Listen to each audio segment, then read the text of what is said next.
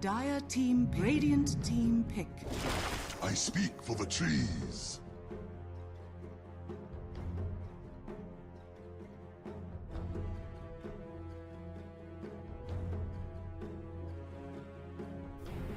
Alright, ladies and gentlemen, and with that, hello and welcome back once again here at the European Pro League season number 15 as we got ourselves the second game of the first best of 3 kicking off. Lots and lots of Dota left to go around. As today we got a grand total of 4 best of 3s planned at the European Pro League. I'm gonna be bringing you the first 3 of those before Base Defender will be taking over for the last one. 10 seconds remaining. 5 seconds remaining. As Marsbat got a Lash and the Centaur Warrunner picked, with now a Vengeful Spirit coming out as pick number 3 as well.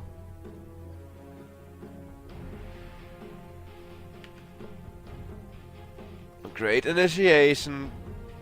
You got 2 like kind of hard stun setup heroes now. With Flash Rack, of course, either you go slow into the stun or you just hope that you hit it. But with the Vengeful, with the swaps as well, the synergy between those two is insane, because you can swap people in the Flash Rack stun.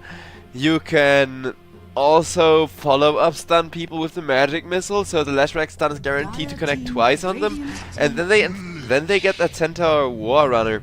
So Marsbat's draft already looking so much stronger than the last one, because they got stun paired with stun paired with stun.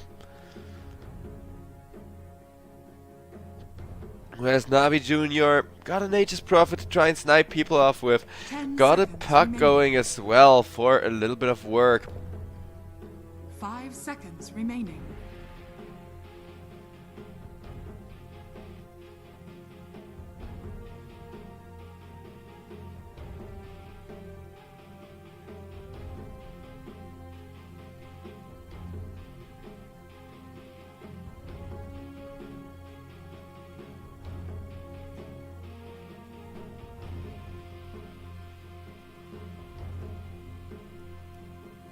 As Marsbat, about a minute of reserve time remaining, and this time around they're feeling a lot more confident, as that last game, the first one of the series, was kind of dominated as far as the draft and the picks go by the side of Navi Jr. This time, however, Marsbat are actually looking to make this game a lot more favorable for themselves. 5 seconds remaining. Because yeah, that is pretty much the just 3 spell-dependent heroes against the anti-mage, and even Doom isn't going to have fun in lane if his mana is constantly getting burned away with the anti-mage.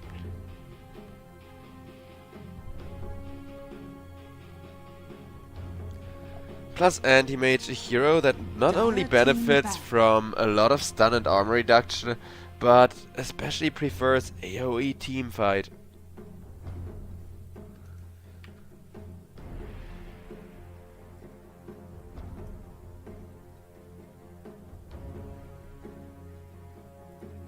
Seconds remaining.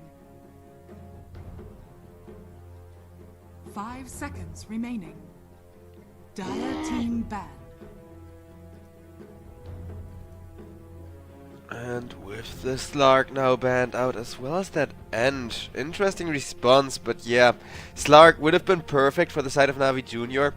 People who know me know how much I love that Slark hero with the attribute steal mechanic.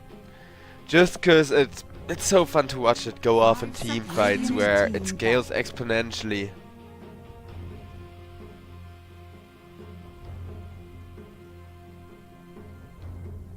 Radiant team pick. Crystal Maiden, a hero we don't see banned every day, gets taken away, and immediately after the Luna will be taken out as a response. Dire team pick. Templar Assassin. As now Templar Assassin gets picked up by the side of Marsbat, making sure they get that tempo back in their favor. they do have to survive the early laning stage now. Like, that early game is gonna be so hard, cause it's gonna take you a while to really leave the early game state here. 5 seconds remaining. Templar Assassin, Anti-Mage and Lashrak, all three super snowbally heroes who just need to be fed a bunch of stacks, a bunch of AoE, and they can get a lot of work done. Really scale and run away with the game.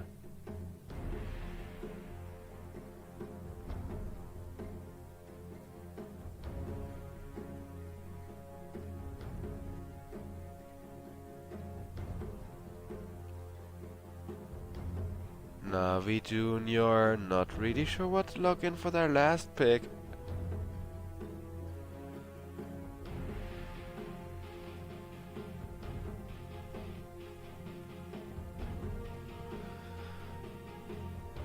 But I'm really feeling this one for the side of Mars Bet. However, Navi Junior, what they were probably thinking, and it is still in the draft, is that Faceless Void once again. Cause Faceless Void with the Lich ultimate, with a Puck and a Doom, is looking a lot stronger than it did last game.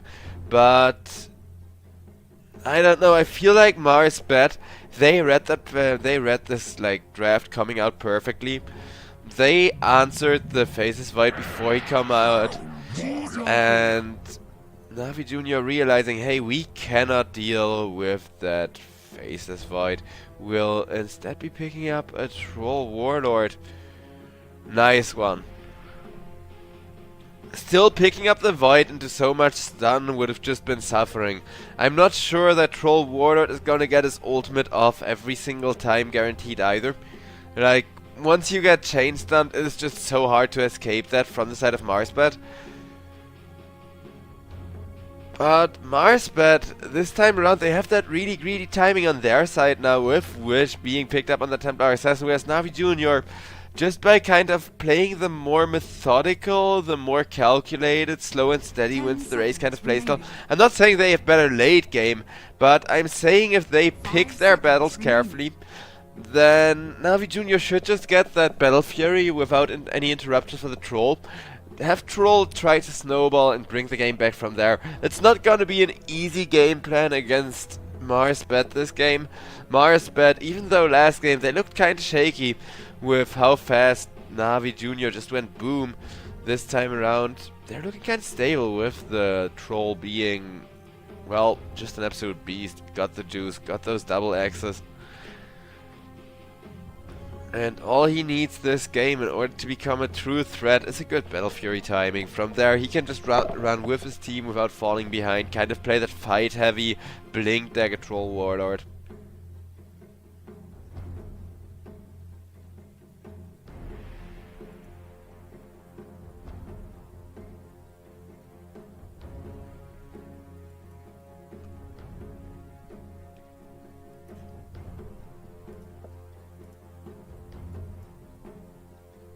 As we are about to load on in, there isn't really any surprises as far as the laning stage goes.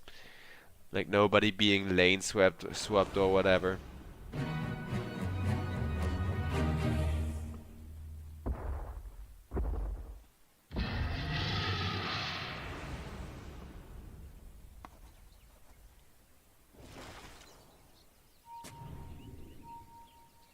Prepare for battle.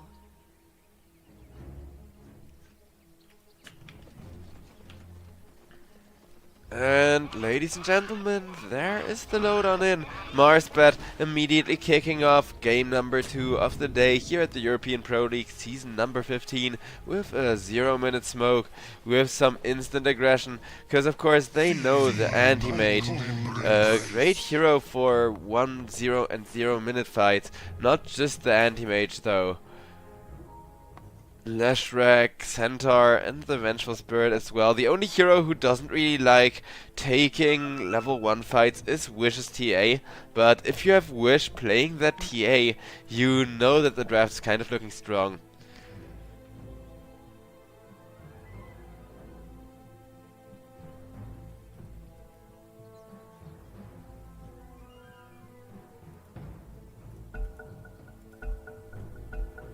Ready, getting called, and there is the go as the smoke will lead to a ward being planted.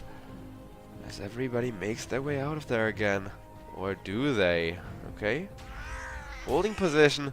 Navi Jr. kind of the same, just chilling.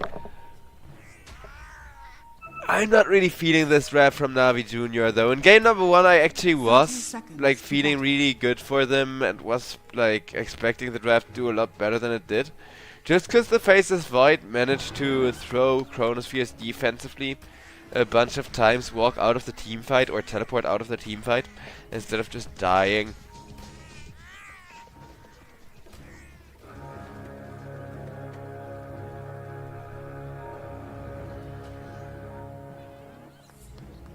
The battle begins. And ladies and gentlemen, with that the battle begins. 2 for 2 runes without too much further ado. However, Lucas has been harassed quite a bit just for picking up one of those runes. Poor little anti-mage. Making sure that he keeps walking with his creepses. But they are starting off 3 people around the bottom lane. Quite curious, make sure that they pressure Lucas as much as possible. While now Lich is returning home to his own lane. As anti-mage, seeing the aggression and seeing people try to chase him down, he realizes, okay, I'm just gonna chill. Bide his time instead.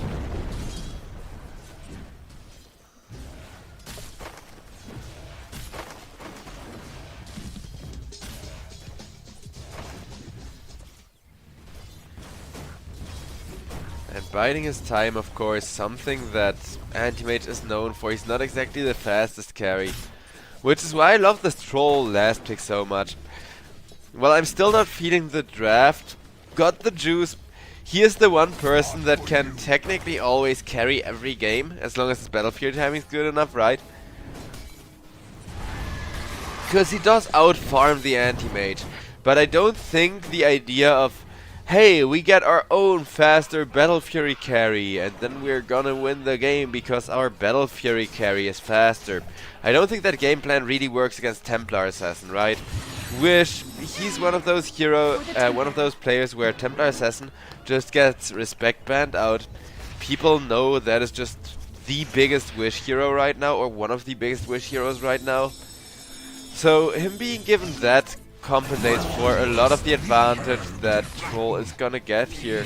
Speaking of Troll getting an advantage over the Anti-Mage, Anti-Mage does get a kill on PMA, will be getting the first blood before he dies to the Doom himself, so that is actually Anti-Mage pulling ahead a little bit, even if he will miss out on some experience for it.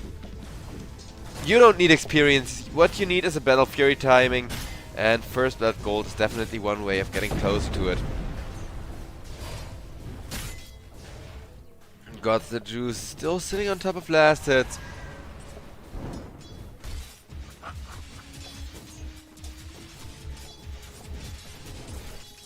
But him and Wish having a bit of a head-to-head race instead.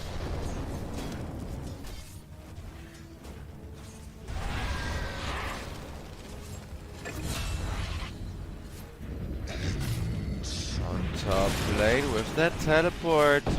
Riddis will die. It was actually Bignum securing the kill there still. But Palantimos should die for it, making it 1-for-1. Palantimos, he's actually still alive. And while that was just a Lich support going the way of Marsbet, what's more important is that Navi Jr. lose out on so much of their space, so much of their momentum, by just being kind of forced to run around the map here.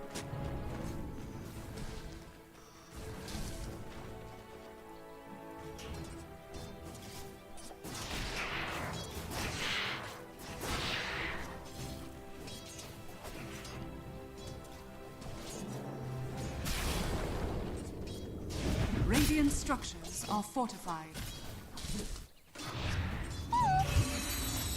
Nerd, I feel better already. You shall. Voice line still coming out in the all chat. As Doom got a Scorched Earth off. And that's the one nice thing, even though Doom just doesn't get to do anything against Anti-Mage continuously burning all of his mana. At the very least, if you do get that Scorched Earth out once, it's gonna last for a little while, right? And while the Scorched Earth is active, you can just run at enemies without having to worry about your 0 mana being burned. Denied.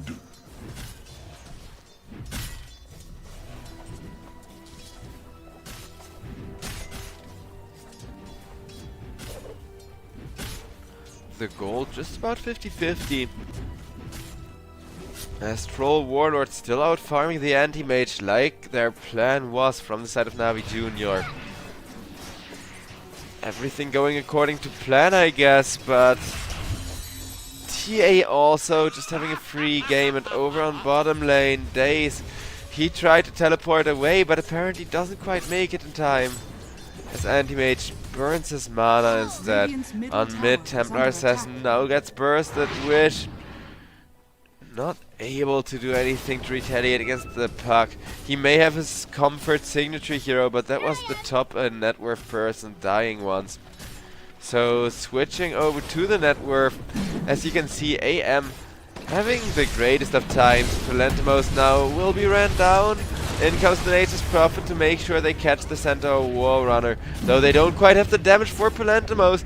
PMA instead dies on the bottom lane to the anti-mage once again, where Marsbat, they're just running away with this game. Yeah, Troll in an exactly equal game, like an exact 50-50 scenario, he's always gonna outfarm the anti-mage ×2. But this isn't an even scenario. Centaur War Runner at least is going to feed over on top lane, which is gonna make the lane even easier for Got the Juice here. As I go. But Wish, he is hitting his timings all the while. Anti-Mage now on top of net worth, knowing this Anti-Mage is an absolute threat. Puck comes on in to kill him off with the Dream Coil, manages to do so and get that bonus kill that is the Vengeful Spirit. As Niku with a haste rune will just be getting out of there. Says thanks for the kills, thanks for the gold. Radiant's bottom tower is under attack.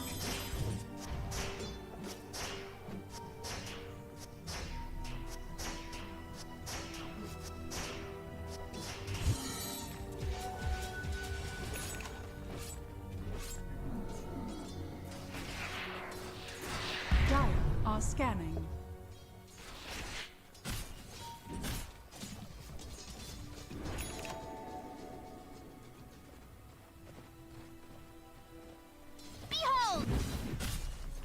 Marsbat not grouping up over around the top lane just yet, but until Troll Warlord is committed, that is. Now in comes the Nature's Prophet to try and turn, but Got the Juice is already dead, so even with Palentimos going down for that one, Marsbat, I think they got what they wanted out of this one. And with one more right click from the Lashrack, Daze is also just going to go down. Bignum having the time of his life, going 2-0-1, and Bignum, I casted this guy like for at least 8 years now, something like that. He has been in the Dota community insanely long. He is now gonna die for the first time. We've got the Juice getting some involvement, though Troll already, as you can see, falling behind on the anti-mage as far as the Battle Fury timing is concerned. I am actually getting his Battle Fury at a good rate. Invisibility. And the TA, who we're not really talking about, well, there's a good reason we're not really talking about her.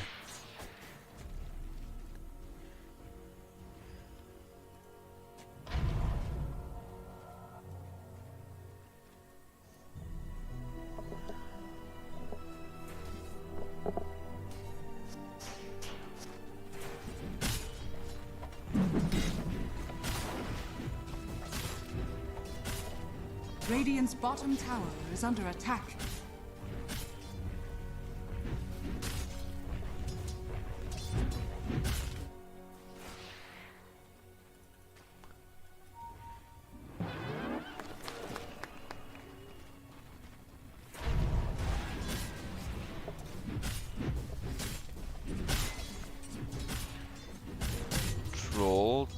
farm himself a Battle Fury. Under attack.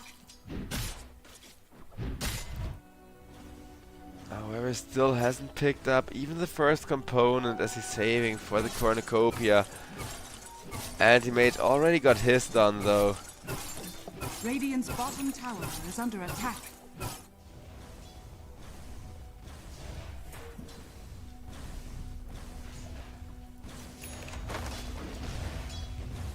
Also, Lash dropped himself that Royal Jelly.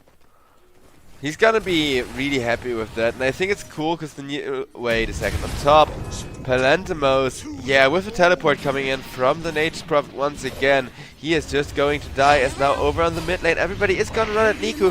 Niku, however, lands a Chronosphere, Dream Coil onto 3, who aren't quite going to be able to catch the puck just yet. In comes the Lich to try and play the distraction, guiding them towards that top tower. Radiant's courier has been killed. There's a courier to give vision, but Ridis is going to snipe that courier. Navi Jr. looking to actually be in a good spot. For once, that plan of them just having the troll who out-farms seems to be coming together. Because now Troll is actually farming as well as the Anti-Mage. Not yet out-farming the Anti-Mage, but he is ahead. And if both of them keep farming at the exact same rate, he's obviously never gonna catch up. Ridis now just obliterated by Bignum, however.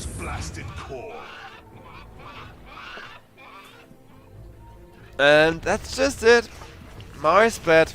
They're still more or less waiting on the wish timing. They're still more or less waiting on the Templar Assassin to be that second core they need in order to take this game away. So Troll having better timing than the Anti-Mage is still not quite a guarantee that they're gonna get away.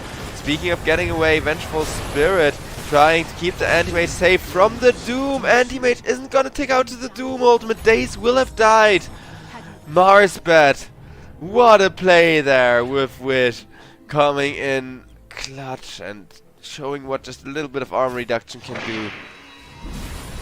Wish is going to be caught for that. Will be silenced up. Is he gonna be fine? Nope. Lich ultimate too strong together with that frost shield. Lucas has to run for his own life now. Nope. That's gonna be a dead Anti-Mage. And with it, Navi Jr. taking back Doom's timing, taking back control of a lot of the map as well. However, it's gonna be 80 seconds till they can do that again. Doom, of course, it comes at quite a cost, especially this early in the game where it's still really powerful damage-wise. Arms for the dead.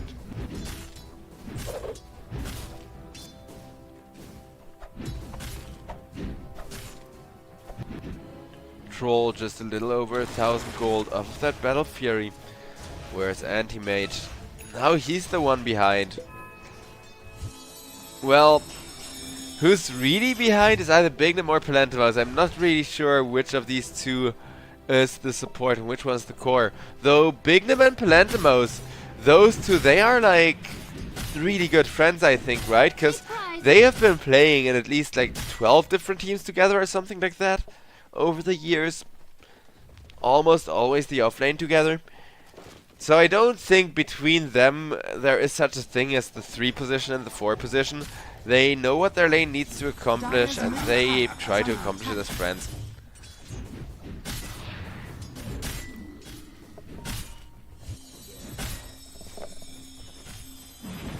Radiant are scanning.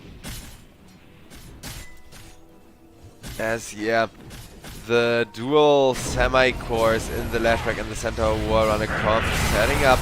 Got the juice, has an ultimate at the ready to try and kill off the Templar Assassin with, but he is just going to get slam dunked as Lich drops an ultimate, but will probably die for that. Nice Doom on the Templar Assassin will mean at least Witch will be killed off.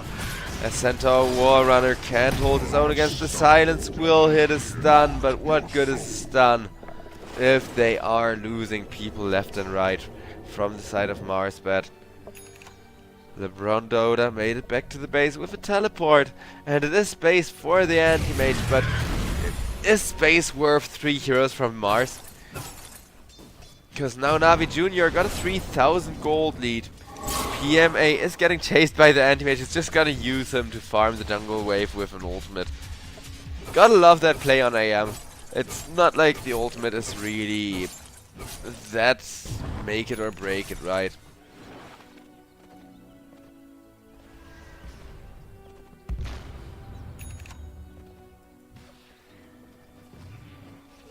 Illusion.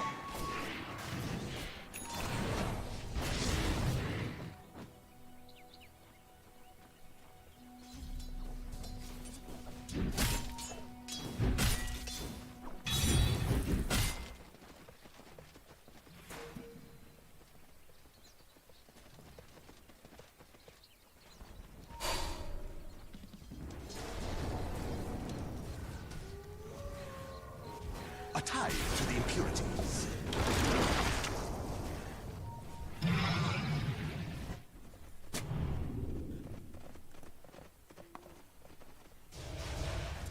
Lashrack looking to pick up a Veil as he Dire's tries top to push tower out a is lane, under but attack. speaking of push, got the juice. He's got his Battle Fury finished, so now if every tower is left unattended, Radiant are Troll scanning. Warlord can get it in a matter of Dire's seconds structures are with the fortified. fervor stacks. Dire's top Over tower on is top, under Puck attack. knows exactly how dangerous he's living, so he makes sure to juke out rather early. Better safe than sorry. As that will be one tier 1 tower taken by the Lashrack. Santa Warrunner running down Ridis. Ridis able to turn around, keep himself alive through everything.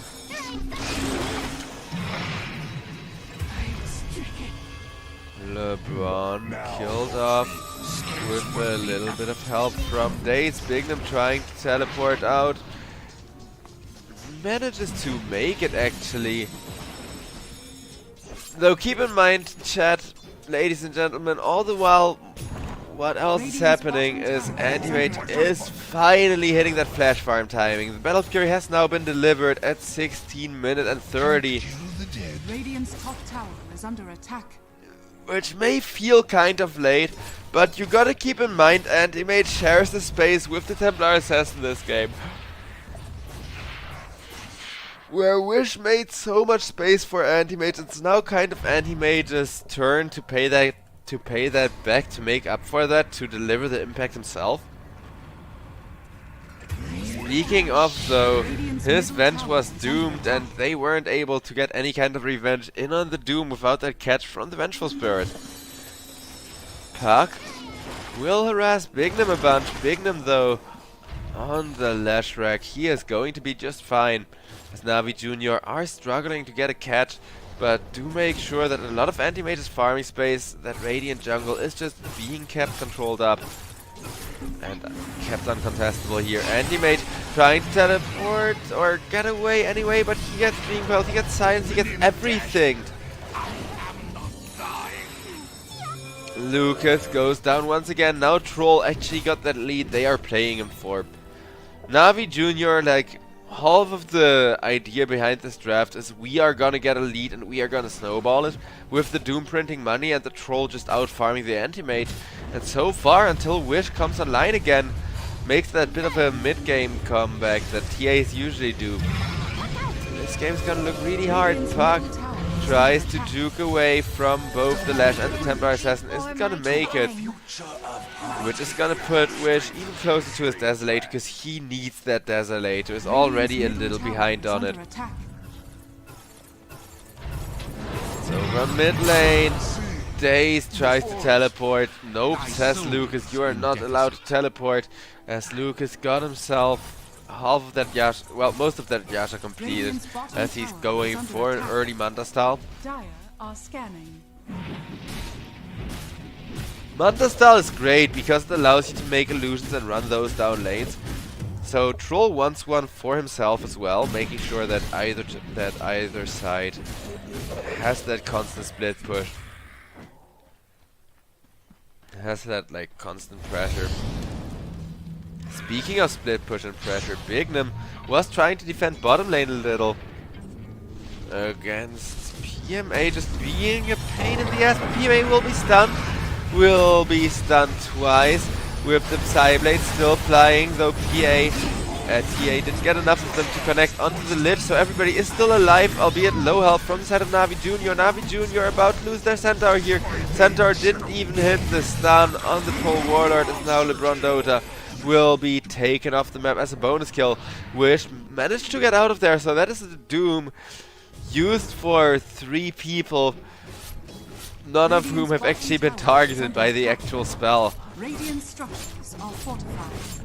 Marsbet, I wonder how many more teamfights they're gonna lose in order to make the anti-mage space, because they should know that going into the teamfights they don't stand the slightest of chances going in 4v5 against this pet of Troll Warlord. But they do kind of need to make space for the anti-mage. Anti-mage about halfway towards his Manta style. Not gonna be much longer till he completes that. The same can be said about the Troll Warlord. So it is interesting that these two are racing one another, because the item that's really the difference maker in the anti-mage vs Troll matchup, it's usually the Blink Dagger for the Troll, the ability to have his team set up an initiation for him, just like the anti-mage has, and then Blink in for the Troll is huge, as Centaur Warrunner trying to escape with some invisibility from that Glimmer Cape. He is still going to take out, as Nature's Prophet is in a position to hit him for tons of damage, but Nature's Prophet killed off by LeBron Dota on that bench. Vengeful Spirit is going to die for that one. Not having an easy game here, also going for a very interesting build in that Solar Crest. That's just a dead TA, nothing she can do. And yeah, that's another teamfight added to the list of teamfights they lose because they're not bringing in the anti-mage. Like I said, as long as they don't bring in the anti-mage, it's obvious that these teamfights are going to be lost. But I don't think that Marsbet realized quite how much they are feeding. According to the Dota win rate, this isn't even that bad though. As you can see, Mars still have way more powerful late game. As long as their Templar Assassin doesn't fall off, they should always be fine here. Because TA Desolated Timing will take so much of this game back in their favor.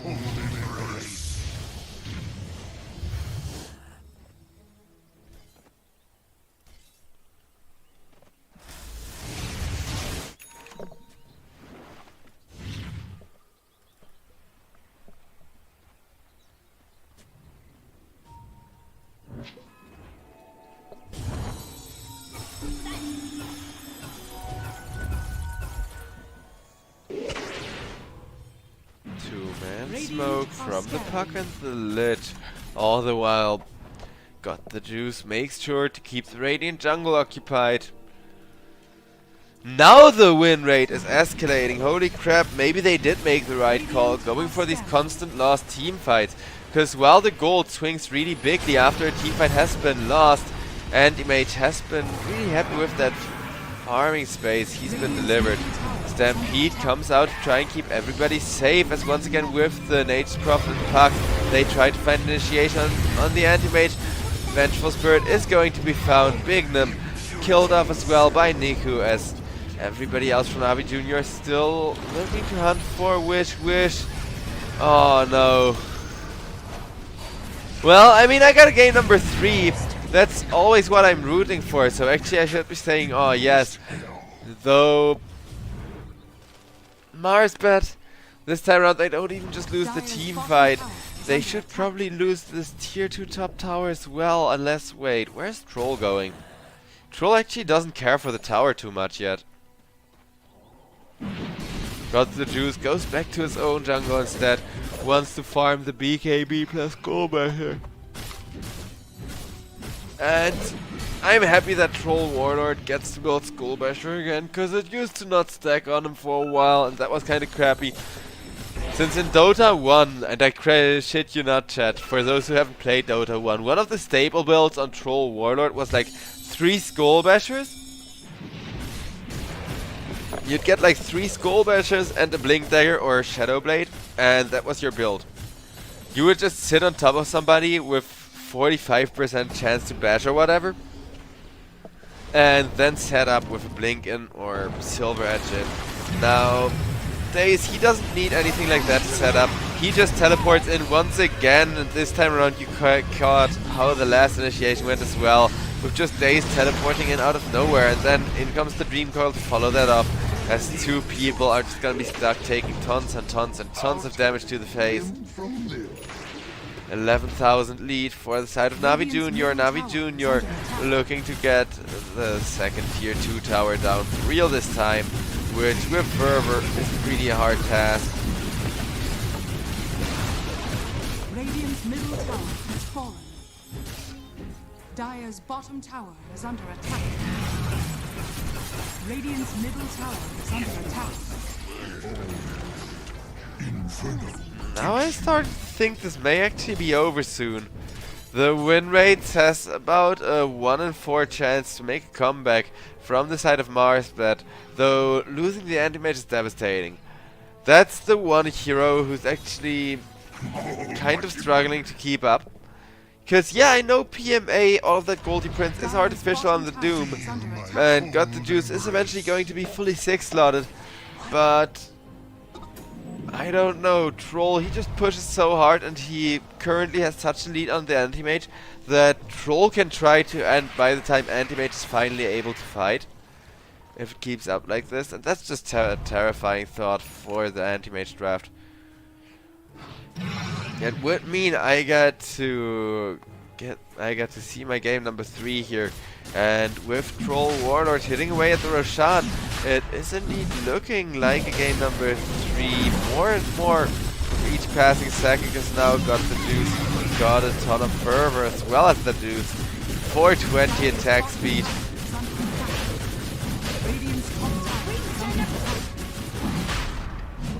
And while that Roshan is happening, everybody else teleporting bot, because now Troll should be able to solo it. Lashrak trying to kill off the Nature's Prophet, doesn't quite make it on his own. Daze will be killed off by LeBron, but that has got the Juice, having gotten an Aegis in exchange for this 2-for-1 trade. So you get a disadvantageous trade, and the enemy gets an Aegis. That's kind of the situation for Marsbet here. They are definitely not happy with that. Anti-Mage, I think, needs to start cutting the creep wave proactively with his Manta style now. Make sure that all the lanes are continuously pushing in here. Though his butterfly timing isn't looking too bad like this.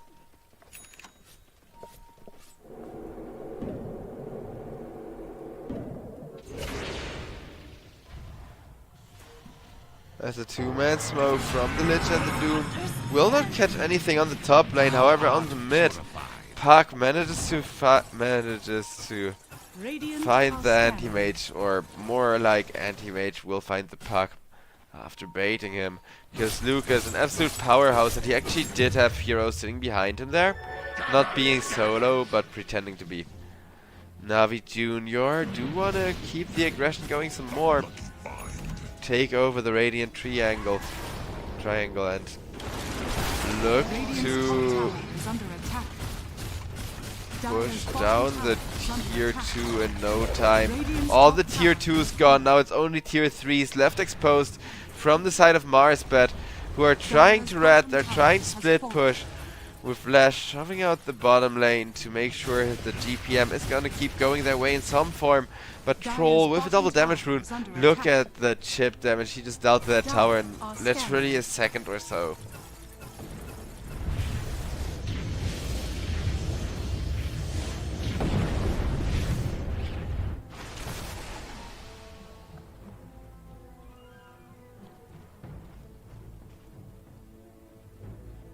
Dire's bottom tower is under attack. Radiant structures are fortified. All the towers are still surviving for now. Venge jumped on side and stopped ticking out with the magical damage. Becoming just a little bit too much. LeBron immediately buying back. Lashrak kept alive by LeBron with the swap. Has got the Juice's BKB. Manages to save his life, but that was the Troll BKB. Navi Jr. didn't get a tier 3 tower for that. Only the Lashrak buyback. Marsbet, I think that worked out really well for them. That's actually such a good exchange, and as you can see, Dota win rate agrees with me here. giving them just that little bit of a bump again, even if it's just for 1 second.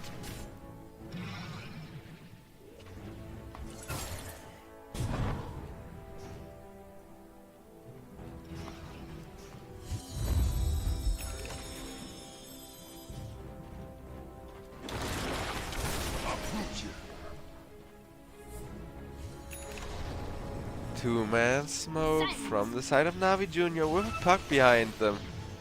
Not really going to find anything, but that Parasma on puck is just so devastating. The description of that thing also just says devastating, but god is it satisfying. You get magic damage reduction plus the old Witchblade, plus 45 freaking points of intelligence, which for every int right clicker is just amazing. Well, with it being intelligence, you don't even have to be an int right kicker. For tanky heroes it's also amazing, because of course it gives you a ton of magic resistance and tankiness.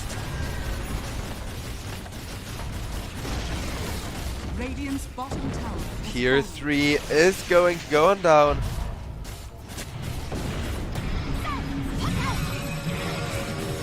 Got the juice, will take the range tracks. Nice stun from the Venge to try and keep him at bay. Plus that anti-mage illusion is believed to be real. They are gonna use the AM illusion to try and bait something out, but that's only gonna be Troll's first life. Centaur frontlining with the Blade Mail. Nice swap to keep him away from the Troll Warlord. Troll Warlord looking to hit the racks some more. Disarmed for a while, but eventually will get to hit the racks again. Will be stunned up by the Vengeful Spirit though, who didn't have a swap to break that Dream Coil. So instead they need to do this the slow and steady way.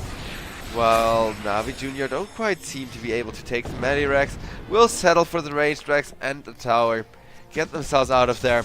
Probably better than overstaying their welcome.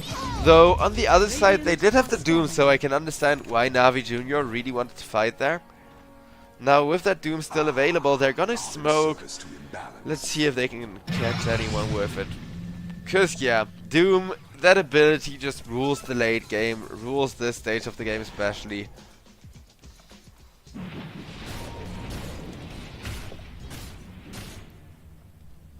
And interestingly enough, the Doombringer also didn't go for the Hand of Midas, so apparently the Hand of Midas build has kind of fallen out of favor on that hero.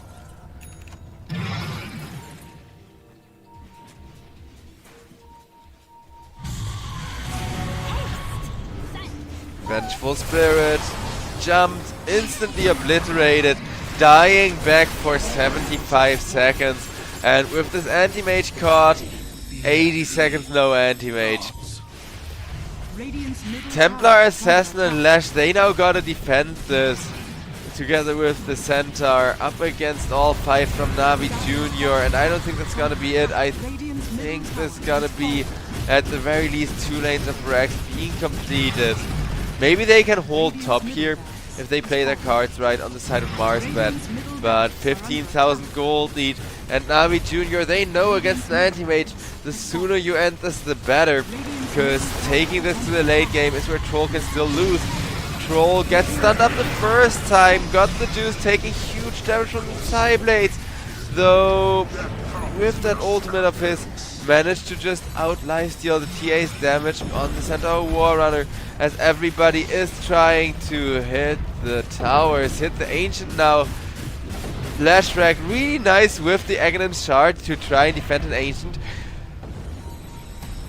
Navi Jr. aren't quite going to get the Ancient here. They will, however, get Lashrak from the looks of it. Bignum is that, will be buying back as a nice swap is there from the Vengeful Spirit. Marsbet trying so hard to get something out of this, any kind of consolation prize, just to keep them in the game with that comeback gold. Whereas Troll Warlord got a full-blown MKB as well as Skull Basher. So got the juice. Yeah, he's got all of that juice. Is hitting his timings just perfectly here. I find it kind of sad how few people nowadays go Blink Dagger Troll Warlord. But it will be good enough to catch the Centaur War Runner, even without a Blink Dagger. From the looks of it, he's got the juice, got a BKB as well as the juice. And with that BKB, we'll just not be dying to a Blade Mail.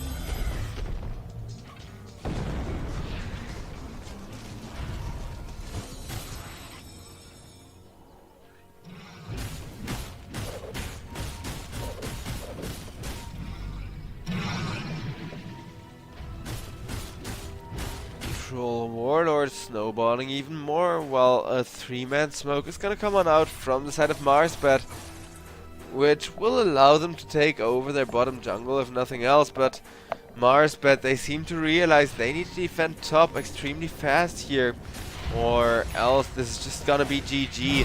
TA comes in, makes fast work of the creeps as well as getting tons of damage. Up and running, Anti-Mage will try to get got the juice, but will be doomed.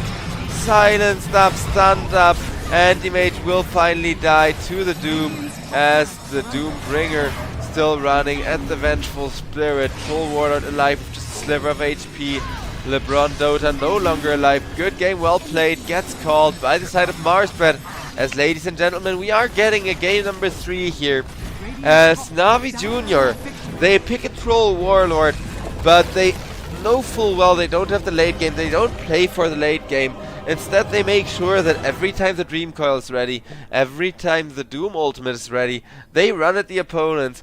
They make sure to keep the tempo in their favor that way, but not just by doing that, also by making sure that Nature's Prophet continuously keeps teleporting in, continuously keeps getting that aggression going. And Nature's Prophet, it didn't always work for him.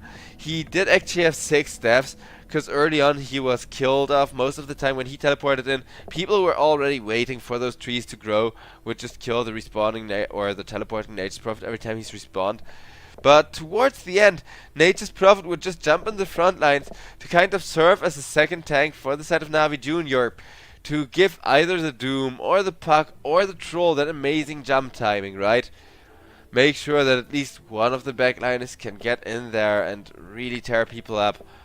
Nicely played by the side of Navi Jr., who, while they may not be the most consistent team when they are playing an aggressive draft, they do double down on that aggression. They do just make it a base race because they feel like it. So ladies and gentlemen, with that, we're gonna go to a bit of a break here at the European Pro League season number 15. As game best of 3 number 1 for today is gonna go all the way to a 3rd game, and after that we still have 3 more best of 3s coming up. It is gonna be quite a long day here. So let's see who will take series number 1 of the day, Navi Jr. or Marsbet. I'll be seeing you all in a little bit. Thank you all very much for watching. I'm JoeXDTry, and yeah, we're gonna have more Dota for you here in just a second. See you all then.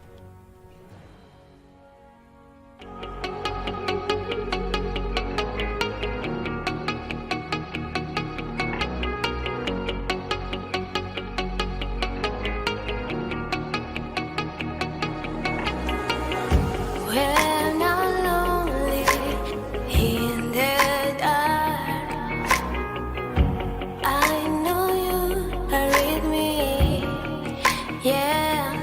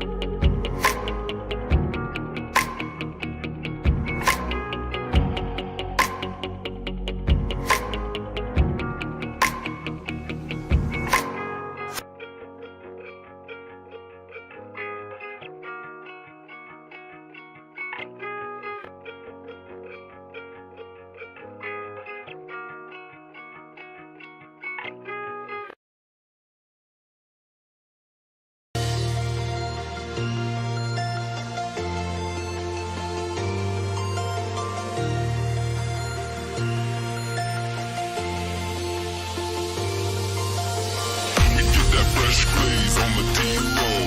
Pulling up, smoking haze through the back door. We get that fresh glaze on the D-roll. Pulling up, smoking haze for days. We get that fresh glaze on the D-roll. Pulling up, smoking haze through the back door. We get that fresh glaze on the D-roll. Pulling up, smoking haze through the back door.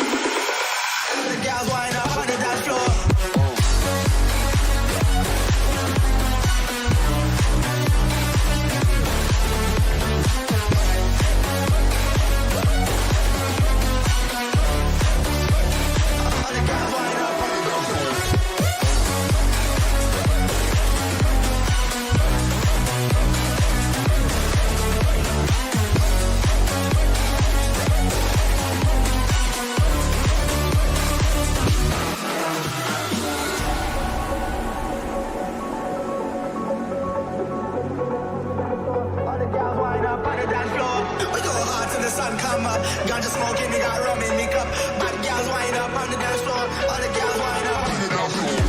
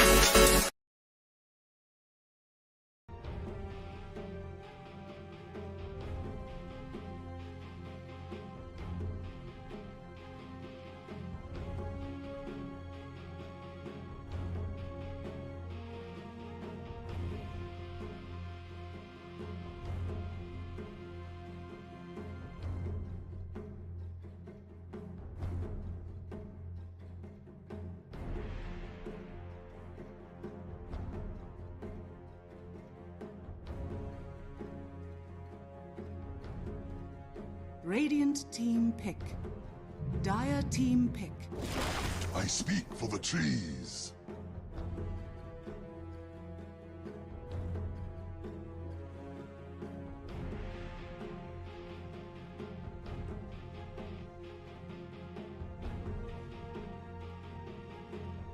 Ten seconds remaining. 5 seconds remaining.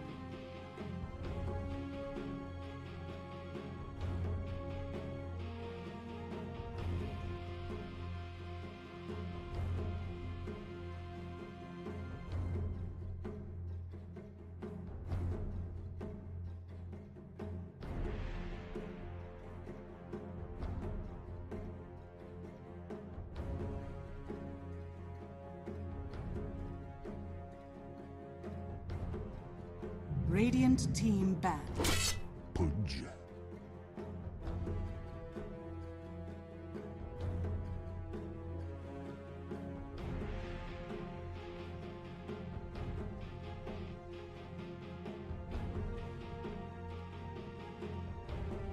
Ten seconds remaining. 5 Alright, seconds ladies and gentlemen, and with that, hello and welcome back to the European Pro League season number 15. I'm JoeXDTry once again back with the first best of 3 of the day still as Marsbet against Navi Jr. Well, both teams have been living up to their reputation. The new Marsbet is absolutely terrifying and stacked, but it is still a new draft, as in these players, they may know each other to some extent, but they haven't exactly played a lot together in recent patches. So, Marsbet, you can kind of see that the teamwork isn't quite 10 out of 10 yet, like they're used to, whereas Navi Jr., a team best known for being extremely inconsistent, but that doesn't mean they're not still extremely strong if they get their comfort heroes out. And so far it has been all of their comfort heroes getting kind of, well, Dire team ban. kited around or screwed by the patches the last pretty much 3-4 tournaments in a row now. So this time around, Navi Jr., they get something they haven't been playing in a while, but I know for a fact that they love it. It's gonna be that Pudge picked up. 10 seconds remaining. That's quite a bit of alright then. 5 And yeah, seconds Pudge, a remaining. great counter to the Nature's Prophet, cause you can punish teleports, you can catch him whenever he tries to set up on you and nuke your ass.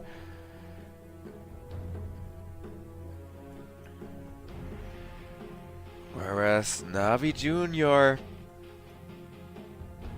could use a bit of lockdown, could use a bit of Dire chain team stun or radiant team slow. pick. As yeah, that's what I'm talking about. Lit perfect to combo up with the Pudge ultimate. Also give Pudge that frost shield for a little bit of extra teamfight damage and just such a good synergy. I like the way this is starting from Navi Jr., whereas Marsbet, they got a Nature's Prophet who, yeah, is still that huge source of aggression and really well regarded for that, but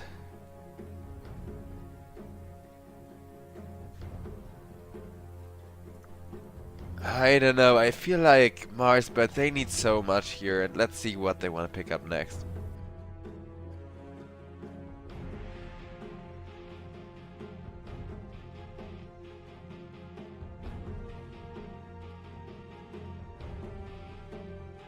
This feels like way too much reserve time going into such an early draft state. Even for 2 picks now, even if like Marsbet 2-man pick a huge combo here. No way. Radiant team All of their reserve time now gone as Marsbet. They will pick up a Razor and now still hesitate more. Maybe for their own draft, maybe they kept likes it that way, not having more time to decide. Though that sounds stressful as hell from the looks of it. Lion. Marsbet, in addition to that Razor, now drafting up a Lion as well.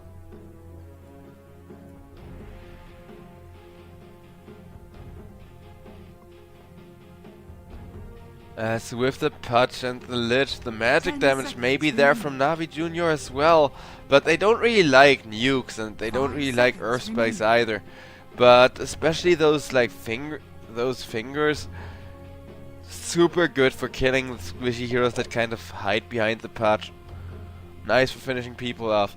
The mana burn as well, just super annoying in the laning stage, great harass and an extreme amount of pressure.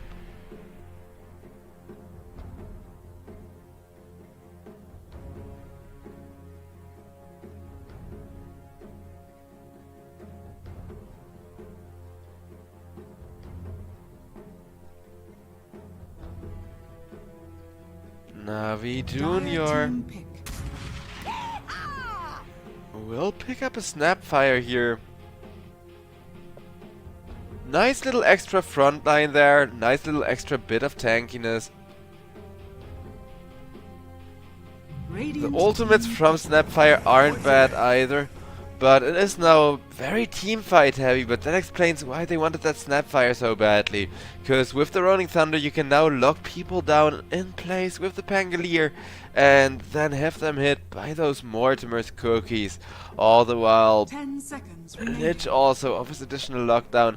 Like, the stun is there. Navi, they need a really greedy carry who scales super well.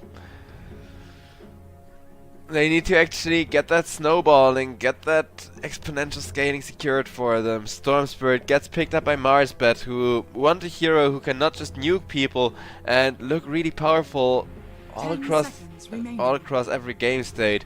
But they also want somebody who can counter initiate, 5 seconds who remaining. can dodge whenever people are trying to blink in Dire and team set up, and then still come on in. Which of course Storm Spirit is perfect for, because his ultimate got no cooldown, and so far the only source of mana burn there could be a Diffusal Blade picked up on the Pangolier, which I do think got buffed. Pangolier and the heroes that actually need the Diffusal Blade 10 as they're seconds slow, remaining.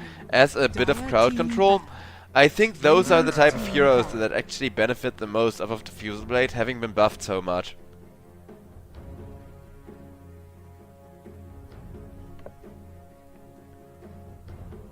And Slark, sadly we're not gonna see more Slark. Whenever he's good, we never get to see that hero, but I think 10 this patch seconds Slark is remaining. really overpowered. You don't have to be a Slark spammer for it 5 to look seconds overpowered. Radiant So this team game, pick. Stormspirit plus Slark would have been one thing that works for Marsbet. I'm kind of thinking, do they want an Urza or something like that? Very burst heavy, very, you know, damage in your face kind of carry. Bloodseeker would have been great for that, because then if you jump somebody with the Storm Spirit and Storm Spirit 10 gets them kind of seconds low remaining. health, Bloodseeker will be super fast running at them and just keeping them 5 locked down with seconds this remaining. with the Skull Dire Basher and team insane attack speed, or an ultimate, or a bit of both. And it's gonna be a lifestealer from Marsbet. So Marsbet, they do want a melee hero who can also just get a Skull Basher, sit in your face, pretty much never let somebody pass them onto other teammates. It's gonna be that Lifestealer, 10 but Lifestealer is a hero who kind of falls off. I mean, he does scale 5 well enough till seconds 40 remaining. minutes or so, so I take it Marsbet, they're just hoping to have an objective lead before the 30 to 40 minute mark here. And I mean, in theory, the draft really isn't looking bad, because they kind of have a little bit of everything for every stage of the game, be it early, mid, or late game. As well as at least two of their comfort heroes here, so Marsbet definitely not looking shabby going into this laning stage. But Navi Jr. got 30 seconds left, as they actually did save a bit of reserve time to come up with whatever kind of safe laner they want. I'm still thinking it needs greedy, like... Night. No, what? Select your heroes. What the hell? Got the juice, is gonna be taking the Pudge, alright. What? Why? Navi Jr., what's up? Did I miss something? Is this some new meta stuff? One position Night Stalker. I mean, don't get me wrong, not only is the silence insane here, They do have a really aggressive draft from the side of Marsbet, so Navi Junior being able to pick something aggressive like this and get away with it does hold true, but I'm not sure if you want to pick something like this when you can just have a free victory in the mid to late game. One position Night Stalker for the side of Navi Junior. We're gonna see whether it'll work or not. I'm definitely looking forward to it, because yeah, this is just a great draft.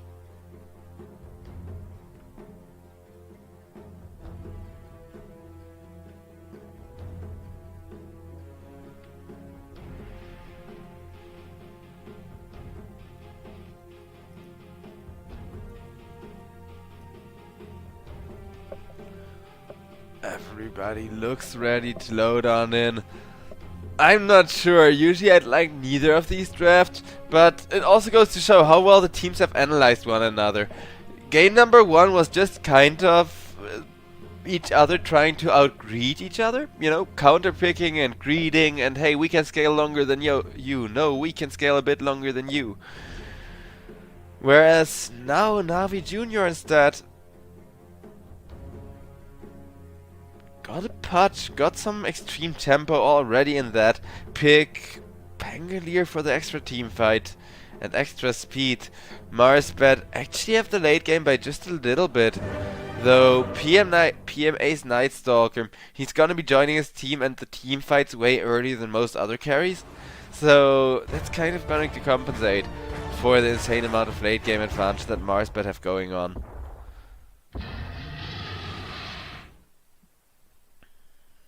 As there is a pause from the side of Navi Junior, guess they still need to get themselves ready for game number 3 here. Feel the rage of a mage. Feed the trees. So many fun little voice lines to start things off with. Just what I needed.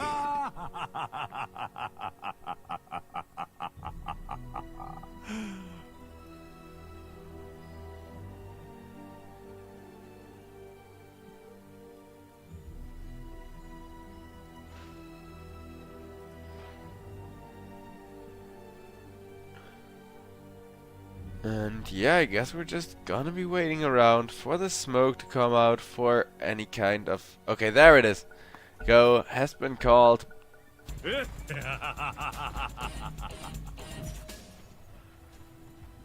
Well, both sides will be running out of the base.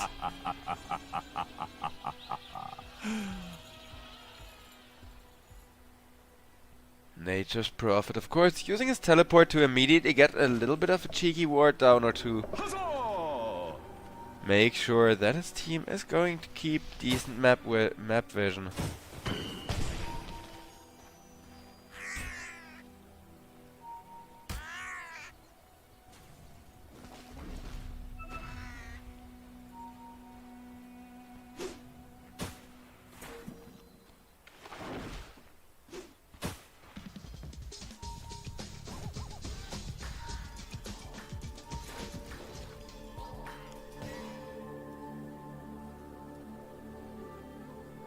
With the smoke timed out. There is a hook. Navi Junior, they could actually be the aggressors here trying for the first blood. Got the juice, not yet skilling it, but now they see there's people up there. Pudge immediately skills the hook, but got the juice, he's been blood graded. He doesn't even get to use the hook.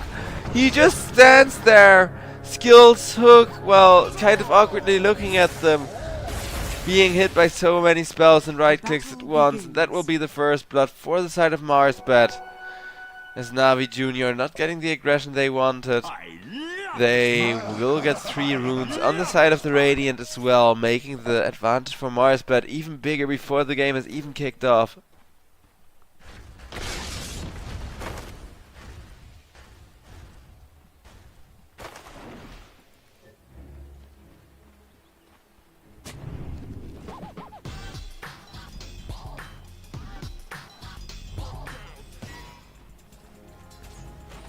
Lifestealer on the bottom lane should still have a great time against PMA, and it has got the juice, taking the Pudge to the safe lane, which I'm still not so sure if it's the way to go. when you're already a kill behind and having a bad matchup. Like, the very least they could do is lane swap Night Stalker and Pudge with one another. Because I think Pudge has a way better time against the Nature's Prophet. If you hook the Nature's Prophet is just dead. But Pudge also has a way worse time against the Lifestealer. You don't really want to keep Pudge sitting against the Lifestealer, where Lifestealer can just full heal with few hits. Onto the Pudge. Lich is going to die to Bignum as Palantimos. One more right click from Pudge would have done it, but it's not like Pudge has the movement speed to catch up with Lion draining his mana. Yeah, and this is what I mean. Pudge just doesn't have a lane on top. Because Lion is constantly going to keep his mana steal going, keep this up. Well, I know got the juice, doesn't take much damage from it, and boo-hoo harass damage. The mana hurts. Like, just having a hook and nothing else really hurts, really sucks for the Pudge.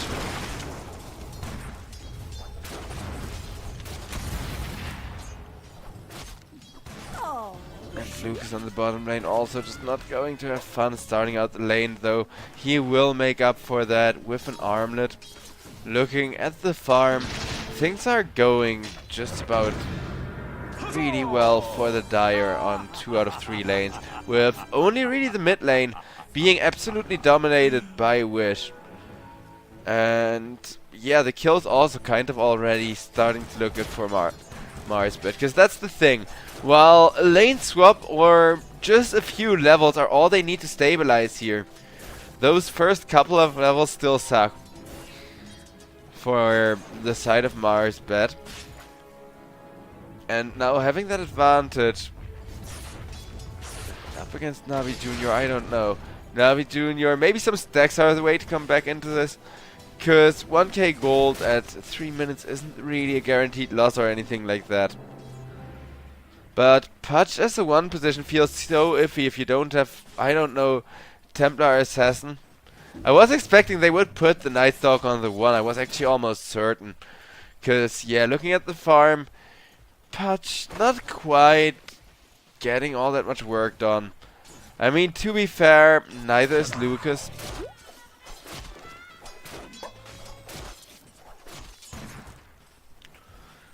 But who likes a game where both carries are poor, am I right? Personally, I prefer if the carries are like both super rich on either side. Whereas here, neither of them gets to farm. Ridis, however, gets ran down by the Razor, but not before Got the Juice can get himself a kill. And now Pudge at least trying to snowball. But in comes the Nature's Prophet. We'll just harass him, say, "Bad Pudge, get back under your tower. You are not allowed to kick off this game with a lead." God, I hope we see more teams pick the Pudge kinda regularly. I do think he's a really fun hero to watch. Dire's middle tower is under attack.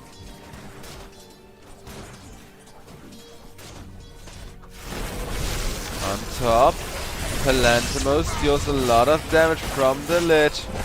Manages to kill him off, Got the Juice, turns around on that Pudge, but Pudge with the rod can't really stop himself from rotting away as Lion stuns him and kills him off with one more right click. Nicely done for the side of Marsbet once again. Cause, yeah, like I said, Pudge just doesn't have a lane. Even if he gets good hooks going, even if he catches somebody out of position, the sheer nature of laning Pudge against the Lion is so cancerous for the Pudge. With the double crowd control, and you deal yourself so much rod damage, that Marsbet will just keep Navi Jr.'s 1 position shut down. In exchange for their 1 position being shut down, Night Stalker is second and last. Is actually doing really well for himself money-wise. And as you can see by the gold net worth graph, things aren't quite looking so good for the side of Navi Jr. other than their Pudge as far as that goes. Wait. Pangolier just died on the mid lane with Lion just coming in from the side and hexing him. Okay, that was my bad. I expected Pangolier to just get out an ultimate, but he didn't quite have level 5 because there was a Snap sitting behind him. And Snapfire didn't know that there was a full army besieging them either. So she was just kind of sitting there for a cookie that didn't really do enough.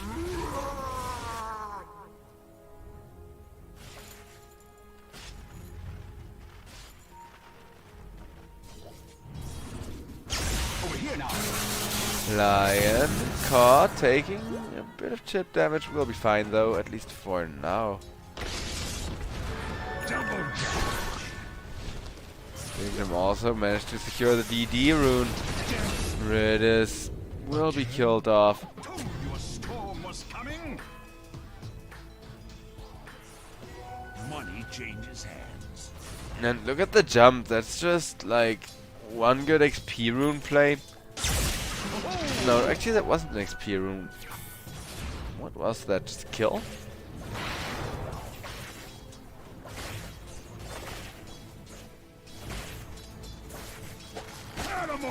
Not sure what that huge jump in XP was. Because yeah, the XP being in favor of Marsbet is a large part of why Marsbet are looking so strong right now and why their draft's still doing stuff across the map. Dire's structures are fortified. Got the juice. Still just taking his time, waiting for the crucial timing where he can fight against everyone. But he needs so many items this game. He wants to go for a blade mail first.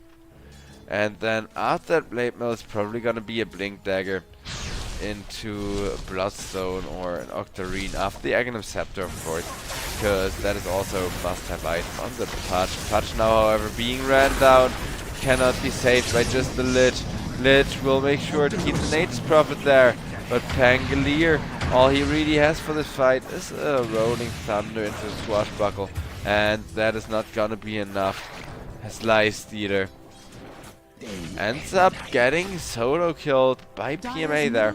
Actually not quite solo killed, with the Snap sitting behind the Night Stalk for Cookie. But that is one nice kill on the one position Night Stalker, keeping him shut down from the side of Navi Jr. and trying to make sure to get the gold swing back in their favor, even if it's just for a little bit until their carry is online. Night Stalker trying to set up on the Lifestealer. Lifestealer making sure to juke out of there. But can you really run from a Night Stalker? Lucas is trying to make space at this point as he's blood grenaded and will be killed off with one more blast to the face. Nice play from Navi Jr. because that wasn't just a support kill either. That was the high value one position. And the one hero they really need to keep shut down, because if this Lifestealer comes online, Marsbet are always gonna have a game here. The win rate is always gonna be 50-50 again from the point where Lifestealers kind of does it. Radiant are scanning. Dire's top tower is under attack. As Clutch manages to get the hook in on the Razor. Razor still obliterated with the Mortimer's kisses and all of that damage. Palantimos will be going down, got the juice, gets himself another flashing stack. Pangolier meanwhile looking to roll the Lion into his certain death. This Lion just getting bounced back and forth, waiting for that time to expire, but Bignum, by the time he can move again, he's already dead, so can't even move again until he respawns. And yeah, that's a rough one.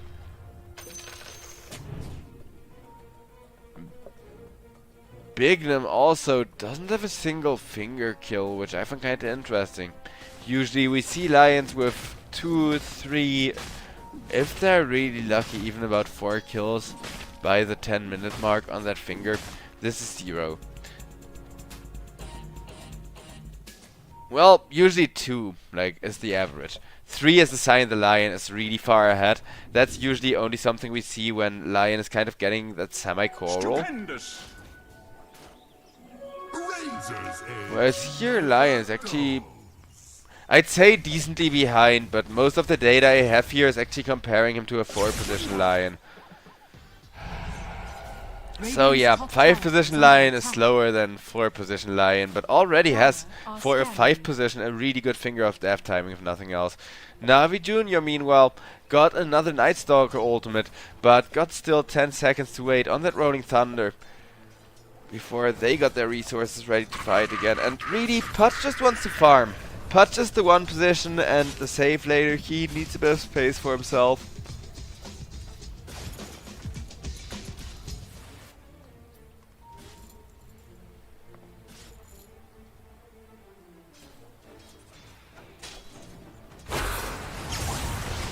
As now out comes the finger on the Pangolier. Can they kill him in time for that finger's charge? No, they cannot.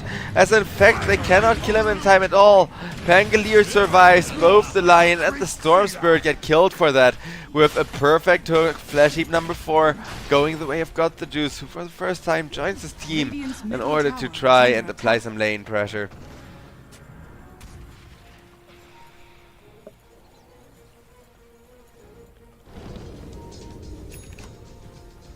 Night Stalker ultimate was used for that one, but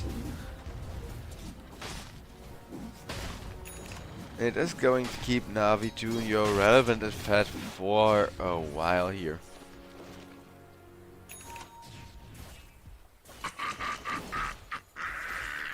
Night Stalker about to complete his Echo Saber. Razor will be caught with a cookie. Follow up Punch ultimate holding him down, and by the time Palantimos gets to move, Palantimos has already been devoured. Storm Spirit running at the Pangolier here. Pangolier, no way he can go, as Nature's Prophet gets that kill in exchange for the constant pressure he has been applying. Dire's middle tower is under attack. Radiant's top tower is under attack.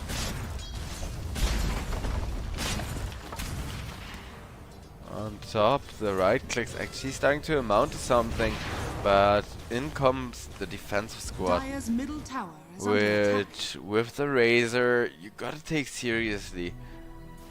Since, yeah, this time around, no Ravage makes all the difference in the world. 3-man smoke.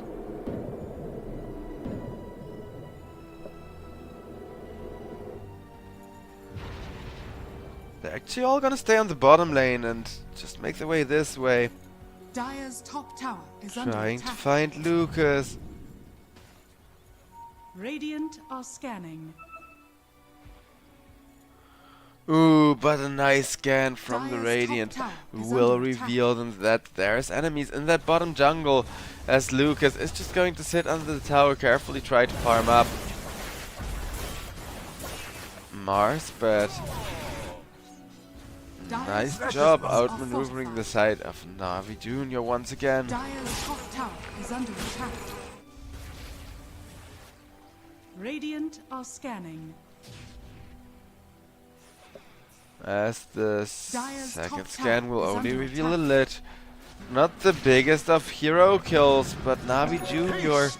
They do need to evacuate now. Dire's top Need to tower make sure is they falling. are in a defensive position and can counter initiate if they get engaged on, or else just not be in the enemy's half of the map anymore. Dire's middle tower is under attack. Dire's structures are fortified.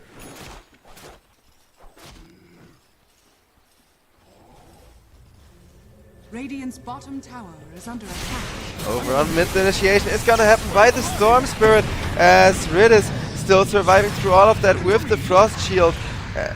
Will be regrouping with Night Stalker, and they will catch Razor together, holding him down for the Pangolier.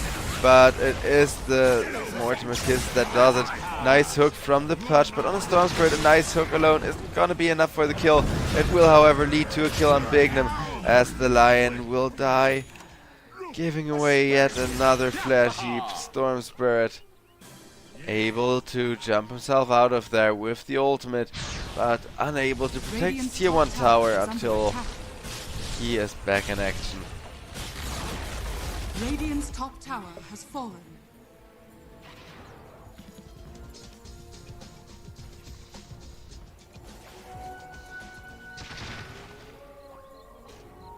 Hut wants to get himself the Aghanim Scepter now. It is about due time, because if he doesn't start carrying this game soon, then it will be Marsbat just running away with it.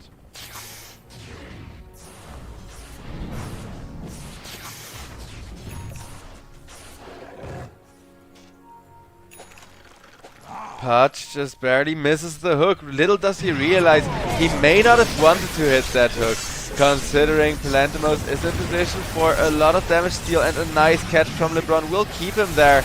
Got the juice in a world of hurt as the Lich ultimate bounces. Niku tries to bounce out of there with the swashbuckle as well. Lich ultimate still bouncing, but Lifesteal is entirely safe. He managed to survive the Lich ultimate. Dire's Jumps middle out of his tower Storm is under Spirit. attack. Dire's As middle tower mid has tier fallen. 1 already killed off. Alright, Marsbat. They may not yet have a lot of elite going, but with 2 fights in a row going in their favor, they do have the lead again, and Dota believes it can snowball them, because Lifesteal already has a hand of Midas, is kind of opting for that late game. Meanwhile, Palantimos looks to get himself that Shroud. And Storm Spirit, what's it gonna be for him? Typical BKB, alright, that I definitely agree with. As he's got a Kaya already as well. Are scanning. No catch, and Navi Jr. trying with a scan to also find a fight of their own, but neither team's scans are actually gonna result in anything. The smoke may still result in something. Radiant are scanning. As Marsbat carefully roaming the outer edges of the map. As it looks to be a Night Stalker they find, dealing his damage with the Vortex and a Razor ultimate to make short work of his armor as well. Which will take the kill. Almost 3000 gold lead for the side of Marsbat now.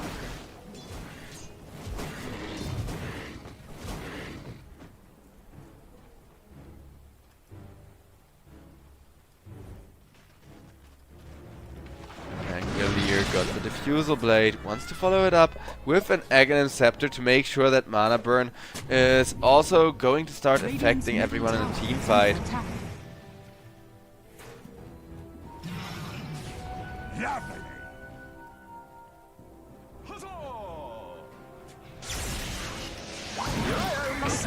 Storm Spirit jumped with the cookie and the silence. A few more right clicks from PMA and then will be Storm Spirit killed off.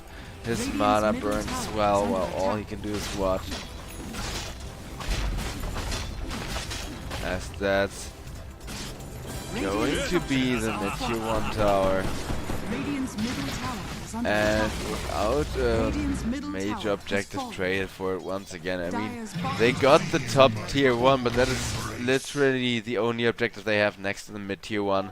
2 tier 1 towers against this amount of pressure from Navi Jr.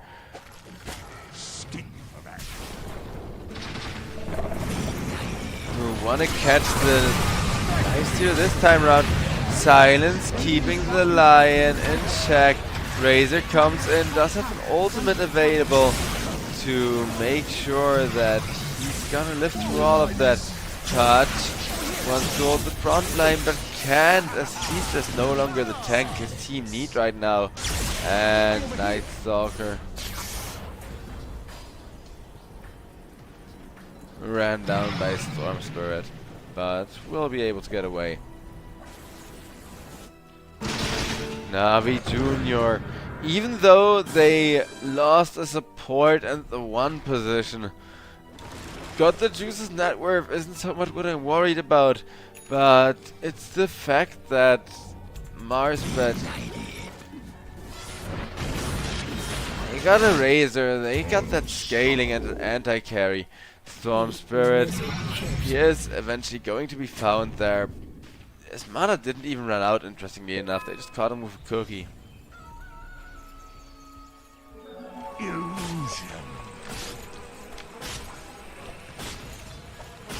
That's over in mid lane once again, this time around Big Nim. But now he manages it out to make it out, because I'm looking this time. We all know how it goes.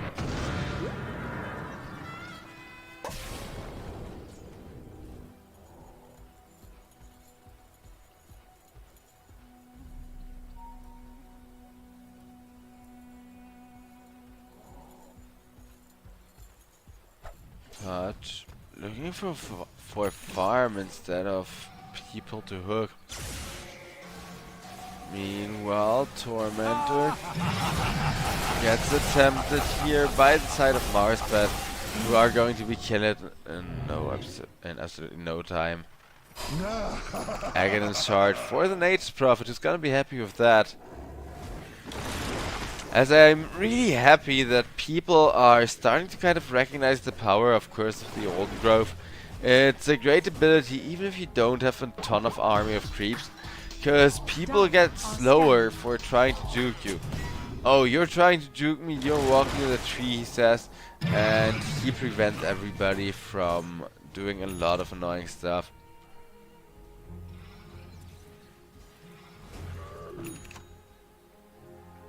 Speaking of Nature's Prophet preventing annoying stuff, and just a little bit of gold, he is going to have his pipe finished up. So in addition to a lot of health regen, he is gonna absorb just tons of magical damage from his team right after teleporting in. At least I think that's the plan. Razor wants to run down. And in comes Night Stalker with great silence positioning. And instead, Lion will be the first one dying from the side of Mars, but they lose the second one in their Storm Spirit. Pudge gets one return kill, gets two return kills, gets up to 10, 11 flash heap at this point. Navi Jr., they get that Aghanim Scepter, and the second the Aghanim Scepter arrives for the Pudge, he takes over the entire fight, gets his team back to a 3k gold lead. This is what they needed as well. Just that little bit of extra space, that little bit of extra tempo. Radiant's bottom tower is under attack. Just now, Navi Jr. can assure that we are not going to be too far behind schedule after this series. Radiant's middle tower is under Keep in attack. mind, we still do have 3 more best of 3s coming up after this one. For today alone, ladies and gentlemen. Whereas Navi Jr., I don't know. On the one hand, I do like this playstyle from Pudges. It's always funny to see Pudge just get a Kaya and hit all the jungle camps at once. But on the other hand, I'm also kind of sitting here like, hey, this Pudge, I'm not sure how well does he really scale against the Razor, who's just going to right click for a bajillion damage.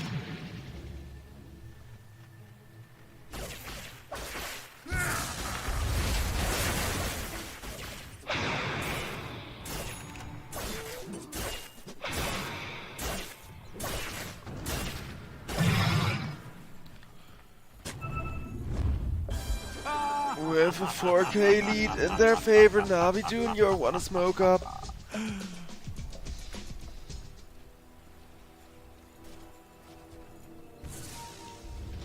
Radiant are scanning.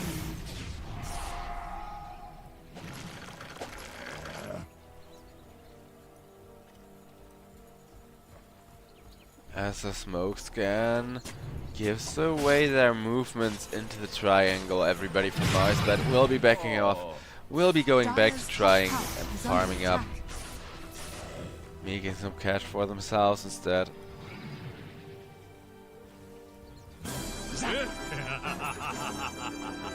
Radiant's middle tower is under attack. Pangolier going for a Skull Bash early on. Interesting decision, but I can't say that I disagree after already having rushed the Aghanim Scepter. Precious bounty.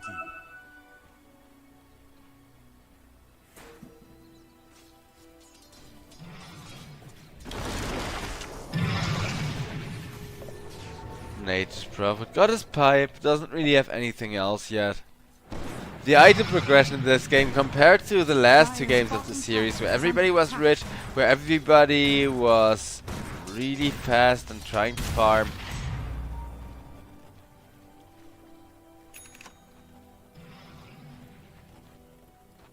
This game, it's actually poverty and just more of that whole people trying to ambush one another type playstyle. Radiant's top tower is under attack. Four-man smoke once again, this time around with the intent of catching out the Razor, who is just going to get exploded with one more right click from the Faceless Void. From the Night Stalker, I mean, not the Faceless Void. God, I'm happy we don't have a Faceless Void this game. So it would be really good for Navi Jr. to have something like that for the Lich Ultimates instead. I guess Putch, as long as he's able to frontline like this, he can kind of pretend to be a carry with that Shiva's guard. Needs a BKB as well as a Blink Deck, and then we're gonna see whether Putch, once he actually has a few more items, can end this, or is just going to get instant killed. All the while, Night Stalker runs after the Nate. Alright, fair enough. Nice little pickoff there over on the top lane. Putch. He lands the hook on the Razor. Razor getting dragged up the high ground. Over on the high ground, however, it is gonna be a double kill. Wait for it. The first one goes down, but now the Razor. Wait, Razor, okay. He does die for that before the Night Stalker. That looked really, really close there. As Night Stalker's BKB, if it was a second shorter, if that was the 7-second BKB instead of the 8-second BKB, Night Stalker would have been killed off. And yeah, knowing that perfect timing works out decently well for Navi Jr. Ooh, now try to take over the fight once again. Will get one kill. Out comes the Night Stalker with a silence, maybe dying to the Night's Prophet. Yeah. LeBron Dota gets that kill. He gives the taunt as he's really happy with some money going towards him directly.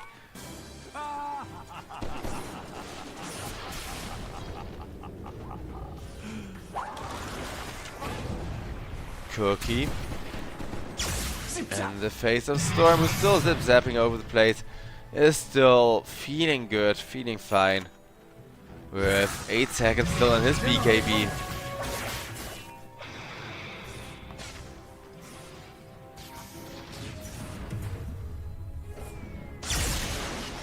Over here now. Yeah, baby. Storm Spirit just barely got out of there in time, as there was a Pangolier just getting launched in by the Snapfire. Meaning Snapfire. They made sure to split the farm with literally everyone on that dire. Like, Daze is a core now. The only support that Navi Jr. has is this Ridis Lich, whereas everybody else is kind of playing some form of carry or semi-carry. But I don't even dislike it. I think the Aghanim Scepter is great, because now they also got a Blink Dagger, so now you can take one of your teammates in your mouth, blink forward and spit them out again for the stun to initiate with. But Navi Jr. with that Putch need to push the tempo, so...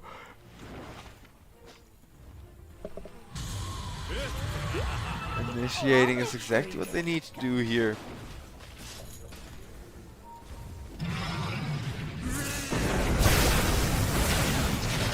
As it is going to be the Nature's Prophet, lockdown Nature's Prophet, however, able to turn around. Razor still stealing that damage, but Lifestealer already got his first victim. And the Lich killed off. And no Lich ultimate alone is gonna be a lot of damage missing from the push. As that is gonna be double for the Pangolier with still the Road Thunder going. With BKB not quite long enough to make it out of there. As he will get double killed by the insane physical damage from the Lifestealer instead. Lifestealer having an amazing time here. It's ridiculous how fast that hero is at this point. But compared to the Putch, it's just still not enough. He got 6 damage on the Desolator, he got an armlet, and he still hit Putch like a wet paper towel, right? As far as killing the supports goes, yeah, Lifestealer is a core. He doesn't really need to be ahead of the gold net worth as long as he has an armlet and the Desolator. But as long as Putch is so far ahead, it feels kind of bad to still just deal 0 damage against him, which is mostly because of the Shivas, of course.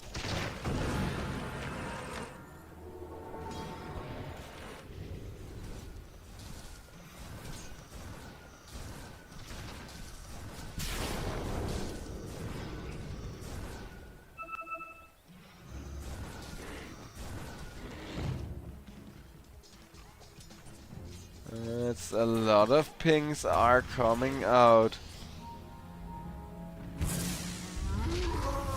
Razor almost gets caught, but not quite. As instead they will get the catch on the Lich. Now Nico decides to give away his position as he realizes there is 3 and not just that Razor. And they will catch the lifestealer for that. Lifestealer once again able to do great damage to the supports. But lifestealer is no longer able to stand in the melee range of Punch, and that is an issue. Because now Got the Juice can run in without anything to be afraid of. He gets cookied forward, gets interrupted during the cookie, but guess what? Then it's just gonna be a frog rotting for all the people to die. Grassy britches. It is 14,000 gold lead for the side of Navi Junior here, who are just owning this game and do whatever the hell they please across this map.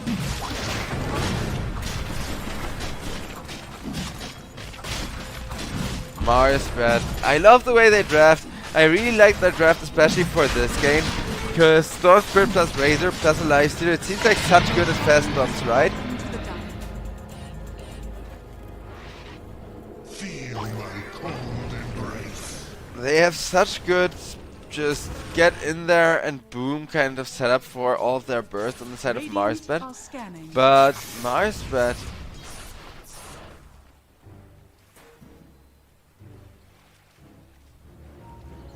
this way they're gonna lose this just because of the gold snowballing out of control. Radiant's bottom tower is under attack.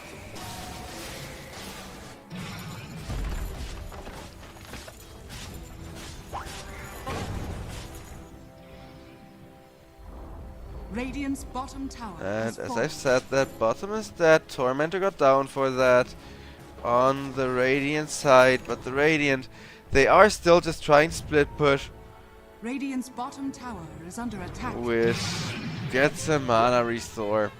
Will probably just keep the split push shenanigans up for nearly ever. Money changes hands.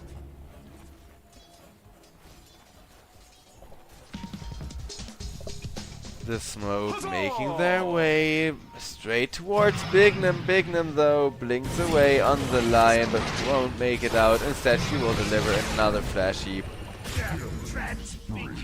That's gonna be 18 flash heaps for the side of Navi Junior, who got a 12k gold lead now. But it is all about the tempo for the side of Navi Junior. Because as you can see, the win rate is lagging behind the golden XP a little bit. And the XP, well, it goes really well in favor of Navi. It's not gonna stay that way forever. So the sooner they can take a fight, the sooner Navi can take another forced either like engagement or objective, where they just say, hey, we're gonna stand here and hit towers, and if you come to defend, we're just gonna hit you instead. Because the top tier 2 still offers it up.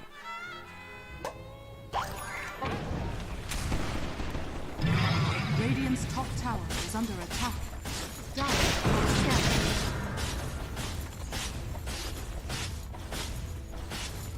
And that's gonna be more than half of the tier 2. Radiant are scanning. Radiant's top tower has fallen. Hutch, not a care in the world. Radiant's top tower. Well, at least hardly a care in the world. If Razor with like 200 damage stolen starts hitting the Hutch, that is the one thing that can actually still kill him. That is the one thing that actually still seriously hurts.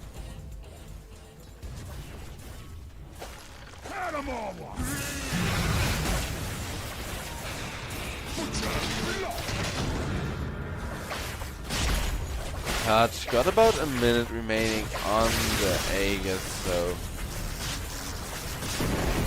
for the time being, the tier 2 tower will be ever so slowly pushed in. Now, however, Stormsword comes with the fast bomb, will be killing off the hood. The Snapfire starts things off with, as Lion dies for that under the Night Stalker Silence. The Night Stalker Silence now getting committed on the Stormsword, trying to keep him in that fight for as long as possible, and with the bash, Night Stalker will be able to take that kill thanks to the Skull Basher. follow-up kill on the Nation's Prophet. And that's probably gonna be the GG soon. Maybe not quite, as they keep the Razor alive for a little while longer. Pudge finds a nice ultimate on Lucas though, and now Palantamos dead for 50, no buyback. Lifestealer dead for 90. GG, well played, is being called from Marsbet. Who, yeah, I had high hopes. I was thinking the Lifestealer should be able to do this, but Lifestealer, I think it's such a mistake that they, with a draft like this, went for the Midases. I think that's just the issue. If they didn't go Midas on Marsbet, if they had the Desolator on Lifestealer like 5 minutes earlier and then just used Lifestealer to hunt down the Pudge, that would have worked. That would have been it for everything they needed. Because the aggression was there from the Nature's Prophet. They killed Pudge a couple of times. Storm Spirit was pushing, was making space, was all over the map, just making sure he would continuously maintain impact. And all of that ended up not being enough just because Lifestealer was a little bit behind. He wasted a really good lane on not really having anything to show for it, which of course kind of hurts. Because remember, chat, looking at the graph, the first 23 minutes Marsbet used to be ahead. And even when they lost the one fight, they immediately farmed back faster. They turned that around right instantly, almost. So, with that, ladies and gentlemen, we're gonna head to a break for a little bit longer as we get the second best of 3 of the day ready.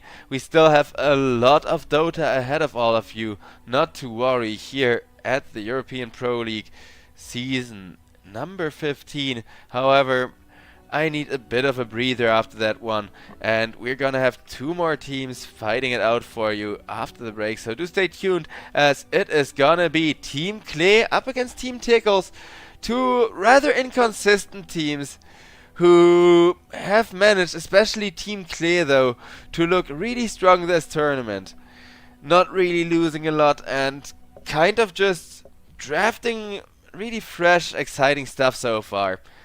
That's mostly Team Tickles then that I'm referring to this season from what I've seen for them.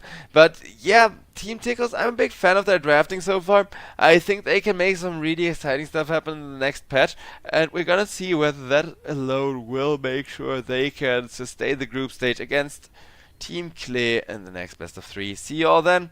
Hope you're enjoying the show. I'm JoeXDTry, and more Dota coming up after the break.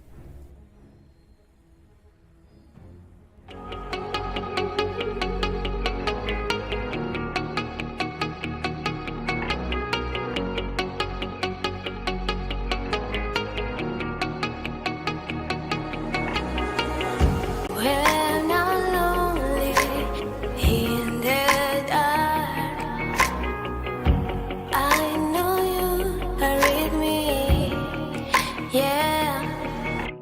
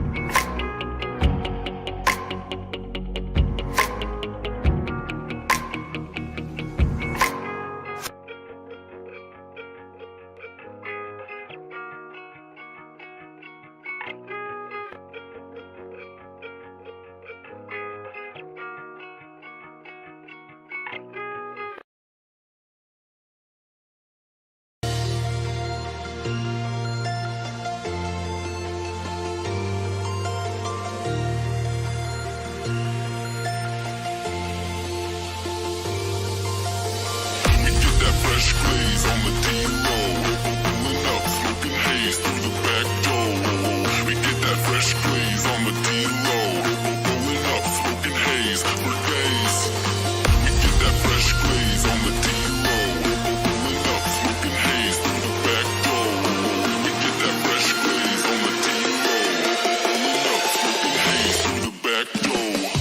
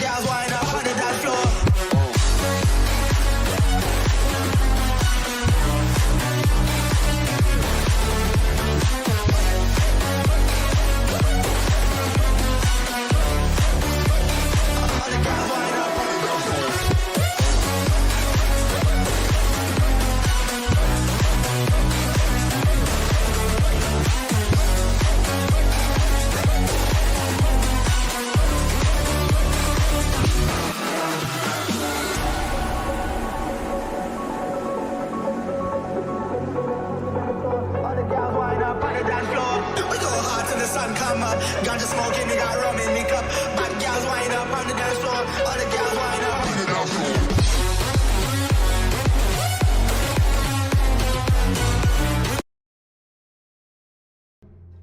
Radiant team ban.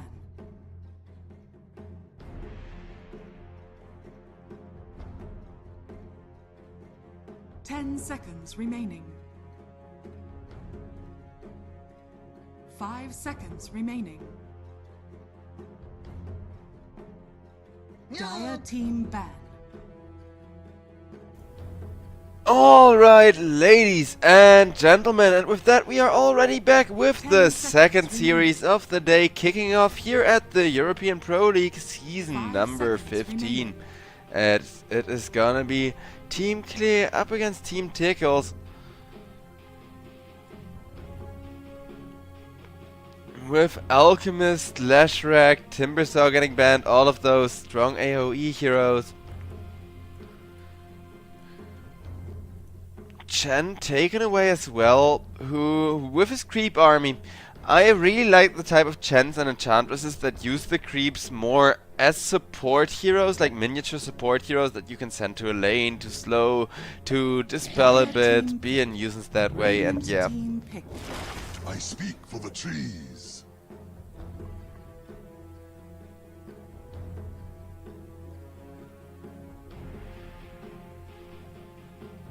Dire team ban. Lion. Nature's Prophet picked up by the side of Team Tickles as their opener. And Team Clay counterpicking with one of the major winners of this new patch. Because Lion, of course, not just an absolute powerhouse, but also great for the Nature's Prophet, because you can keep him contained. You got a load of interrupts, you got the AoE stun to deal with the treants, and it's just great against, you know, pretty much any ranged hero who just does what Nature's Prophet does.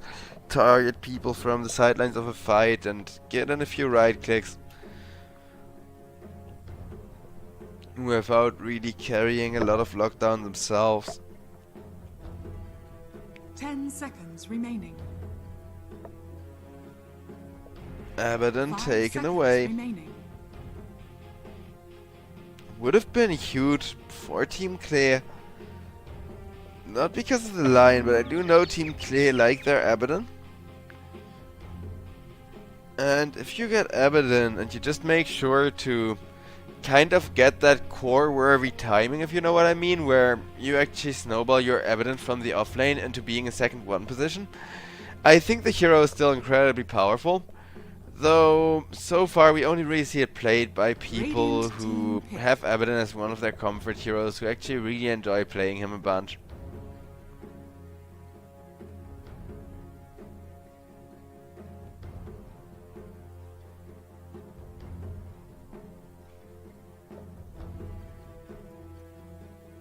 Seconds remaining. So, other than that, all the bans 5 seconds still remaining. kind of like last patch, even though this was a really big update.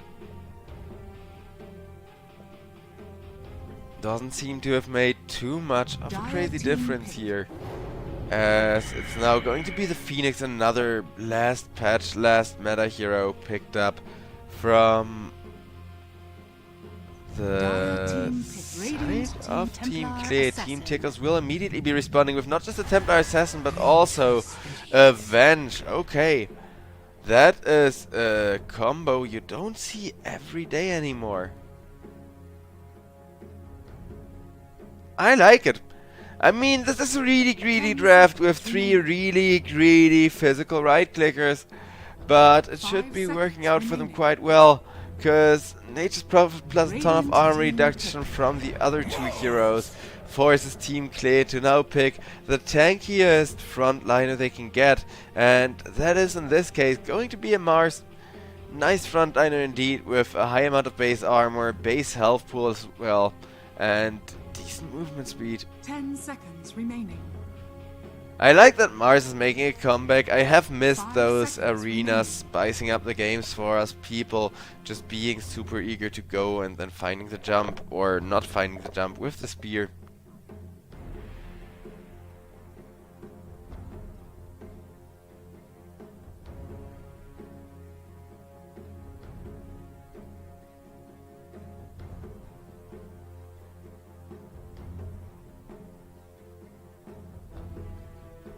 Dire team pick. Storm Spirit. Storm Spirit gets picked up by the side of Team Clear now, alright. That's gonna enable even more initiation. So, 3 initiators and the Phoenix. Dire team back. 3 heroes who are also great at keeping the Phoenix safe. Isn't half bad. Dragon Knight now picked up by the side of Team Tickles. A hero who can become a second hard carry, is incredibly tanky and high armor. Dragon Knight would have actually been great for Team Clear. Maybe not as a 1 position. I know Dragon Knight isn't the best of 1 positions. But just a high armor hero like that to deal with all of that armor reduction. The Templar Assassin plus Vengeful Spirit are still pushing. Because if Dragon Knight gets a Blink Dagger, it can be Dragon Knight jumping on top of somebody, and then just the wave from the Vengeful Spirit, followed by a magic missile, all the while Templar Assassin destroy somebody with exactly 0 armor.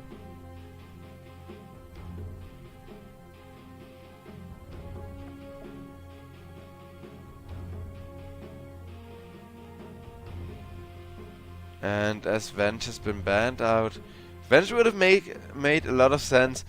Great against the Templar Assassin, great against the Nature's Prophet. it answers the refractions. It's amazing for split pushing out lanes, of course. Not quite that amazing against the Dragon Knight, because in team fights Dragon Knight can just hit all of the Naga Siren's Illus at the same time with the Dragon Farm, and then she can't really defend herself that well. So that is one of the few issues that the Naga Siren would have ran into. But they ban her out despite the Dragon Knight pick, so it is not gonna be a Naga this game one way or the other. Whereas Team Klee, what are they scared of? Let's see. Dire team back. Enigma, alright, yeah, Enigma would have been great here for Team Tickles. If they make it a Templar position 1, a Dragon Knight position 2, Enigma position 3, would have been really greedy, but with a Black Hole, all you need is to find one good Black Hole initiation to take the team fight in your favor, and suddenly you got away with a super greedy 3-core draft. 5 seconds Because that's just the nature of Enigma and the team fights. He loves to win his team.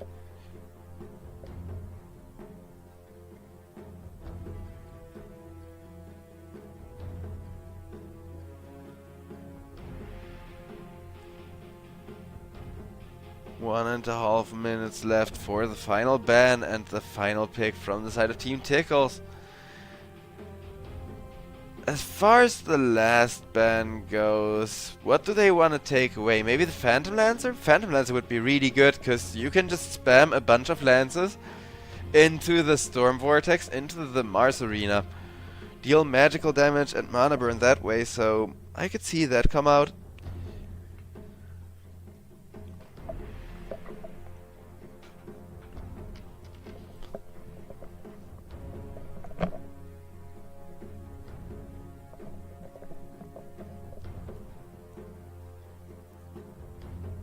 Dire team pick. Radiant team pick. Razor taken away and Team Tickles. Okay, they're gonna do what we saw last game already from the side of Navi Jr. And I mean, for Navi Jr. it looked amazing. So chat, do you believe? Do I wanna believe? Do we believe in this patch? 10 seconds. Personally, I do think I wanna believe in the patch. 5 seconds remaining.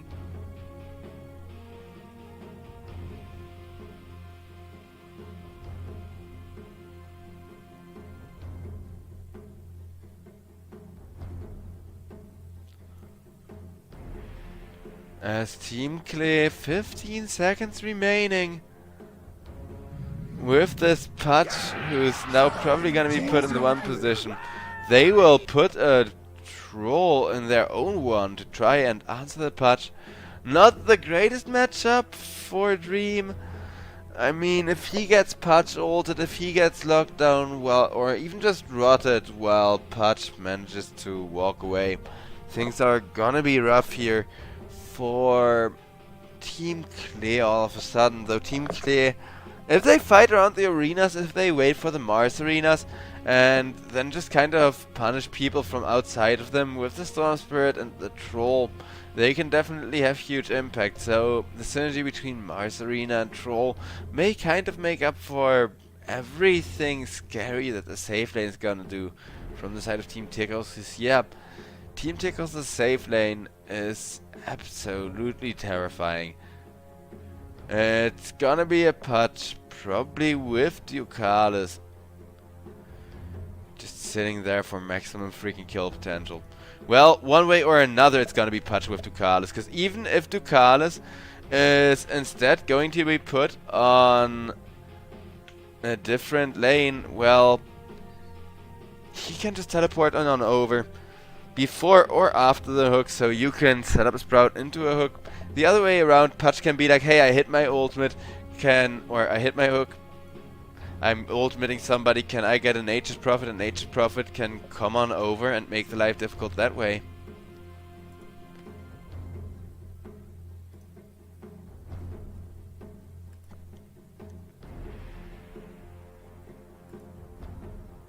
Oh, what great synergy.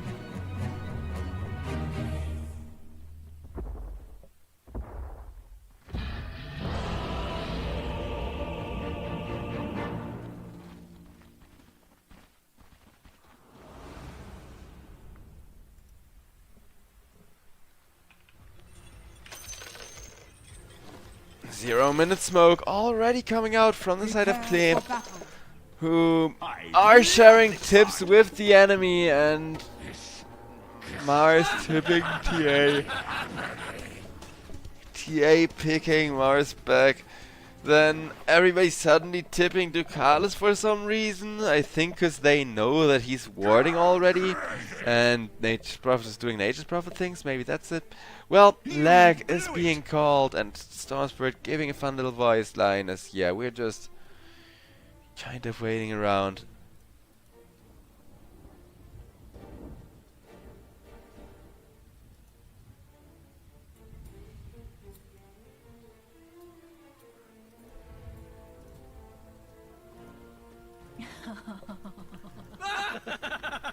I do like this delayed counter smoke by the side of Team Tickles. It just goes to show that they like those out of the box kind of thinking moments as well as the out of the box plays.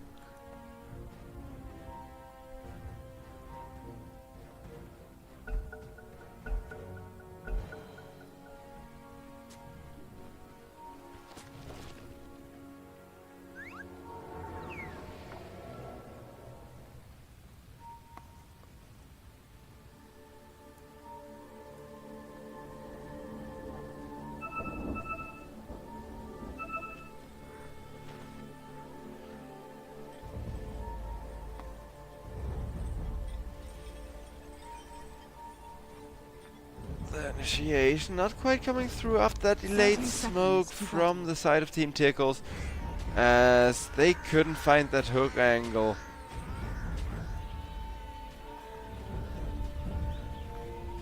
And Team Clear are now just going to try and get out of there as quickly as possible in order to not subject themselves to any more nuke damage.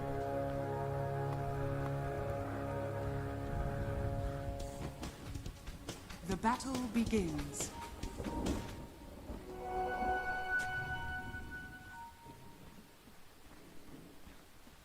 The runes are just being split 50-50. Nature's Prophet, however, already on the way bottom to try and enable the aggression, as Putch has found a hook onto Dream. Dream now getting ran out of the lane by 3 people here. Look at that right click damage he's taking from Ducalis.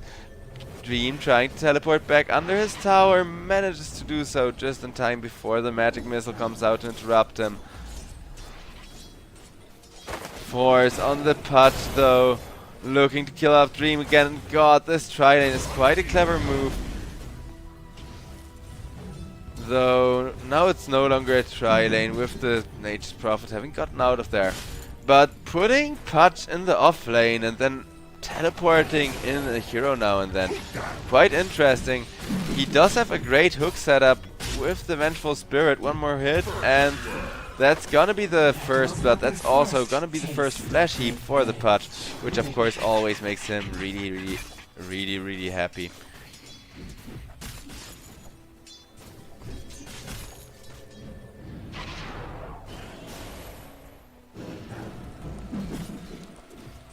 And Narman slowed up, burning still. One more right click from Dream is gonna kill him off.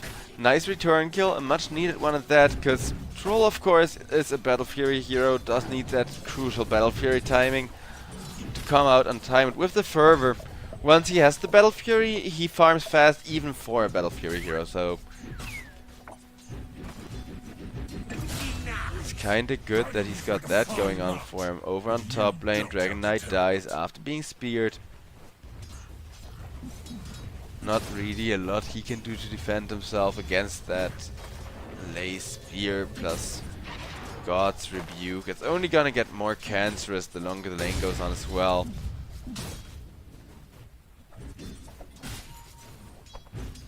As for the mid lane, which we haven't really talked about, Storm Spirit outlasting so far. Templar Assassin, however, does have a Nature's Prophet who can just do this, and now Nature's Prophet can do the same thing to the bottom rune when Storm Spirit comes to that one. If he wants to be double cancerous. Yeah, that's what I'm talking about. Storm Spirit and Joy. There isn't even a bounty rune he can go for anymore. with Venge and Phoenix playing the side lane. Okay, Phoenix is gonna be forced to teleport off that high ground. So 100 gold wasted there. Team Clear still ahead. All of their cores already pulling ahead. Especially the Troll Warlord, however, enjoying his time in the lane quite a bit.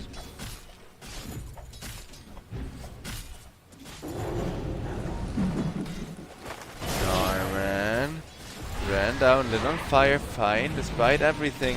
Touch tries to run down Dream here. Dream, one more hit is going to kill him up. That's gonna be Flash Heap number 2 till the end, running away from the Nature's Prophet. Nature's Prophet not hitting that hard anymore, having consumed all of his stacks. But Phoenix, if he gets hooked, he dies, and he knows it. So Pudge is once again creating a bunch of space for himself to farm. All the while, Olnit sitting on top lane. He doesn't really mind too much because he's a Dragon Knight. He's level 3 now, having more armor, more regen, and the longer this lane goes on, the more XP he gets, meaning he is just going to keep tanking up like this.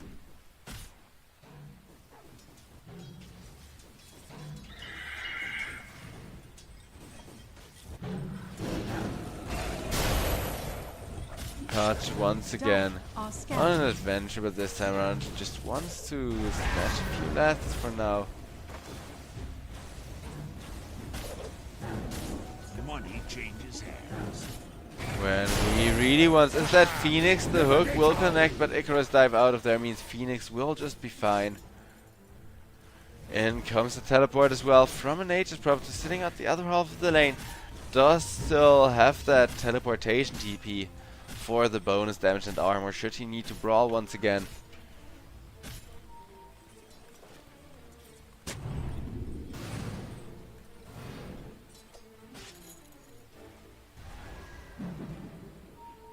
Nature's Prophet not really doing a lot of stuff, but look at Troll, he still doesn't really have a lane.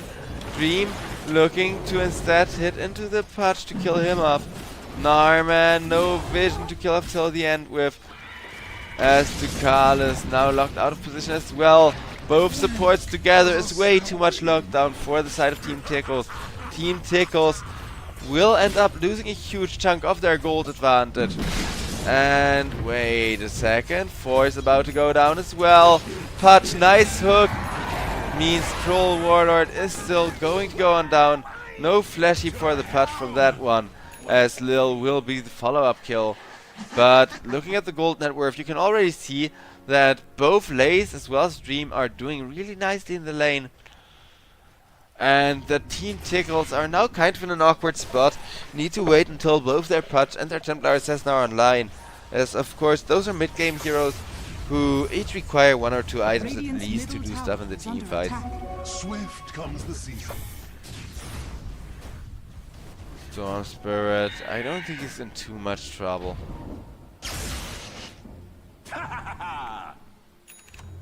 Yeah, everyone gonna be fine here for the time Seeds of being. fortune.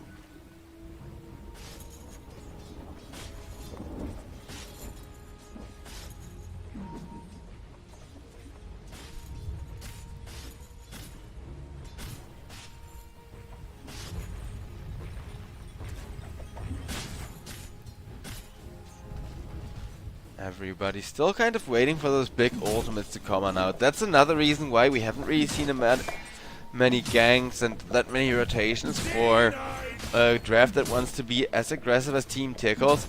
They are still lacking their level 6s. The other way around though, once level 6 is there for the Mars with Storm Spirit already having his ultimate, that's gonna be scary, because then an arena with a Storm Spirit jumping in can pretty much kill 2 or 3 people for, well, not for free, but for a relatively short cooldown. And the hook misses Troll Warlord. All the while, over on top, Lil gets a kill onto Ducalis on his Nature's Prophet. Nature's Prophet, he didn't get to steal a bounty rune for that one either, so that's a bit frustrating.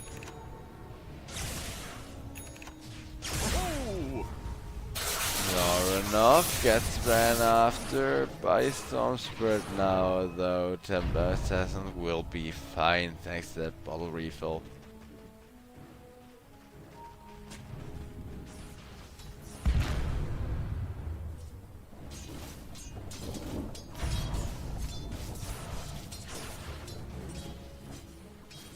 Mid being defended by 2 against 2. Lil teleports in as well, making it 3 against 2. As Phoenix with the Icarus dive will stay alive long enough, but is eventually going to fall to Ducalis as Vengeful Spirit wants to enable more with the arm reduction plus a stun, but that's about all she has. Whereas over on bottom lane, Force this time around, he is gonna go annoy the Troll Warlord for real, because he does have a Nature's Prophet who can teleport in at any time, and with that Nature's Prophet he's gonna try to kill off Dream. Dream, however, still tanky thanks to the ultimate, but will eventually give that Flash Heap and a lot of gold with it to the touch.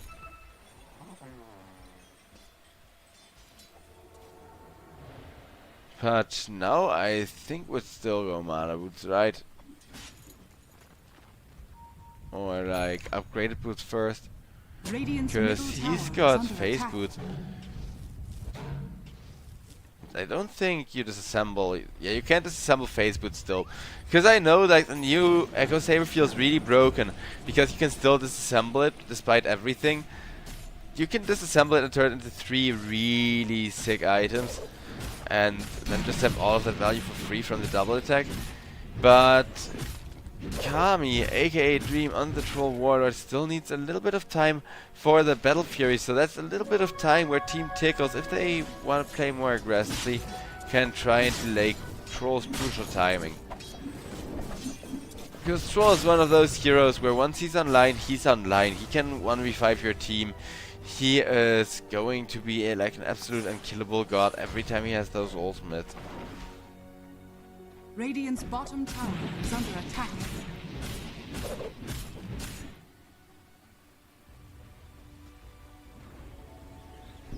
Huzzah!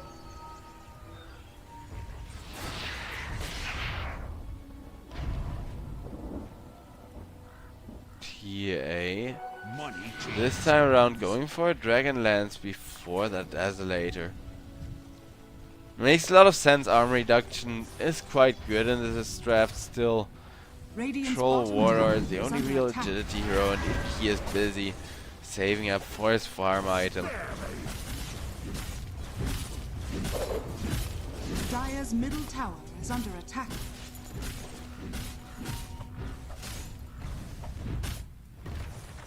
Mid, Dire's structures taking are some fortified. damage with the catapult as well. Radiant Phoenix structures is are in fortified. position this time around. Supernova Radiant is are there. scanning. So the Phoenix ultimate could make a difference.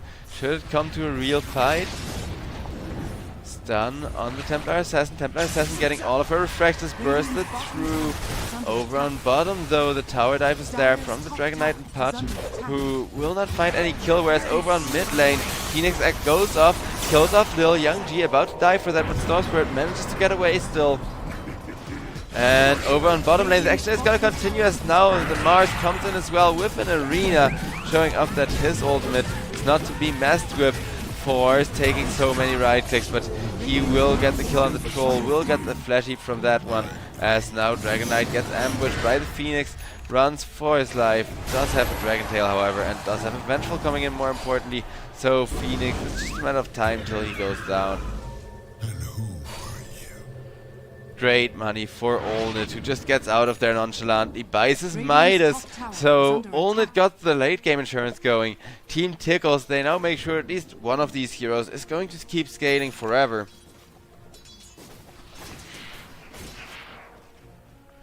Templar Assassin, in the meanwhile, wants to go for a Blink Dagger. Jumping around the map, of course, a really cool feat.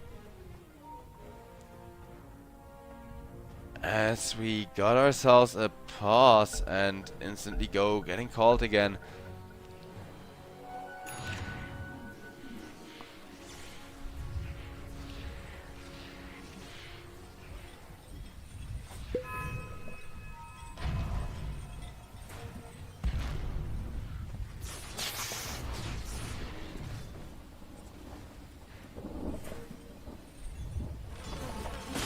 Patch. Looking to go for a Shroud before his Aghanim Scepter. That's another interesting bit. Dire's top tower is under attack. Usually you still see Pudges rushing those Aghanim Scepters quite early on, after just a cloak, but he wants to fully upgrade it, it seems, get the maximum value, which isn't that much value, because it only really gives him health and more strength, two things that Pudge doesn't exactly say no to, and you're happy about being tankier, but 1,000 gold worth of strength aren't much for a Pudge. Over on top lane, Dragon Knight. Is under attack. Just a matter of time till he's ganked as he refuses to leave behind his tower. Will instead just be arena. That is gonna be the first finger kill as well. Dire's top tower has fallen. Radiant's middle And tower a nice is tier under 1 attack. tower for the side of Team Klee, who are however taking a lot of damage to their own mid tier 2, tier 1, and Phoenix just gets obliterated by Pudge, who gets his 5th flash heap out of that and has now left the lane successfully.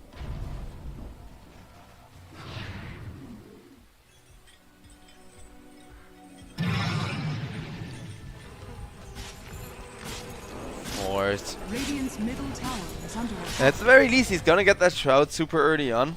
So, by the time he gets the Aghanim Scepter, it's still going to have significant amounts of impact with how fast he's farming right now, provided the Pudge doesn't die, because that's kind of the one condition. If Pudge gets stuck in a corner with a Troll Warlord, and Troll presses an ultimate to kill off the Pudge or something, he can still suffer quite a bit and be in a bunch of trouble, because Troll has the Battle Fury completed now.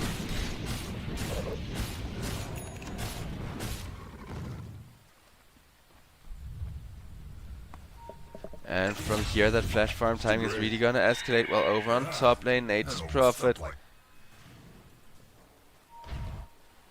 teleports and realizes a little bit too late that he's teleported not into one but two heroes, as Pudge misses his hook over in the Radiant the Radiant jungle. And one thing, in case, you know, for those of you watching on phone, where the minimap is a little bit small, that's been happening all game is that team fights are super spread. Like, they go fight on bot and top at the same time pretty much constantly. Now they try to go in the Radiant jungle, don't find anyone from the side of Team Tickles, so they will back themselves off, but at the same time Nature's Prophet is once again behind the Troll Warlord, and Troll Warlord will be hooked with the setup, with a stun from the Dragon Knight as well. Dream, he's gonna run for his life, he presses the ultimate, but as you can see, Pudge doesn't really care for that damage. He's just gonna get the kill out of that. Phoenix with the egg, attempting the follow-up, didn't get anybody though. Nice hook on the Mars, but that alone is only gonna set up for the spear. Storm Spirit still caught, Young G swapped back, has to ult out for all of his mana. Young G still running. Dragon Knight, however, will secure the kill on him, as Nature's Prophet diving for more will give vision on the Phoenix. Phoenix though died by a neutral creep. So that's a nice little deny, despite how fast-paced and all over the place that fight was. And I gotta say, this Vengeful Spirit from Narman has actually been working wonders, buffing the Nature's Prophet right click, buffing the Templar Assassin right click as well, even though it doesn't really have that much synergy with the Pudge.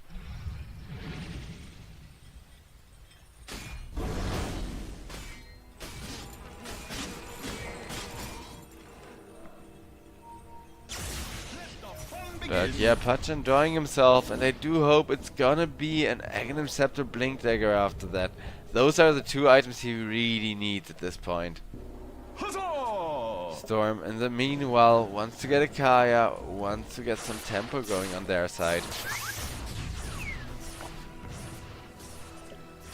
Plus, I think he's starting to realize just how short on nuke damage he is against this Dragon Knight plus Pudge in the fights every time. And the fight is going to be initiated with an arena once again. Nice swap from the Vengeful Spirit. Vengeful Spirit still trying to front line for her team as Pudge comes walking forward, looking for a hook. Not quite finding the hook onto anyone. He will grab the Phoenix out of position, and Phoenix, as soon as he gets held up by that ultimate, prevented from Icarus diving, he will just be killed off. Dire's middle tower is under Nice attack. little kill there for Team Tickles. Whereas Lil on his Lion, I'm kind of surprised that he only got the one finger kill so far. Because I do love the Lion hero, he is incredibly strong, and it's also funny to see a non-greedy support, at least not as greedy as like those semi-carry, carry-ish supports that we usually see played a lot in the meta and like actually, you know, be there for the late game. But you do have to hit your late game timing, you do have to make sure you actually don't fall behind too far on finger charges. So Lil, I think, really wants to ult somebody right now, and he really needs to. Preferably this TA, because she's squishy if you just get an Urn of Shadows or something like that on her for the refractions.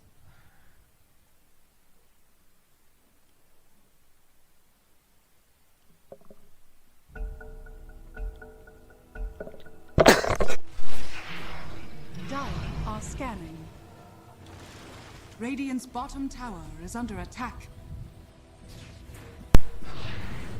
Alright, as the ghosts are coming out, the bottom tier 2 tower is going to get mauled by the Dragon Knight.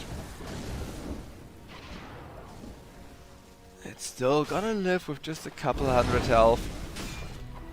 But Olnit makes sure to keep the lane pressure up regardless. Proceeds a fortress.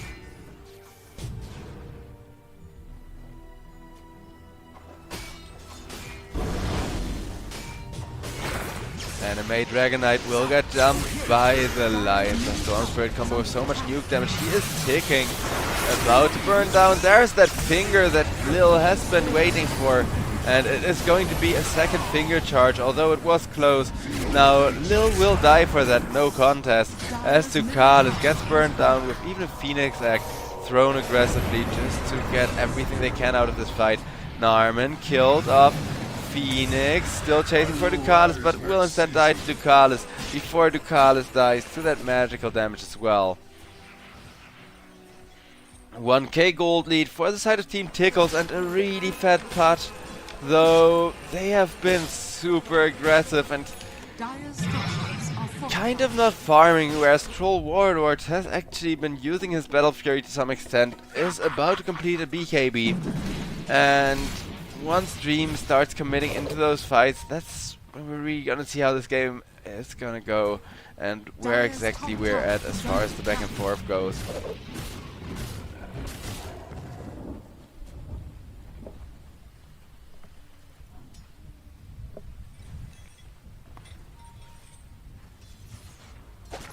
I meant to do that. Hook attempt from the Pudge, neither catching the Lion nor the Storm Spirit, so Pudge and TA are gonna show in lane. Radiant's bottom tower. Whereas everybody from the side of Clay jumps mid with the Mars Arena is gonna find Olnit. Even if it's just a Dragon Knight, it was a super fast and like impressively fast kill on the Dragon Knight, I gotta say.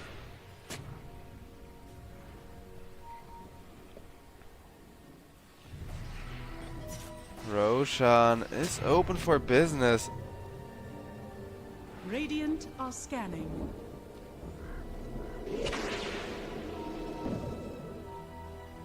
As the Dire managed to get out of there. Vengeful doesn't actually, will be hacked, will be slowed up by the Troll, and that's gonna be a very dead Venge in just a second. Magic Missile helping out a bit. As a matter of fact, Troll Warlord not catching up with the slow, just missing Vengeful Spirit by a hair. So it is going to be that Roshan contested with everybody alive from the side of Team Tickles. Team Tickles immediately smoking 4 people up.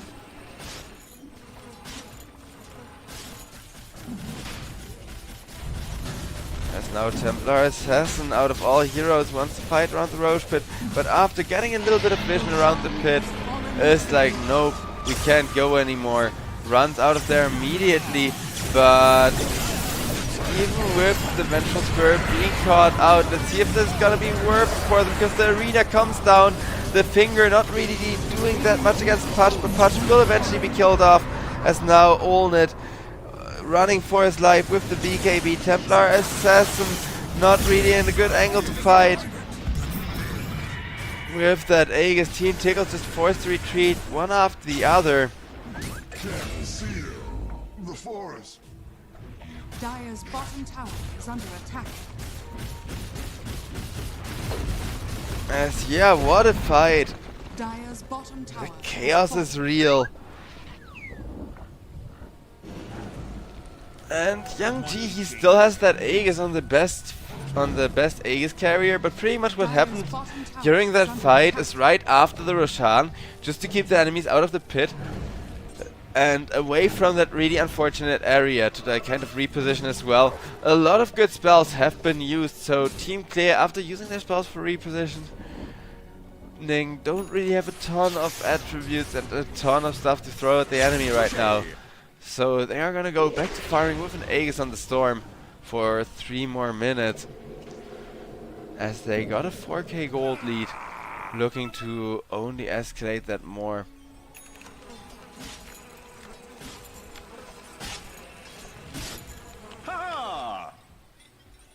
Storm about to go for a Lincoln Sphere here, whereas Pudge wants a BKB more than anything. For obvious reasons on both of those. As for Dragon Knight, it's going to be a Manta-style Aghanims build. So, still following that old meta, there hasn't really been any major changes about how Dragon Knights are played in the current patch. Radiant structures are fortified. Dire's middle tower is under attack.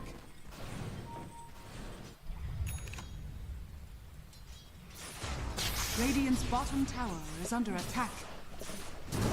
Top getting pushed in, whereas over on the bottom lane, Dire's top tower is under attack.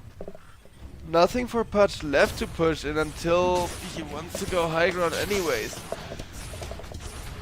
Whereas this tier 2 is going to be a lot slower. But it is eventually going to fall. Dire's top tower is under attack.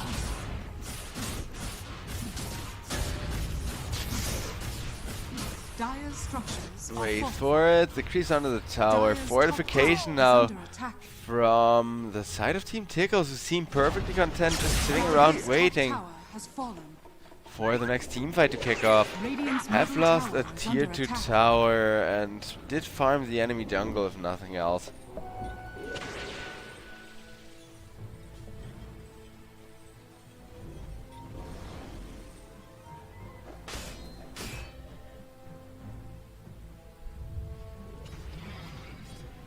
Interestingly enough, Pudge now considering a BKB over the Heart Trask. Whereas Allnet on the Dragon Knight is slowly but surely approaching that split push timing, but isn't really able to fight either. And Team Clear, they realize, hey guys, this may be our timing to take the map back, to take all of that space the enemy team just got back again with Mars Arena and just a ton of aggression. Dire's middle tower has fallen.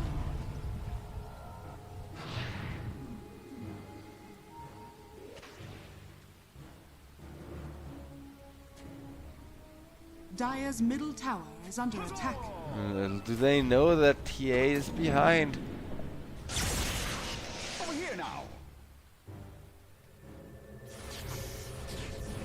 Lornov manages to get out before anyone finds him because he accidentally breaks a smoke or whatnot, and he accidentally ends up killed anyways. Radiant's top tower is under attack.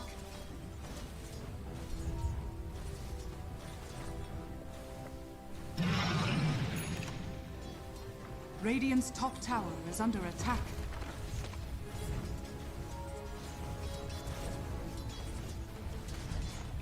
Pudge can complete his Lincoln Sphere just about any second. His Shivas, I mean. And yeah, with his Shivas now, I'm so intrigued by him skipping the Aghanim Scepter completely, because it seems to be working out, right? He is able to frontline for the troll if nothing else. Now everybody teleporting over to the top lane where Lion misses the magic missile, forced runs him down, even without that Aghanim Scepter doing a lot of that. Not enough to keep the line contained. Instead, Pudge gets locked down. 5 people turning everything they have on him. That is gonna be the only kill out of that engagement, but still, once again, a really good trade for the side of Team Klee, who are getting their Troll Warlord more and more fed as time goes on. Speaking of Troll, he's got 8 seconds left on his BKB, and in addition to that Ancient Yasha and Battle Fury, the MKB will be done very soon. Blessings. I must kill them all. Root and after them. With Dragon Knight having the ultimate level 3, he gets himself a full Aghanim Scepter purchased up.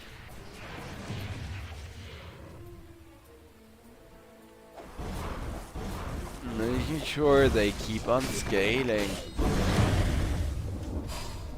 Haste.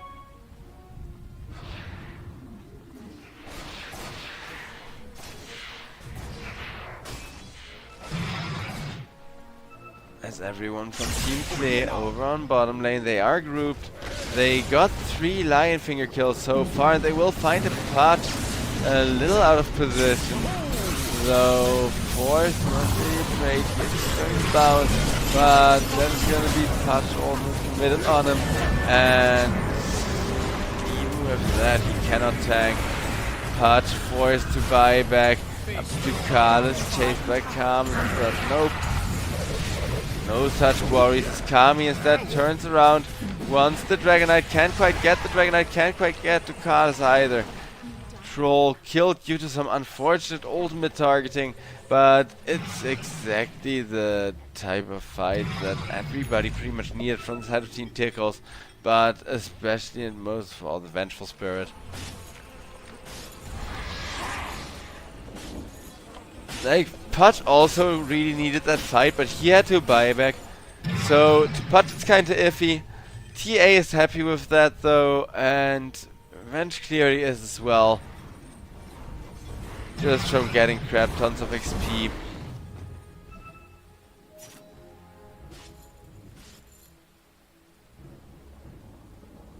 As there is some interesting vision down here as well as over here, though this ward is about to expire.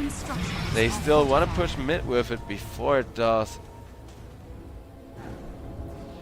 Radiant's middle tower is under attack.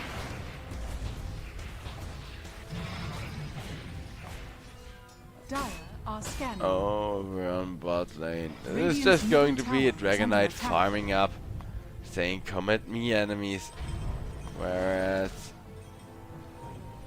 his teammates are the real scary ones.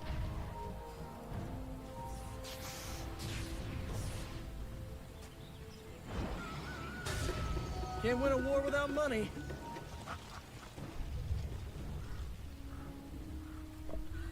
And as we are all just waiting, another 4-man smoke comes up from the side of Team Tickles, as Team Tickles wanna give their enemies one hell of a tickling. Pudge gonna be the first to initiate on Troll Warlord.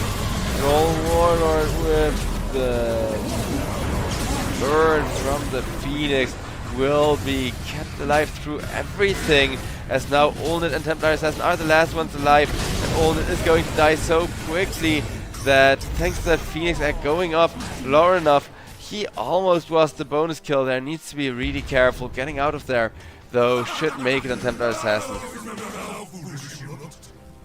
4-0, and that is the timing that Team Klee needed, showing that they can deal with the Pudge, especially now that Pudge bought back once. As you can see, Team Tickles, they lose the complete XP advantage, and now this entire game is just looking super free for Klee.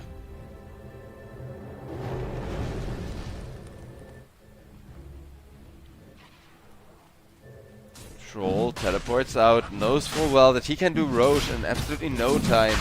Not just thanks to the fervors, but MKB makes it even faster. Look at this.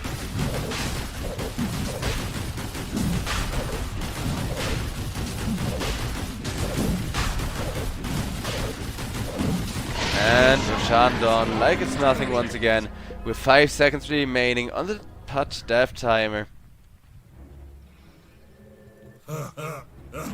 Whereas Troll got his BKB off cooldown again, though Troll's BKB is down to 6 seconds. I am happy that at least fewer people are building that refresher orb on carries, because last meta it was so heavy on everybody and their cat building a refresher orb for the double BKB, because long BKBs are just so quintessential, right? And if you prolong your BKB by pressing a refresh orb and pressing the BKB again, it's basically just like you have one 12-second BKB that you can split up, so it's even better.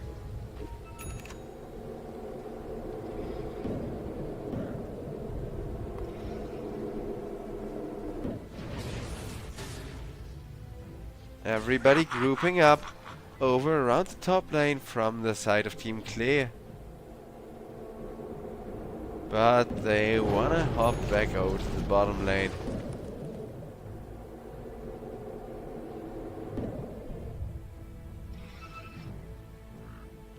Blessings.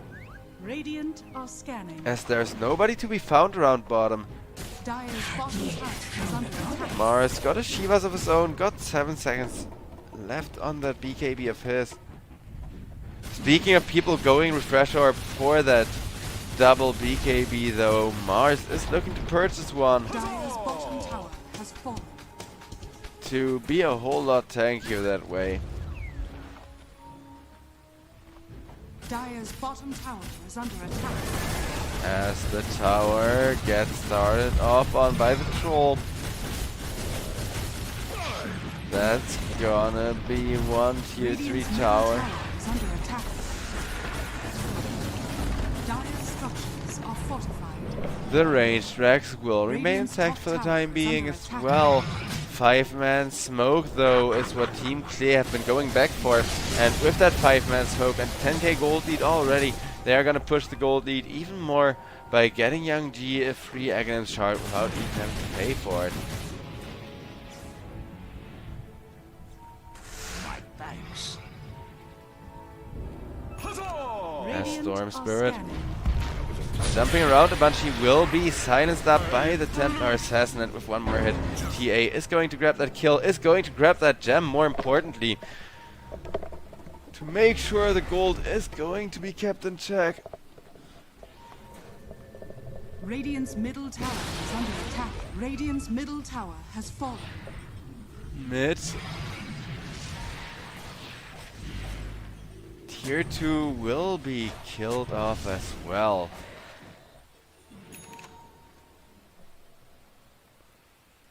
TA looking to go for a Bloodthorn from the looks of it. Radiant's top tower is under attack. Whereas Dragon Knight does this, Nighttime is gonna start making it even harder to defend for the side of Team Clear. Though Team Clear, they are still really good at taking down Tormentors, so they are gonna get that to make for more of a gold advantage. They are gonna have Troll take just a couple of ranged creeps down to instantly full heal again.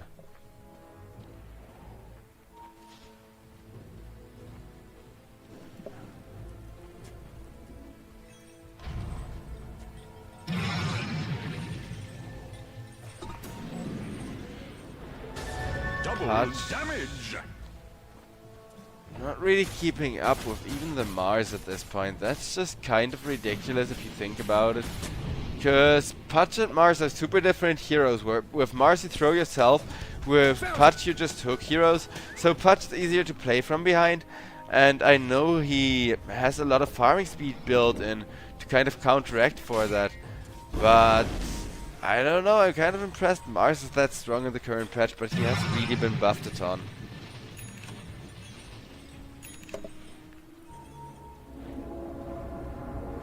As it is gonna be a 3-man smoke up from the side of Team Tickles once again.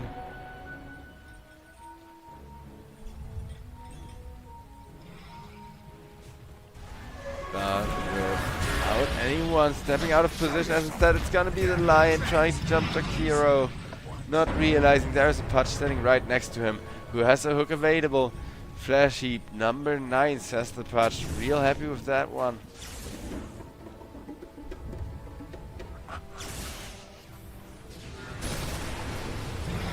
And it is going to be an initiation attempt on the Storm Spirit. Out comes the egg as well. 2 people caught with the arena. Patch has a BKB to escape the arena. It's gonna be just fine.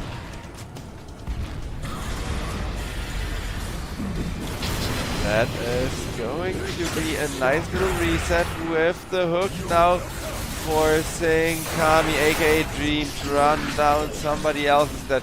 But he may even get the patch as that is gonna be the lion killed off, but only one person alive, and all that. How much longer is he gonna be alive here? Well, not long enough from the looks of it, as Team Tickles. They just didn't buy back people. Ah, the sun's pale sister shines upon my leaves. Now Nature's Prophet does buyback, gives a fitting voice line for a Prophet of Nature, but there is no sun, there is only suffering, my friend. With the Troll being ready to jump him at any second, with the Phoenix being ready to turn the sky into fire as well. Because these Phoenix eggs, they have been on point every single team fight, kind of being used as that big turnaround spell.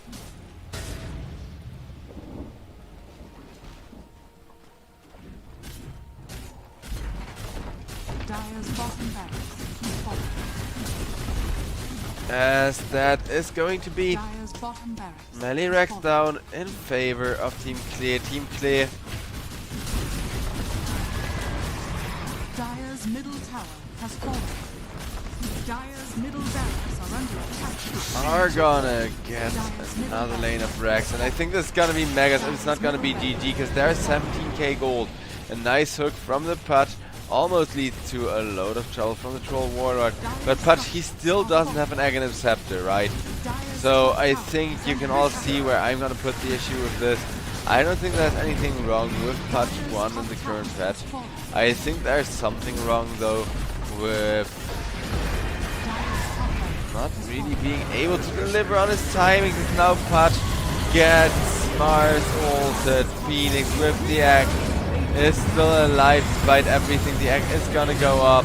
That is just going to be another arena dump to make absolutely sure Venture Spirit is dead and that everybody can kind of get back comfortably.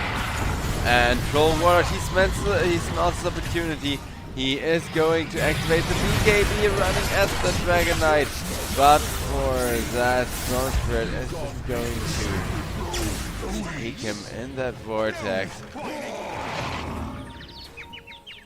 As Patch tries to prevent the escape from anyone else, but the last one they will find is just the Phoenix of the Locust.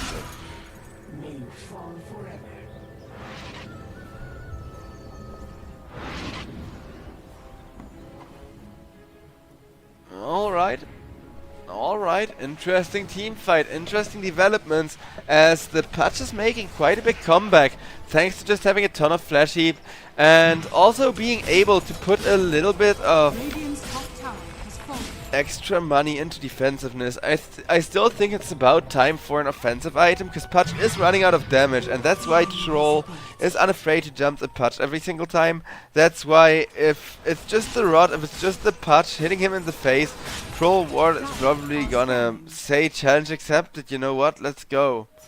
When that really isn't the way to be playing this. Radiant are scanning.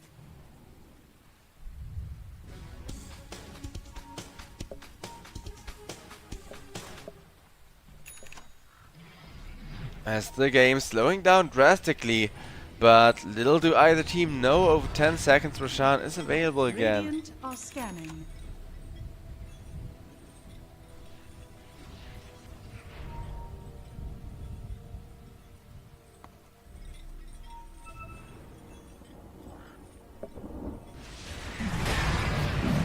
And it looks like Roshan is being done while 4 people are smoked once again. But Roshan will already be done before the smoke arrived, even if the so-called carry of a Troll is there with the In order to carry, he does need that Blink Dagger at this stage of the game, and he knows that himself. That's why he's got it queued up. So Troll saving up for a buyback plus that Blink Dagger, so he's not just gonna get kited. But that's gonna be a Divine Rapier for the TA to try and hold on that last straw. Still holding out, and now reinforced with a second life. Templar Assassin also got that new Ancient Guardian, which I think is such a cool item. It just buffs you as long as you're near an Ancient Creep, which of course sounds kinda busted if you think of Chen drafts, like Sniper, Drow Ranger. Those are also heroes that have gotten relatively strong. Imagine one of those heroes with just an Ancient spot as their quote-unquote spotter, and then gaining another 50 bonus damage just from that. That sounds kinda insane. What else counts insane is that TA is still holding on to her Divine with quite a significant amount of ease, and there still isn't any push, but as I say that, they jump forward to blow up Lil, and yeah, that was just 2 hits for the Lion to die. Look at how fast they kill even the Troll. But that's gonna be Dream, aka Kami, getting off that ultimate. First life on the Templar Assassin dealt with. They will throw out the Mars ultimate just to make sure TA cannot get away. TA though gets hooked and escaped by the Push, but not for long enough against the Troll Warlord. Double kill for the Tatavi Jr. while Stormspirit will be silenced, unable to get away. And is going to just die without much he can do about it. The Divine Rapier now firmly in the hands of Troll Warlord, hence everybody hitting him. Troll gets hooked back, Divine Rapier is on the floor. It's now in the hands of the Dragonite. Dragonite with a Rapier, this is insane, but the Ancient, it's already exploded as Team Tickles. They tried so hard and they came so close, but yeah, Troll was a little bit too good here. And I wouldn't say it boils down to the Troll. I would say the 2 MVPs are 2 boys who got their synergy straight till the end, as well as Young G. Those 2 made sure to create all of the space with those Phoenix Eggs. And we saw the Phoenix Egg go off like 4 or even 5 times. So that was ridiculous. And I think without all of that space being made constantly after how good Putch looked in the first couple of fights during this entire game, they are never gonna let up. Team Clay managed to take game number 1. If they can get a team fight draft for game number 2 going, they are gonna be super terrifying. So I think Team Tickles should really reevaluate, because I don't think the Putch was the issue here. I think the teamwork was the issue here. I think knowing when to push and when not to, and kind of lacking wards. And you know how it is, right? Once you're behind on just 1 ward that you couldn't place because a courier got sniped or whatever, for whichever reason, you know, that's not what I'm about. But once you can place a ward and fall behind 1 ward and vision advantage, you lose a fight because of that. You're now 2 wards behind, and they just kind of snowballed like that, where hooks came down to luck. Putch had heroes he just couldn't hook, or else they would be glad to be punching him in the face, not the other way around. Whereas Team Clay till the bitter end, they keep presenting us their brutal Storm Spirit plus Phoenix Egg synergy. And the Phoenix Egg is just such a great spell. But yeah, ladies and gentlemen, make your predictions for game number 2 of the series, as we're not done yet. This is only the second best of 3 of the day, starting here at the European Pro League season number 15, as game number 1 may go in Team Clay's favor, but game number 2 and potentially still number 3 will be coming up next, as well as 2 more best of 3s after that. Plenty of Dota left to go around is what I'm trying to tell you. With that, I'm DoXTry. I'll be seeing you all after the break. Thank you all very much for watching.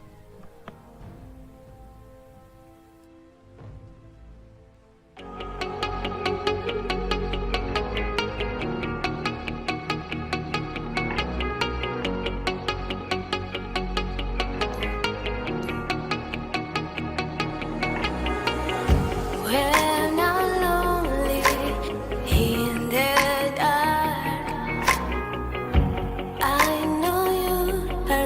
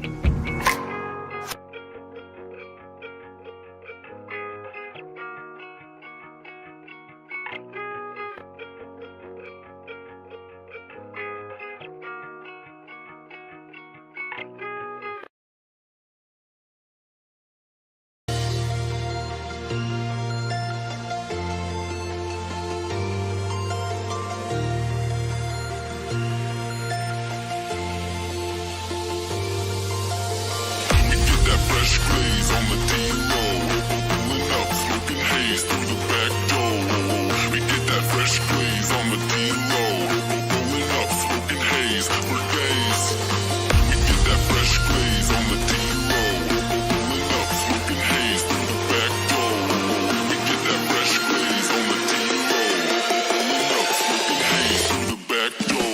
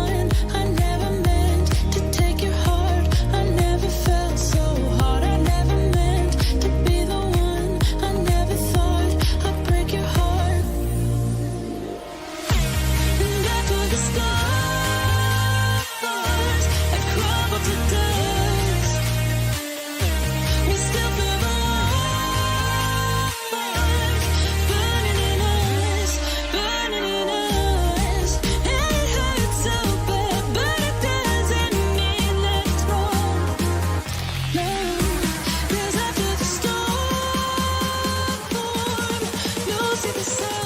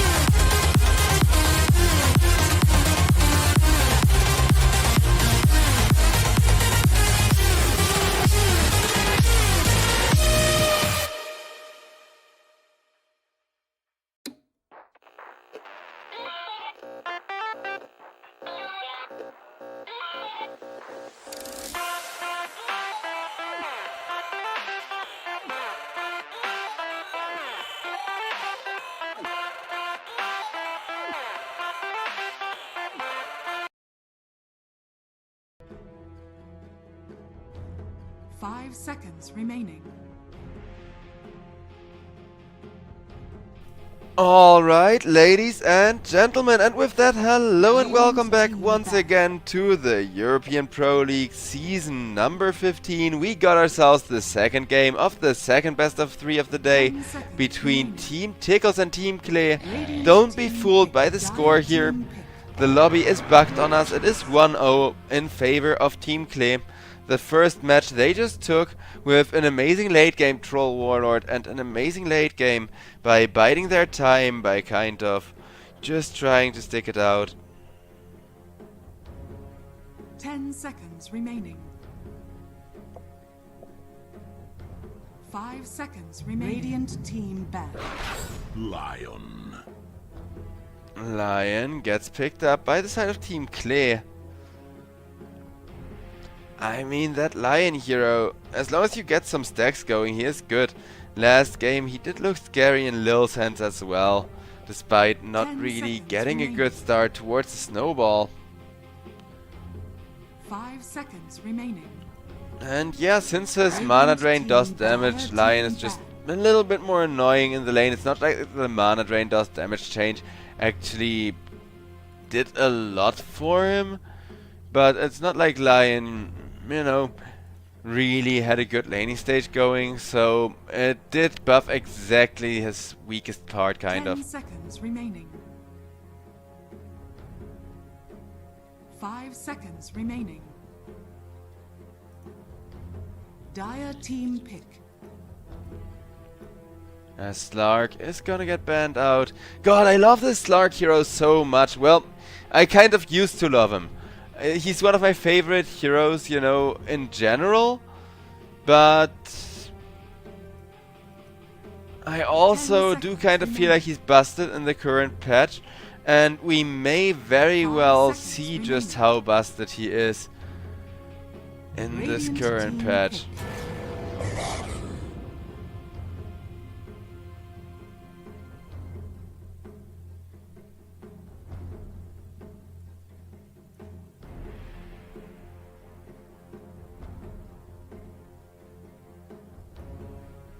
Seconds remaining. And Abaddon picked up for Team Clay, so Abaddon plus Lion, lots of damage, lots of nuke, as well as just a really good synergy available to them. Radiant team pick. Dire team pick. As it's gonna be Shadow Demon and Clockwork from Team Tickles. Okay, so Team Tickles still kind of in the last patch with their mindset here, I dare say.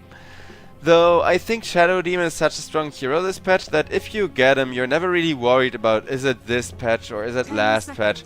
You're just happy, hey, we got a Centaur War Runner and he's looking strong, especially against an Abaddon who, despite being an absolute powerhouse, does need a little while to come online, does need a little while to get health and tankiness up for himself. Storm Spirit gets picked up by the side of Team Clay now. 10 seconds remaining. So adding much needed burst damage to the mix, as well as even more catch. Because Lion got decent catch, but Lion needs a blink dagger to get around first. Abaddon, he's not bad at catching people, but he first needs to be tanky enough to actually run towards the front lines and do something with his right click damage. Storm Spirit, however, great nuke damage, comes online from just the moment he gets level 6. Yeah, he needs to wait out his level 6 timing. You're not instantly overpowered, but there, you know, you can't be instantly overpowered. That would ruin the point of Dota, then everybody would first pick Storm Spirit and the hero wouldn't really fly. Team clear though. Got well over a minute of reserve time remaining to come up with something to now close out. Well, I think for now they want their second support and a defensive support. I don't care which defensive support. It can be a source of healing. It can... Crystal Maiden. Okay, that works. That works. So they're gonna double down on team fight instead with that Crystal Maiden coming out from the side of Team Clear.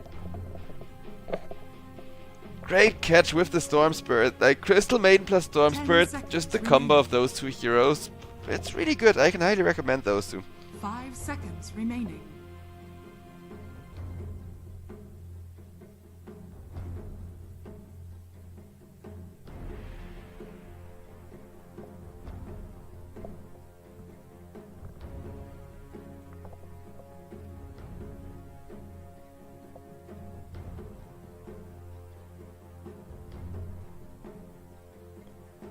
Team Tickles all the time in the world, but they have so many heroes where it's like, hey guys, what do you pick against this hero again? What counters this hero again? I've forgotten, it's been so long.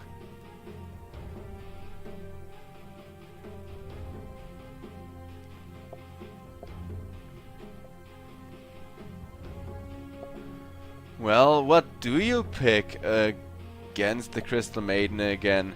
Crystal Maiden into Clockwork is actually not bad. If your enemy is picking a crystal into the Clockwork, you know for a guaranteed fact that hookshot is going to pay off. If nothing else, that hookshot is going to pay off. Wind Ranger at your service. And that is gonna be a Wind Ranger. So nice late game damage. A nice ultimate for the side of Team Tickles. I like the stun. I think Wind Ranger stun is actually quite good nowadays, because people like walking close together and you can get rewarded for just being positioned really well in like a very small space.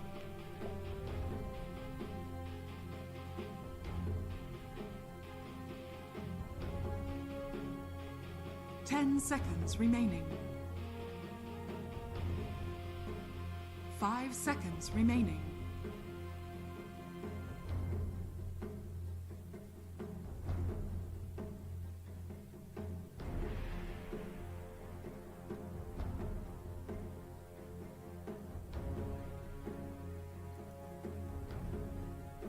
With the Naga Siren band out, 2 more bands left to go from the side of Team Clay. The real question is, what do Team Clay fear? Because a lot of these strong carries, like let's say the Terrorblade, they counter just by having a Crystal Maiden who can disarm and silence and show who the real one is against illusion carries. So Phantom Lance are also not really the greatest carry, because if Crystal Maiden gets her ultimate out, then he has to run for his life instead of fighting into it.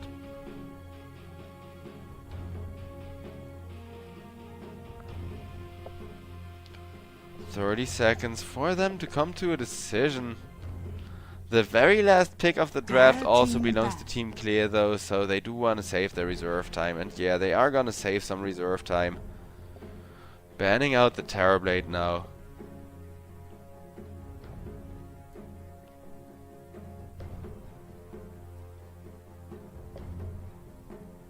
Ten seconds remaining. 10 more seconds for Team 5 Clear to come seconds to a remaining. conclusion.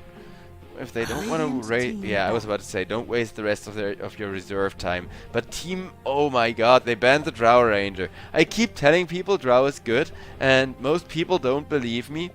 But now we get to see the Drow Ranger banned, even though she's not picked that often. I guess it is a valuable enough ban with enough setup and a big centaur to protect her. Because of course Drow and Sniper, they are heroes that really shine by having a tanky hero like the Centaur War Runner, or maybe even the Slark in between you and the enemy. Anything that punishes the enemy for attacking them, for, well, trying to walk to you as well. Team Tickles, let's see if they want a glass cannon for themselves here as well, or rather something a little bit more, you know, nuke oriented.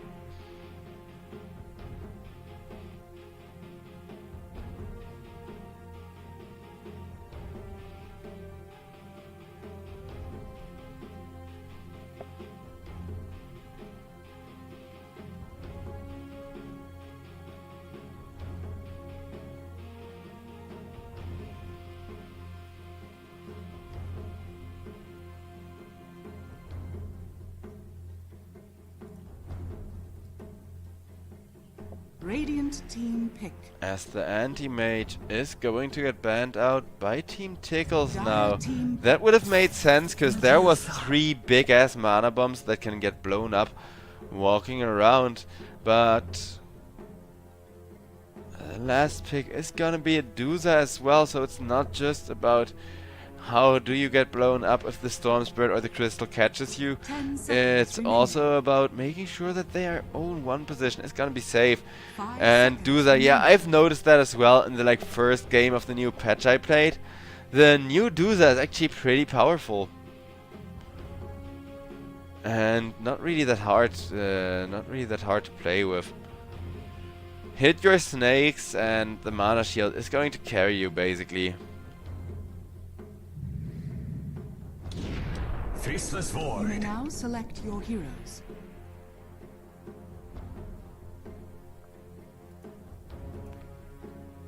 As it's going to be a Faceless Void last picked to try and synergize up with the Crystal Maiden, get some combo up with the Chronosphere. Nice catch. And I don't know if I'm gonna say 2-0 or not, because it is a 4 Protect 1 draft with a Dooza from the side of Team Tickles, and as far as Dooza goes, it's a hero that definitely requires a 4 Protect 1 draft.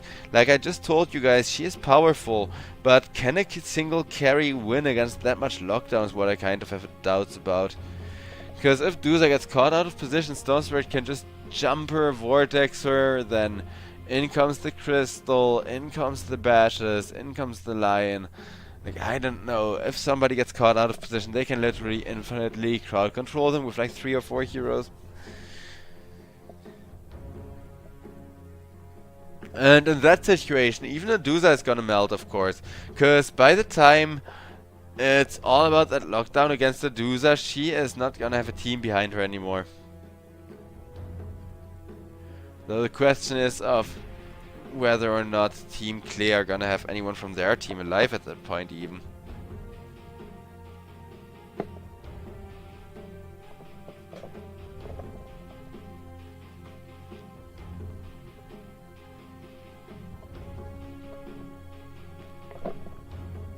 With that, we are ready to load on in here as Ducalis Clockwork. Now that seems like a really nice one. But I wonder how they're gonna lane it, cause you don't wanna make it a double melee lane, right?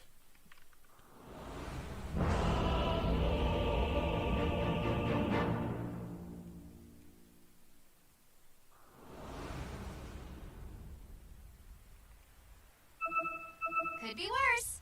Oh, wait, no, it couldn't. Prepare for battle.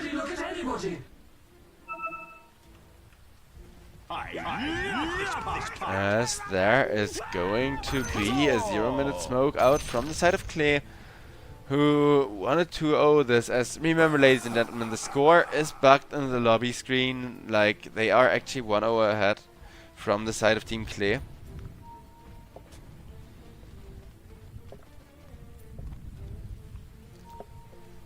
As the 5-man smoke is going to continue on, but so far no cheeky wards placed yet.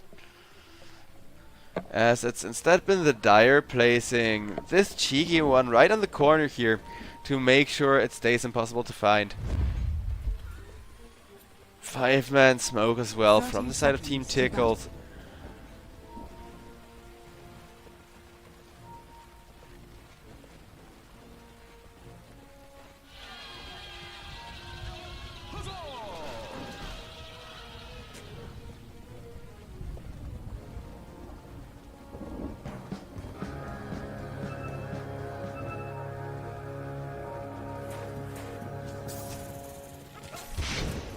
They're gonna try to set up the first blood until the end, and Crystal Maiden, such a squishy hero without much armor either, is just going to die. However, for that, 3 of the runes are gonna go the way of Team Clear, so Team Clear is still not completely empty-handed, but I do think they're gonna need to be very careful around this Crystal Maiden now, because CM is already such a powerhouse just during the first 5 to 10 minutes of the game by nature, that with a first blood, Crystal Maiden can really bully people out of the lane, can really just make people's lives miserable. Ducalis getting kited around a bunch by Lion, but that is gonna keep Evident from farming for the time being, whereas over on top lane,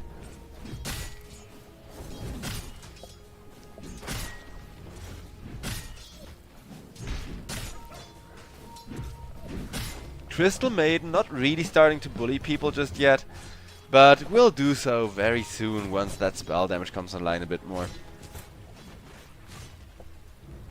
Whereas over on the bottom lane, Abaddon having a good time, going for a mainstream start with that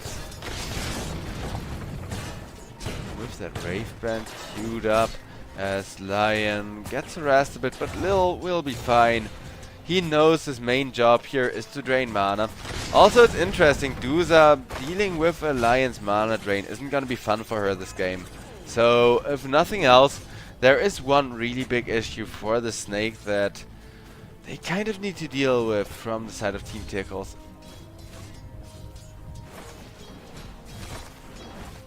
All the while, Abaddon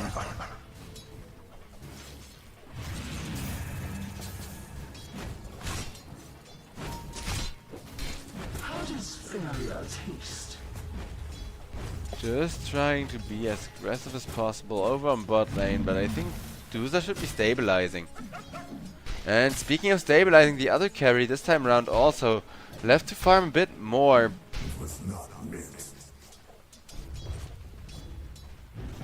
So nobody really seems too set on contesting Kami, aka Dream. Let's use this timing to check out the mid lane before somebody somewhere wants to go full aggression. Wind Ranger against Storm Spirit.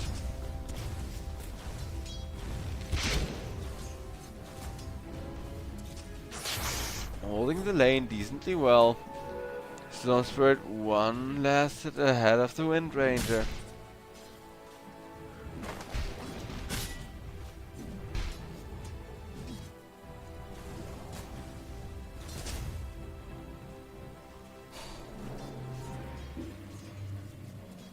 Ooh.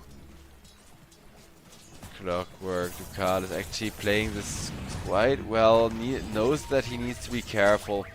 And as long as Duza is farming, even just a little bit, this is gonna be good enough, because Olnit, once he hits the jungle with the split shot, that's when he's really gonna make up for this timing. Meanwhile, over on the top lane, Faceless Void, not in a spot to brawl against Force yet. Force, he ignores everything Void can throw at him. As with the Shadow Demon, they're gonna try to run down till the end, has been killed off. Faceless Void is sitting here like, Bash, Bash, hello, where's my Bash? And he just doesn't find it, because of course he doesn't. Radiant structures are fortified.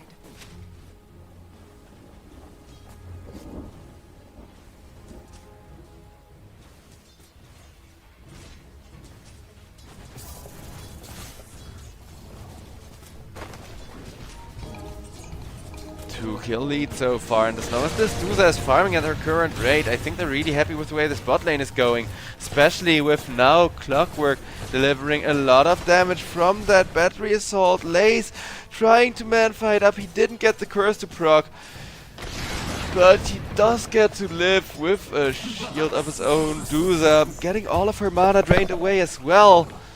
But over on top lane, in the meanwhile, Faceless Void gets the first kill of the game for the side of Klee, which is going to be a very nice one, going to the Void as far as his, you know, farm item timing goes. And I wonder if this game is considered a Midas game or not. Because Duza, she is incredible going towards the late game. She is one of the best Divine Rapier carriers in all of Dota as well.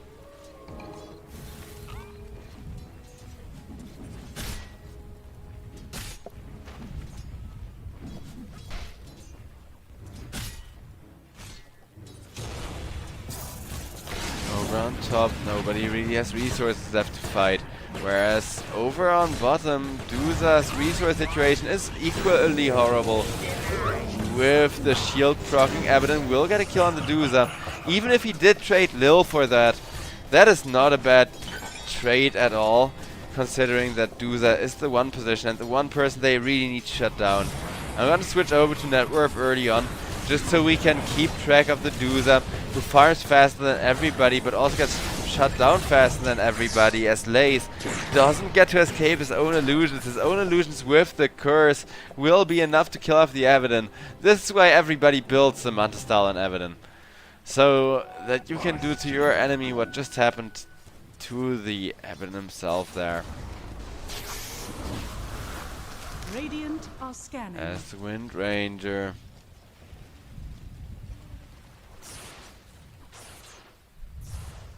will be fine. Nobody really looking to commit for anything just yet. Though, mind you, this is a game where the sooner Klee do stuff, the better it is for them. Because Duza, of course, just wants to bide her time, just wants to farm. She is really a mid-gamer nowadays. And that mid-game timing is exactly what Olnet is gonna be aiming for. Over on top lane, Force. Able to survive till the end isn't, however. That's gotta hurt. Radiant's middle tower is under attack. That's gotta be a lot of space gone, actually.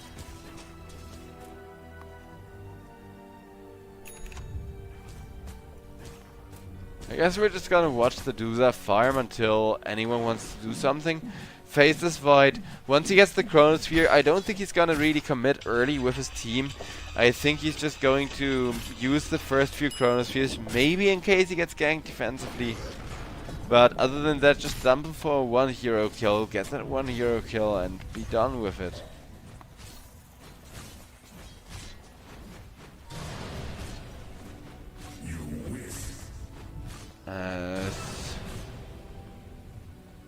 Over on bottom lane, people are grouping up to make sure they can hold the tower. Incoming! So it looks like Team Tickles do hold for now at least.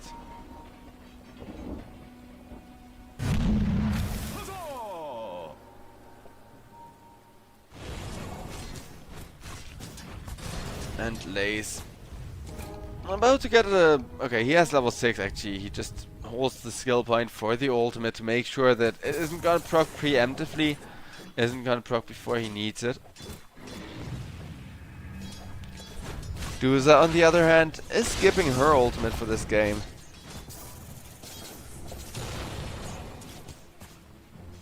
Dear me, no.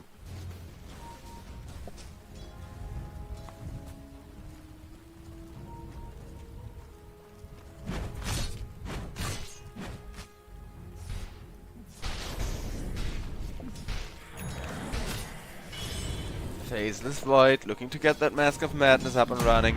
One of the main beneficiaries from the change on Mask of Madness as well.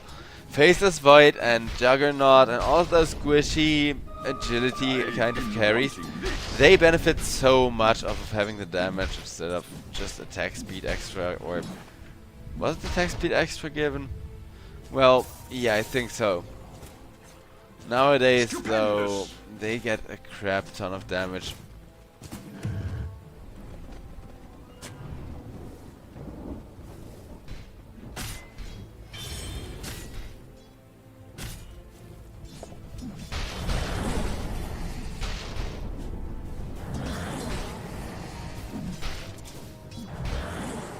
And with the Void having such a big creep wave, he is definitely happy.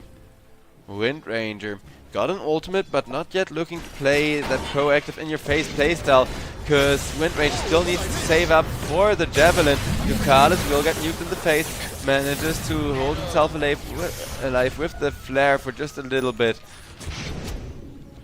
But eventually Ducalis is going to get killed off. And Wind Ranger just has to kind of sit back, watch from the back line while throwing in a spell or two.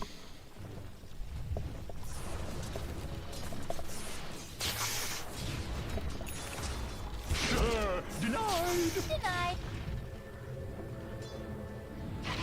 Laurenov, at least he gets support against two people coming into pressure his lane. As for Abaddon, I wonder what he wants to build, because he's not really queuing up any items for us to see.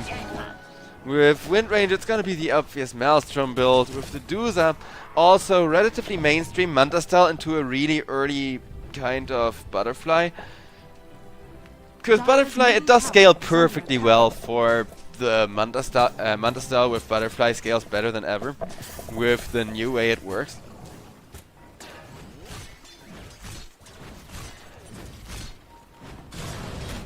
But this is the type of game where everybody is looking forward to the late game. So during the early to mid game, during this post-laning stage, I guess I gotta call it, not really a lot will be happening. Crystal Maiden could be gone on by everybody with the battery assault till the end, can't really get an ultimate out. Kami still in there looking for the Chronosphere, will find it on just the Wind Ranger. But that means Lil is going to die, and Kami now has to run for his life with the Wind Ranger ultimate. He does have the Time Walk at the ready. There is a Storm Spirit to try and keep him safe as well.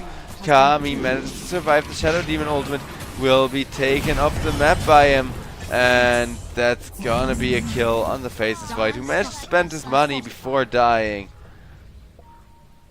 But is going to be quite unhappy about that. Is under attack. Radiant structures are fortified. Dire's top tower is under attack. Meanwhile, we got DOTA just pushing, just looking for a little bit better item timing. Radiant's bottom tower has fallen. Bottom now pushed in as well, with the Abaddon just hitting hard. Has fallen. Till the end, thinks he can find a great ultimate, and he will, as Centaur Warrunner ran down by everyone surrounded. Lion, he almost dropped the finger on him there, did cancel it, will now instead shoot it off at the Shadow Demon, and boom, that's gonna be 2-0 in favor of Team Klee. Though keep in mind that Team Tickles are already flash farming the jungle on their Medusa. Dire's middle tower. So DOTA is only going to keep up this hyper net worth.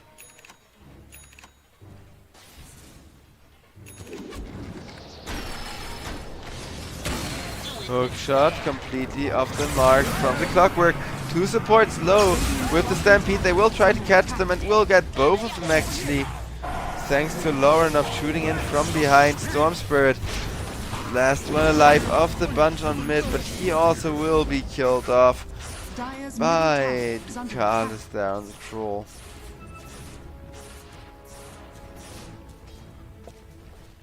And yeah, that's going to be a Wind Ranger push.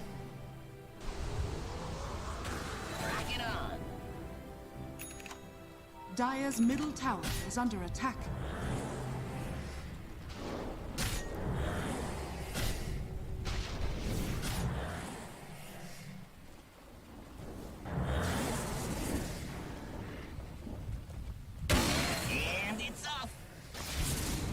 The harass kept going. Though they don't manage to get a fight in their own wood, so Team Tickles are now looking for a way to punish Team Klee for this one.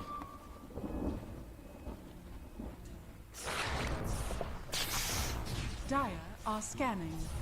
And speaking of punishing Team Clear, they are gonna jump straight into the Storm Spirit as well as the Lion. It's just gonna be a dead Lion. And that big stack is now all going to go the way of Team Tickles, who are gonna be real happy with that.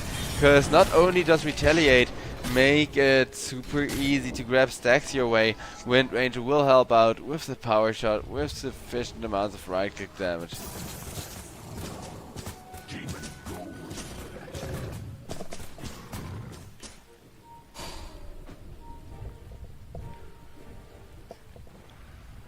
Duza already approaching that butterfly of hers at a decent rate, though it looks like Team Clear aren't finished yet, as they are gonna go for a two-man smoke. And plan to use it onto the enemy's map.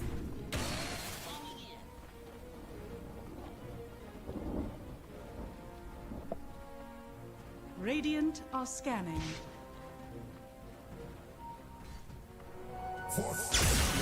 And the scan in this area isn't going to catch anyone. Dire's middle tower. While the Stampede gets pressed, Clockwork is surrounded, has cooked himself in, doesn't have himself cooked in anymore. But that is going to be the one kill. In exchange for that though, Lil does get killed off by Lorenov to make for at least one return kill.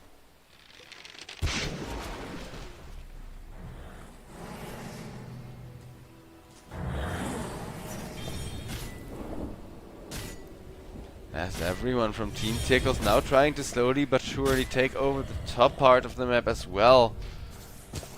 Dire are scanning. Dudes carefully farming behind them, and Scan is going to reveal exactly where the Sand Tower as well as his buddy are. And it also reveals that they have no backup, so this Chronosphere almost leads to one kill. As the Faces Fight still wants to go, and eventually Force is going to fall here on that Centaur War Runner of his. Lorenov almost turning into the follow-up, but instead Lil tanks to Kalis as long as he can. The Faces Fight will be killed off with a bit of extra burst damage from the Wind Ranger. Kalis still taking right click after right click, is getting stunned up now as Olnit. That's kind of the issue with the Duza and why they went for the Faces Void last pick. If she's alone with that Void, she is actually gonna die, but forward comes Wind Ranger instead with an ultimate to get some revenge up against Kami. Well, now Lace brawling will be okay from the looks of it. So a 2-for-3 trade at the end of the day.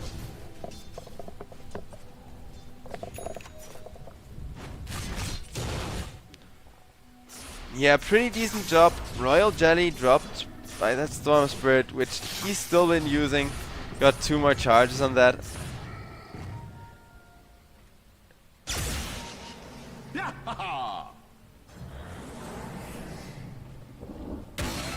I still kind of miss the old Royal Jelly that you could just feed one of your teammates, you both eat it, you don't lose the slot, you get a little bit of regen. But now there's gonna be a hook onto the Lion. Lion gets hoof stomped, cocked out of position.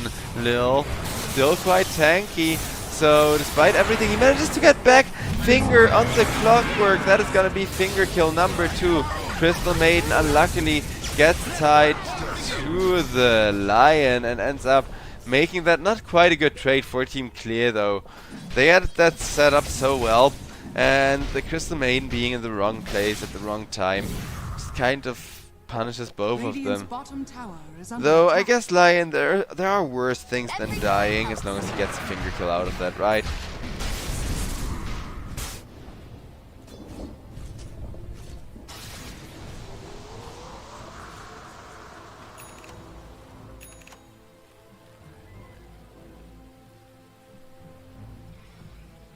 Duza looking to go for a butterfly still, but more interestingly, after that butterfly it will be an Eternal Shroud, which we don't see on every hero.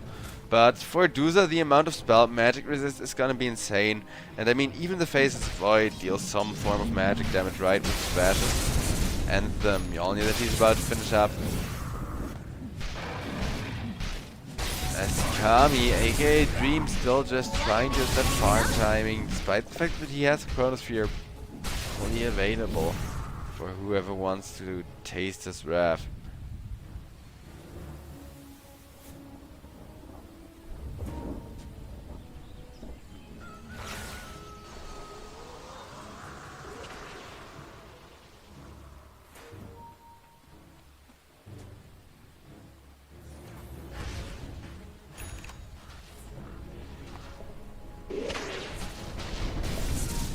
As Kami on the Faceless Void got a Chronosphere available, got a Crystal Maiden sitting next to him, but both of that isn't enough to compel him to really take a fight head on yet. Whereas over on bottom, Duza wants to get started on Roshan. Roshan going down quite quickly to so much freaking agility with the butterfly already being done. Out comes the Wind Ranger ultimate as well, yeah. There it goes. As nothing anybody can do in time against that Roshan. They do scan it, but that just means realization that Faceless Void cannot be here Radiant anymore. structures are fortified.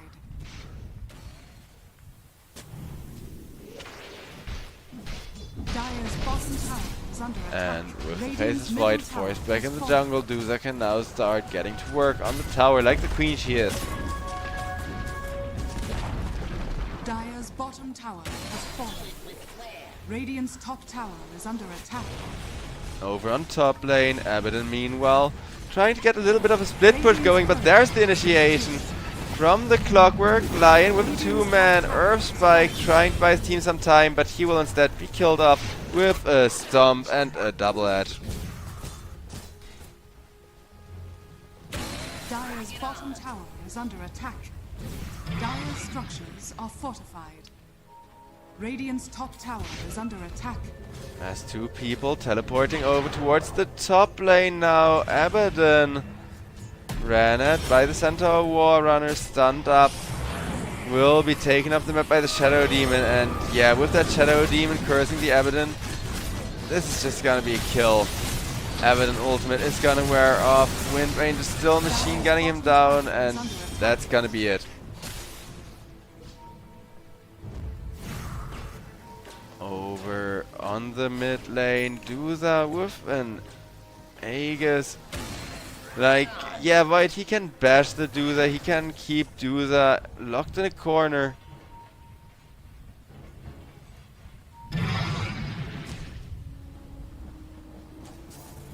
First they need to find a Chronosphere. After that, Aegis is taken from her. Now Faceless Void instead gets thrown a stun at. Manages to jump to safety. Will be okay.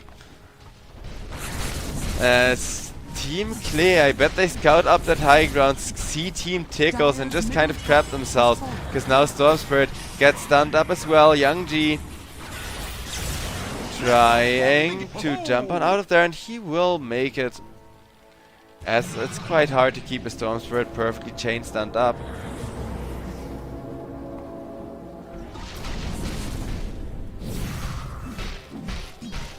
Faceless Void looking to get a Saint and Yasha. This feels so weird unless he's planning to combine them into different items later, right? Like, Mandastal is far more common than SNY. So, I guess he has a good reason for the SNY. Maybe if the Duza stones him.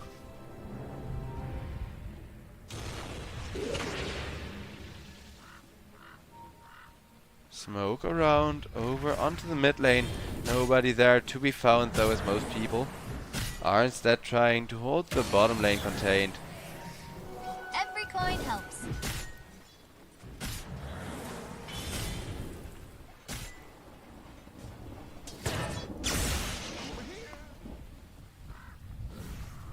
Radiant's With these smokes, courier has been killed. they're gonna claim a Watcher but not even get any sneaky, cheesy little wards down. So Team Clay will be forced to defend soon as Radiant's top Duza tower starts is under putting attack. more and more damage on their tier 2 Dire's tower. bottom tower Tier 2 has now fallen, and Olnit, together with his team, is gonna get a second Reagant shard, Is under attack. as that shard will be taken by Ducalis. Radiant are scanning. Radiant's courier has been Team killed. Tickles firmly in charge Radiant's middle of tower the is map under at this attack. point. Their own Tormentor didn't get stolen by the side of Team Klee, who are really just waiting around for something to change. Maybe they need to find a good Chronosphere. Maybe they just need to wait for the DOTA Aegis to be reclaimed in just 30 seconds. Abaddon, the only one he can jump is the Wind Ranger, who is a little bit too beefy, a little bit too hard to catch.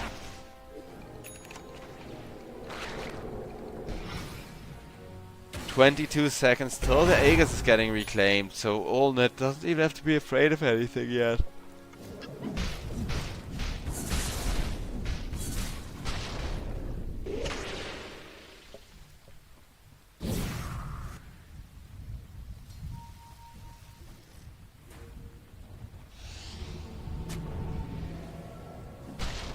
Nice ward from Ducalis, scouting out that there's 2 people indeed in his jungle. Over on top, meanwhile, 3 people try to jump on the Storm Spirit, but Storm Spirit manages to teleport out in time. Will be fine, despite everything that gets thrown at him. This'll come in handy.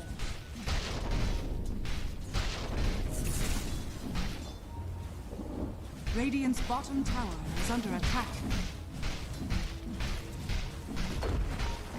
Chronosphere is still at the ready from this Faceless Void, but Faceless Void doesn't really want to Radiant use it structures anytime are soon yet. fortified.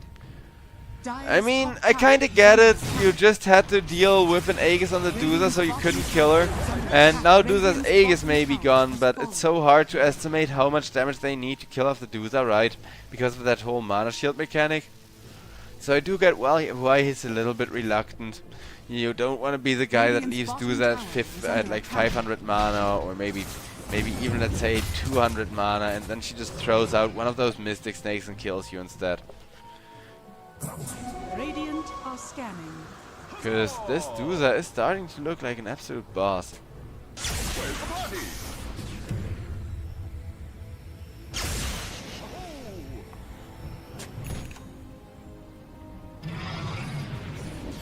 Radiant's middle tower is under attack.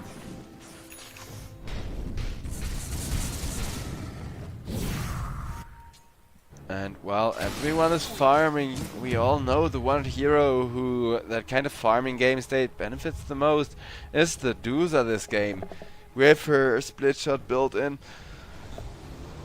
And the game quieting down, I'm not sure how good that is for Team Tickles, because DOTA's late game hasn't been buffed per se.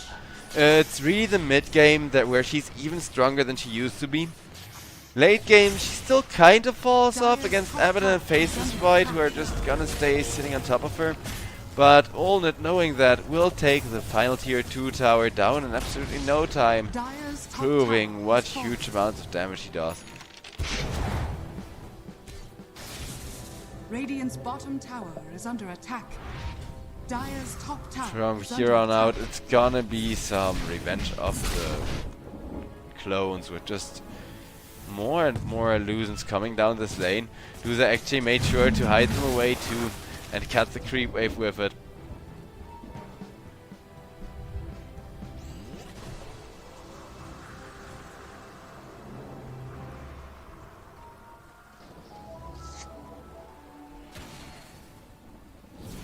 As it's going to be everybody swarming into the bot lane.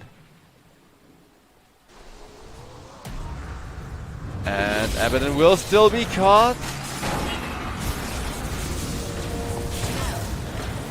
Faceless Void manages to walk out on that side of the map. Abaddon over on top is now also fine, and everybody got out.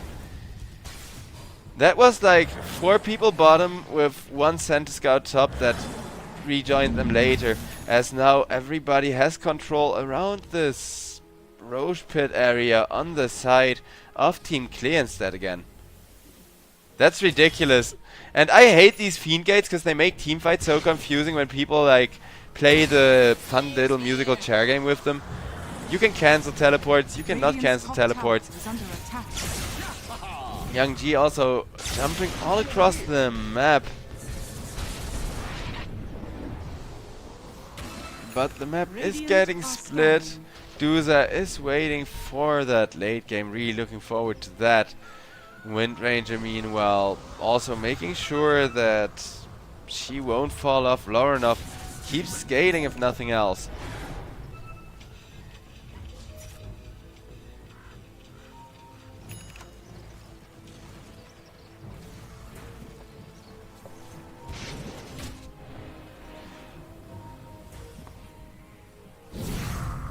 Four-man smoke against the four-man smoke. Which one is going to get a good catch first? Because with the Chronosphere, anything can happen. Duza doesn't have a second life from the Aegis right now. Storm Spirit just farming the lane while his team is carefully standing behind him. And it will be Ducale scouted out first. They know what's happening. They make sure to keep Kami in the front lines on the side of Team Clear to keep those Chronospheres at the Dire's ready. courier has been killed. And that's going to be the Centaur War Runner. Jumped on first. Manages to survive through the Lion Finger as Lion will get stoned up by the Duza after that Earth Strike to keep the Clockwork locked down. And Faceless Void, he jumps onto two, he sees the Wind Ranger with a double damage rune, jumps onto her, will get rid of a lot of that ultimate time, but Wind Ranger with the BKB doesn't care what Chronosphere. Still had the most important of her resources available till the bitter end of that fight, so now Abaddon has to run for his life as he will make it out. But that wasn't what Team Tickles were hoping for.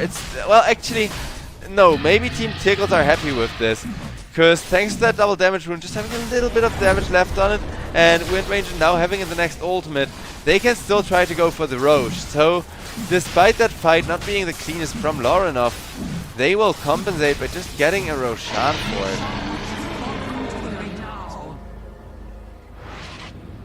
it. Invisibility. And yeah, that's gonna be the Roshan's banner. Plus the Roshan himself going down, making for permanent push across the map, making for, well, 5 minutes of push across the map. But those banners, they feel pretty darn permanent. So, they're great. Give you back a lane guaranteed just by pressing a button. Now a smoke is gonna come out from the side of Team Tickles, who are ready to fight now, knowing full well that Chronosphere is on cooldown as on top lane. Faceless Void gets chased away by the Medusa. He will make it away as Medusa is just a little bit too scary.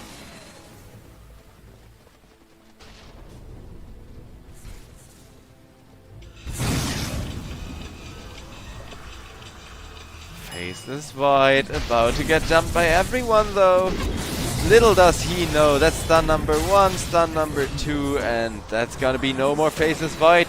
Dream on the Void just gets deleted there, taking away that all-important Chronosphere from his team. All the while Duza is still having a great game.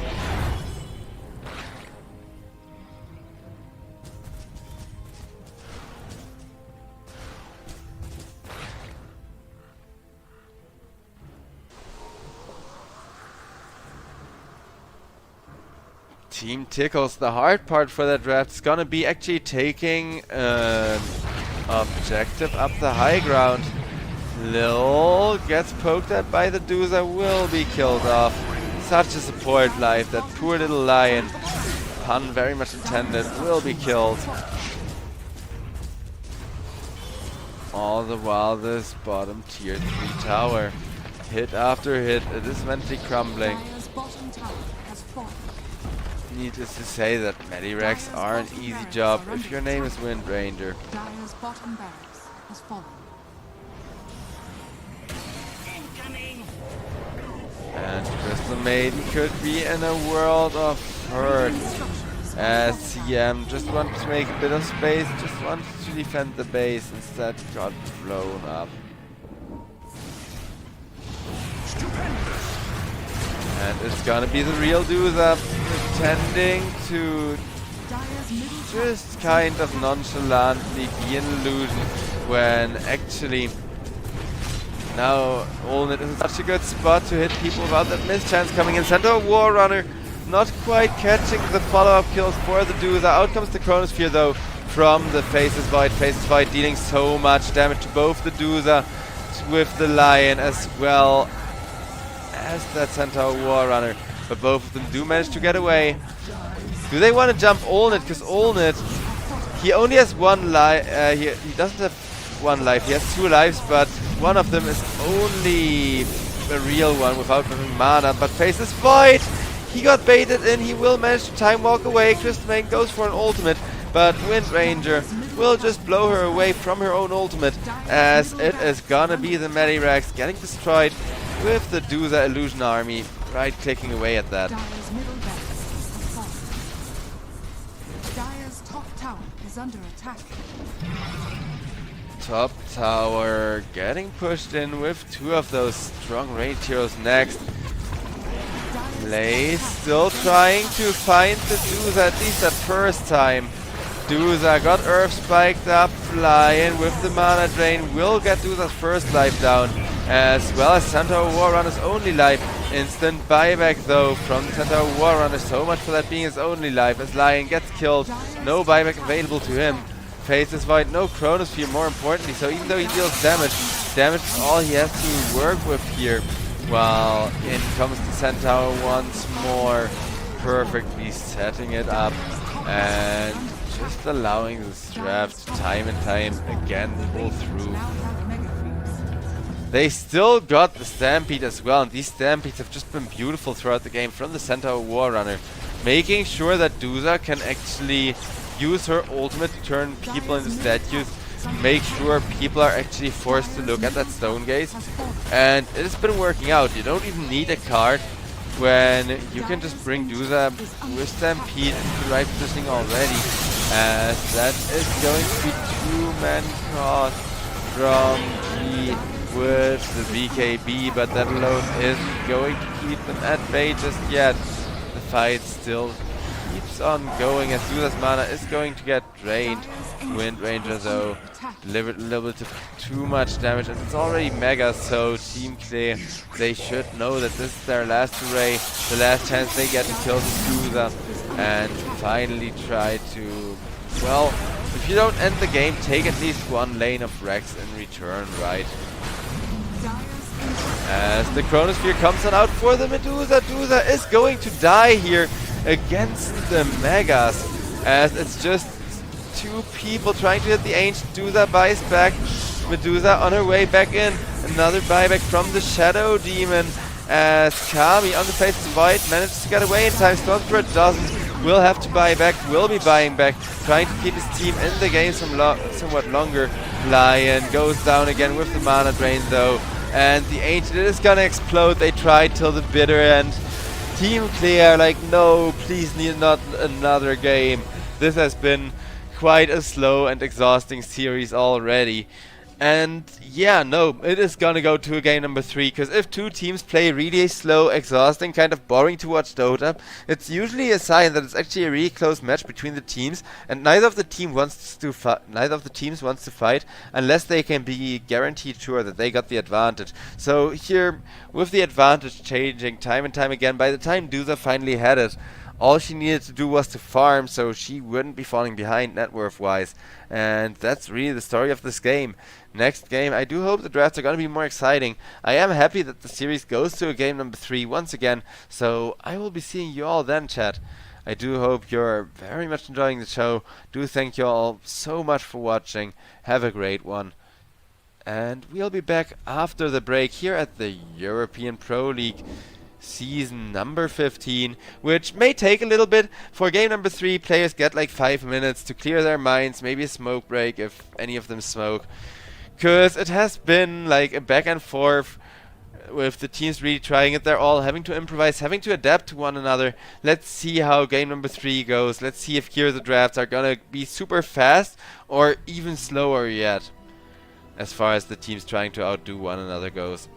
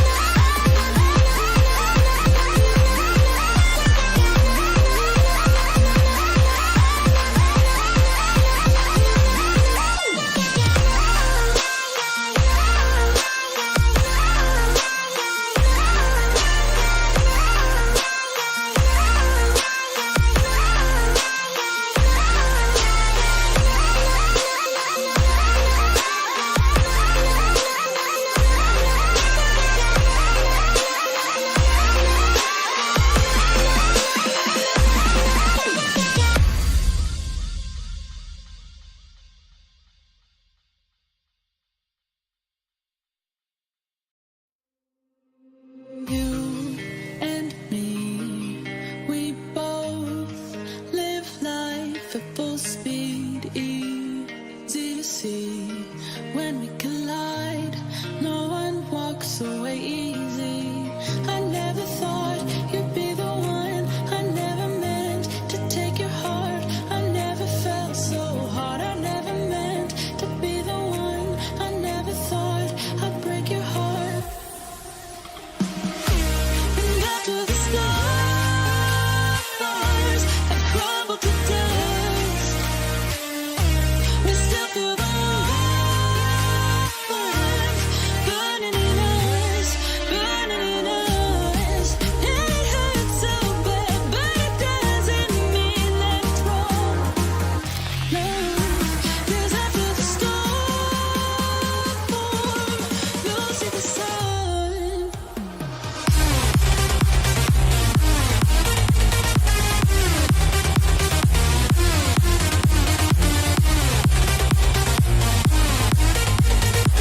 Those RPs, because if you miss those RPs and you can't really got an initiation going, then things are suddenly looking really hard for Team Clay here already, with how many spellcasters they are into a Rubik. But Team Clay, they pick up one of the heroes where I've been telling freaking everyone, hey guys, this hero is really strong, hey guys, this Juggernaut is the way to go, hey guys, this Juggernaut hero is great. I keep telling people that, 10 seconds nobody keeps on listening. But yeah, Juggernaut is actually a really great hero, and I think in the current patch he is just incredibly strong with not just the amounts of damage he delivers, but also the tempo. Radiant team banned. Faceless Void. Because Juggernaut with the spin of course will deliver extra magical damage to the side of his team, but later on he's always going to become a physical damage dealer.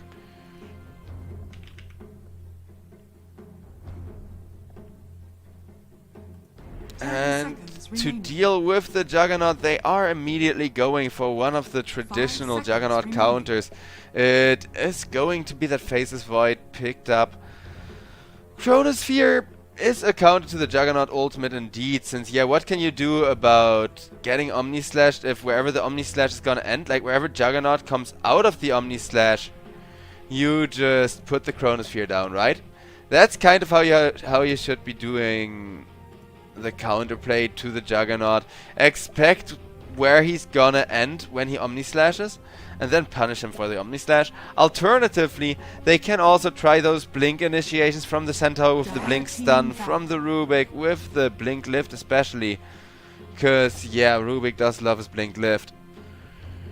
And I am scared to alt-tab, but I am trying to figure out some win rates for you guys in the new patch. And it looks like, well, 10 seconds team banned. Rubik is actually really favored against Magnus this patch, though that is mostly still including last patch. But with those stolen RPs, Rubik can get a lot of damage going, can just kind of counter the 5-man teamfight initiation with a 5-man teamfight initiation of his own. Of course, every spell he steals gets better, so both Pugna as well as the Magnus are really good to steal spells from. With Timbersaw it's kind of hit or miss, because most of the Timbersaw spells, they do kind of assume that you're willing to get close to the enemy in order to hit them with those spells, and that's something Rubik needs to be very careful of. Puck gets banned out though, as will the Vengeful Spirit for the last ban. Vengeful Spirit is still strong. She was so popular all meta, and now she's even more popular because she's got a ton of nuke damage built into her. And the aura is just really annoying to mess with people's heads. Storm Spirit comes out from Team Tickles. 10 seconds. Well, I guess we gotta be ready to see a lot of Storm this next upcoming patch. 5 seconds remaining. Because I guess everybody and their cat is gonna be running it if it continues like this. Either that, or people are gonna figure out a hero who does what Storm Spirit does but better in this patch, or a way to counterpick the Storm Spirit, because both of those would be nice. Void Spirit now comes out by the side of Team Clay for Young G as last pick, and I do like Void Spirit plus Juggernaut. That does seem to hit a certain vibe, to be a certain tempo. Though I'm not really sure who's gonna take the advantage here. I do think Team Tickles are gonna have this guaranteed going into the late game, but that's just the nature of playing a Faceless Void into the Juggernaut. As eventually the Juggernaut... Yeah, it's like I told you.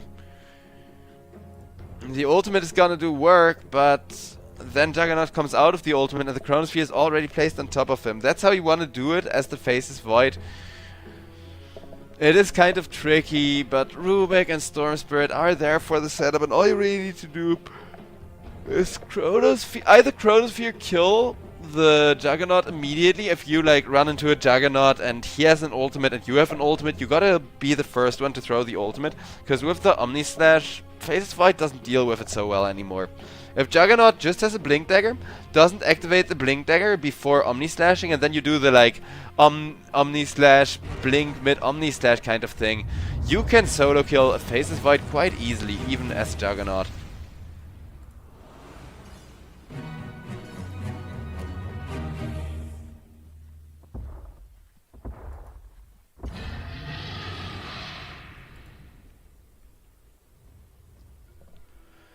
And with that, we are loaded on in.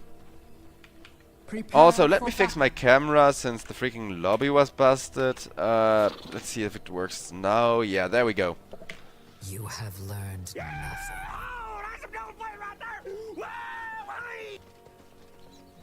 We humbly And accept hopefully this that's the offering. last of game coordinator issues we've had for today as well, because there's only been one really long pause so far. And other than that, things have been relatively fast forward with only a few package loss spikes. So nice little stability compared to what a disaster this patch had been previously. Four-man smoke on either side, with both leaving one hero to bait, but the smokes are just going to expire. With this cheeky ward being placed, as well as this cheeky ward over here being placed. So 30 both seconds teams to battle. very wary of the ganks, making sure to try and preempt enemy rotations.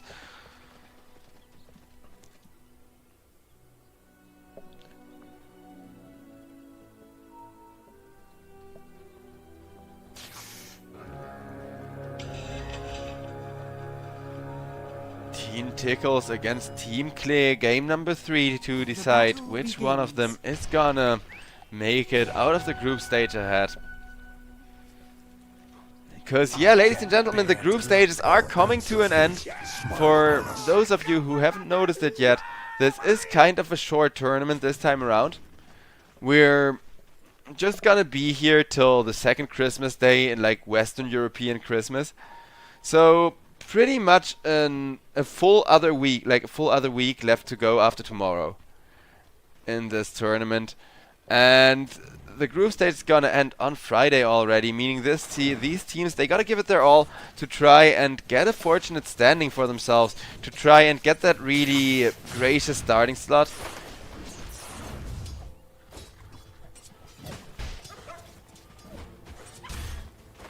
Dire's turret has been killed. Till the end, manages to kill off Force. Pugna already taking the first blood, and with that, a lot of money for some much needed health regen. Till the end, just wants to keep on trading for a while. All the while, Dream, aka Kami, on that Juggernaut, is just going to be farming up. Saving up towards probably some kind of farm item, but Juggernaut, he's actually going for an early hand of Midas, so maybe no Maelstrom? Is he just gonna skip the Maelstrom, go for a hand of Midas, and or maybe hand of Midas Maelstrom? We've seen that build before as well. Like hand of Midas into Maelstrom. It is kinda greedy, but Juggernaut needs some form of farm space, and it's really all a question of what does the Void do versus what does the Jug do. And with the Faceless Void having queued up a Midas already. God, these package loss spikes, they suck so bad. You know it's package loss when people just keep walking in place for a second?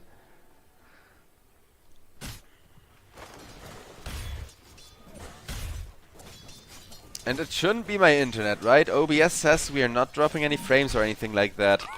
Other than like, yeah, game coordinator being funky.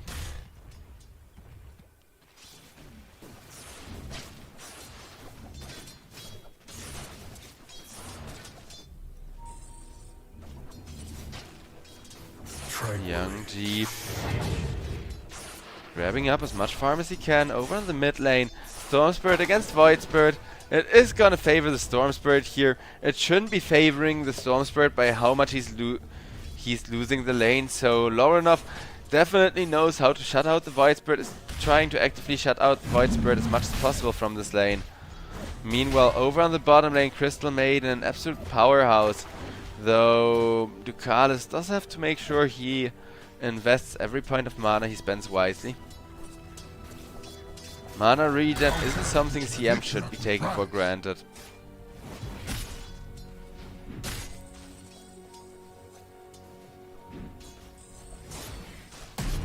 Juggernaut gets poked quite low. Out comes a nicely positioned Nether Blast, but a nicely positioned Nether Blast doesn't really do a lot against the Juggernaut that's spinning, so... Or actually the Pugna is on the Juggernaut's team. Doesn't exactly do a lot if the Juggernaut isn't spinning the enemy, so... Yeah, just a bit of harass, but as you can see, Force, with each of those Nether Blasts, he does take a lot of harass. Being a Centaur War Runner, extremely low intelligence, so not having a lot of built-in magic resistance there.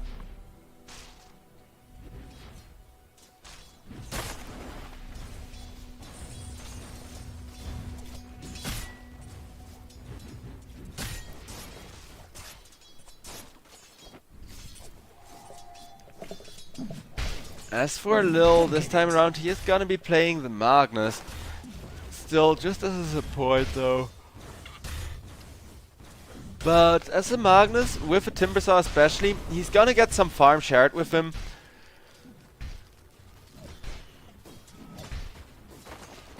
In addition to having the empower to farm even faster with.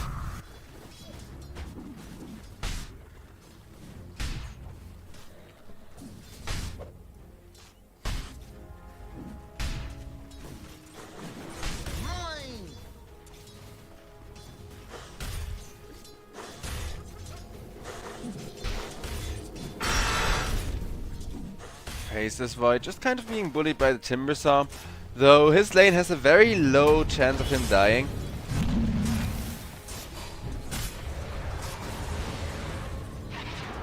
Till the end, once again doing huge amounts of damage, and they will catch Force with that 2-kill lead for the side of Team Klee.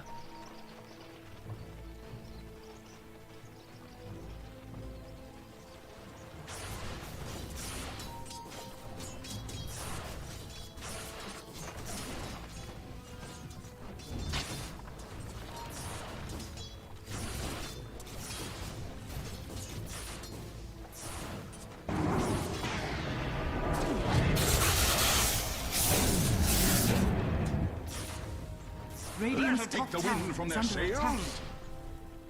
Pugna comes in over towards the mid lane as well, so two supports sitting behind Young G. Lorenov though on the Storm Spirit, just because of the matchup, just because Lorenov has the better time last hitting, the gold is really starting to snowball already. Juggernaut however, top of net worth, exactly where Juggernauts need to be nowadays. And it seems like at this rate the Midas from Dream aka Kami is going to pay off. Okay, I was really confused for a second there where all of his gold net worth was supposed to be, but he's got full-blown power threats already, plus a Rave Band and a little bit of extra attack speed. Juggernaut with that level 6 is just going to start becoming an absolute powerhouse very early on. Bounty.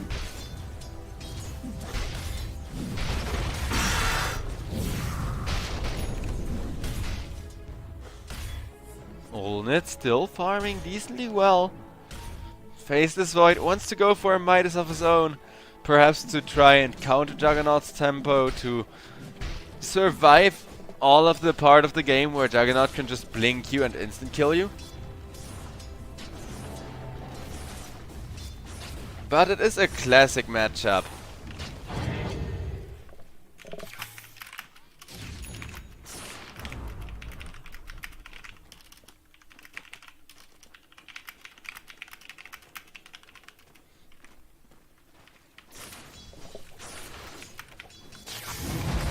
Also, yeah, chat, you can flame me for being a little bit for being a little bit tired. That is the unfortunate thing with Dota. If every game goes to like a third game every series, then I don't have time to make myself a coffee.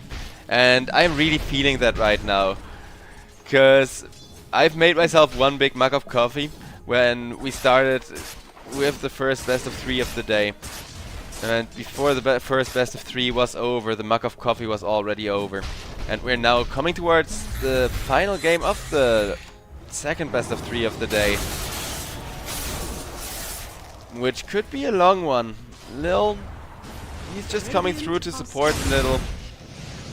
Storm Spirit though manages to snatch the haste rune still with the ball lightning now in the face of Lil. Lil getting blown up for so much magical damage, will be lifted back by the Rubik once more, and one more right click is gonna do the trick for Laurenov. Laurenov with that haste rune walks himself out, still has a bottle going as well.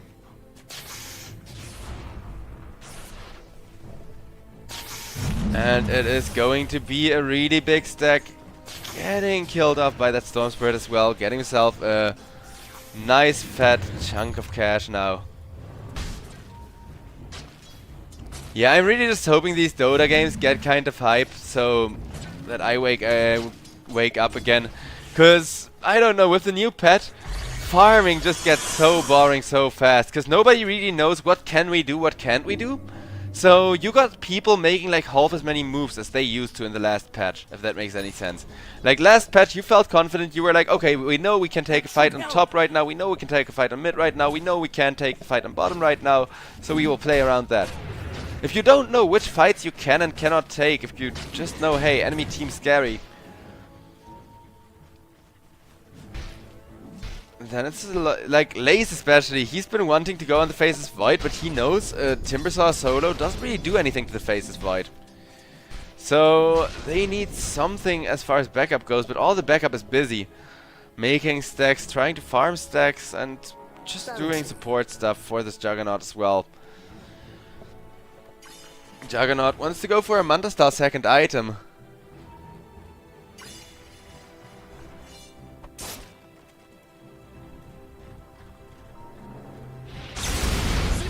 And Pugna will be caught by the Storm Spirit as till the end gets nuked to the face, and he is going to get killed off. Burst after burst after burst. 2 for 2 as far as the kills go, but Juggernaut right now he is printing that money so much faster than the Faceless Void is. So that's really not putting Olnit in a good spot. Olnit only about to have that Hand of Midas, whereas Juggernaut at this point is already sitting here like Yasha about to be completed, boys. Force gives a fun little voice line saying that's how it's done.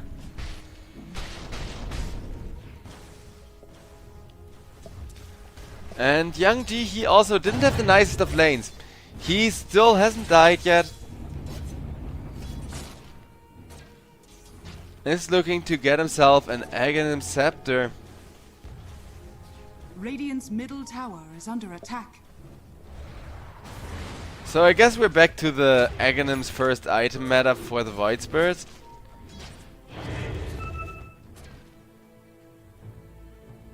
That makes sense, though I was expecting people to build that weird, whatchamacallit, where is it?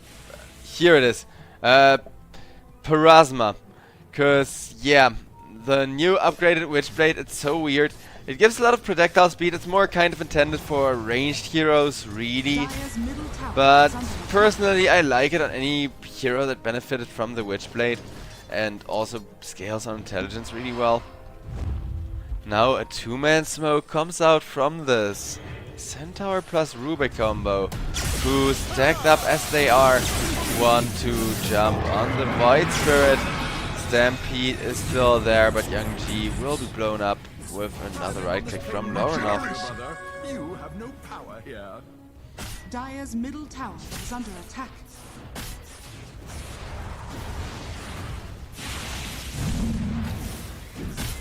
As the mid-tier 1 tower, it is ever so slowly getting pushed in just by the retaliate from the Centaur tanking, but they don't want to retaliate against the tower, they want that Pugna Pugna, not quite dead yet, however, as till the end, sustaining himself well enough, but eventually Lorenov is gonna finish the job. Lorenov does have an ultimate should anybody come after him. Radiant's top tower As is Team under Tickles attack. take the lead with 1000 gold and 2 kills in their favor, and still have that Chronosphere available as well. Faces Void, he's just kind of sitting around waiting for gold to be printed by his Hand of Midas. Whereas Team Clear doing the exact same thing, waiting for their Juggernaut to become farmed up and to become a full beast.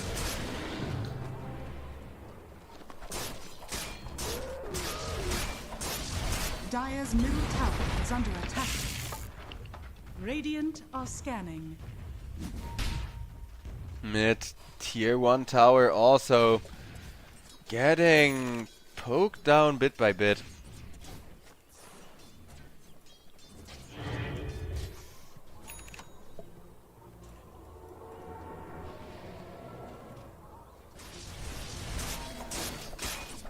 All the while Juggernaut looking to complete that Manta style of his, and just a little bit of gold left to go.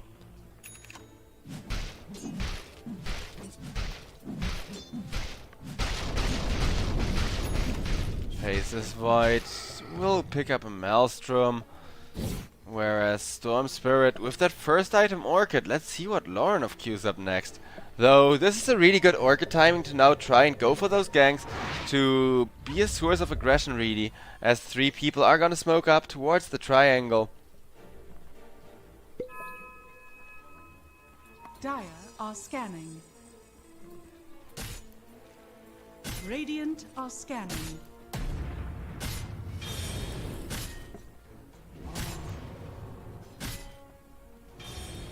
Lil jump, but he does manage to dodge the Storm Spirit the first time with the Orchid. Lil will be safe thanks to the Pugna though. And a nice healing ward from the Juggernaut. Lorenov has to get out of there, will be able to do so with his ultimate. In comes the Void Spirit once more. Storm Spirit now entirely down to 0 mana.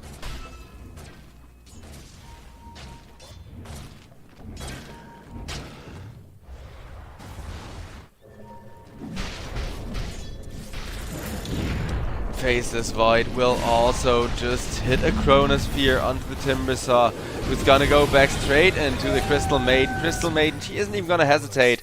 Throws out that ultimate the second she sees, oh hey, I caught the enemy tank, let me just melt them away. Well, or freeze them up, but one way or another, Timbersaw not long for this world. Really big kill once again for the side of Team Tickles. All the while, Kami, aka formerly known as Dream, is just farming the jungle, however, looking to pick up a Diffusal Blade after his Manta stun. Now we're gonna wait for the timing where Juggernaut feels inclined to leave the jungle. That's gonna be the next big swing around in power. Cause while Juggernaut is farming the jungle, Faces Void, the next time he has a Chronosphere, is probably once again gonna walk into the lane, find a one-man Chronosphere and then just walk away.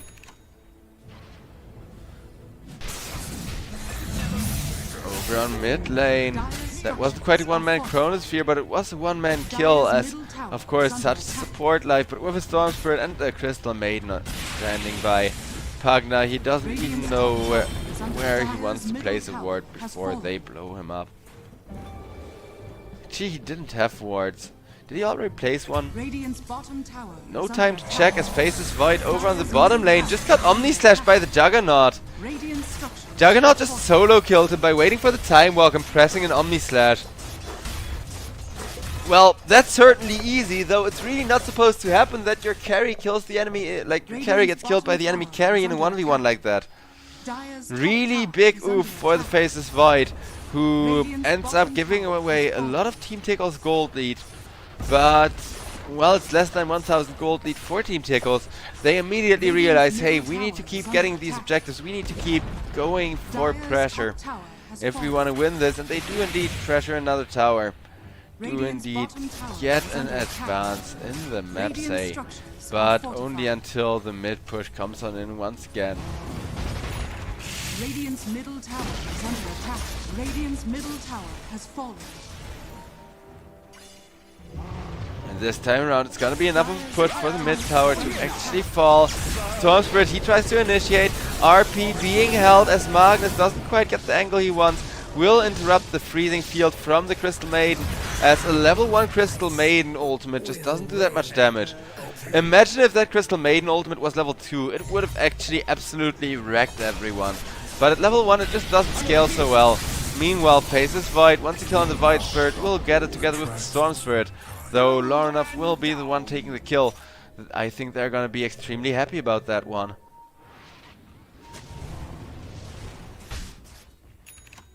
Go!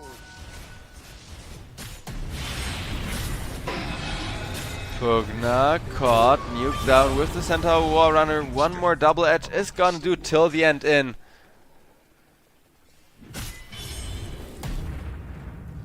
Making sure that Pugna is indeed going to die here. Dire's middle tower is under attack.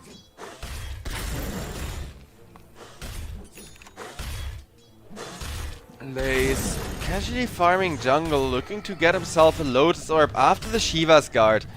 It's funny how the Shiva's Guard has changed, and people now build that thing so super early and then wait for other late game items to come out. Cause Veil of Discord plus Plate Mail, I don't know. It seems to give you like the best possible value early on and still be the same late game Shiva's Guard but better. Dire's middle tower is under attack. And it is going to be the Storm Spirit lockdown. He will manage to get out with the Stampede though.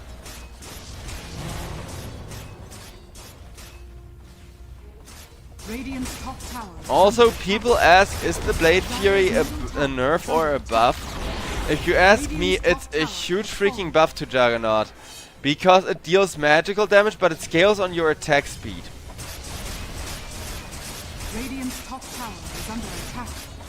The one thing I dislike is that now the Aghanim's Shard is kind of no longer a whole own build. You're just into one build with both of them, like you scale on attack speed and agility basically. But yeah, it's a huge buff, because eventually Juggernaut hits that point where his damage doesn't really scale anymore from the Blade Fury. So that's kind of the issue with it, and that's kind of why I think the new Shard isn't that great. But early on it's such a big buff that it just kind of makes up for it, till the point where you got the Aghanim Scepter, and the Aghanim Scepter allows you to instead quickly kill people left and right. Now there is a Chronosphere, but Roshan is falling fast. The scan is confirming what Team Tickles already know. Hey guys, the enemies are doing Roshan. Roshan, it is about to fall in just a sliver of HP. Faces Void, though he gets the Chronosphere onto 3 people. Roche is gonna die. They snatch the Aegis on the Faces Void, as only the Void Spirit has fallen for that so far, but now the Pugna is gonna hit the floor as well. And Magnus will be chased down, killed off. Wicked 6-3 for Lorenov. All the while the Void is still running in to find some more. Doesn't quite manage to pull it off though. What a chrono, that was perfect. They find the perfect timing, exactly the moment where they need to be near the Roche. They actually do come near the Roche and are like, hey, there's a Roche pit. Let's try and contest that. Stupendous.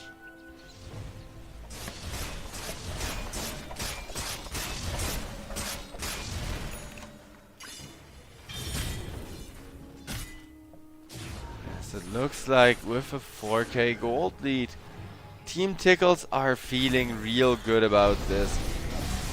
They will get themselves their Tormentor. Keep the gold skating their way even more. Magnus is starting by helping his team print some extra money. Lil, he's got a Philosopher's Stone. Usually he's just walking behind people, trying to keep them empowered so they farm faster. It's kind of the job as a Magnus support, but at least he's starting to print some money of his own, because Magnus also will become a incredibly powerful late game. Bottom tier 1 will be torn apart by Juggernaut in absolutely no time. Dire's top tower All is the under while, a 3-man smoke up from the side of Team Klee.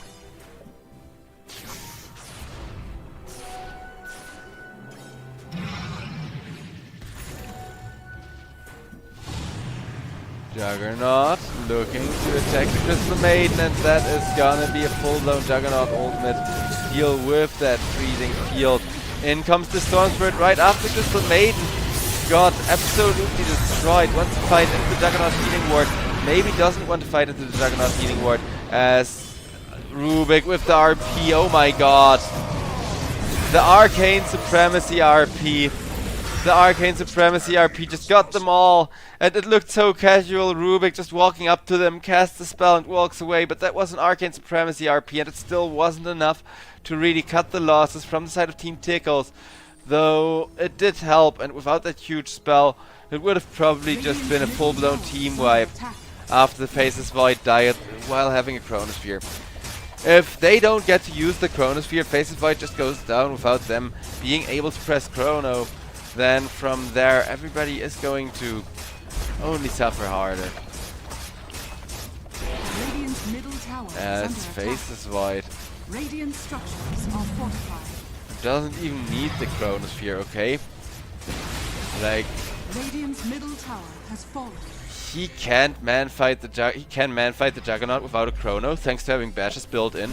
You don't need to drop the Chrono on top of the Juggernaut, but the main reason why the Void has so much trouble without initiating with the Chronosphere is that everybody knows, just keep the enemy Faceless Void off our Juggernaut.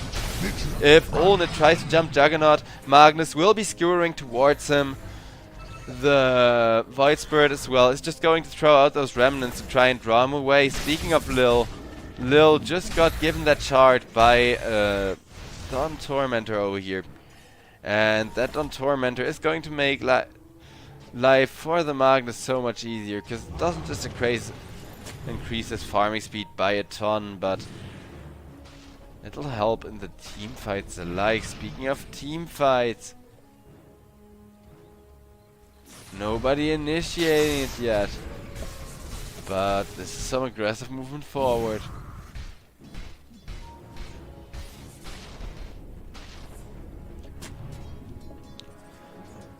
Team Klee, they don't seem too worried because they do have vision there, as is being pinged, and they do know what is going on with the enemy team's positioning.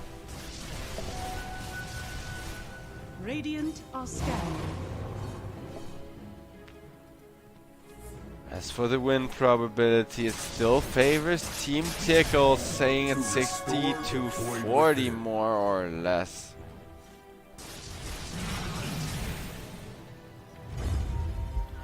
As it's gonna be a 4-man smoke up.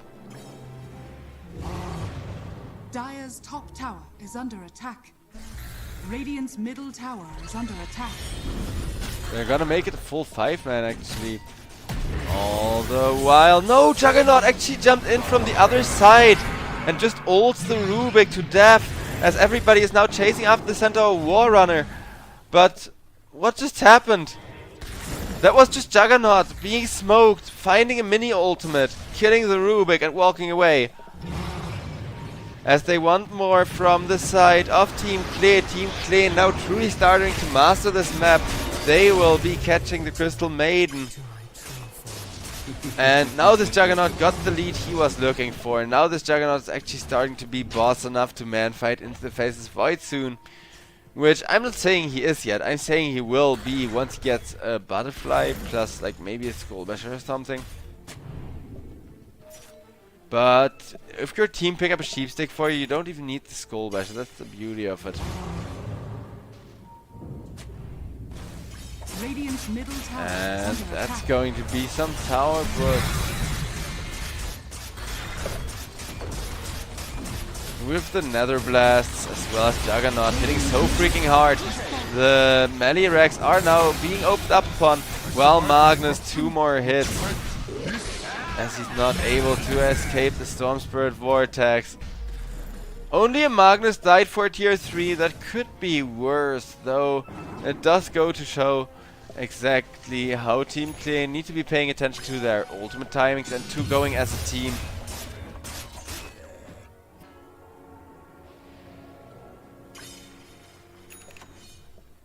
I mean, Juggernaut, he's a carry, I get it. He can farm behind if he wants to in a nearby camp. But he needs to at least be in proximity to the team fights from here on out.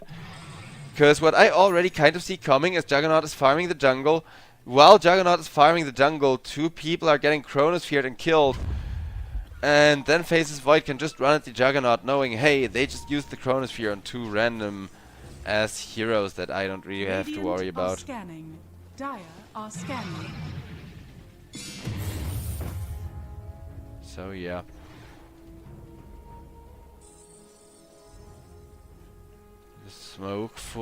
The full smoke is there. It's not catching anybody though.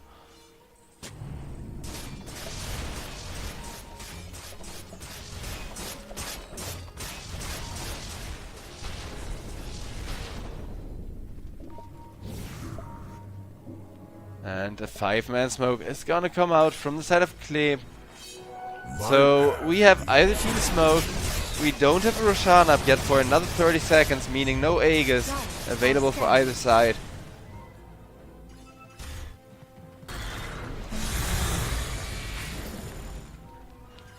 Roshan, when he does respawn, however, he is gonna be on the top part of the map. Dire's bottom tower is under attack.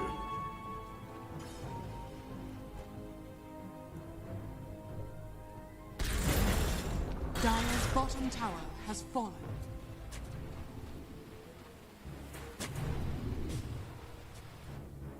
As Magnus still blinking around, but there's nobody to be found. Look at this. Everybody from the side of Team Tickles is just sitting around the bottom lane farming like there is not a single care in the world, and this world is never gonna end. However, instead, down goes the Roshan once again. This time around, the Aegis is going to be given to Kami, to the Juggernaut actually. Interesting choice, but Juggernaut being empowered has done wonders for them and is the reason why he's been having such an quite easy time actually skipping to level 44 or whatever. Radiant's top tower is under attack. Well, in reality Juggernaut is level 21, but it does feel like 44 when he's this far ahead of the Faces Void, who's only 19. But Faces Void does have the level 3 Chronosphere, so anything can still happen, and that's of course what makes the European Pro League especially appealing.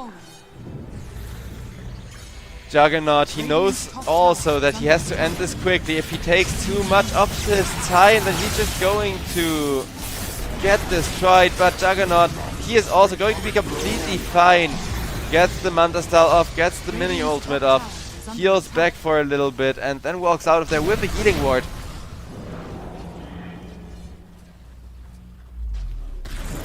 As everybody from the side of Team Clay makes it away once again.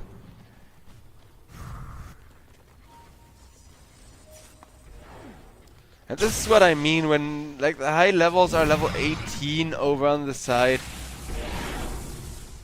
of Team Tickles, and the high levels are more like 21 over on the side of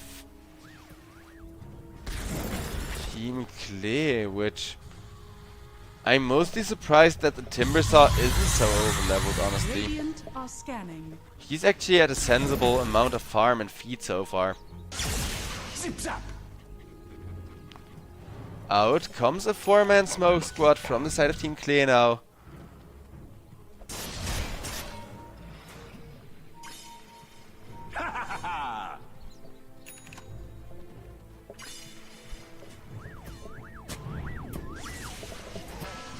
They still got that Aegis, of course, but they will not catch anybody. As Storm Spirit just zip-zapped out of there as well. Juggernaut will just go and punch the rack some more. Faceless Void trying to defend, but even with a Chronosphere. Chronosphere alone isn't enough to keep the Juggernaut shut down. Juggernaut over on the top tower. trying to tear down a tier 3. Will get it with ease. Juggernaut stuns up, but has 2 minutes on the Aegis, so not a care in the world. Storm Spirit, meanwhile, gets surrounded by the entire enemy team and blown up. Juggernaut spinning, and as you can see with that attack speed against low health supports, it is still everything is made out to be. Juggernaut now goes for an Omni Slash, will be killed for it, though he's like, surprise, that was only my first life. Everybody tries to surround the Juggernaut, faces Void with the bashes, actually wants to see if he can't outright click Kami, but crits against bashes. Radiant's top barracks Until you have enough attack speed, the crits are gonna win that. Eventually Faceless Void will 1v1 out carry the Juggernaut, where he just has to stand in Jugger's melee range and click him in the face. But that timing isn't right now, and as you can see, the Juggernaut simply deals too much damage. Centaur War Runner being blown up.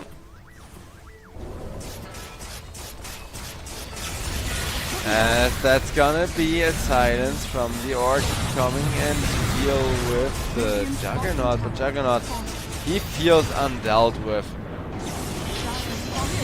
Turns out it was just a mini ultimate again. He is waiting for the Rex to fall, leaving Timbers out the tank, and that's gonna be Megas. Juggernaut, he already got everything he came for. Now he can fight all he wants. The Rex have fallen. The tank has frontlined enough for this push to go through. I think it's GG. Yeah, GG gets called by the side of Team Tickles. 34 minutes, though realistically it felt like 20 minutes because of just how fast and in your face the Juggernaut is. So GGs do get called from both sides. Team Klee, they do prefer the aggression by a little bit. They are the slightly more aggressive team of the two. But ladies and gentlemen, we are already more than half an hour behind schedule, because we are supposed to be live with the third best of 3 right now, which we will get going in a second. And then for the last one, we are gonna switch the streamer, because yeah, I am starting to get a little bit tired, especially with all these games going best of 3, because that means I don't have break time where I can make myself a coffee. And it's really starting to become noticeable. But the final best of 3 I will be bringing you will be SIBE up against Team Level Up. So I hope you'll all enjoy the show, stick around for the next best of 3. Hope you're having a good time so far. More Dota 2 action coming your way here at the European Pro League, season number 15 as always. I'm JoeXDTry, hope you're enjoying the show. More Dota coming your way still.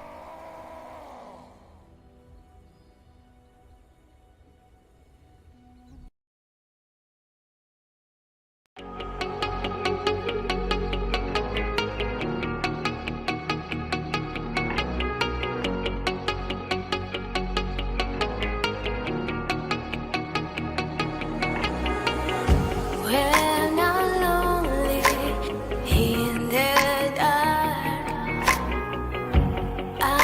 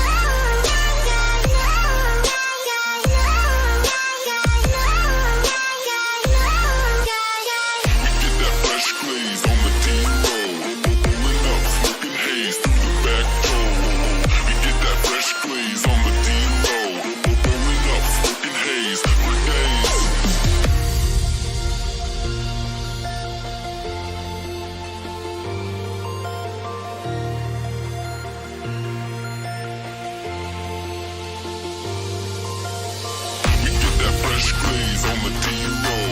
Rolling up, smoking haze through the back door. We get that fresh glaze on the D-roll. Rolling up, smoking haze for days. We get that fresh glaze on the D-roll. Rolling up, smoking haze through the back door. We get that fresh glaze on the D-roll. Rolling up, smoking haze through the back door.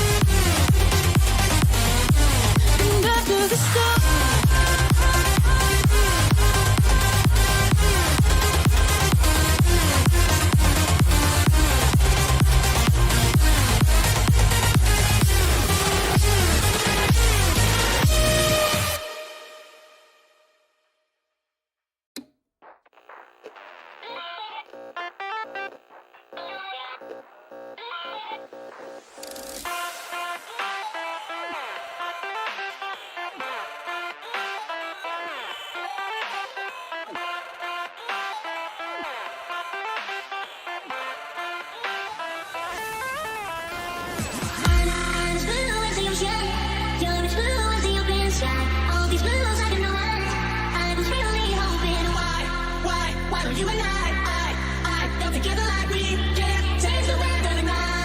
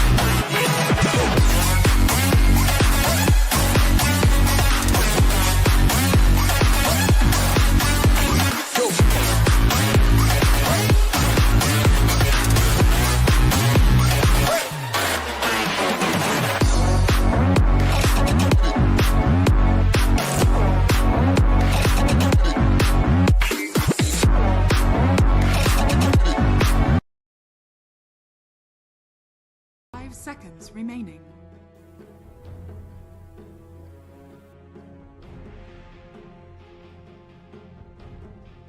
Alright, ladies and gentlemen, and with that, hello and welcome back for the third time today. Third best of three at least, because the two best of threes we've had so far, they both went to a game number 3.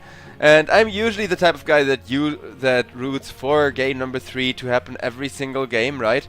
So I really hope it's gonna happen this time again, cause yeah, it's a super close matchup between Team Level Up and SIBE Team.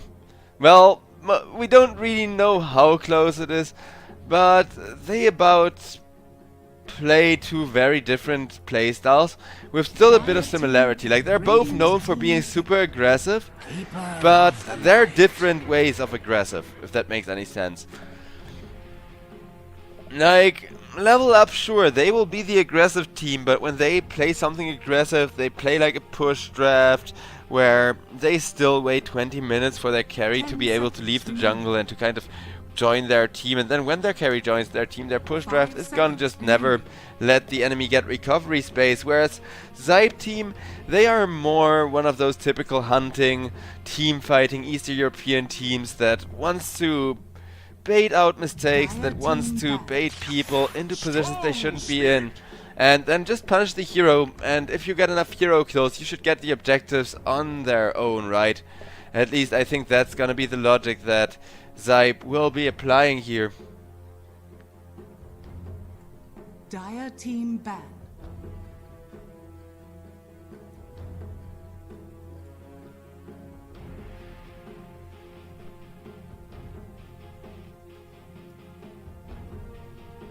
Grimstroke band, Doom band, so far nothing really special.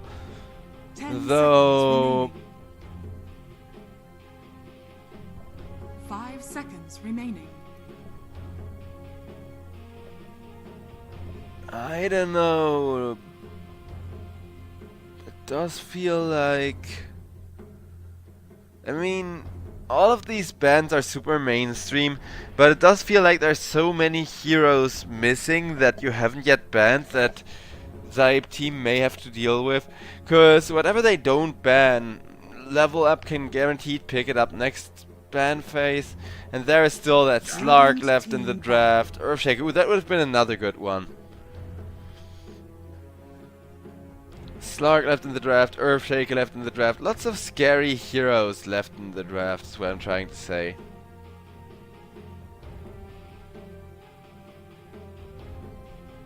Seconds remaining. 5 seconds remaining. Radiant team pick.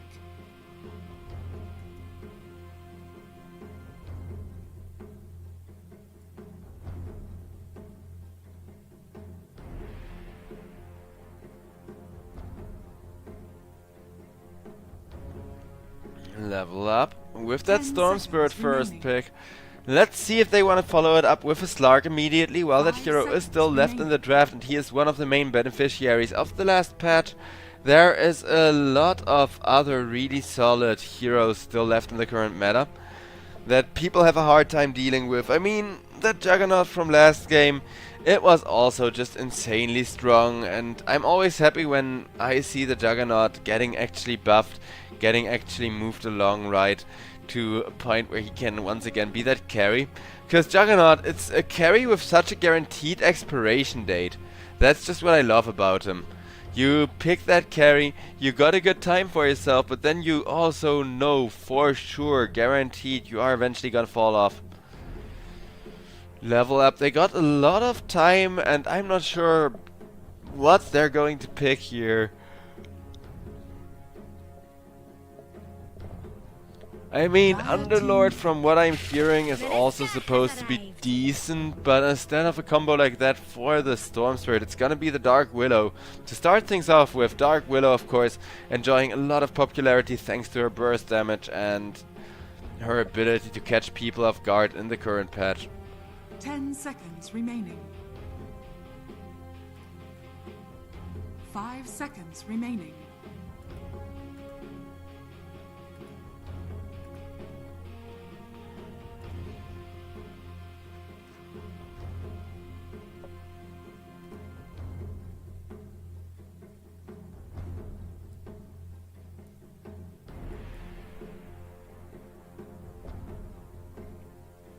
And SIBE team now about to go through equally huge amounts of reserve time to try and come to a conclusion about how this new meta is supposed to be played. Dire team pick. Radiant team It's pick. gonna be a tiny picked up from the side of SIBE, and not just a tiny but a Crystal Maiden as a follow-up as well. Crystal Maiden, everybody and her cat plays her, but I think if you have a tiny and a Keeper of the Light, that's already enough AoE to justify picking up a Crystal Maiden as well and saying, hey, now we got an AoE 10 combo, am I seconds right? remaining. 5 As seconds for level remaining. up, Storm Spirit, Dark Willow are there now. They need some kind of a frontliner. Primal Beast is also banned out. Are there any good strength heroes left with...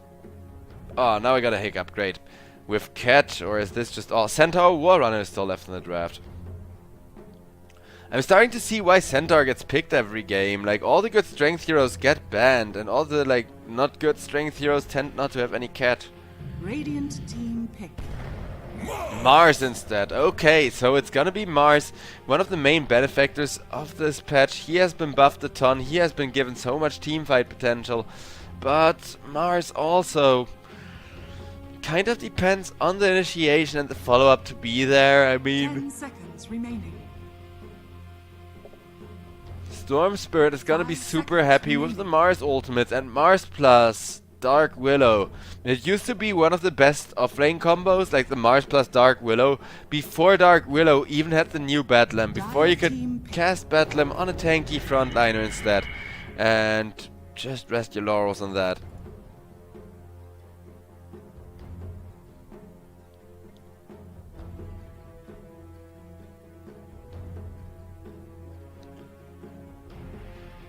Ten seconds remaining. 5 And seconds with the remaining. Phoenix picked up, SIBE, how are they gonna answer? They need an egg hitter now. And with this new patch, you really do need an egg hitter now. Like, holy crap. Dire team ban. Visage It's gonna be a Visage. I mean, that works. If you get those familiars on the egg, then the egg is gonna burst. Getting the familiars to actually be able to hit the egg can be kind of difficult in team fights, but let's see if they pull it off or not.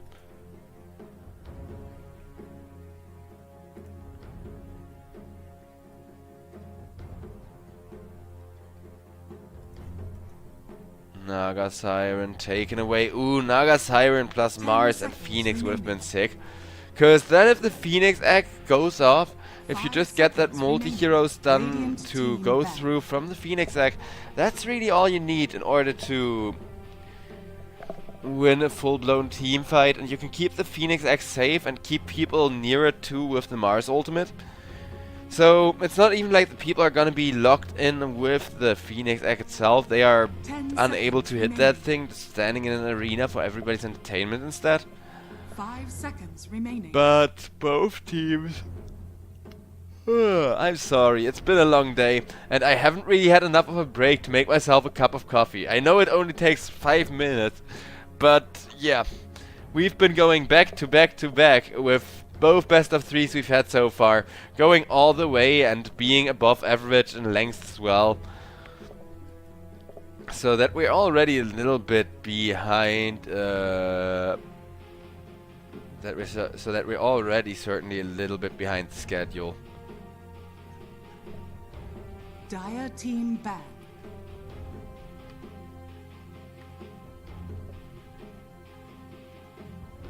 Dire team pick. Radiant team pick. Alchemist.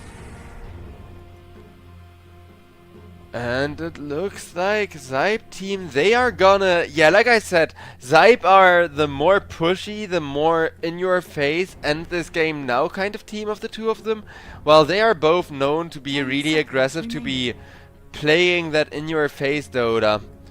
So, SIBE are gonna pick an Alchemist, and I think the idea is Alchemist gets the lead, and once he has that gold lead, he's never gonna let go of it. Choose your hero. Urza will be picked up for level up. That's a hero we don't see every day, but Urza, he does get pretty strong, right? Like, I don't know, he has all the damage in the world to kill off Nasfir's Alchemist with. He is looking really good against this draft in particular as well, except for the Visage, because yeah, Visage can just become immortal and stun lock into him to stun him and keep him locked down.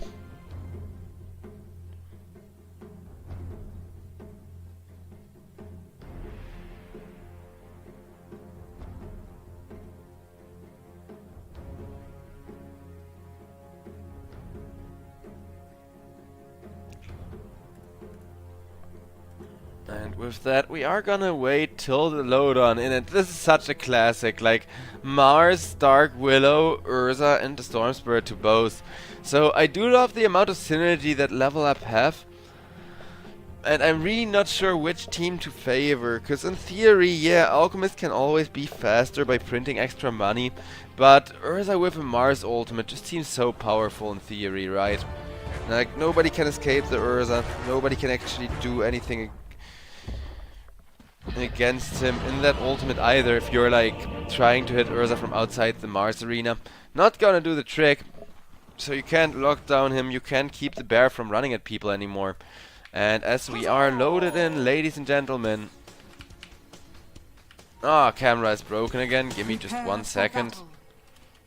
Boop, there we go.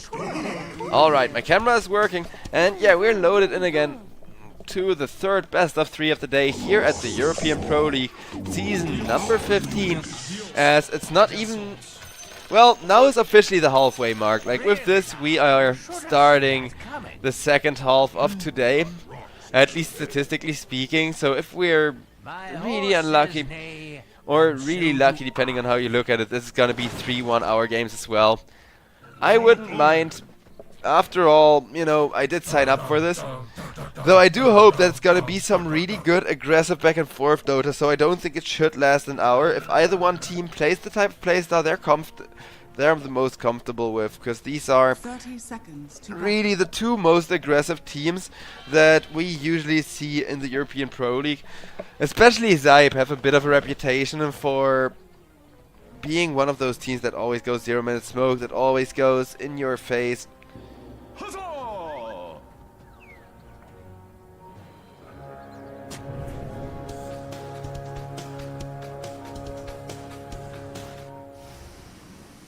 The battle begins. As everyone on that high ground is positioned for a bit of a brawl to start things off with. But at the end of the day, it is just gonna be a 1-for-1 trade as far as the runes go. And Dark Willow will make sure it's a 2-for-2 while Crystal Maiden gets the other rune on the other half of the map. Which is gonna be some extra cash for the Alchemist, who's gonna be thankful and happy with that. But it's not like Alchemist is gonna be able to insanely outscale everything or something like that.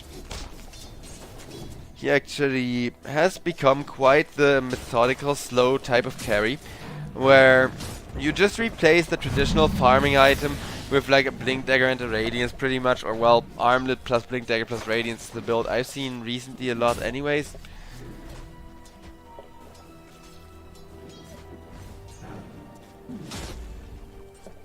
But yeah, Nesfear, he kind of wants to take over, he kind of wants to solo carry this game against everyone, which is a lot easier said than done against the Mars already, because of course Mars is just a wall, is one of the best heroes you can counterpick against melee carries. And Mars is just gonna try to sit in the face of the Alchemist, become tankier and tankier by the minute. Radiant's courier has been killed.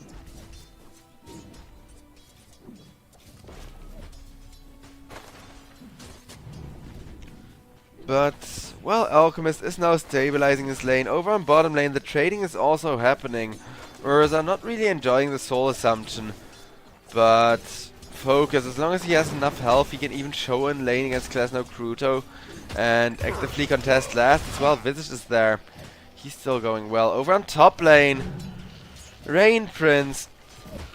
He actually came in with a gank, and that's one kill. That's a double kill for Rain Prince. As he also kills off the Phoenix, and now Alchemist got an entirely free top lane thanks to that rotation from the mini rotation from the Crystal Maiden, just wrapping around the lane, coming in from behind with a slow, with a freeze. And I do prefer SIBE's draft with how aggressive they're already playing on the Alchemist's lane, making sure that all of their early kind of potential, all of their early resources are available to the Alchemist, to make sure that the one fastest snowballing carry in all of Dota is going to be the one to benefit off of that. Radiant's middle tower Over on the mid lane, meanwhile, we got a Keeper of the Light. And yeah, Keeper of the Light up against Storm Spirit is a really crappy matchup for the Storm Spirit early on, though he is gonna outfarm the Keeper of the Light nonetheless.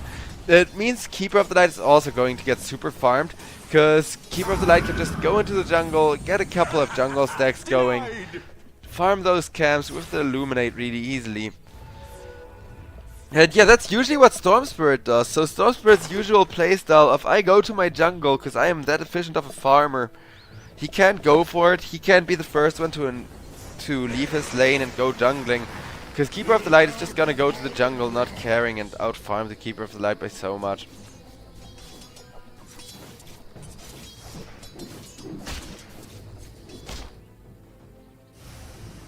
Keeper of the Light is gonna outfarm the Storm by so much, I mean. But yeah, looking across the map, the brawling on all the lanes is starting to speed up.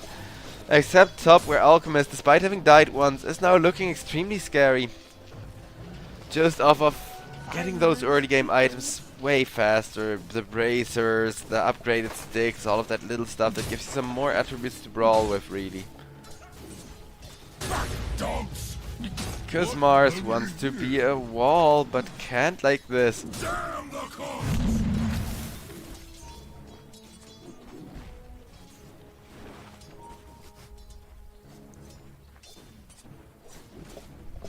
All the while, it looks like Visage is just left to solo lane over on the bottom lane.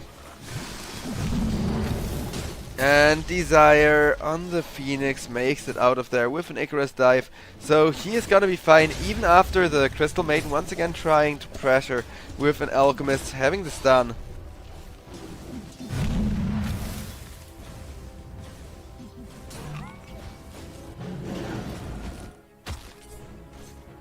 As people are talking about the Urza this patch, And, well, let me tell you, it was definitely a buff for the laning stage, like, just because of the Fury Swipes damage you get. And Crystal Maiden over on the top lane got killed off with a spear there from the Mars connecting. I should be looking more at this top lane where all the kills are happening. But yeah, Urza, his early game has actually been buffed so much by both getting more slow resistance on the overpower as well as more damage on the Fury Swipes. So, while everything kind of stays scaling the same, he really just comes online earlier.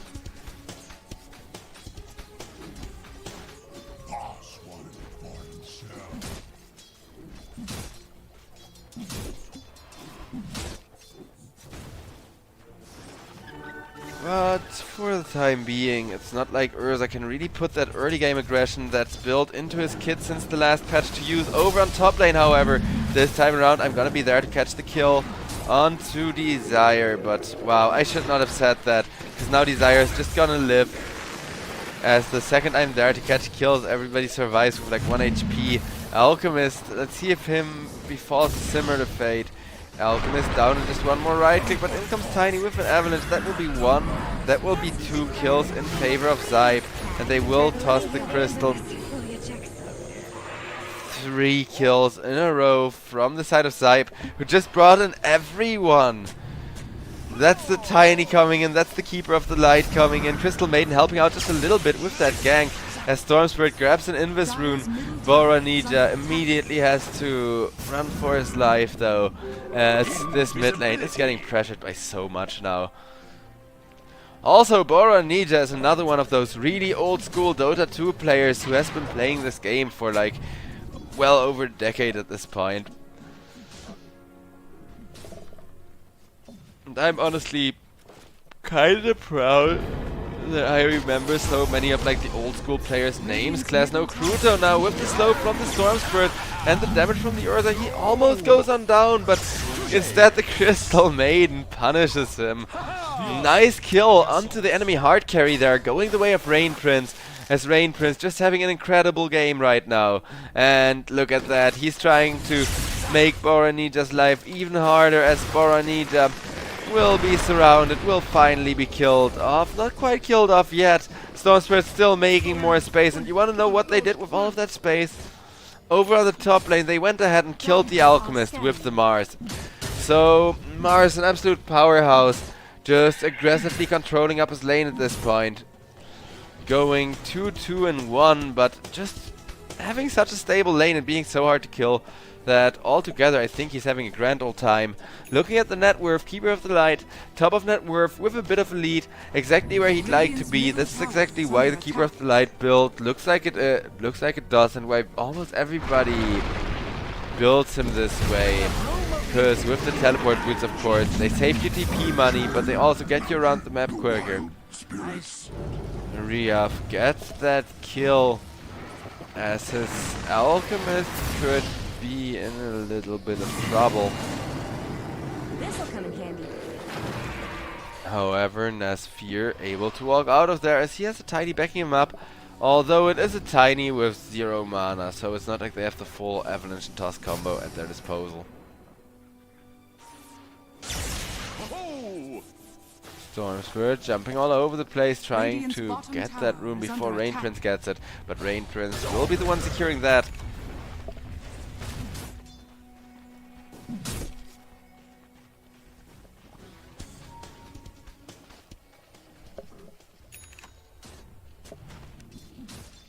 All the while over on top, aggression kinda slowing down. Little do they know Crystal Maiden is just really not finding an angle to go for anymore, and has, I think, a suspicion that there's 3. Alchemist, meanwhile, is farming in the Dire jungle already, just enjoying the sick amounts of space across the map that he can get now by leaving the jungle as early as most carries just can't. Like, there is no carry that can leave for the jungle and that can then completely be done jungling as fast as Alchemist. So he is going to try that momentum-based gameplay, whereas Phoenix over on the bottom lane is going to get smashed in the face with a Tiny.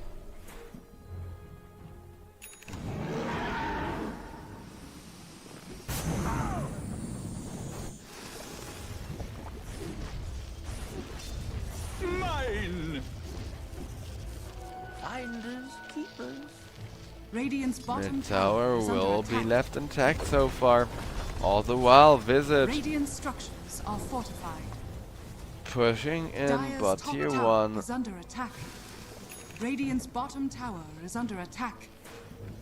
While that familiar push is happening, level up.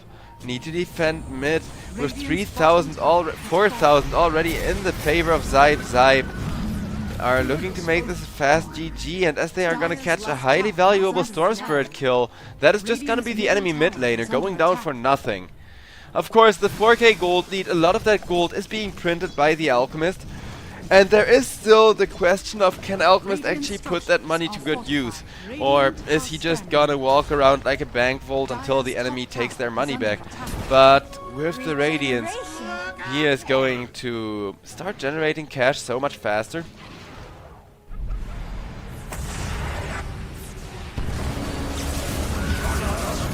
Storm Spirit interrupts the Crystal Maiden ultimate, not quite in time to protect Mixa, as that's gonna be another kill onto Boronija. Rain Prince, the only one that SIBE lost for that, as they get themselves 3 kills, 2 of which going towards the Alchemist, who is now going to pick up that first and expensive component for the Radiance.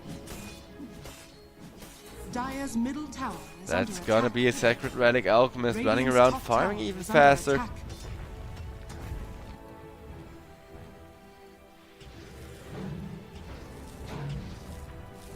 Whereas Desire Nettle has that Phoenix Egg up, but they haven't yet found a good chance to actually take a team fight with that Phoenix Egg to try and find an angle to go Egg plus laser combo onto somebody or something like Radiant's that. middle tower is under attack.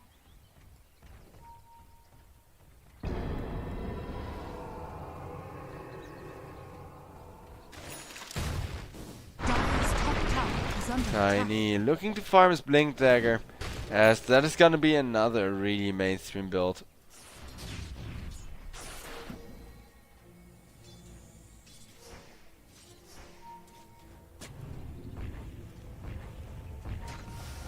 Dire's middle tower is under attack. Everyone positioned to fight. Storm Spirit will be yoinking up that bottle rune. Keeper of the Light in the meanwhile just trying to kill off a Dark Willow as one does. But luckily for her, the Dark Willow actually Dire's kind of top survived. tower is under attack. Well, or luckily, but now it's gonna, yeah, be time that they can fight. Dark Willow solving up, and like I said, unluckily for Lupzion. Because this timing is so unfortunate with them not quite having the vision anymore. Dark Willow will survive. Doesn't even have another solve to heal up with though.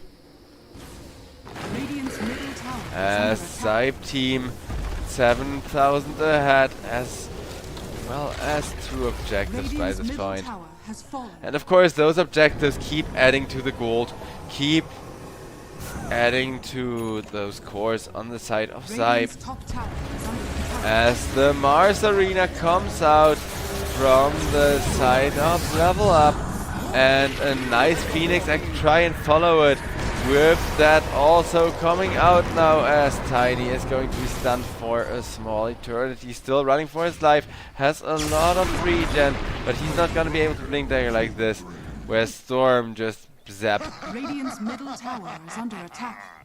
and laughs his ass off. So 2 nice return kills, despite what a disaster that fight on the mid lane could have become for the side of Level Up. Though Alchemist is still really strong, he now has his Radiance underway finally. The real question is, how are SIBE going to be hitting those timings? Dire are scanning.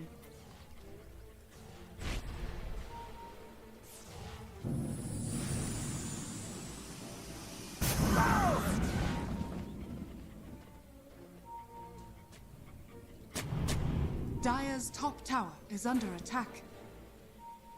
Keeper of the Light, saving for that Glimmer Cape of his. Bit of a supportive early game item, but mid-keeper of the light seemed to love it recently just for the activatable. All the while Mars will be killed off there. And with the Mars getting nuked, everybody else now has to run from Nesphere. Nesphere, thankfully for the side of Level Up, he doesn't have a Blink Dagger yet. But Level Up, they are taking over more and more space, parts of this map, as the game goes on, and make sure that Level Up don't really get comeback space, even if they're looking for it. And that is going to be the Storm Spirit initiated on, instantly caught and killed off.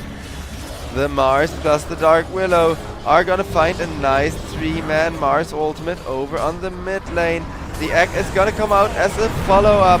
The egg is gonna go off, but a little bit too late as everybody managed to dodge it. Keeper of the Light gets a follow-up kill onto Mixa.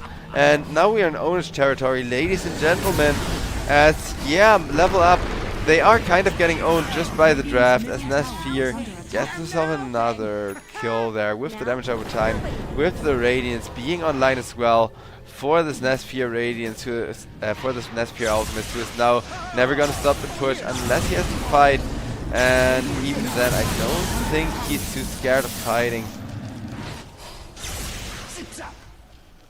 3 people running him down in 25 seconds till the ultimate though, so Nesphere needs to chill for a little while. Can just press R and full heal once again.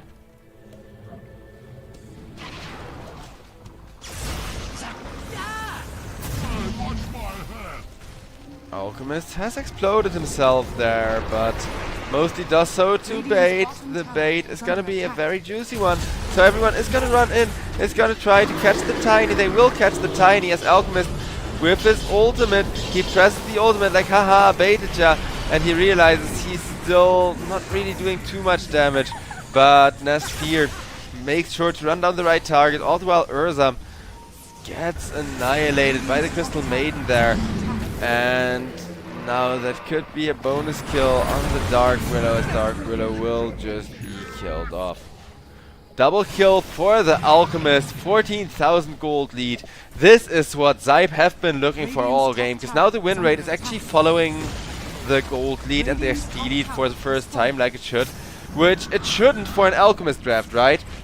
If you got the gold and XP lead following your draft almost equally, then you know something is screwed.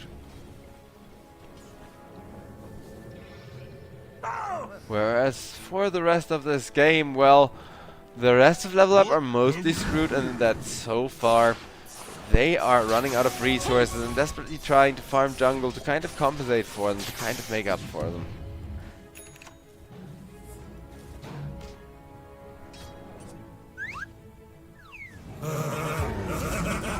Mars got caught again.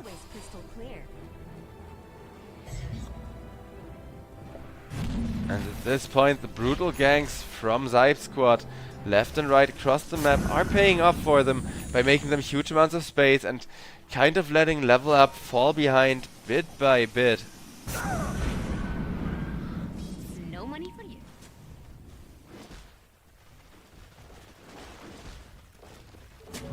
Illusion. Tiny once again putting down some good Radiant's vision. bottom tower is In under case somebody steps out of position, Tiny with the blink nuke does just want to burst that kill. Can he come in time for the Urza? Yes, he can!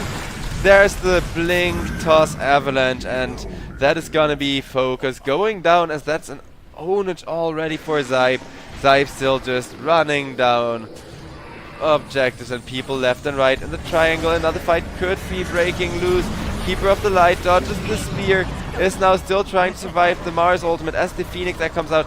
He will have to run away, but everybody is hitting the Phoenix Egg. Phoenix Egg, it just barely explodes. Though Tiny says, we will want revenge for that. We'll take down the Mars. Yeah, this is why I said I'm worried about the Urza.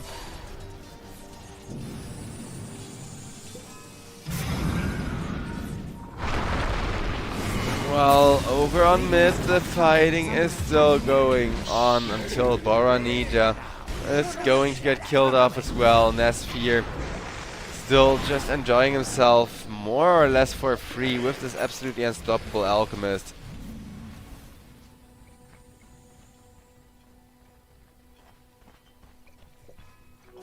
No, take that.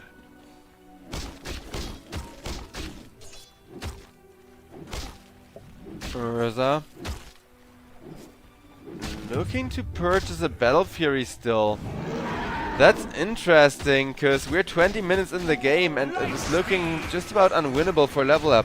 So I'm not sure if I'm supposed to praise that Battle Fury for showing that he still wants to go on, or whether it's just unwinnable if you go Battle Fury.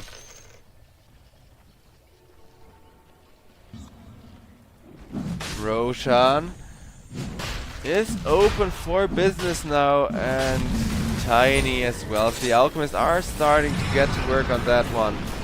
It'll be a fast Roche, even though the Alchemist passive, those like corrosive weaponries, don't affect Roche. Because it would be absolutely overpowered if the corrosive weaponry affects Roshan.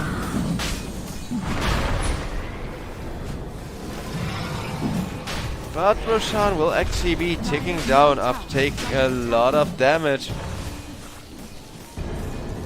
Wait for it. Man, this Roche is really taking ages. If level up would have known what was happening, they could have brought in their Storm Spirit to at least try for an Aegis steal, but they were just oblivious, realizing it only from the Aegis being written in the chat. I think maybe they suspected a Tormentor and instead they saw like, oh crap, the enemy does Roche, not Tormentor here. Tiny with the Avalanche Toss still looking for an initiation somewhere. While over on the bottom lane, Mars casually comes in, looks for that Mars ultimate of his. But both the Crystal Maiden and the Keeper of the Light, they don't just run away, they turn around and kill off Mixa. While over on the top lane, only one kill and only on the support, Dark Willow, but even those supports are worth something at this point. And Phoenix will be killed off over towards the bottom lane as well. As Team SIBE, they are never gonna drop the aggression. They are gonna be all about that in-your-face gaming for game number 1. And at this rate, Level Up are probably gonna call it soon, simply because they will be running out of options on what to do here, on how to still play the game here. Well, not yet. For the time being, they got a tier 2, and you know what they say, as long as you have a tier 2, everything works out. Radiant structures are fortified. Radiant's middle tower is under attack. Whereas the tower getting slowly pushed, it just goes to show that Alchemist has absolutely no fear of the high ground, does have an ultimate ready again, which is gonna make this push so much freaking faster. And Alchemist jumps in the middle of the enemy base, makes a bit of a misplay, but will be helped out again from his team. So Nesfear, he doesn't have to worry, he trusts his teammates of course. So he will just keep sending more and more of those illusions everywhere where there's pushing to be done. Radiant's bottom barracks has fallen. And that's gonna be one lane of super creeps already, with everybody else backing off from the side of SIBE. SIBE though, they're making some genuine freaking progress.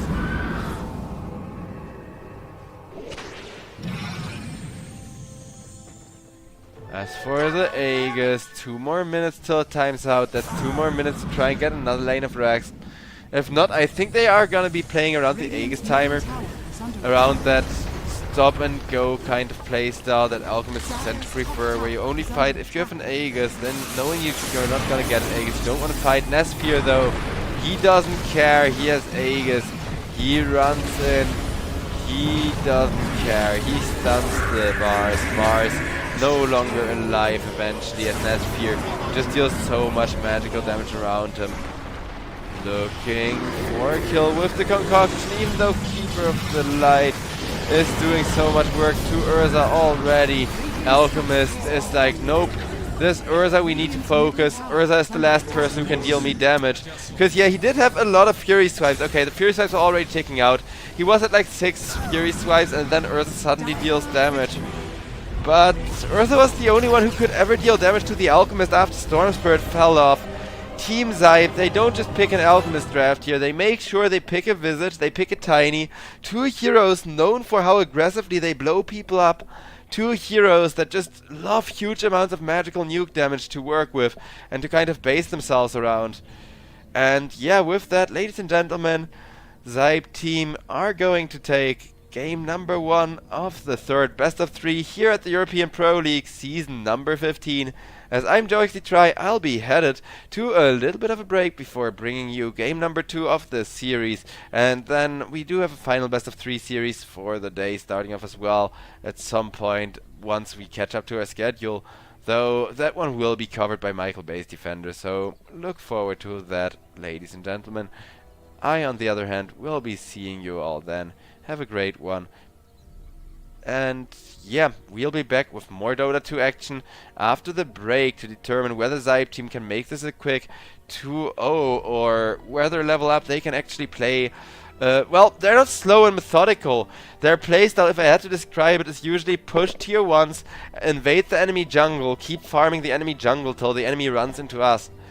They just play that kind of simple playstyle where they're forcing you to fight, but not really offering you the fights in a fair way. And well, yeah, this time around, level up. All the fights they took pretty much went sour. The pick-off gaming was good, but the full-blown fights, all of them went kind of sour here. So let's see how the series is gonna continue after the break. See you all then. Thank you all for watching.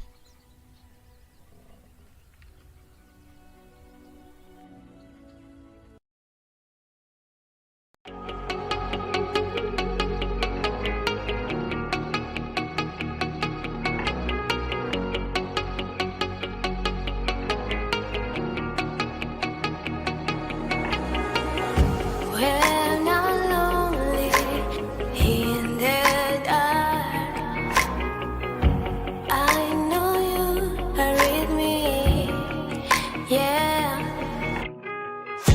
Don't you see that I need you so much? Don't you see that I love you so much? Oh na na na na, oh na na na, darling, I need your love. Oh na na na na, oh na na na, darling, I need your love.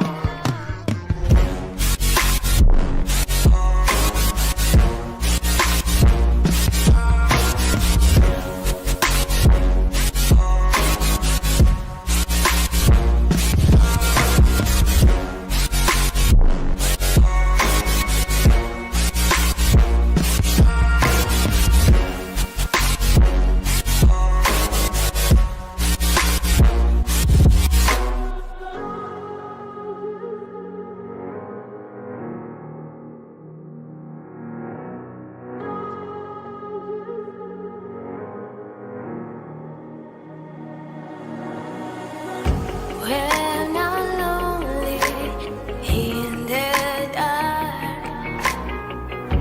I know you are with me, yeah.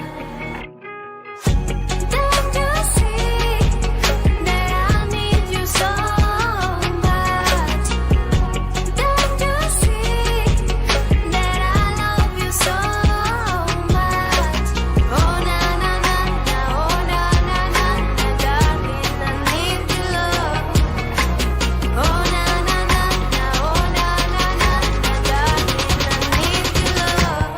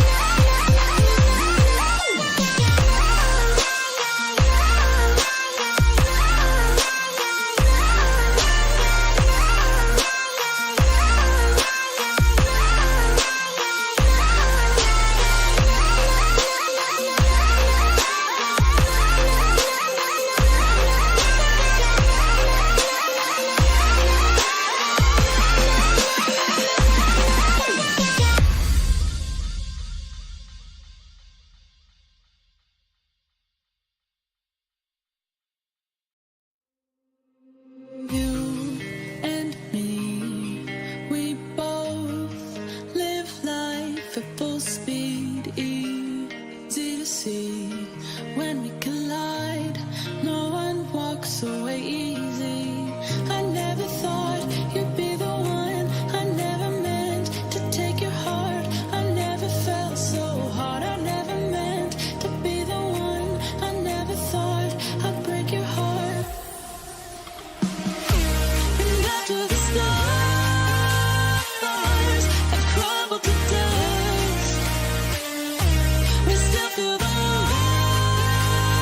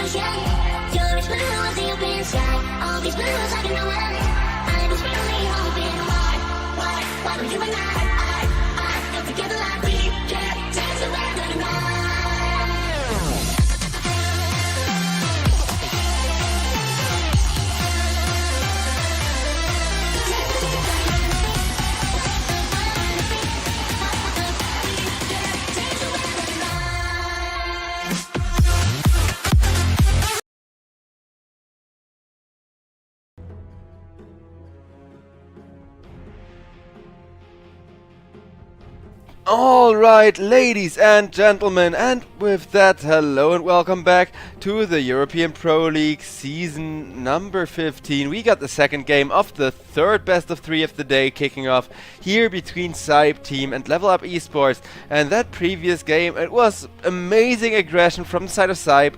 But once they won the Alchemist lane, the Alchemist pretty much never stopped snowballing. It wasn't even about the Radiance timing, because Alchemist, he was helping out his teammates in those fights before he even had a Radiance, randomly coming around the corner to try and provide a little bit of impact to try and help out, when really the Alchemist wasn't even looking for that early impact. He was mostly making sure that the enemy carry couldn't shut him down, while also securing lots of XP, because if you're an Alchemist and you want impact, then you just farm stacks. He farmed his stacks, he got his stacks, and then he made sure to run after the enemy carry instead, just to keep the gold and stuff like that going his way. Well, more importantly, the experience really. But once you got the experience advantage on an Alchemist, the gold advantage shouldn't be hard. As now Level Up open up the draft with a Primal Beast. Alright, that would have been a huge pick last game. That would have been exactly what they needed last game actually. But this time around they are happy to get it. It is still a really strong hero in the current patch. And it looks like SIBE wanna answer that with a Lion to enable a little bit of aggression with those fingers and the earth spikes and everything. 10 seconds remaining. 5 seconds remaining. Second ban phase as Level Up gotta learn from their mistakes last game. They are gonna ban out the Magnus. Makes sense, because Magnus, of course, a really high impact hero that could potentially, well, just lead to SIBE once again running away with a game, but that time by giving everybody else the empower and making sure you got an empowered carry that's just farming for free with that build in Battle Fury. 5 seconds remaining.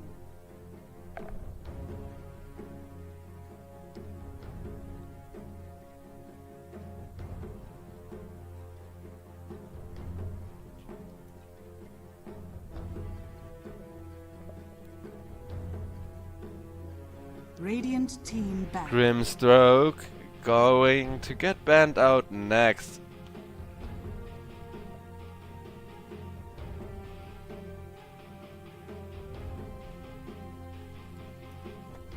Alright, as far as the draft time goes, we still have plenty left to work with.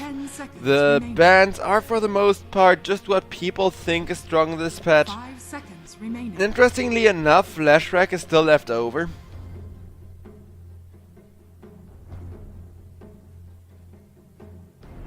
Radiant team pick. Yes, it's going to be a Rubik band out. Who gave the voice line? Desire. Yeah, I feel you, Desire. I would be pissed too if I played a really good Rubik and that amazing Rubik I want to play gets banned out. 5 seconds remaining.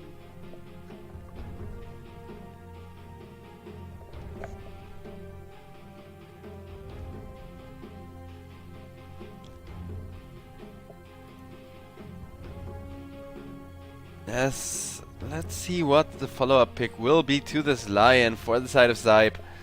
Dire team pick. Because they definitely want to have initiators galore, and it's gonna be a Vengeful Spirit, so that is definitely a hero that fits that signature SIBE aggression of just run at the enemy, try to stun and swap them, try to set up some big combos on top of them, with, of course, a lot of armor reduction as well being provided by the Vengeful Spirit, just from her being her. 5 seconds remaining. I don't know. Venge is a great hero this patch, and I think as long as you're a team that actually wants to actively use the swaps to enable your team fights, that actually goes looking for initiations with those swaps or similar abilities.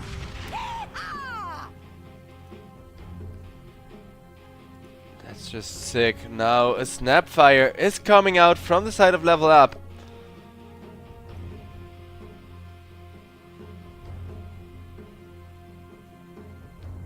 Seconds remaining. And with that Snapfire Leshrac, for those of you who don't know, this is a bit of a classic old school, like a very old school combo where you can basically get an Aghanim Scepter very early on the Snapfire, and then you can use the Snapfire as a catapult to launch in the Leshrac. Because Leshrac already having on his ability is just going to do huge amounts of damage around himself.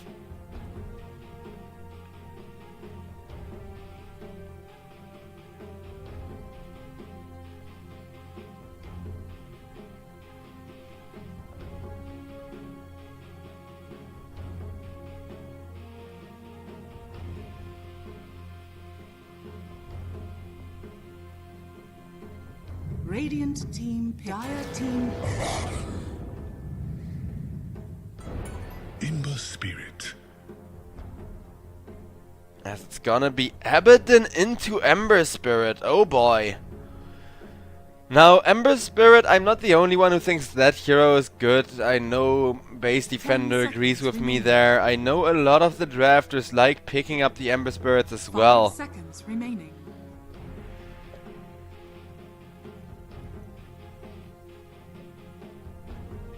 I like it, though Ember Spirit does have a hard lane against the Leshrac.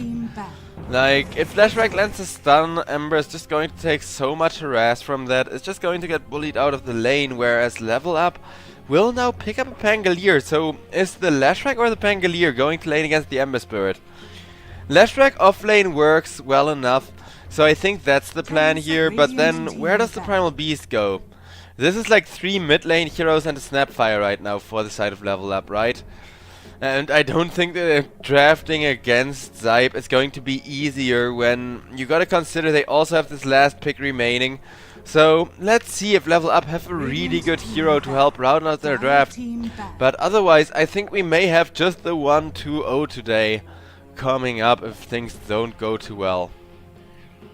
And, you know, teamwork wise, they don't end up closing out their synergy perfectly here. I don't mind. I'm usually rooting for games, like for every series to go to the 3rd game. We're currently like over an hour behind schedule, so I'm not gonna root for any more 3rd games here. Well, actually, I don't care who wins, so as long as it's like 2 10-minute games, I wouldn't mind this series going to the 3rd game either. Also, yes, chat, they did buff Lion.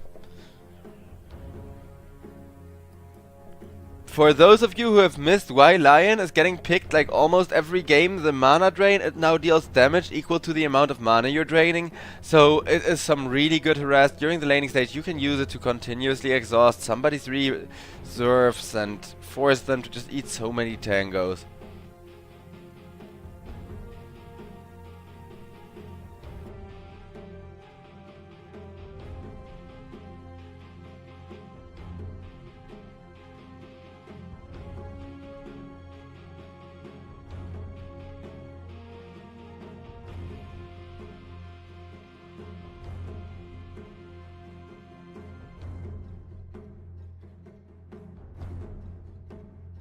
Dire team pick.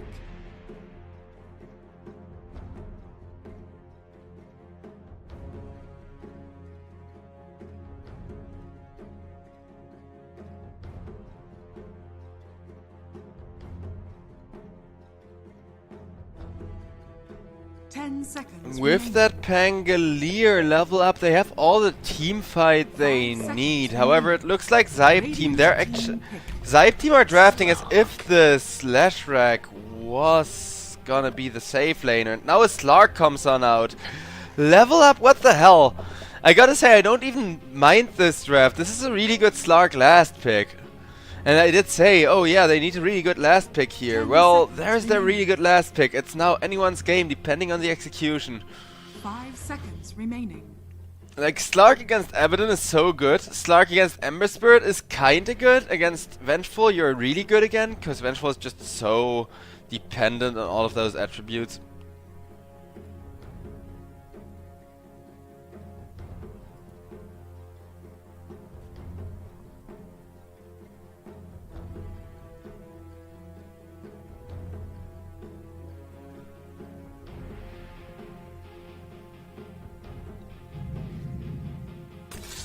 Alchemist. You may now select your heroes.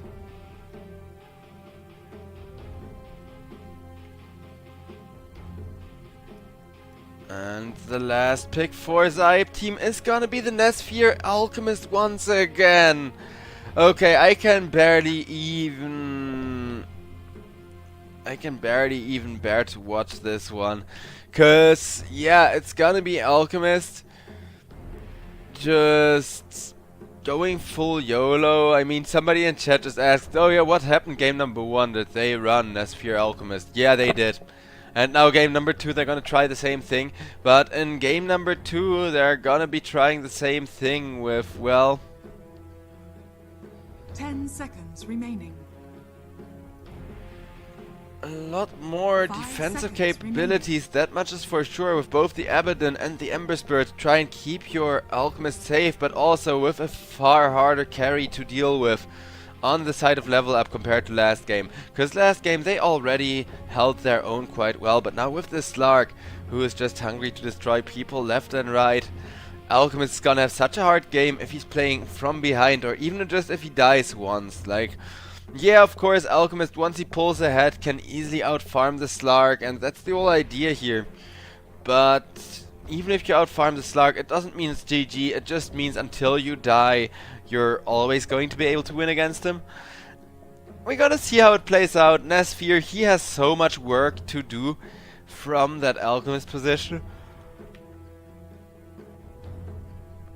Whereas Klasno Kruto, I think he, in my opinion, is gonna have a great time, because I just love Abaddon offlane.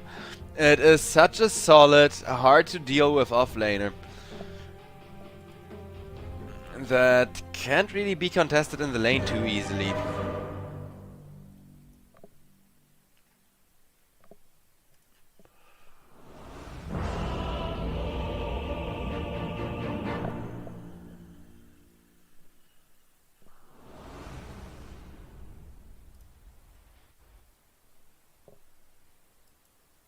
I feel better.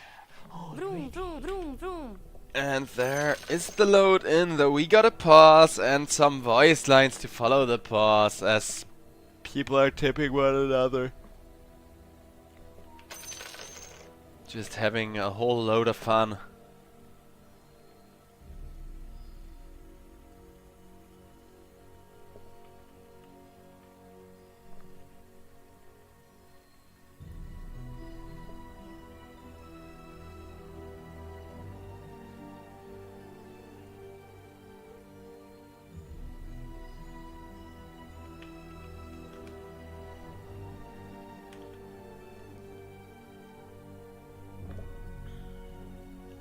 And, well, not really any items for us to talk about just yet.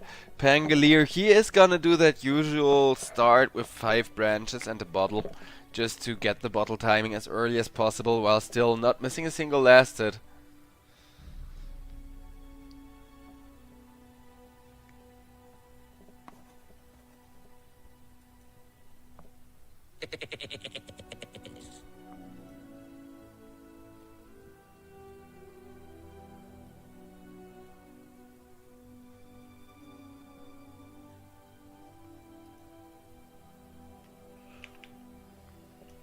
And the go when ready comes out from both sides finally, as we are ready to go. Slark against Alchemist, one way or the other. It is gonna be a fast game, and I do think that Slark is kind of left uncontested.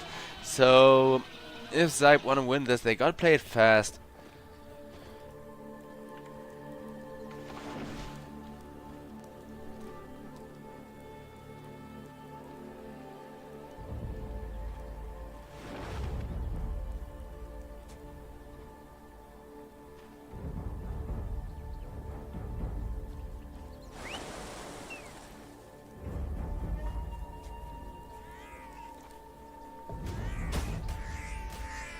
And while that snowball fight is happening over here, also some penguin abuse. Poor little penguins.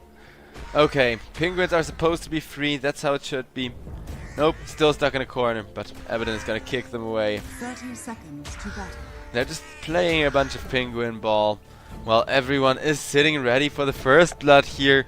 But SIBE, little do they know that Level Up are gonna try to surround them and collapse on them.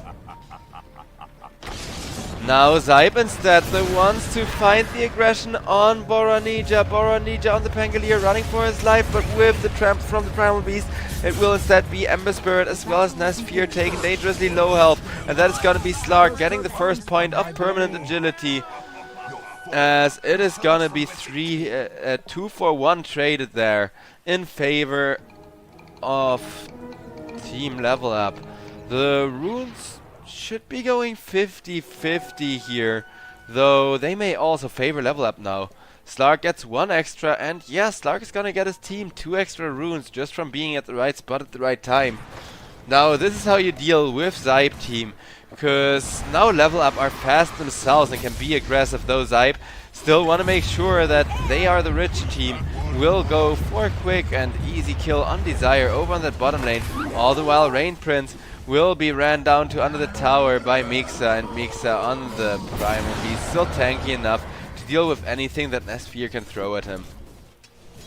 Even though Nesfear is giving it his all.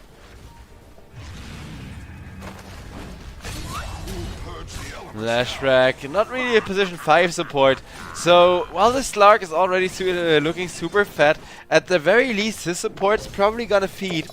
That is like the one thing that SIBE have in order to kind of deal with this really rough top lane otherwise. Because focus on the Slark is still bound to have a really good game.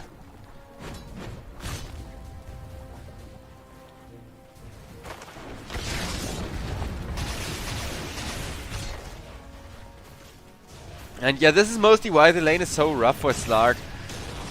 It's all of this harass. Slark is a hero where all you need to do is make it to level 6, reach level 6, and then you have infinite regen. So having this much harass before Slark is level 6 is a huge advantage. Lion doesn't quite get saved by the Abaddon. Okay, I mean it was level 1 shield, it's not like they could have killed off the Slark, but Class No Cruto, I don't really get what he got from staying here. Yeah, did he not see that coming? Or was it just like, okay, well, I may as well go full reset, because Slark at least didn't get a single point of agility from that? And isn't starting to be too fat just yet.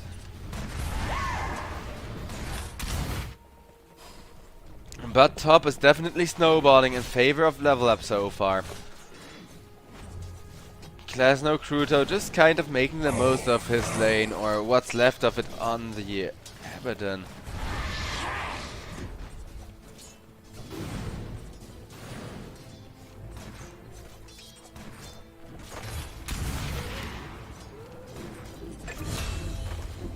And wait, Slark? Class No Cruto, he got Slark under the tower somehow. I think they actually like hit him with, wait, can I see a recap? Yeah, I think Lion like Earth Spike and Mana drained him under the tower through like this wall of trees. And then suddenly Abaddon had vision for that kill, because he was sitting under the tower at half health and suddenly died. I'm gonna try to talk about the mid lane here before I'm gonna miss another kill, because it's Boronija. Really big legend up against Riaf. And Riaf on the Ember Spirit. Maybe not legendary, but Riaf is really cancerous at playing those super try-hard cookie cutter lanes like that Ember Spirit, like that Void Spirit as well.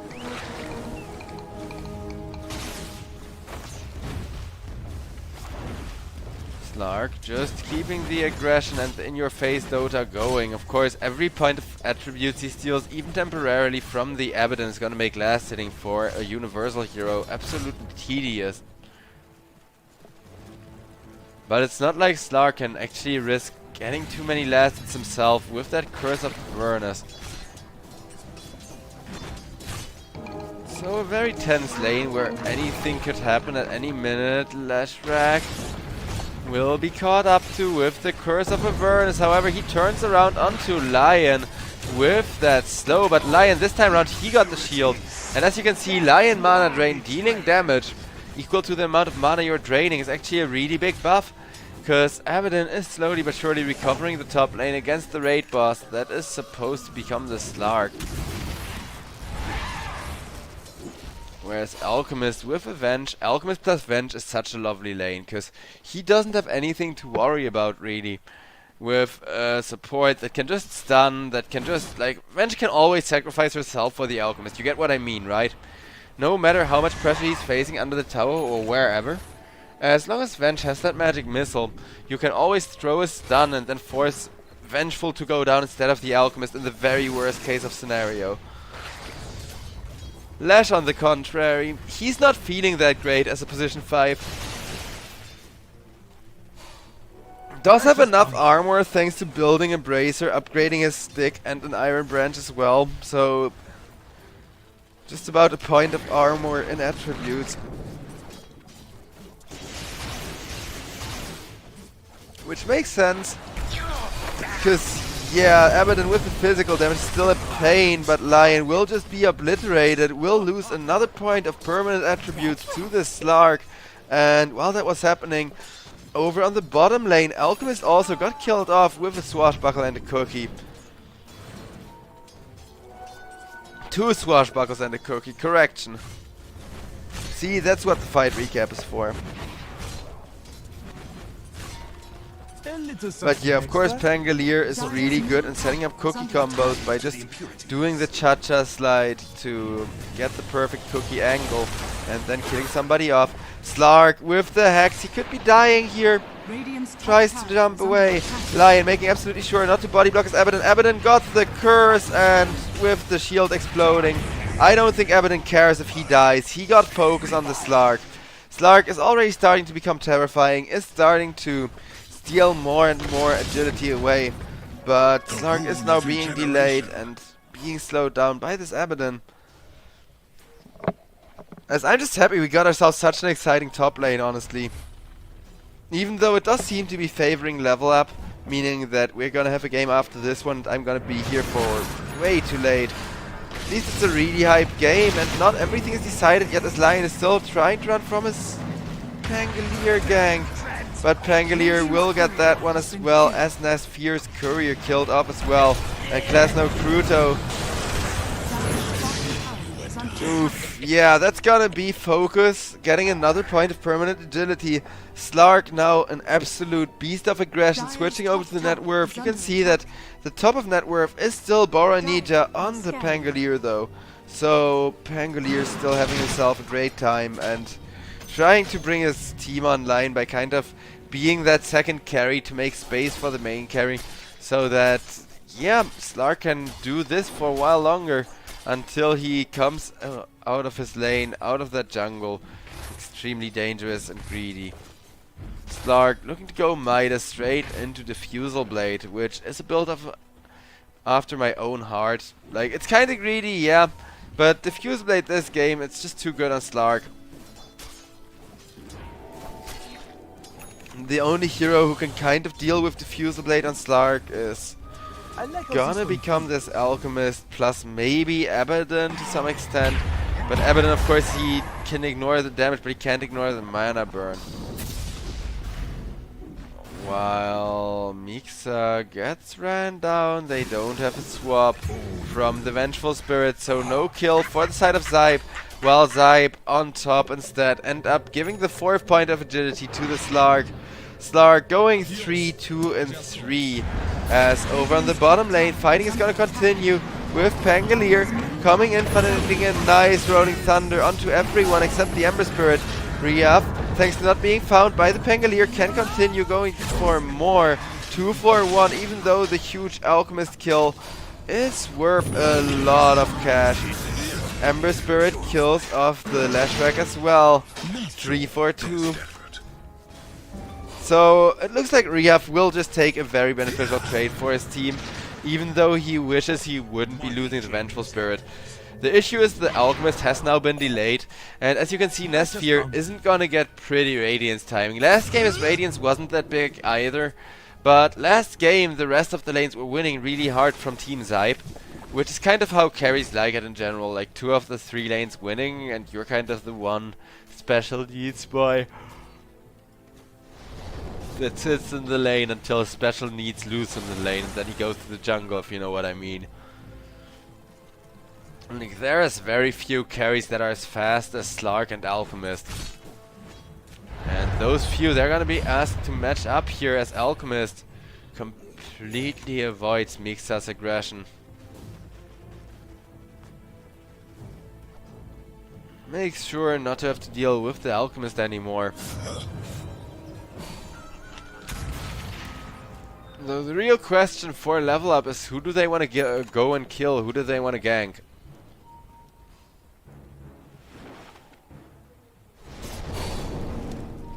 Radiant are scanning.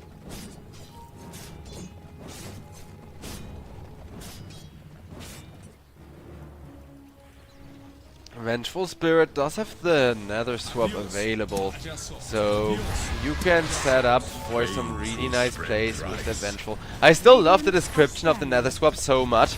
Martyrdom is a small price to pay for vengeance, because every support player, like every support player in the world feels that, right? Vengeful Spirit though, she is not gonna get vengeance, she is just gonna get ganked by 3 people and ran down under her own tower. But yeah, sacrificing yourself for revenge because you're a toxic fuck, if that isn't peak Dota 2, then I don't know what is. Where you just swap the enemy hard carry in the middle of your entire team and be like, please kill her, or please kill him. It'll be worth it if I trade myself as long as you just get the kill. Radiant structures are fortified. Radiant's Slark bottom tower is under attack. making lots of space for himself to farm, while over on the mid lane, Lashrak could get ganked on. No searing chains connecting from the Ember Spirit though means that they're gonna be fine, and under attack. that this Lion with a smoke, who doesn't quite have a finger yet, comes in just in time actually, because now it looks like everybody walked away naturally from there, while instead they will find the Pangolier, swap him out of position instantly, and get a nice little high value kill for the Ember Spirit as he's catching up. Nesphere in the meanwhile sitting on top of net worth from his team, about what you'd expect from the Alchemist. Dire's middle tower is under attack. Though Alchemist, what he really wants is to hit a decent Radiance timing, because Radiance on that hero, it does so much, it can make the difference in any game. Meanwhile, however, look at this Slark. He is so incredibly fed. He got the Royal Jelly as well.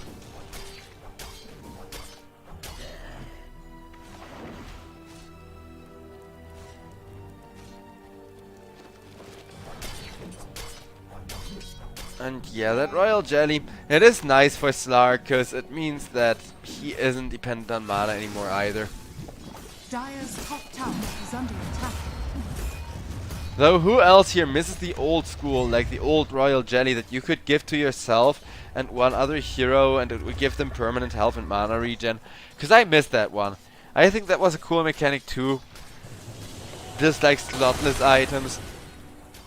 Because it's not like 2.5 points of health regen or whatever are gonna make the difference between your carry winning or your carry losing. But it's really noticeable to get that 1 point of extra mana regen on one of those carries who just doesn't want to build any expensive items for mana regen, right? Like Riaf, he would be really happy with the ult. Actually, maybe not, because he's going for a Mage Slayer now over on the mid lane. Vengeful Spirit doesn't realize there's 3 until it's too late, so Rain Prince is just going to get chopped up, as will this tower, with 4 people now being present on the mid lane. Snapfire will be the first of those 4 to get scouted out, with Ember Spirit looking to run down more, but Ember Spirit, that was all of his barrier already. He is 2v1ing this though against the Lashrak, who he knows has close to no more mana, and Ember Spirit will jump away from 2 people while Lashrak from that support position gotten so much damage. Focus, however, will be the first one dying. Lupsion somehow still alive despite Abaddon trying to reverse that fight, but Slark is dead. So SIBE, they want to go for more. SIBE will stun up Mixa. Mixa locked down, and a nice 2-man Searing Chain from the Ember Spirit. A cookie to try and keep the Alchemist locked down. Alchemist kept in place, but Nesfear with the ultimate, he regens so much, he doesn't really care, as everybody from the side of SIBE, having made it down to a 1k gold lead, are actually tearing apart the tower easily with that Curse of Avernus. All the while, Alchemist hobbles back to the jungle, got his Radiance, so he got his 1 item a man really needs, right? From this point onward, Alchemist is gonna print gold just by existing, as you can see. Never refuse gold given.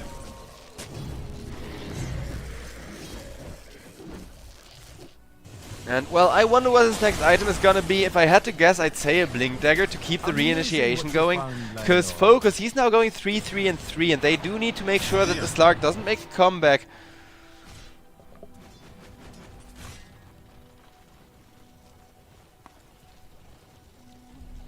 As it is just one big back and forth, but Focus regenning up with the Jelly and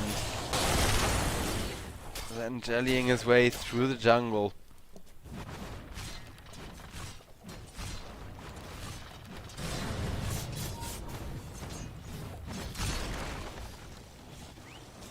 Radiant are scanning. All the while, Terrorblade Dire with that structures curse are adding a lot of push to the mix. Radiant's middle tower As is under Primal attack. Beast wants to come in, Dire's trying top to tower is defend under with the attack. fortification already being used. Ember Spirit, the one to tank the initiation.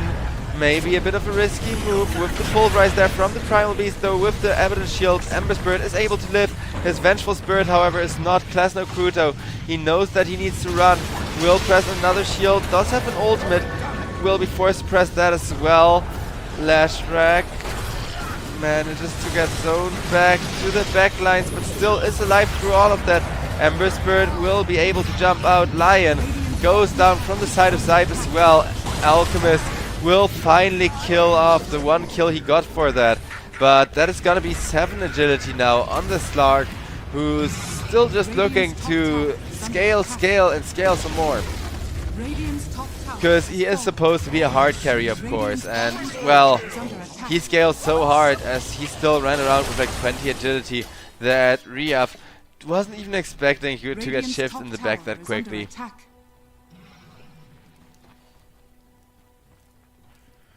Slark going 7-3-3. He is online. The rest of his carries may not be online, especially since this is a support Lash, which just feels so weird to me. But it is extra utility in the team fight, and as long as Primal Beast can take the beating, am I right? Mixa, meanwhile, can not just take a beating, but also the mid-tier 2.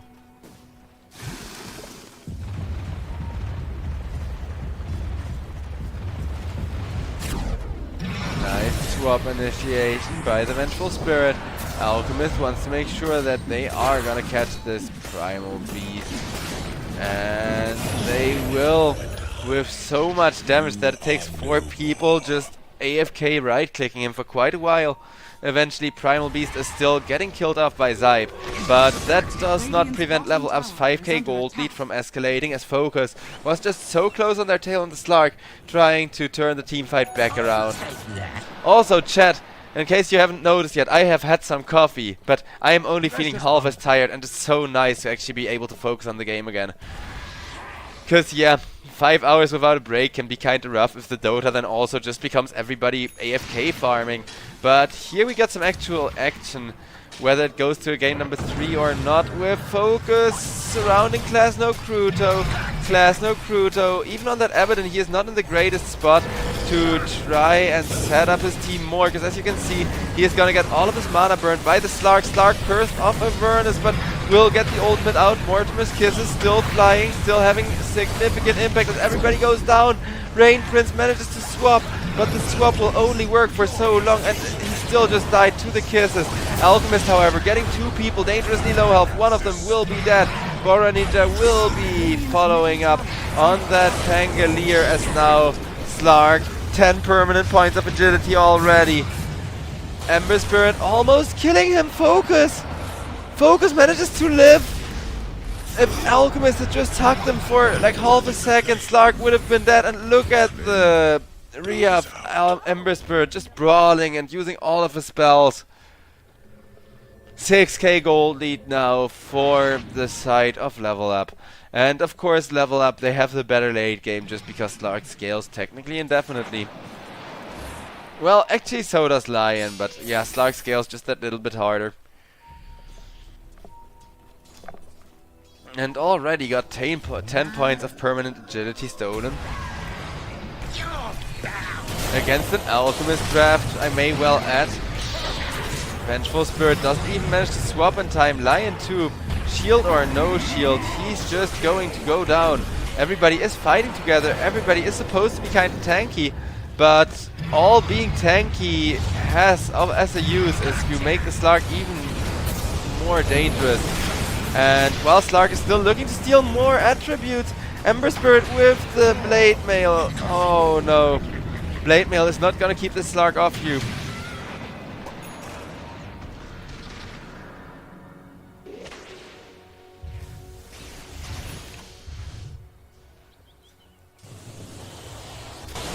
As this is now almost 10k gold lead for the side of Level Up. Can SIBE still turn this? Because SIBE, they are supposed to be playing an Alchemist draft, right? And if the Alchemist draft doesn't really print money, then I don't know. I'm skeptical at best. That's all I want to say about that.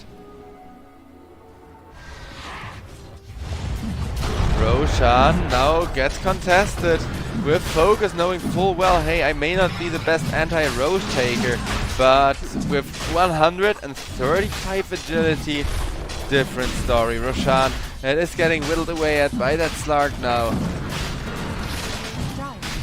All the while SIBE, all they will get for that is a Tormentor, which I guess is better than nothing, but I think if you're Tormentoring, you always kind of got that feeling, got that little voice in your head saying, please don't be Roaching right now. So the Aegis will be carried by the Slark, of course. Precious bounty. And it looks like nobody on the side of Level Up wants to wait either, as they're making sure to keep the lanes shoved out.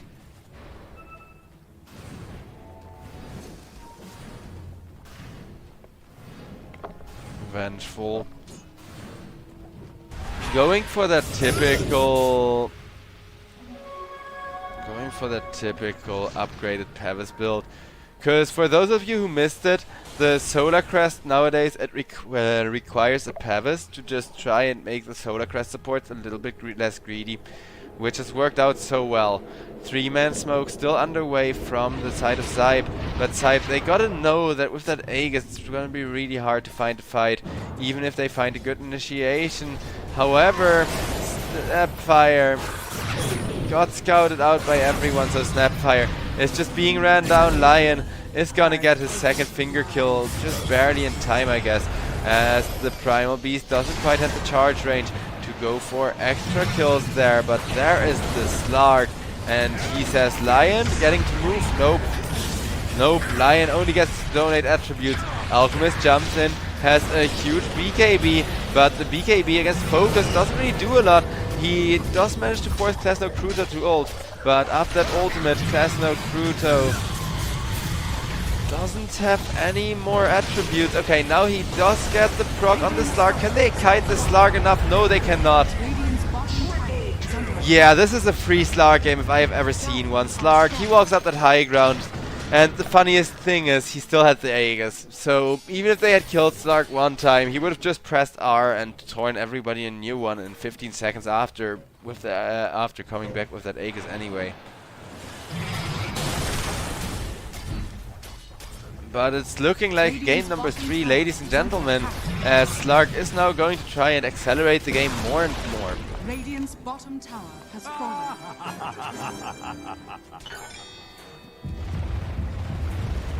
Radiant's middle tower is under attack.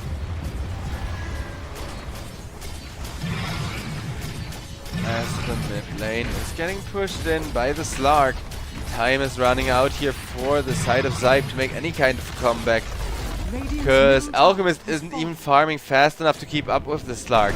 That's right, the Alchemist isn't keeping up with the Slark as far as net worth goes.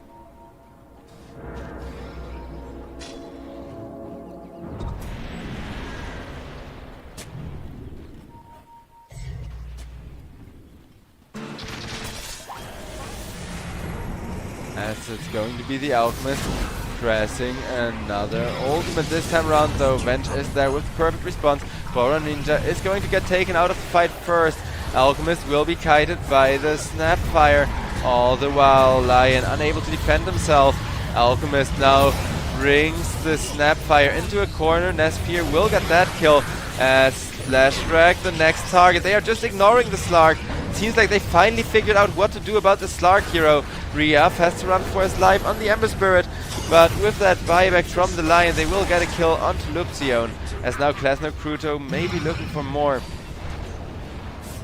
SIBE, holy crap, what a comeback. I thought this was pretty much gonna be over for them, but it looks like they are gonna show why they are such a scary team and why pretty much everyone and their cat in the Dota 2 scene knows them at this point. No, it's just unfair.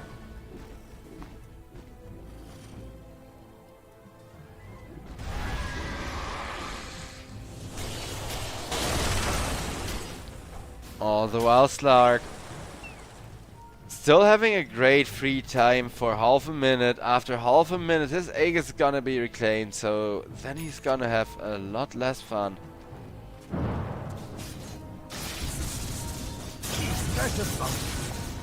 But, well, he's still got that second life.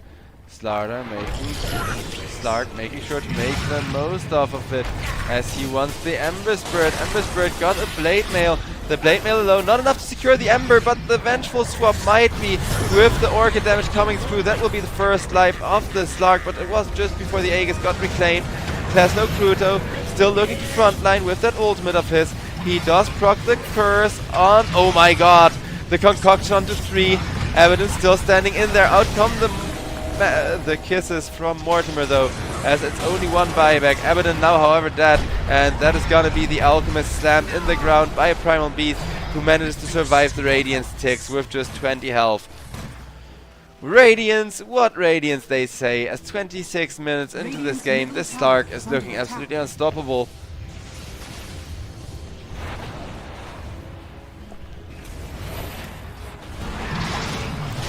As SIBE trying to keep Vengeful Spirit safe with the Lion behind them, but against Focus, how do you keep anyone safe? Out comes that Slark ultimate, out comes the double kill. Might as well call it now. Just call GG so you don't waste much time, because look at this tower damage as well. Once Slark gets this ridiculously fat. Radiant's middle tower has fallen. Radiant's middle barracks are under attack. Radiant structures are fortified. As that is gonna be the Medirex falling eventually, no matter how hard Ember Spirit tries. The ranged Rex will follow suit. And Slark doesn't even care if he has to do the same thing to the bottom Rex either. because he damn well will. Out comes the BKB from the Slark. Now with the BKB, they're gonna be able to catch the Endless Bird, remove another point of agility from him, as with that, I'm starting to think this is over.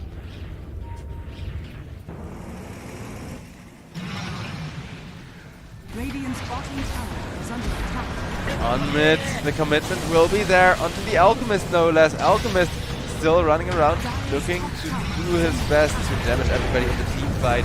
But the damage isn't really enough, as everyone from level up, they're still just holding on. They're casually tanking tier 4s like it's nothing. As now, yeah, in comes the push.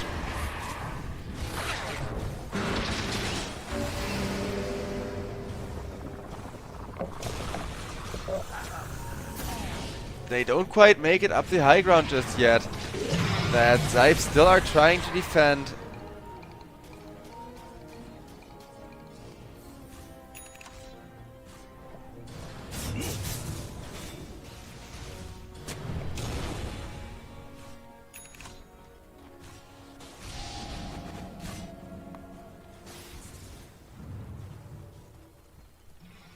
As everybody from the side of SIBE is being camped in their base, whereas everybody from level up still just enjoying their freedoms, enjoying everything this map has to offer.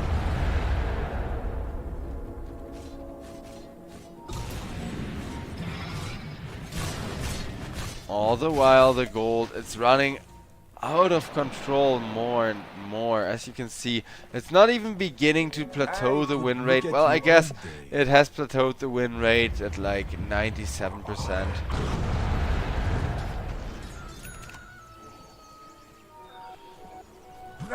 But SIBE team, if they don't win the next fight, they might as well GG out. And if you have got nothing to lose like that, you can also come up with some of the most YOLO strategies ever.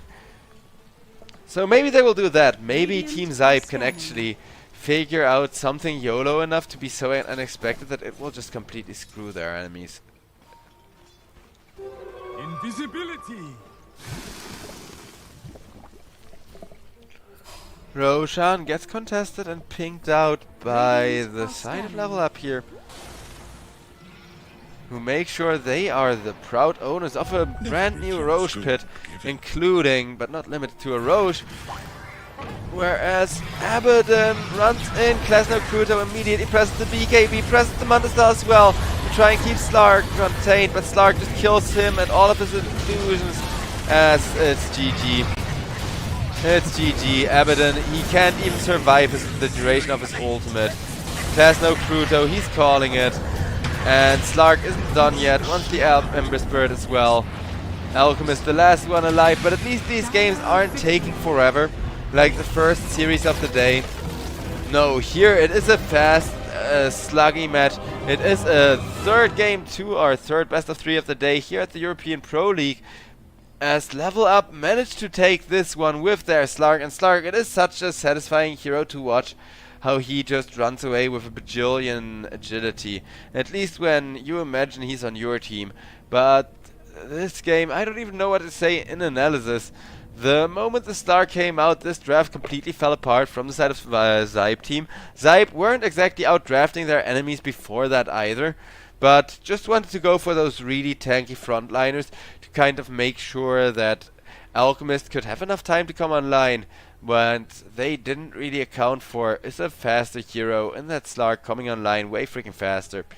And yeah, with that, ladies and gentlemen, we are gonna go for the last time of the day, at least for me, to a break here at the European Pro League before getting you game number 3 of the third series of the day ready here.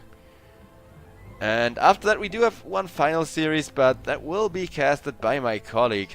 As honestly, I'm about to tap out already, but now I'm excited and hyped to see what the next game will bring us. So we are gonna find that out after the break. Don't go too far, chat. Do stay tuned, as we got more amazing Dota 2 action coming up here at the European Pro League. As always, yours truly, JoeXDTry. See you all after the break with one final game to rule them all.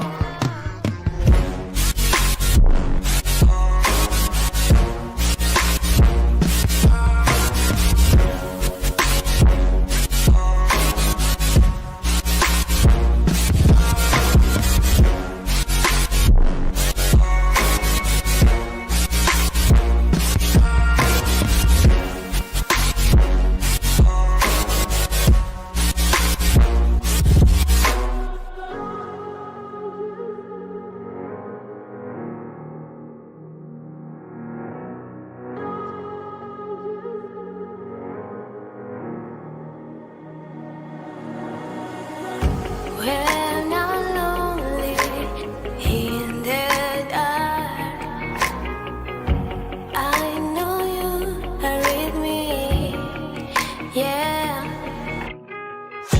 Don't you see that I need you so much? Don't you see that I love you so much? Oh na na na na, oh na na na na, darling, I need your love. Oh na na na na, oh na na na na, darling, I need your love.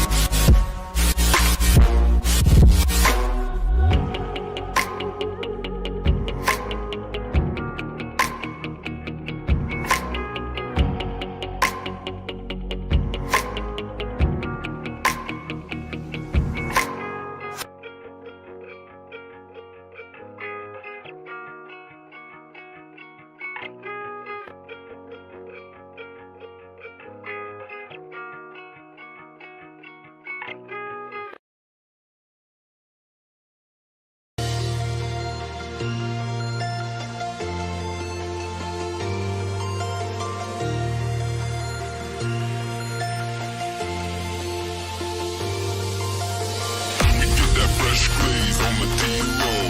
Pulling up, smoking haze through the back door. We get that fresh glaze on the D-roll. Pulling up, smoking haze for days. We get that fresh glaze on the D-roll. Pulling up, smoking haze through the back door. We get that fresh glaze on the D-roll. Pulling up, smoking haze through the back door. We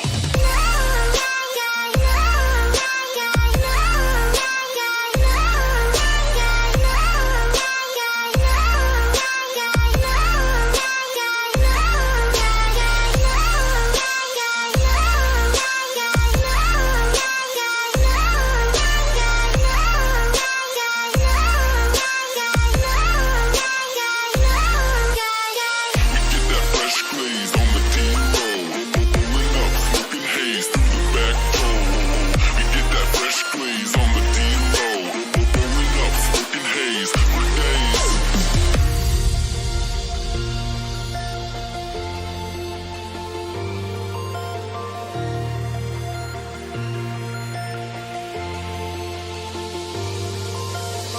We get that fresh glaze on the D-roll. Pulling up, smoking haze through the back door. We get that fresh glaze on the D-roll. Pulling up, smoking haze for days. We get that fresh glaze on the D-roll. Pulling up, smoking haze through the back door. We get that fresh glaze on the D-roll. Pulling up, smoking haze through the back door.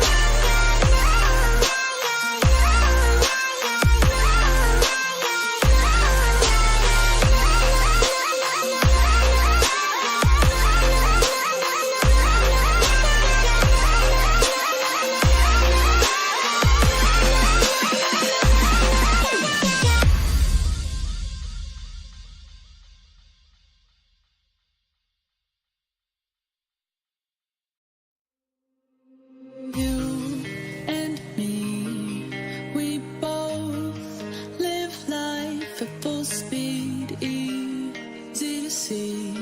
When we collide, no one walks away easy. I never thought you'd be the one. I never meant to take your heart. I never felt so hard. I never meant to be the one. I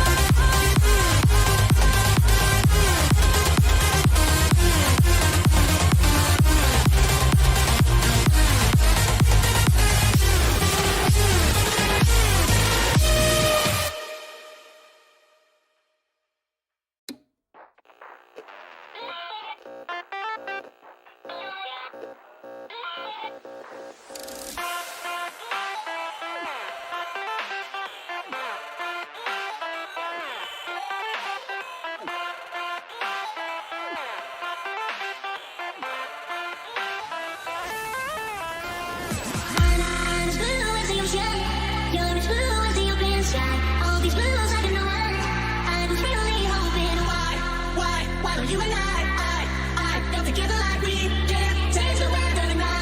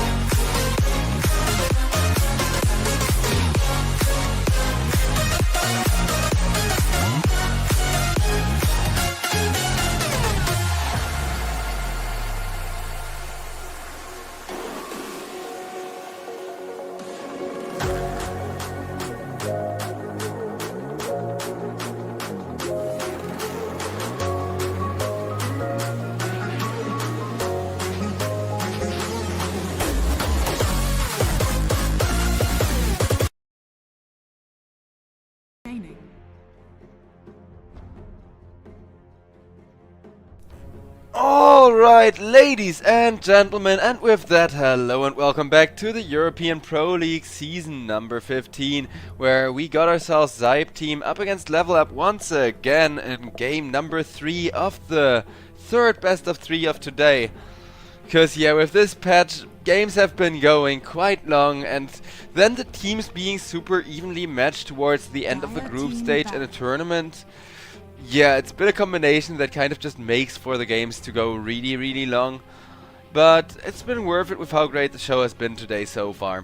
So I'm just gonna hope that everything stays this entertaining here at the European Pro League season number 15. 10 seconds remaining. 5 seconds remaining. Radiant team ban. And as far as this draft goes, well, it's one pick from SIBE up against one from Level Up. Both of them are extremely greedy AoE magical damage dealers, though I think Aged Apparition is even the greedier of the 10 two. seconds remaining. They are both quite, you know, YOLO in their nature, in that both these heroes can get super easily bursted.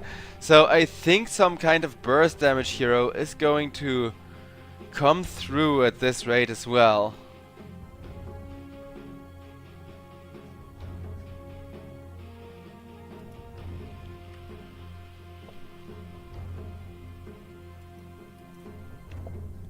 Visage banned out, so one of the better pushers gets taken away by the side of Level Up. SIBE are gonna ban a Pangolier for that. And yeah, chat, let me know, who do you think has game number 3 under control? It isn't even the final best of 3 series of the day, as the action at the European Pro League is just going to keep going on and on. 5 seconds remaining.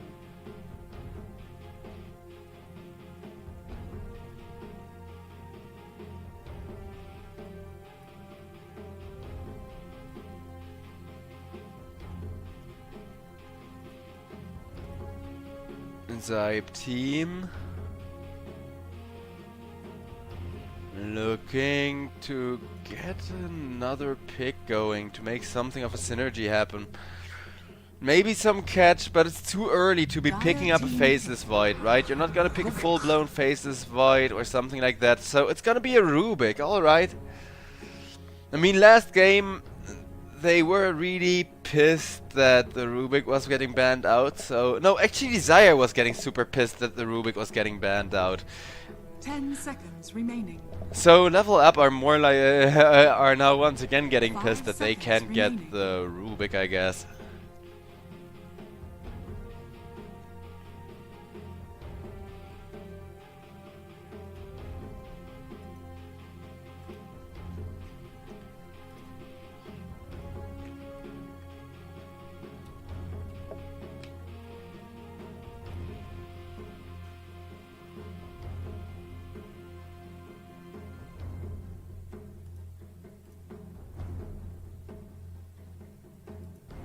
And well, with that Rubik, not only does Slashrack already have a guaranteed hard game, look at how long they are waiting and still not coming to any kind of conclusion.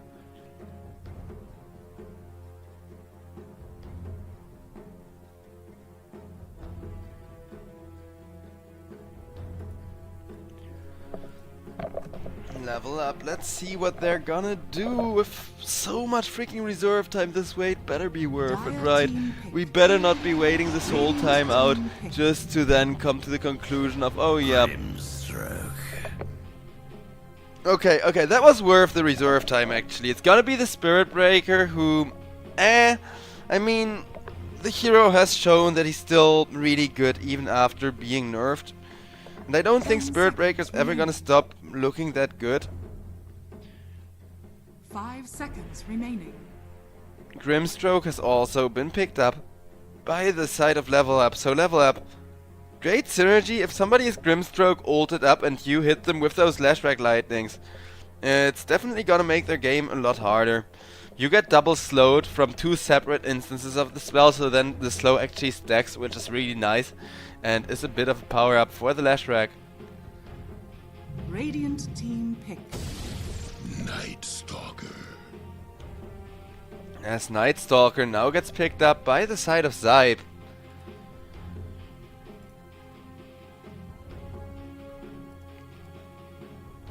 And yeah, I mean, this is a great draft to counter with Silence. Silence is gonna make both Leshrac as well as Grimstroke's life really difficult, will prevent them from getting their saves out in time, will prevent them from getting some good combos going during those team fights, whereas there's also a Spirit Breaker going, which could in turn make the Night Stalker's life really hard by just charging past him. Dire team pick. Alchemist. Alchemist, SIBE, really now, they're gonna pick the Alchemist all 3 games in a row, so it seems like either team SIBE cannot be bothered to pick something else this evening. Because their carry player is currently just like, oh yeah, let me just play, give me my Alchemist, let me just play my Alchemist, I got this, ladies and gentlemen. I think that's what he's saying, 5 right? seconds remaining. I don't know. It seems weird to pick an Alchemist here. I'm not gonna lie, it feels really, really weird. Cause they won one game by an amazing looking Alchemist where the enemy didn't see it coming, and since then they have been outdrafted systematically twice in a row, so yeah. Dire team ban. Templar Assassin.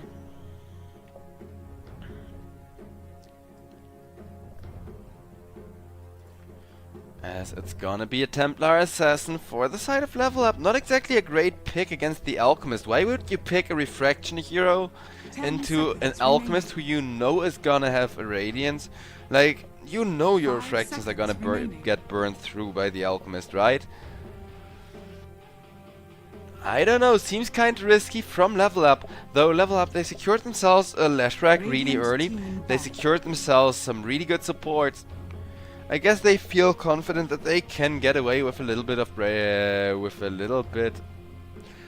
greed and aggression without being punished for it. Radiant team ban.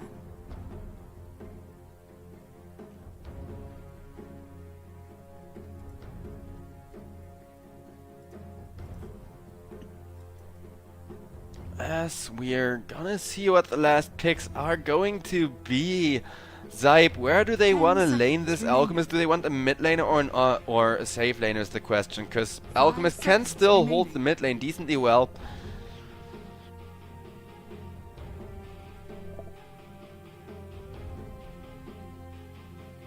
And with the Ancient Apparition, as soon as Alchemist has the Blink Dagger, you also got to set up for the Ancient Apparition ultimates, because Concoction is actually one of the few spells that becomes annoying enough as far as the long stun goes that you can arrive with follow-up Spirit Breaker charge.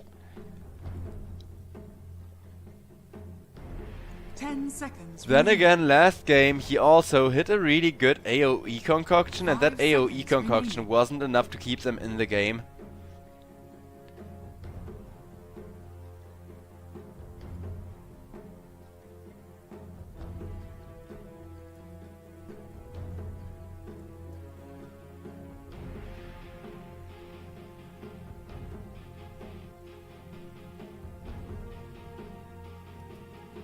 Dire team pick. Radiant team pick. Bad Rider.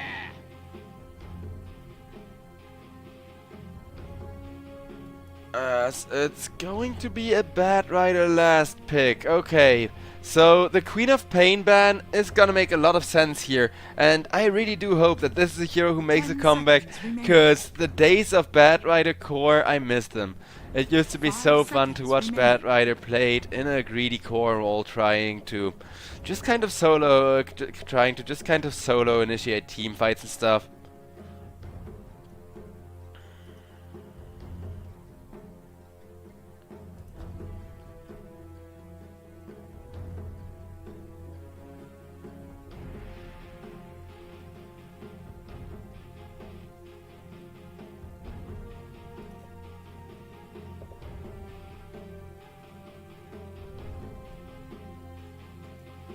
And SIBE team with about 10 seconds remaining, they gotta come to a conclusion here.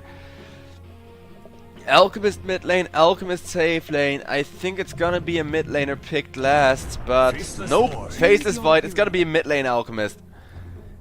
Alright, I actually called that one correctly, though with the Night Stalker pick, it's almost obvious that Riaf is gonna be playing this Alchemist. They did still have the option of changing their mind till the bitter end, right?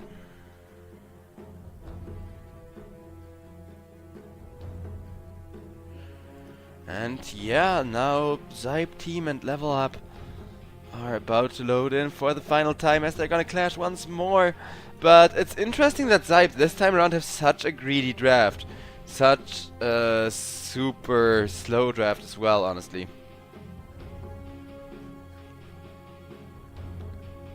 Because the last two games, they wanted nothing but aggression, right? They wanted nothing but to run objectives down and to get that high value. This game around, however, they are taking their time. They are drafting a far different direction here.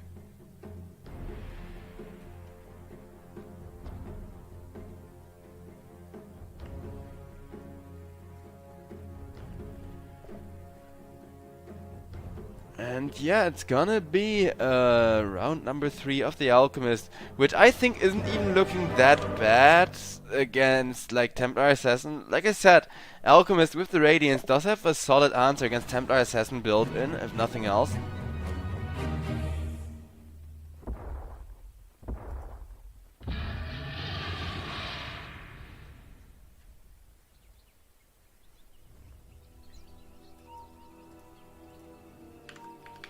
Prepare for battle. And there is the load on in with a 0-minute smoke from either side. Level Up activating their smoke just a little bit later as they come out of the base. Adios, adios, payasos.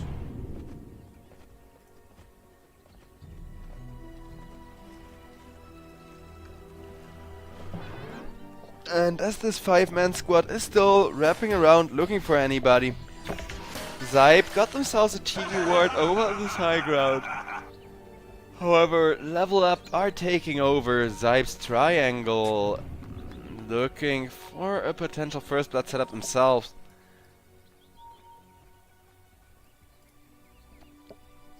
"30 seconds to battle."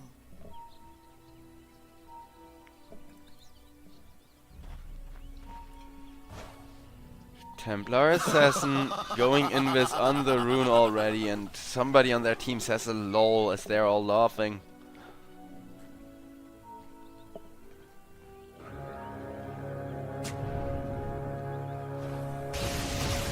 As Templar Assassin is gonna be slowed up. And there comes the Bad Rider riding through with a lot of napalm, class no crew, lit on fire, burned to death with that Firefly. Bad Rider still trying to get out of there, and thanks to that flying movement he will not only make it, but also get Mixer the space to go on out. So it is a 1-for-0 in favor of Level Up so far. Level Up, they're still chasing for more, but all they will find is Nesfear on the Faceless Void, who doesn't really mind Templar Assassin hitting him too much, because of course Faceless Void has a crap ton of base armor to work with. So even if she takes half of that away, Nesfear gonna be fine and dandy for the time being, and he will pick up a super early Rave Band, of course, to make sure that he is gonna keep having enough armor against Templar Assassin while also improving his attack speed a little bit.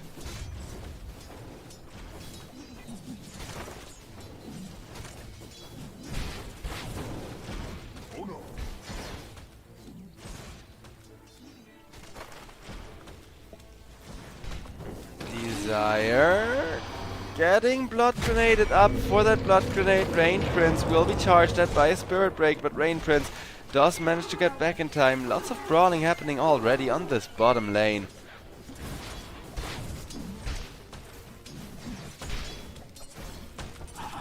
What made you choose this realm, Spirit Breaker? Some dark purpose? Spirit Breaker and Grimstroke voice lines. Now those are kinda based. And not gonna lie, what's even baster is that the answer to why Spirit Breaker chose this realm is literally just revenge. Like, I'm not sure if that's still the case in the Dota 2 lore, but it should be.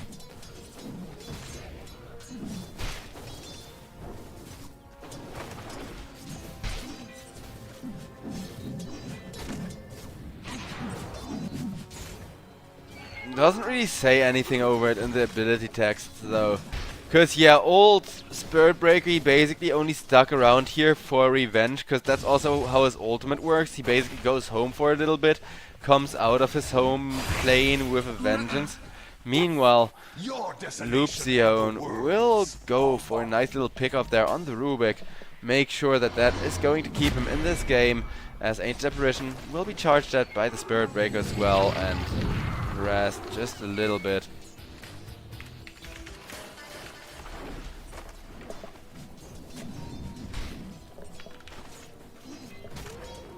Radiant's courier has been killed. Lashrak.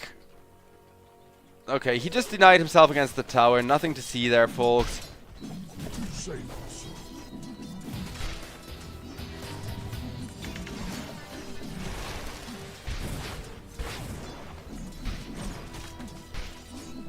As the back and forth brawling is going to resume.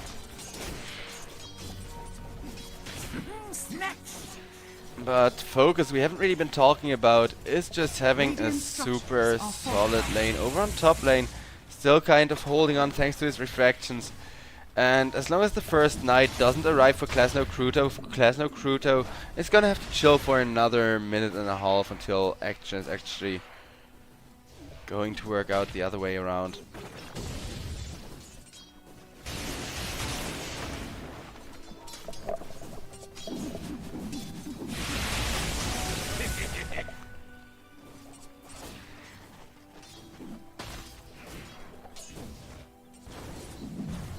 Top lane still quieting down though, and nobody is really farming considering how much space creators and how many just sitting in the lane and playing defensively type heroes they got.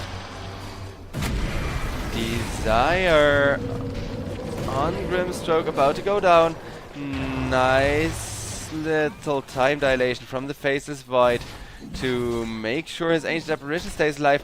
The Ancient Apparition really wants Desire with the cold feet and will get the kill. Spirit Breaker now looking for some revenge, but there is a Fairy Fire, there is an infused Raindrop as well. Extremely well played from the Ancient Apparition. Ancient Apparition can now just reset. Got a ton of experience there, but it's also an Ancient Apparition Faceless Void combo, so if you get Chronosphered, you're gonna be taking crap tons of magical damage into that Chronosphere to take with you.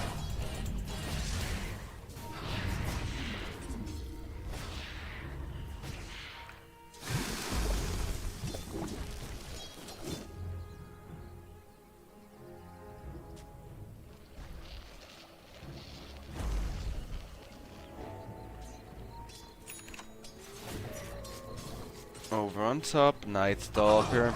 It is nighttime now. He should be feeling a little better about his lane, but Klasno Kruto feeling a little better about his lane is still suffering so hard against Templar Assassin, and Templar Assassin with just one more right click is going to take him down, giving Team Level Up a significant advantage at this point. Bad Rider still just trying to farm up as much as he can. Nesphere, meanwhile, gets killed off over on the bottom lane as well with a charge from the Spirit Breaker and a Grimstroke in a position for a perfect follow-up.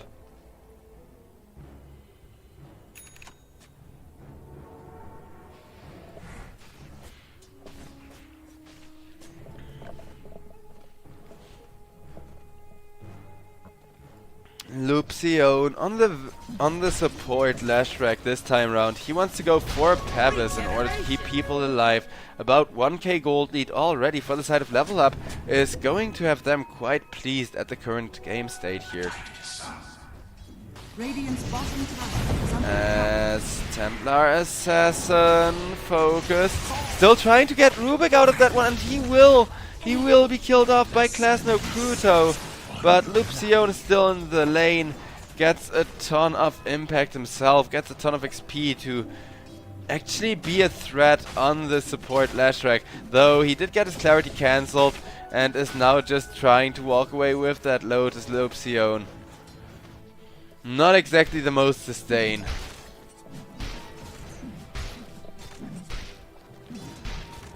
The game state once again quiet. Switching over to the net worth though, we can see that Alchemist obviously on top of net worth. I mean, that guy just prints gold with every last hit, so that's no wonder.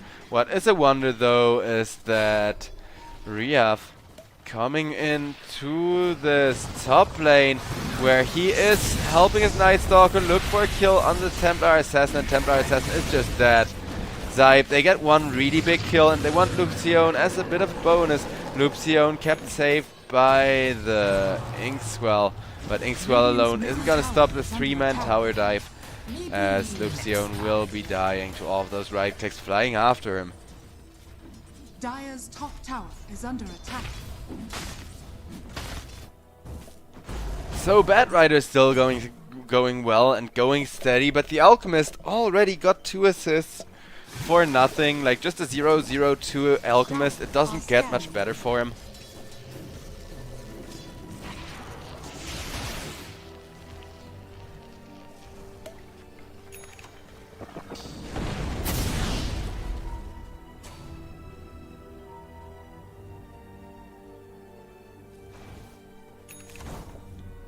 The gold just about equal again between the two teams, though Nesfear isn't gonna have a great time hitting his farming items yet, as Faceless Void is really far behind on the course. I guess that's just the price of putting the Alchemist ahead, right? SIBE, they can always sacrifice the Alchemist to make the Faceless Void space later on to try and turn the game back around with. Rubik will be ran down by everyone with the Bat Rider illusions doing the mana, doing the napalm damage from the right click, as Nesfear however is killed off with a ultimate from the Spirit Break. Spirit Break is gonna get surrounded and ran down by 3 people and not really anything he can do to defend himself. Mixa will be dying. That's gonna be a killing spree for the Ancient Apparition. Radiant's top tower is under attack. We'll take that.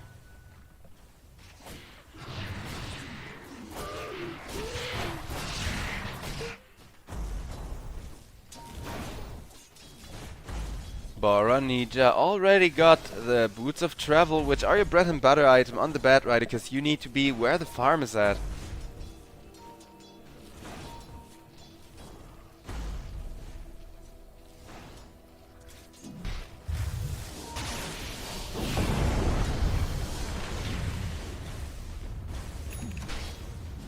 As Fear gets harassed a little, he is getting charged at by a Spirit Break, though Spirit Break for the most part, he's just gonna cancel some solves and some valuable regen. Now however, in comes the Ancient Apparition with an ultimate, and that means Mixa will just be annihilated. Alchemist taking himself yet another kill, taking himself yet even more gold with him.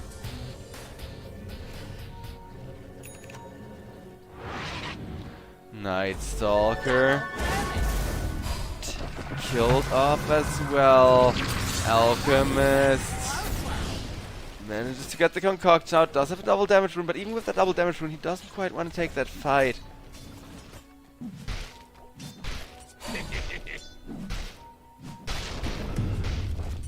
Faceless Void looking to go for a Chronosphere here.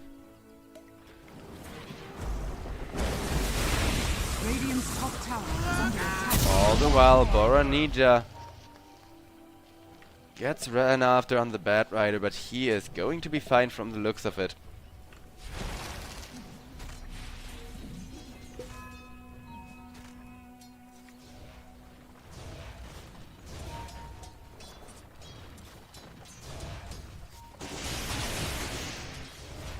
Dire's middle tower is under attack.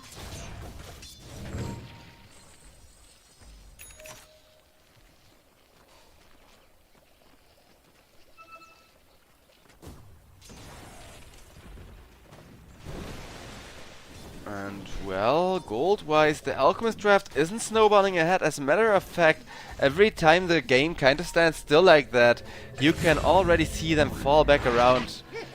Lashrak will be caught over on the bottom lane now, as Faceless Void, he decides to just commit the Chronosphere the one time he sees that he can actually start close to the Lashrak.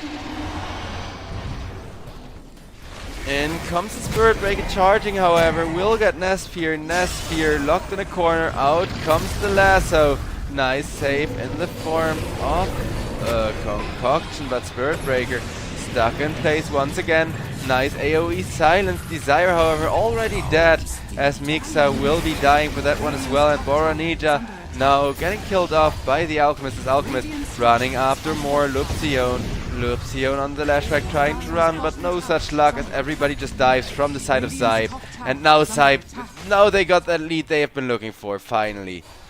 Huge amount of gold lead, everybody is low, nobody is in fighting shape. But this is kind of what they have been looking for, that overcommitment from the enemy team into a fat Alchemist, who's now gonna be an even fatter Alchemist. That's how you kind of play that hero, as Alchemist is now looking to go for a Manta style. To start shoving lanes with and be annoying. Rubik, who we haven't really talked about too much, is gonna be able to steal spells from now on and be annoying that way as well. So I think Rubik is gonna have a grand old time with the spell steals that are being offered up to him here. But they aren't looking to go on anybody yet. Still just chilling together for the time being. Radiant's bottom tower And according to StatTrack, around 25 minutes, Alchemist is supposed to be taking over this game. If it goes past that point and Alchemist isn't yet online, the game is gonna be guaranteed lost. In comes Alchemist with a beautiful two-man stun, two-man Ancient Apparition ultimate. Rain Prince now dominating, as the Templar Assassins, who they really want focus, will die so quickly to all of those damage overtimes to deal with his refractions. Alchemist manages to blink forward with the Concoction as well, just to make sure that Mixa goes on down, and as he right-clicks down Mixa, Riaf is unstoppable. So now Alchemist can kind of take over in that safe lane carry role, and Faces Void can kind of do what the Alchemist does, AFK farm. Because, yeah, Alchemist got this game under control. I would trust that man with my life if I were a teammate of Riaf's. 6,000 gold lead. Level up. What are they gonna do against that? Well, pick up the Desolator on the Templar Assassin for one. That is gonna amplify their damage output by a lot. Lashrak wants to go for that Solar Crest, while Faces Void already died over on the top lane. To Boronija initiating with the lasso to make sure they can kill the Faces Void without him time walking away. In exchange for that, Rubik will be killed off, as now Night Stalker may also be in a lot of hot water with that chain stun up, but in comes Ancient Apparition once again with an ultimate, and that is going to be the Night Stalker killed off.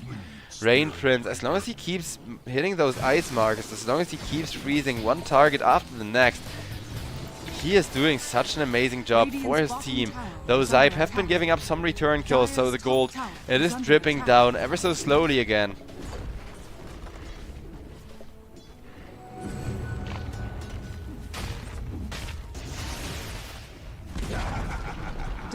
It's still gonna be the top tier 1 tower getting taken down with the Templar Assassin now doing her best to push out as well where she can with the Desolators.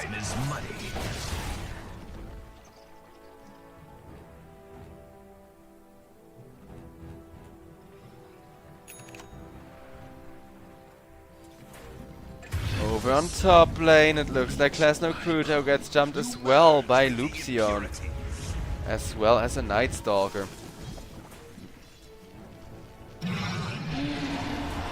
Spirit Breaker, however, looking to grab an Alchemist for that one, but Riaf still has an armlet to toggle through and just walk it off.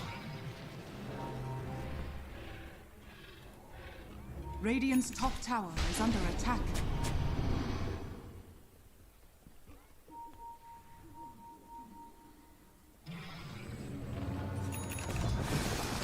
Alchemist trying to run down the Grimstroke. Grimstroke won't get stunned by the Lich Drag, and with that the Grimstroke ultimate comes out onto 2, making for a double lasso. But a 3-man Ancient Apparition ult plus Chronosphere may be enough to turn that. Maybe not, because Faces Void, he hits the 3-man Chronosphere, but realizing that he cannot heal and is stuck at like 100 health, he has to run for his life. So that is the Chronosphere wasted on 3 people, and that is gonna be level up, getting the tempo back in their favor with this Templar Assassin who's now looking incredibly fat, ready to 2-shot people. As level up will be taking the mid-tier 1 and with it a 1k gold lead, but not just a 1k gold lead, look at these huge stacks. Well, you won't be looking at them for much longer because they're all gonna go the way of the Templar Assassin, of the Bat Rider, as this is gonna be so much money lost from the side of SIBE team. And now they realize, hey guys, I think our triangle, there may be something wrong with it. And, well, there isn't just something wrong with it. Somebody took all of their farm out of the triangle to really make this game impossible for them. As Spirit Breaker trying to charge out of there will be sniped by an Ancient Apparition ultimate once again. Lashrak not really able to turn around. Whoever initiates the fight probably wins it. At least until like everyone can press BKBs. That's gonna be the next step. Then we get to see like BKB walk away and reinitiate, because SIBE, guess what, ladies and gentlemen, they end up pulling back into this game. They end up securing that advantage for themselves one more time with a nice little follow-up kill on Desire there. But the most important part for their entire draft is our Alchemist is big now. We can do stuff now. As that's gonna be the Manta style completed on the Alchemist. Really, the only item he needs in order to secure himself against most of Modern Lockdown. Ancient Apparition ultimate, however, is available now. And Cold Feet don't proc or Mixer would have definitely gotten Ancient Apparition ulted to the face. Night Stalker, good job getting out of there. Make sure not to be too deep in enemy terrain. Level up aren't giving up either though. They got that Bat Rider plus a Lashrak, so they are gonna look where the lost critters be. Night Stalker will actually be caught immediately. The Spirit Breaker comes charging in. Night Stalker locked in place, and the Tesla Crudo can't move. Mora Ninja is going to secure the kill. Rain Prince does land a nice ultimate, however, as Alchemist will use that ultimate to right click somebody down to death still. And boom, that's gonna be another one.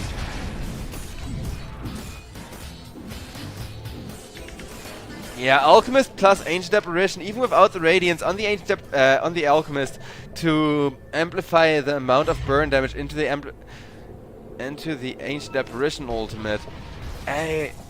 I don't know, this Aghanim's Scepter Elk could work as well. Like, just get the 2 items he has queued up and then start building and giving away a bunch of Aghanim Scepters, because I think everyone underestimates Elk into the super late game, when really they have buffed his Scepter giving away things so many times. At this point it's almost worth it to start by giving away Scepters. I'm not even joking, like, you get 25 damage, I think, for every Scepter you give away, including one you eat yourself. 25 damage and 5% spell amp. Of course, most people don't really build around the spell amp and physical right-click build on the Alchemist, but it's sick. Now Rubik will be killed off with a short little split earth from the Lashrak coming out. And that is a lot of map control being taken back for the side of Level Up, but realizing, hey, Level Up just got control of a crucial part of this map, namely the Roche Pit. They will smoke everybody up, as Faceless Void wants to run after the Spirit Breaker. Allowing Alchemist to get a perfect initiation, killing off the Grimstroke. Grimstroke is just that, everybody else getting hunted, knowing full well that the Chronosphere is up and they cannot defend themselves against the Chrono. However, they do not need to defend themselves against the Chrono, only against the burst damage, as now the Chronosphere comes out from the Faceless Void and it is locking down the Lashrak for Void to hit, as buyback from the Templar Assassin comes out only 21 minutes into this game. But yeah, at this point both sides are taking these fights seriously and are committing.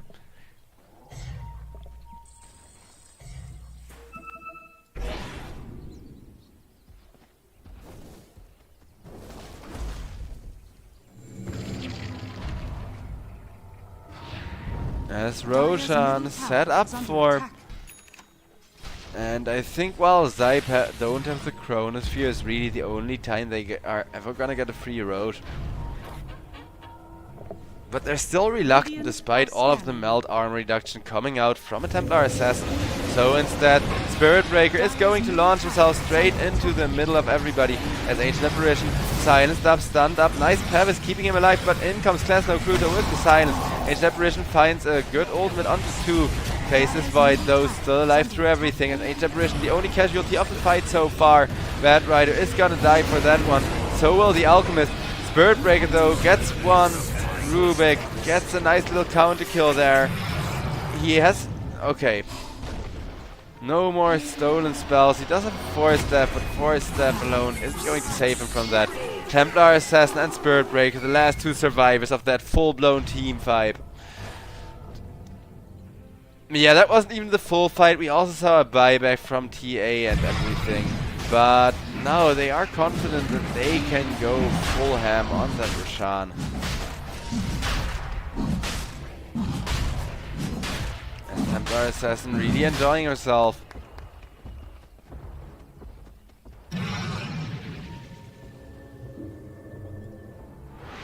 Somebody is calling in to go B.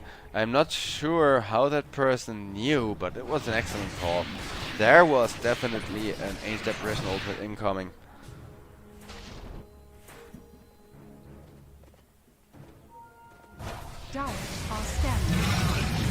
As it's gonna be a Tormentor attempted by Focus and Luxion here.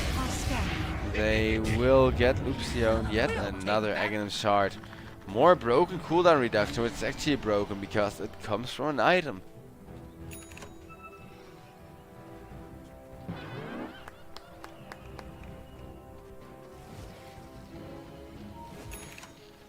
As for bottom lane, everybody on the side of SIBE grouped up for this Roshan, as this time around they want the Roshan going in their favor for sure. Level up. Do they have the time? Do they have the know-how to contest this? Because in a matter of minutes, this Roshan will be downed. No contestation into the pit. They even had the time to contest the Roche pit, but it was only 2 people in position, and you don't want to fight Grimstroke and Templar Assassin against the full enemy team.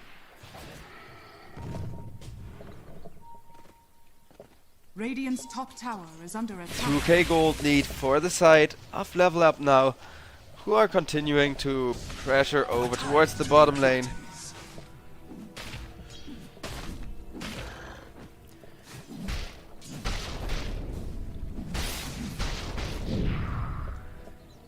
SIBE though, with how fat their Void is and an Aegis available on him, I don't think they are too scared. Nasfear, I know he isn't that far ahead of the charts yet, but for Faceless Void he already got enough items to do damage, so in my book he's still fast.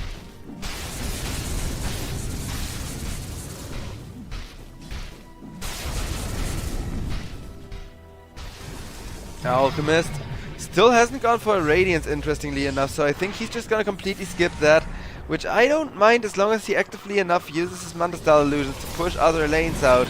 Now, however, Leshrac with both an Alchemist and a Night Stalker. Yeah, no, that is quite the combo.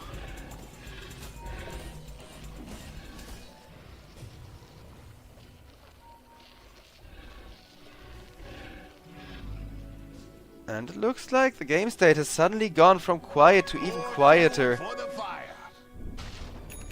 As everybody is just kind of trying to guard their farm. More importantly though, SIBE are starting to fall more behind for every minute this game goes on. And don't just want to initiate head first out of fear they're gonna lose another fight.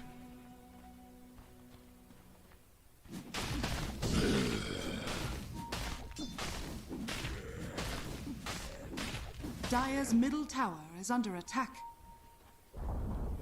Dire's middle tower has fallen. Mid tier 1 on the Dire side has finally been dropped. This tier 1, that's right ladies and gentlemen, but for that tier 1 they are gonna get a Tormentor in absolutely no time, giving Rubik one of the best Aghanim shards in the game.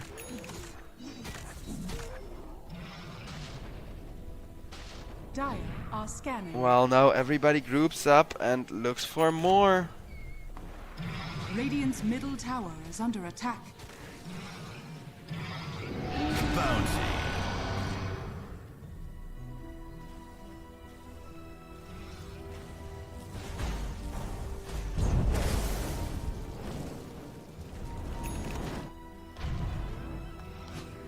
Now over towards the top lane, everyone grouping up and Dire's structures are fortified. Radiant's middle tower is under attack. trying to push another objective from the side of SIBE, but they aren't really gonna be pushing a whole lot. As now they're coming back into their jungle defensively instead. Lashrak gets ran after by the Faceless Void and just yules him.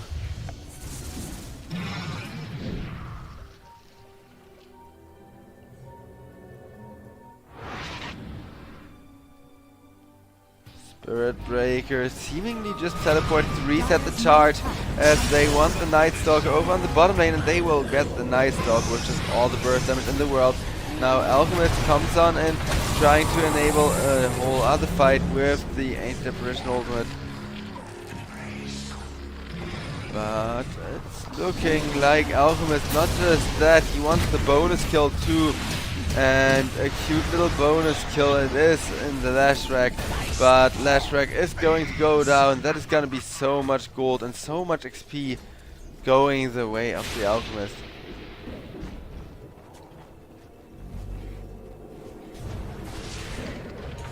And another initiation with the Templar Assassin this time around, having a BKB as well as a lot of burst damage. TA is still going to be restrained throughout all of that. And Rubik actually managed to get away with just 200 HP. I wish I had teammates like that.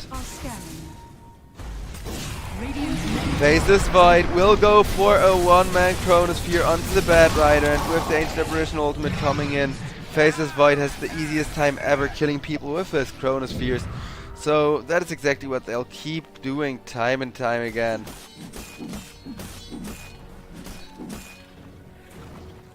All the while, Asset is farming. And did you know, ladies and gentlemen, Asset is farming? Oh, and also about Asset, he is just farming. Because that is kind of, yeah, the entire lore here. Everybody just wants to farm, make space. Meanwhile, however, Faceless Void will be jumped. No more farming space for you or your teammates. Because Faceless Void, of course, the only one who can stand forward in this game still. Alchemist, he's farming. The rest of his team no longer farming though, as they now have to defend, and Alchemist 2 will have to focus on the more important matters soonish from the looks of it.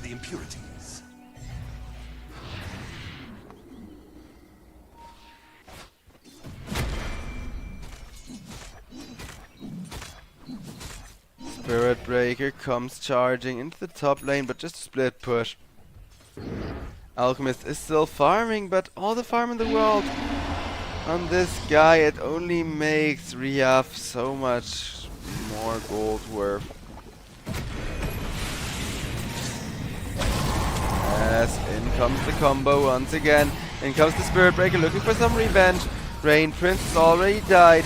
Now the Bat Rider is gonna die for that.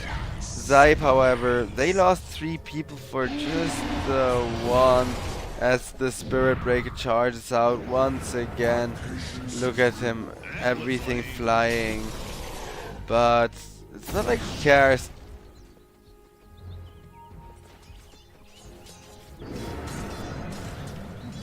Spirit Breaker with a ton of status resistance and lockdown.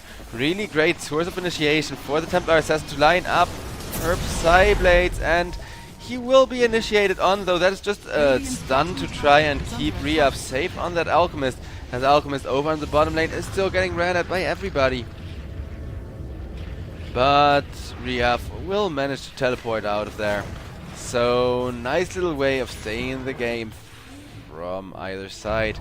But Templar Assassin, just a little bit too powerful unless they find that Chronosphere or that Alchemist Initiation on her.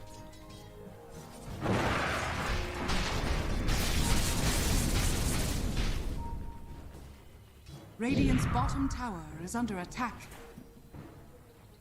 Radiant are scanning. Dire's top tower is under attack. Radiant's bottom tower is under attack. Yeah, Faceless Void just being an absolute nuisance. So, for those of you who kind of missed it, Faceless Void hasn't really been changed in the patch himself. Like, Faceless Void is still the powerhouse he was last patch, but what has changed is all of the items for agility heroes are so much better. A perfect example is you get a butterfly on the Faceless Void, he is just going to be able to solo carry a game until people realize that one person has a butterfly. Like, it has been pinged in team chat and everybody is playing accordingly.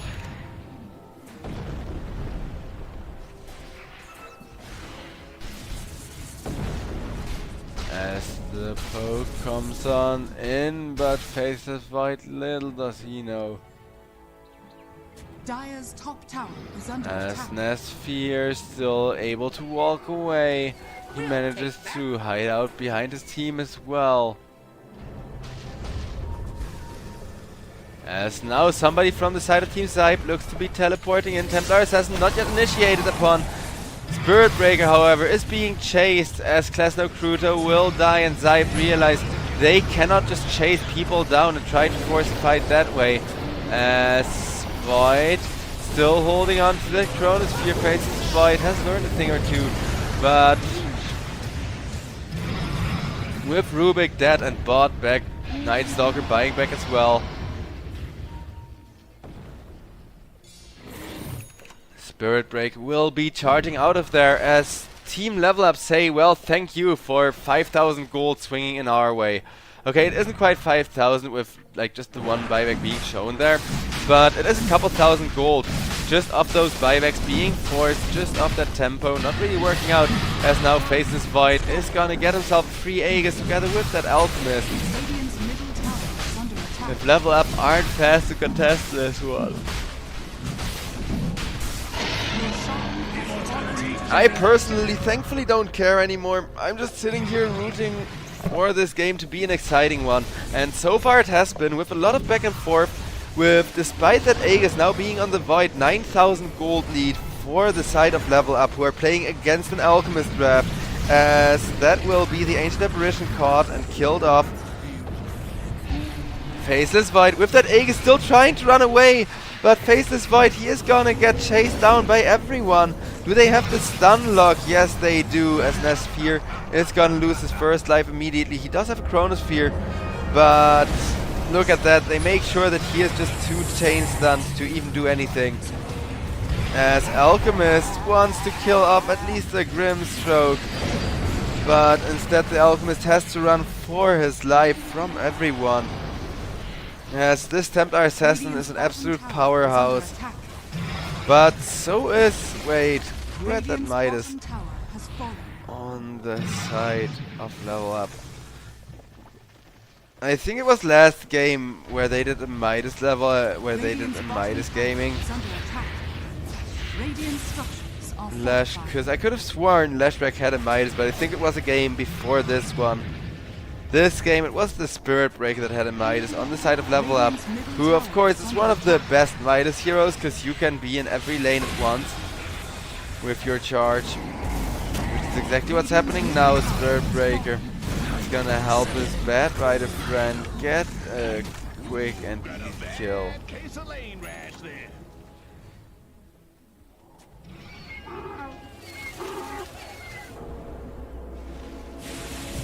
As it's going to be the Templar Assassin once again wrapping around, trying to hit the tower for a lot of damage. And that is gonna be the last tier 2 tower, dying with catapults coming in on all 3 of the lanes. Level Up. 36 minutes into the game, they're finally getting their impact going. As it's gonna be a Chronosphere just on one target. Only the Templar Assassin, but only the Templar Assassin worth it, because that was a 2-minute dieback. So 2 minutes no buyback on the Templar Assassin, as Faceless Void now wants to chase after more people. Nesphere, knowing full well the one person who 3-shots him is already gone off the map for another 100 plus seconds. Alchemist just gonna self-stun with the concoction, actually manages to dodge that with the Manta Star as well.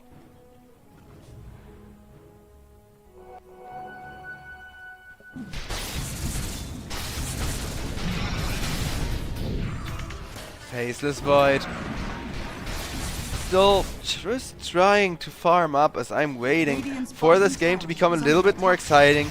Because, yeah, my dear chat, I've been at it for over 10 hours today already. And I am getting kinda tired because we didn't really have breaks.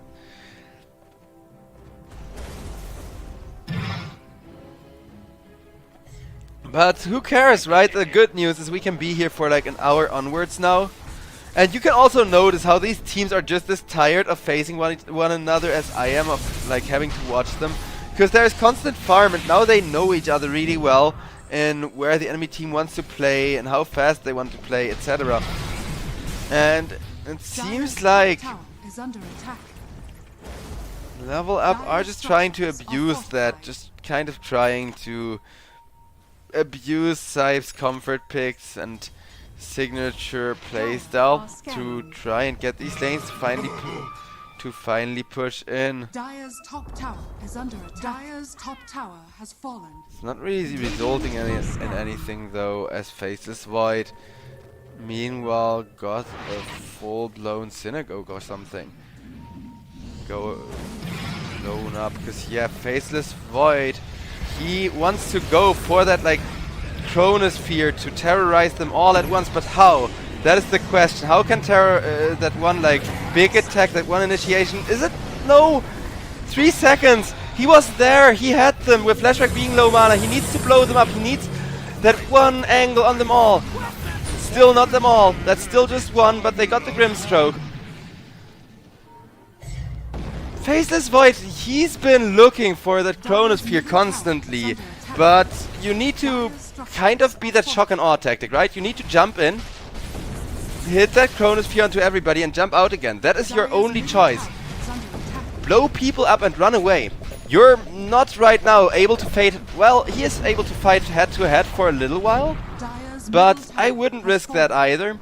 I think Nesphere, he just needs to play that really jump and runny kind of terrorism playstyle of smoke behind the enemy team, come in with a Chronosphere. But the reason why they're not doing that is Faceless Void doesn't have buyback. When you have buyback, then this is such an obvious case. You just have Alchemist be the frontliner. Alchemist runs straight at the enemy. Faceless Void teleports to the outpost and comes in from behind with the Chronosphere.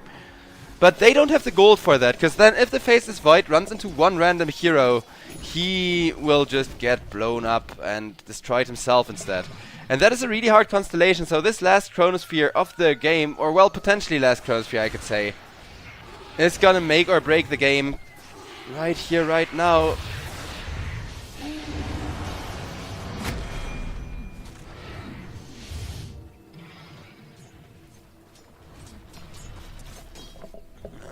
Right now, Level Up, making sure to stay on top of that gold. The Roshan is only going to be back up again in 4 minutes, 5 minutes maybe.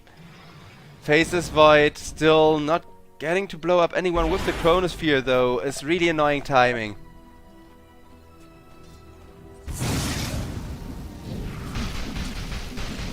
I don't know, it's weird, because Faceless Void, he has that infinite late game potential and he scales so well. But the Faceless Void is the one person that doesn't really seem to be scaling, just because Nesphere, like, when he hit the Chronospheres, his team did all the work, right? His team did all the damage, his team had to throw everything in there. Now that his team can't deliver the damage, Faceless Void needs to start farming for the first time in this game to actually get the damage. But Nesphere's Chronos, on the other hand, they are amazing. So if he lands another one onto 4 people and his team is actually able to give the damage, things can end here. Alchemist gets charged at with the Spirit Breaker to get vision, but a nice save with a lot of shield committed onto him. As now Mixa gets lifted back, will just press a BKB to try and run out of there.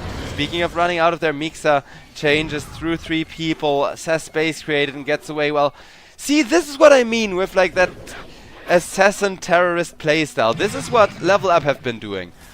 They run one person towards the top lane, smoke everybody else, and now their enemy has absolutely no idea. Like, literally no idea where who is and how you actually can initiate anymore. Confuse the enemy, be an absolute coward, never fight head on head. Never a fair fight. Those are kind of the tactics according to which you need to play this now. And yeah, I mean, Level Up, they are trying according to that never a fair fight approach. I wonder how much longer Level Up are gonna be biding their time until Templar Assassin will be picking up a Divine Rapier.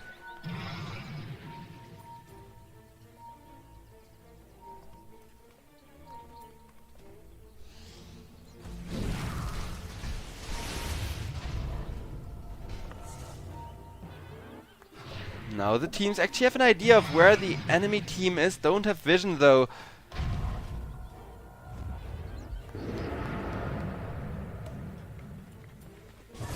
As it's going to be a blast in the face of the Spirit Breaker. Spirit Breaker dead for 100 seconds. Instantly a buyback comes out though. Faceless Void locked in place. Faceless Void solo. He gets the Chronosphere onto 3. But Faceless Void just dies to the Lashback in his own Chronosphere before he can even run away. Rubik is going to die as well, but that is 80 plus seconds, no Faceless Void. And knowing that there is no Faceless Void for 80 or so seconds, Spirit Breaker sends some illusions down the mid lane to push that out, but the main push is coming down that bottom lane now. Yeah, this is why Faceless Void needed to go from behind on the back line, is that Lashback being in the Chronosphere just cost them potentially the last team fight of the game already. But at the very least, a lane of Rags and a buyback on their Rubik. So Rubik is just gonna buy back, but Templar Assassin will still finish off that one lane of Rags. Is now moving on towards the mid lane, where a second lane of Rags is gonna die in absolutely no time.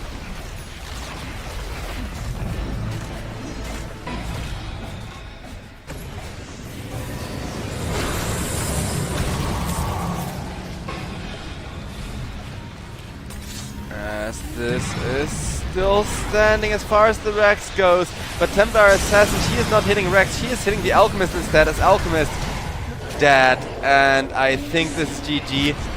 Spirit Breaker wants to make it so. 2 people still alive, but Templar Assassin hitting like an absolute truck gets the second lane of Rex finished, and ladies and gentlemen, I'm gonna call it right now, this game is over. It was just the interaction between the Faceless Void and the Lashrack. That's what it boiled down to.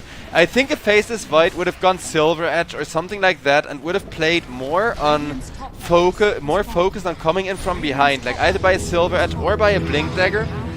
I think it would have been possible for them to come back into this game and actually win this. Instead though,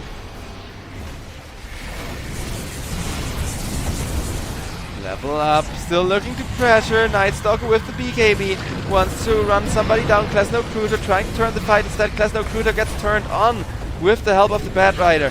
Klesno Kruger killed off with one more right click from Mixa on that Spirit Breaker, as the tier 4 towers will fall. Templar Assassin starting to hit the towers.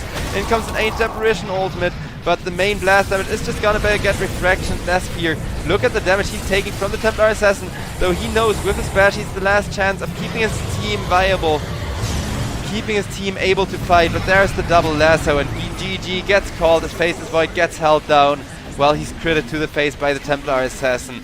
Good game indeed, as the third series of the day goes to a game number 3. So ladies and gentlemen, we are going to a little bit of a break once again here at the European Pro League season number 15.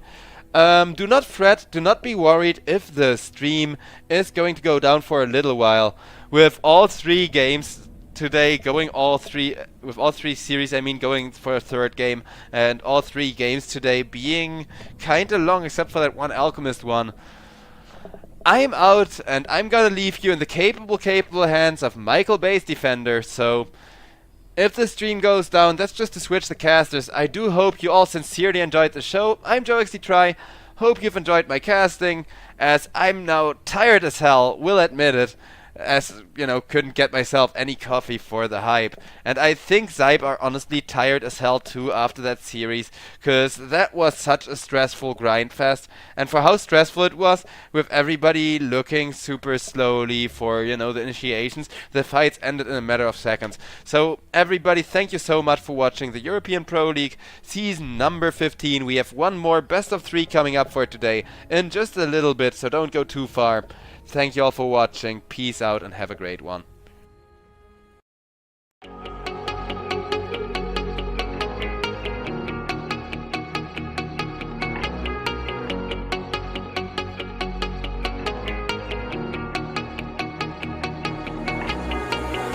When I'm lonely in the dark, I know you are with me, yeah.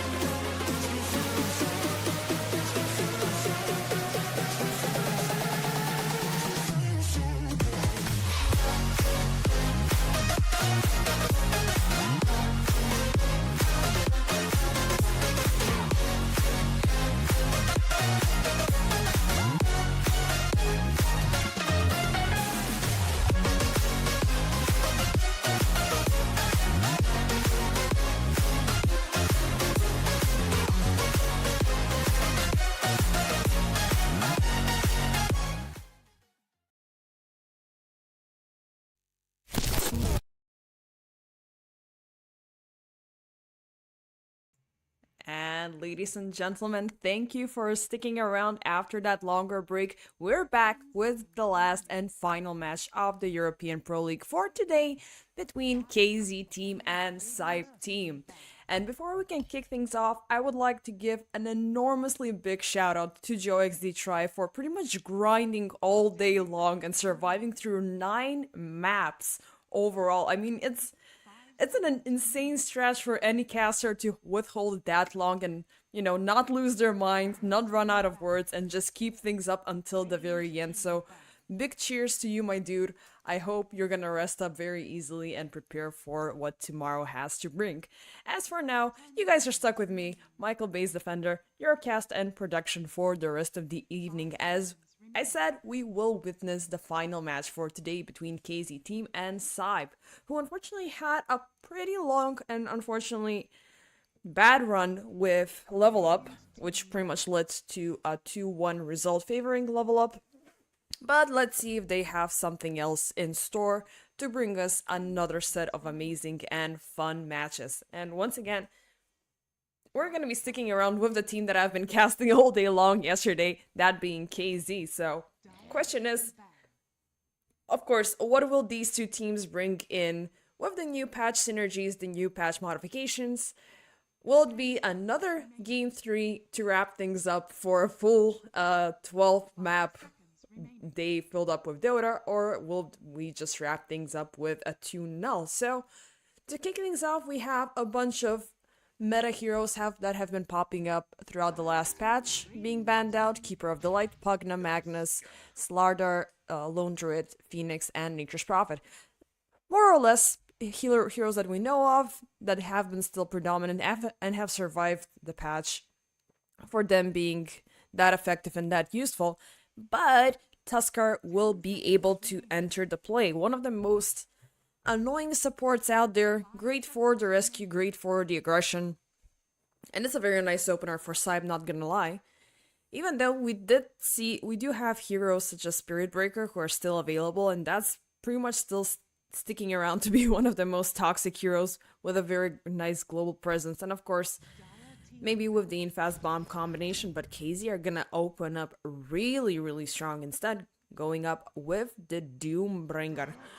AoE Doom coming up with the Aghanim Scepter, which is definitely gonna be it's gonna be an idea for KZ to keep in mind should they stretch out this game further into the late game. And we've seen how effective this hero can be, especially in team compositions that pretty much aim for the jump, such as Faceless Void, Pucks, and stuff like that. But it always comes down to how long you can withstand that pressure to be able to activate the Doom when it's necessary. But even so, this guy has extremely strong stopping power for whoever is a very high dependable spellcaster. Also high mobility heroes, as I said earlier, the Puck. So we'll see how SIBE are gonna work things around with this guy. Skylark definitely will be taking this guy to the off lane. And what could be interesting to see, so thank heaven we're not gonna be seeing a Faceless Void, a Luna as well, along with the Terrorblade, because personally I'm kind of overwhelmed by seeing these 3 heroes popping up left and right at all times. And for those of you who were here yesterday, Faceless Void is one of the most favorable heroes for Autaker, and he pretty much spammed it all the way throughout the last 3 games, versus Level Up more specifically. But there's still a lot more in store for us. Second ban phase popping up, Muerta is gonna enter the play for KZ. It's something that I keep on saying at all times. This is a hero who is a better support rather than a carry, but it always comes down to what the situation brings up. She does have a good farming potential, but however, it always comes down to how things unfold, which heroes she's going to be countering. But even so, it's a lot more of a safer option for her to be within the support position, throwing in the dead shots with the Revenants, already getting one silence up and going. And especially if you have a good lockdown, you can proc a double Revenant hit with the expanded silence, and definitely that's going to be something very difficult for SIBE indeedy.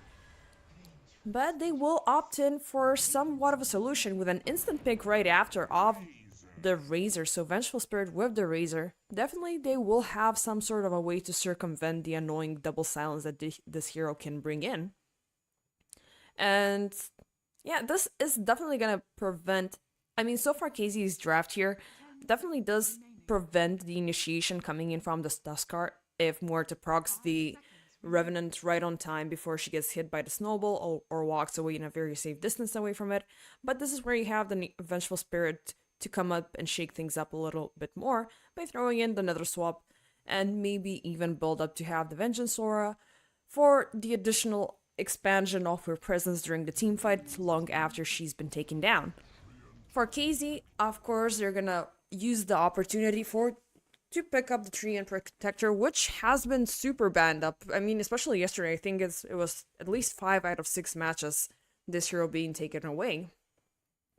Which leaves remaining for KZ to wrap things up around their mid player and around their carry. So, in terms of carries, we're not going to be seeing a Luna, we're not going to be seeing a Faceless Void and a Terrorblade. Which leaves... well, they're going to leave it for a little while. This is going to be... Wait, are they going to be going where to carry for this one? Maybe. That's more likely to be the case here now that we're seeing Grimstroke being picked up, so... dual Soulbind with a dual Doom. That does feel like an interesting option, even though I am somewhat fearful of Muerta being a carry, especially versus a high damage dealer such as the Razor.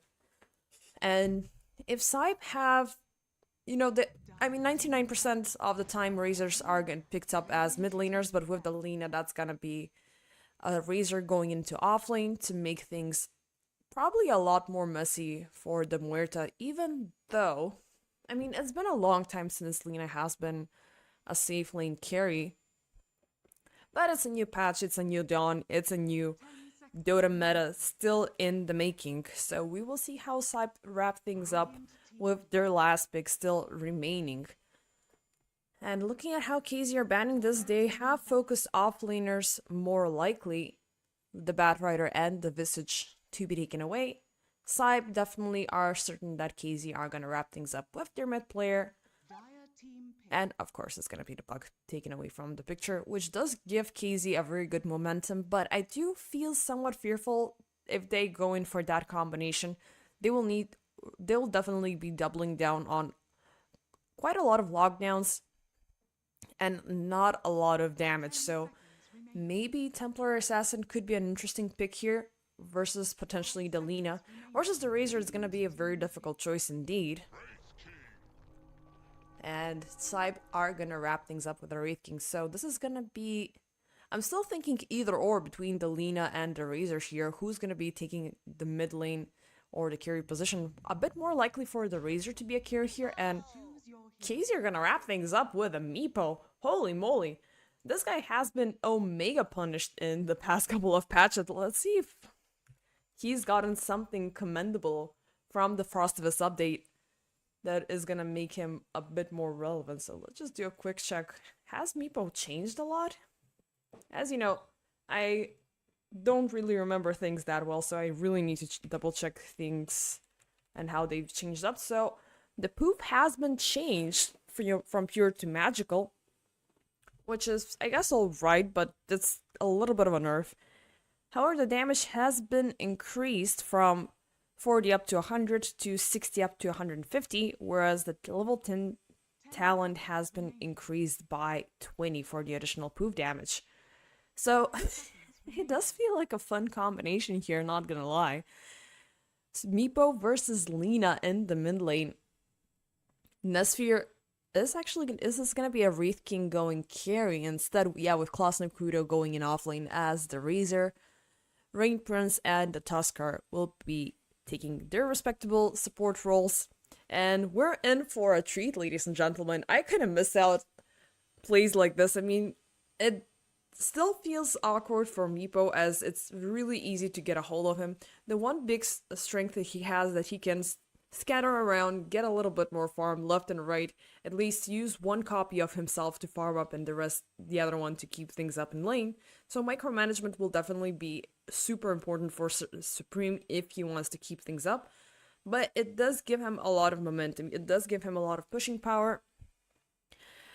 But Irap has the AoE stun. Rain Prince can pretty much pick one out and take him close and personal into SIBE for them to take down the Meepo, which it could be something that KZ can use up here as some sort of a distraction to keep up with the rest of the team to farm up as much as they can.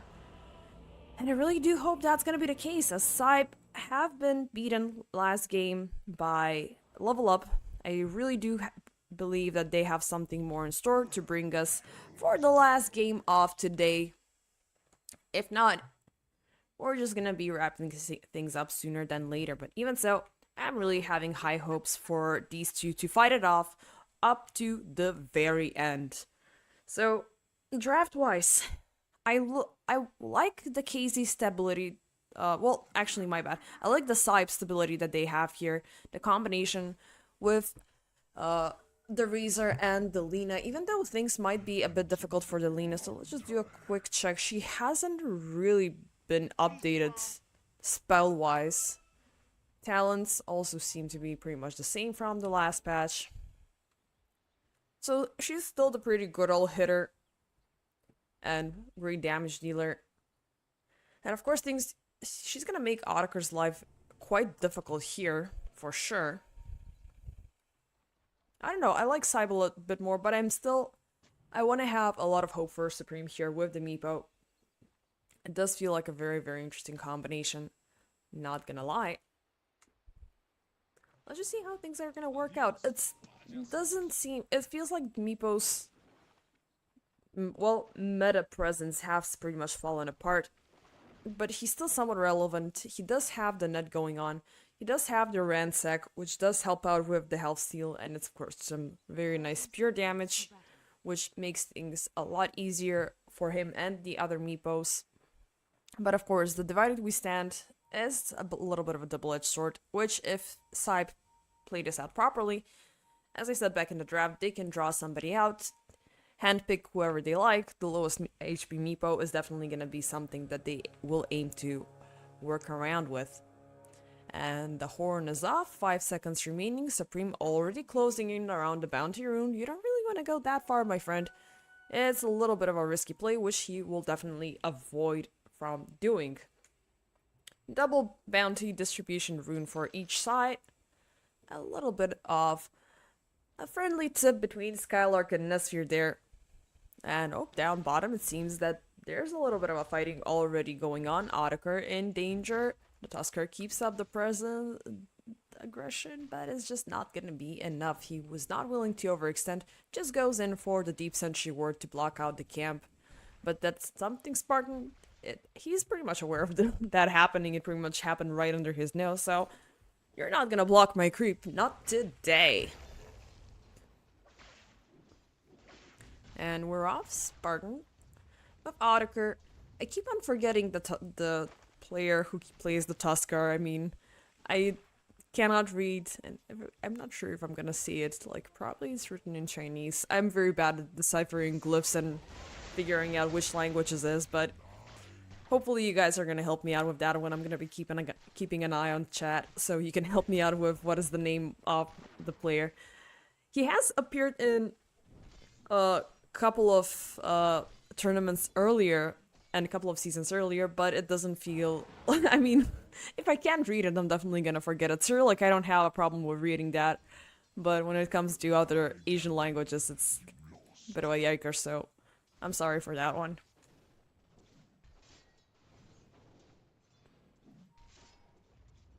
Radiant's courier has been killed.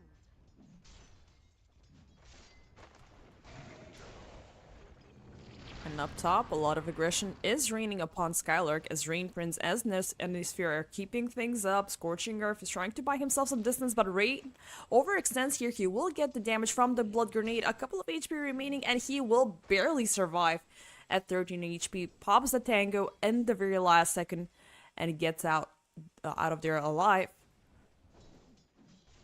Nesphere also cutting in close. One Wraith Fire Blast would have pretty much ended things up for him. As Skylark needs to be mega careful here.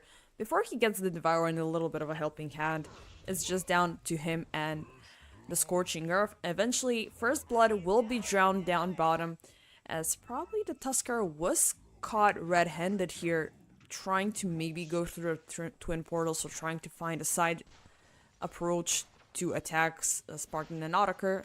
Unfortunately, we kind of missed that out as the action was going on up top, and it still keeps it up as Nesphere and Rain Prince just push Skylark and Astral all the way back under the tower. And definitely things are going to be difficult for this Doombringer to hit his level 6, which definitely is going to be detrimental in keeping things under control. Down bottom, Spartan, he's going to be hooked up, but they pop the remnants, trying to get some silences going off, but it's going to be the shard, which gets a lock on him and takes him down for good. Otaker running away, he does have the Lotus available if things get uber hasty, but they're not going to overextend with that one indeed. And this is where I love basically the Razor play here. You do have the static link, pretty much burst, takes away all of the very, very crucial damage. I mean, for whoever you find, the Curie is always going to be your play here, but if you link to even someone else, you can easily turn the tide around and just keep up with the aggression, and something that Spartan has completely witnessed at the start up top. Nesphere looking pretty bad still, and Scorched ranged, and he will be melted down. Still too early for the reincarnation to come and play, but this is definitely a nice breather for Skylark and Astral up on the top lane for a little while until the king comes back to make things a little bit more disgusting. In mid, we haven't really spoken about the whereabouts of this lane, which is definitely the most interesting lane to see here. Supreme versus Riaf is the Lina versus the Meepo. And the Meepo is pretty much doing what he can do here, always throwing one Meepo on the other side to do something else, to pick up the runes, while the other one is just still chilling in the lane to try to obtain some experience. But oh wait, hold up. Up on top, the slaughter has happened. Skylark, Astral will take down Rain Prince and Nesphere, and thanks to a rotation from Spartan coming up, but he also spotted out the Tusker coming in as well, who ring around the tower. They will be trying to claim his life as well, looking pretty low. Pops in the wand to try to buy himself some additional time. Astral takes up all the tower damage, and of course the snowball will land in his face. Rain Prince coming in from behind, throws in the magic missile and takes down Astral with ease. Spartan still keeps up the pressure. Fairy Fire is going to be popped up, tries to make it out alive. Rain Prince keeps up with the hitting, but the Treant will survive. Finally, the Tuskar's life will be claimed, but Riaf is like, no, I'm not gonna let this pass. Comes up for a little bit of a visit up on top, bursts down through Spartan. Now Skylark's life in danger, going into the Roche pit, tries to deny himself, but a tad too late there. Riaf is gonna melt him down as well to smithereens. These are two very, very crucial kills for the Lina indeed, who's actively keeping up the pressure already at level 6. Which means the Laguna Blade is up and going. Definitely gonna make the Meepo's life a lot more miserable here. And what else he can do here other than go back into the jungle and try to avoid any combat as much as he can. And it's very fun to see that... Oh, hold up. Stun onto Astral. Tries to save his butt with the Inkswell and the Silence. Riaf still keeping things up. Oh, the shard is gonna nick him at the end of it. Very super close, almost walked away with that one, but that's not the case. Nice team play coming in from SIBE, but down bottom, KZ do seem to pick up the aggression, as the absence of SIBE is something that they're gonna turn on to Klaus Nokrudo here. And that's a very meaningful kill for Otaker up top, though the aggression does not subside as they're turning the vengeance onto Skylark. The Doom survives the initial jump, but the shards are gonna keep him into place with the blast and everything. They will claim his life. Supreme now coming in for the rotation. He will take Rain Prince as a return award. Gets a little bit too late with the Entangle there. Well, with the Earthbind, my bad. There's a lot of net spells in Dota at this point. Around the Wisdom Rune, Spartan is gonna manage to... Well, he's actually not gonna manage to snatch it. He will fail in his conquest, and his life, of course, will be claimed by Klaus Nokrudo. And back in Mingid, Supreme looking bad, Snowball coming into his face, getting under the tower, and one not so long range Dragon Slave is gonna take him down. And will they find more here? Definitely they did have a glimpse of where Astral was heading. Will they commit though? Rain Prince still shying away for 3/4 of a level away from the Nether Swap. But he is not gonna commit to anything more here. And I just wanted to wrap things around, I mean, of things that happened about 3 minutes ago. It's always usually the behavior that supports start rolling in around the mid lane to help out with those levels, with that minute 6 runes. But it was a great rotation coming in from Ryaf to get these 2 juicy kills and get himself a lot more farmed up. And Spartan in danger, as now the Tusker and Rain have rolled in. And Supreme is gonna make sure that goes punished. Tries to run off, no more mana available. Uses the last drops of it actually for the snowball, but won't get away very far from it. It's minute 8, ladies and gentlemen, with an 8-9. This is an insane aggression coming in from both sides, just throwing themselves back and forth, finding kills every chance they get. And it's amazing. Like, usually we can have situations when this is the score around, I don't know, minute 15 or something, maybe even minute 20, if things get uber slow. But this is a very, very fast-paced game. And the teams are actively rotating every chance they get.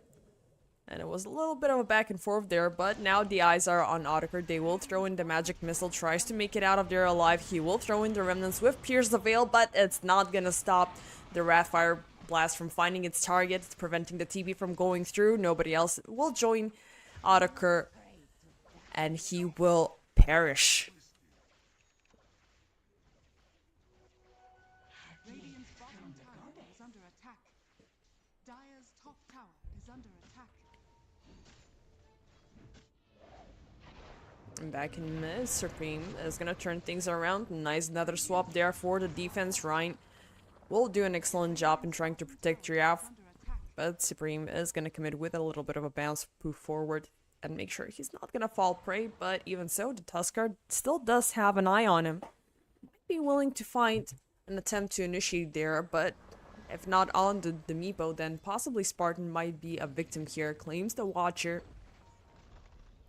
to add a bit more vision there, and he's going in for the chase now that the creeps are taking all of the tower damage and just playing this a bit too dangerously, but still it's giving a lot of chances for his teammates. Up top, the Rat King is somehow gonna lose his life, maybe probably due to the creep wave or something of that sort, but it doesn't seem like there was any hero from KZ residing there.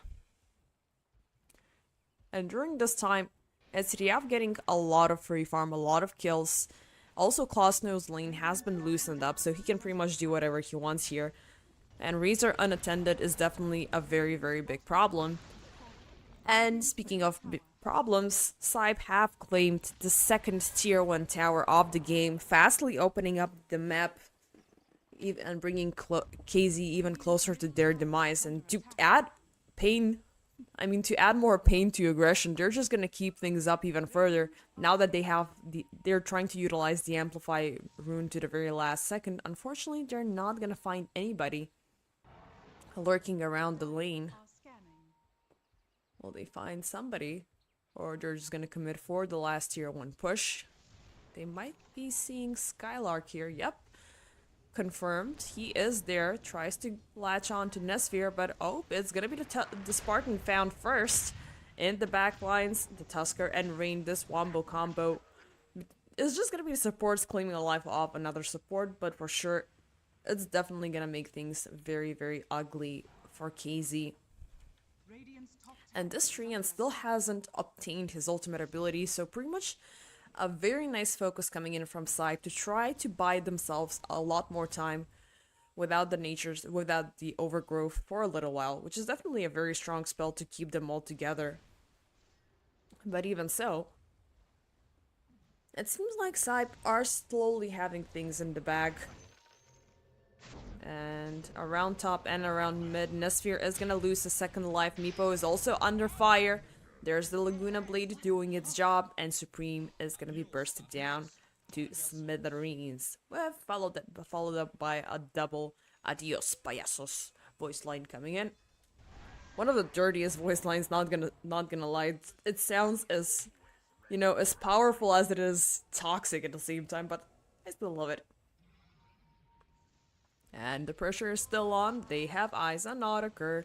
Klasno keeping things up. The snowball rolling in, throws in the remnants, trying to at least find somebody to silence, but the Pierce the Veil is not gonna do anything against these massacring, well, spellcasters who don't really care. I mean, yeah, it does avoid physical damage, but they don't care about those heavy hittings. They will soak up all the damage you can do, and they will burst you down at the second you're gonna get scouted out.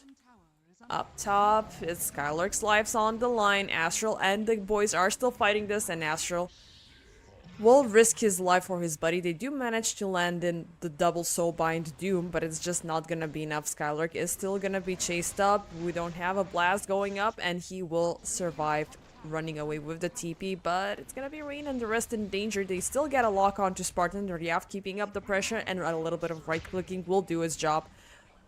Punch, stun, burst, down. And with a little bit of a dance from Klasno Krudo to wrap things up. I mean, I thought SIBE were gonna be uber tired from their last match versus Level Up, but no, they just doubled down and, you know, chose violence. They're already warmed up and ready to go. Attempts are being made to claim the life of Tusker this time around, but a very nice snowball away is gonna allow him to see yet another shiny day.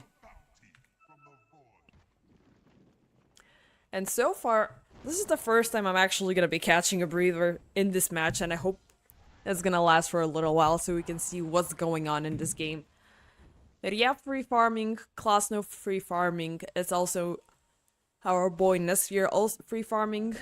Has the Midas up and ready to go, going in for the good old Radiance once again. Skelly's at level 3, so it's a little bit more of a pushing power. 3 towers have already been claimed by SIBE. None for KZ. Gabe and Graf says, yep, it's looking like a SIBE game so far. As I'm still not really sure what KZ were going on with this draft here. I mean, the Meepo still hasn't done anything in particular. He does have the Diffusal Blade, but still, the might and power and dedication of SIBE so far is not allowing him to prosper. Well, live long and prosper in any way. And once again, they're gonna put the pedal to the metal, pop a smoke bomb, and venture deep into enemy territory, where they could potentially find Astral here. Answer is yes. Throws in the Inkswell, tries to buy himself a little bit more time, but it will not survive enough to throw in the Inkswell. Meepo is also gonna get locked down, tries to poof away, and that will be successful, even though it's still in very close proximity for SIBE to see this. Will they keep up the pressure? Well, answer is no, but you do manage to scare off whoever was trying to TP in. I think, yeah, it was the Treant Protector who tried to intervene here. Things got hasty. And a Skylark with Spartan now popping a smoke bomb of their own. Maybe they will attempt to find somebody here. Yeah, they're gonna go in for the aggression, but it's not looking that shiny. They got scouted out. Rain.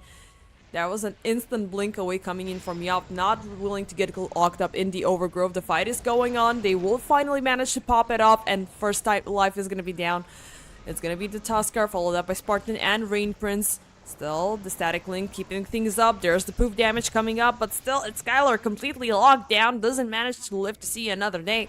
Ryaf, they find Otaker, Pop Spears the Veil yet again. Gonna get nicked at the edge of the light array, and they get him right afterwards. Wrathfire Blast, boom, he goes down. First life being lost. Klasno, that was a very nice triple Meepo stun there to make things very easier for Klasno to run away, and Nesfir's life not to be claimed for a second time. Astral, last man standing here, tries to Inkswell himself away, but Klasno is just bursting things down with Eye of the Storm. Not gonna survive for long, but yeah, the Lina, the sheer might delivers an insanely good rampage. Blink away in the very last second before that first overgrowth landed. It was just holy moly. I think this is the first rampage we're seeing in the EPL season 15, but correct me if I'm wrong. Even so, this Lina was an insanely good pick after all.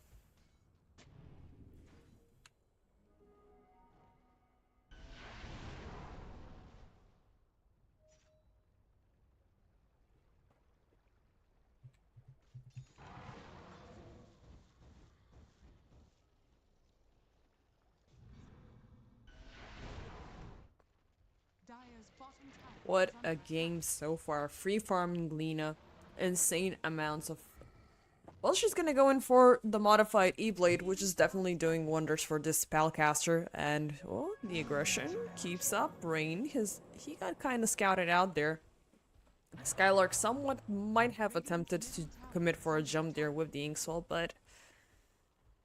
It does look like it's difficult for Casey. Maybe they can find one pick off here, but still without the Doom available or anything of that sort. The best thing they can do is try to farm whatever space they have remaining, which slowly and surely it's closing down.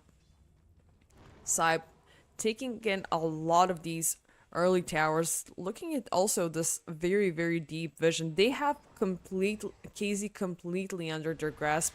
They know exactly what's going on, what their movements are coming about. And I'm not feeling this game at all. Meepo does have... I mean, the Diffusal Blade has been up for quite some time. There's gonna be a Blink Dagger coming in up next. He did manage to deal a lot of damage with the poof coming up, but it still was not enough, as... It's quality, not quantity for this guy. SIBE really have an easy way to push things forward, and they are keeping up the pressure by claiming the life of Roshan. Of course, Riaf is gonna pick up the Aegis in the process.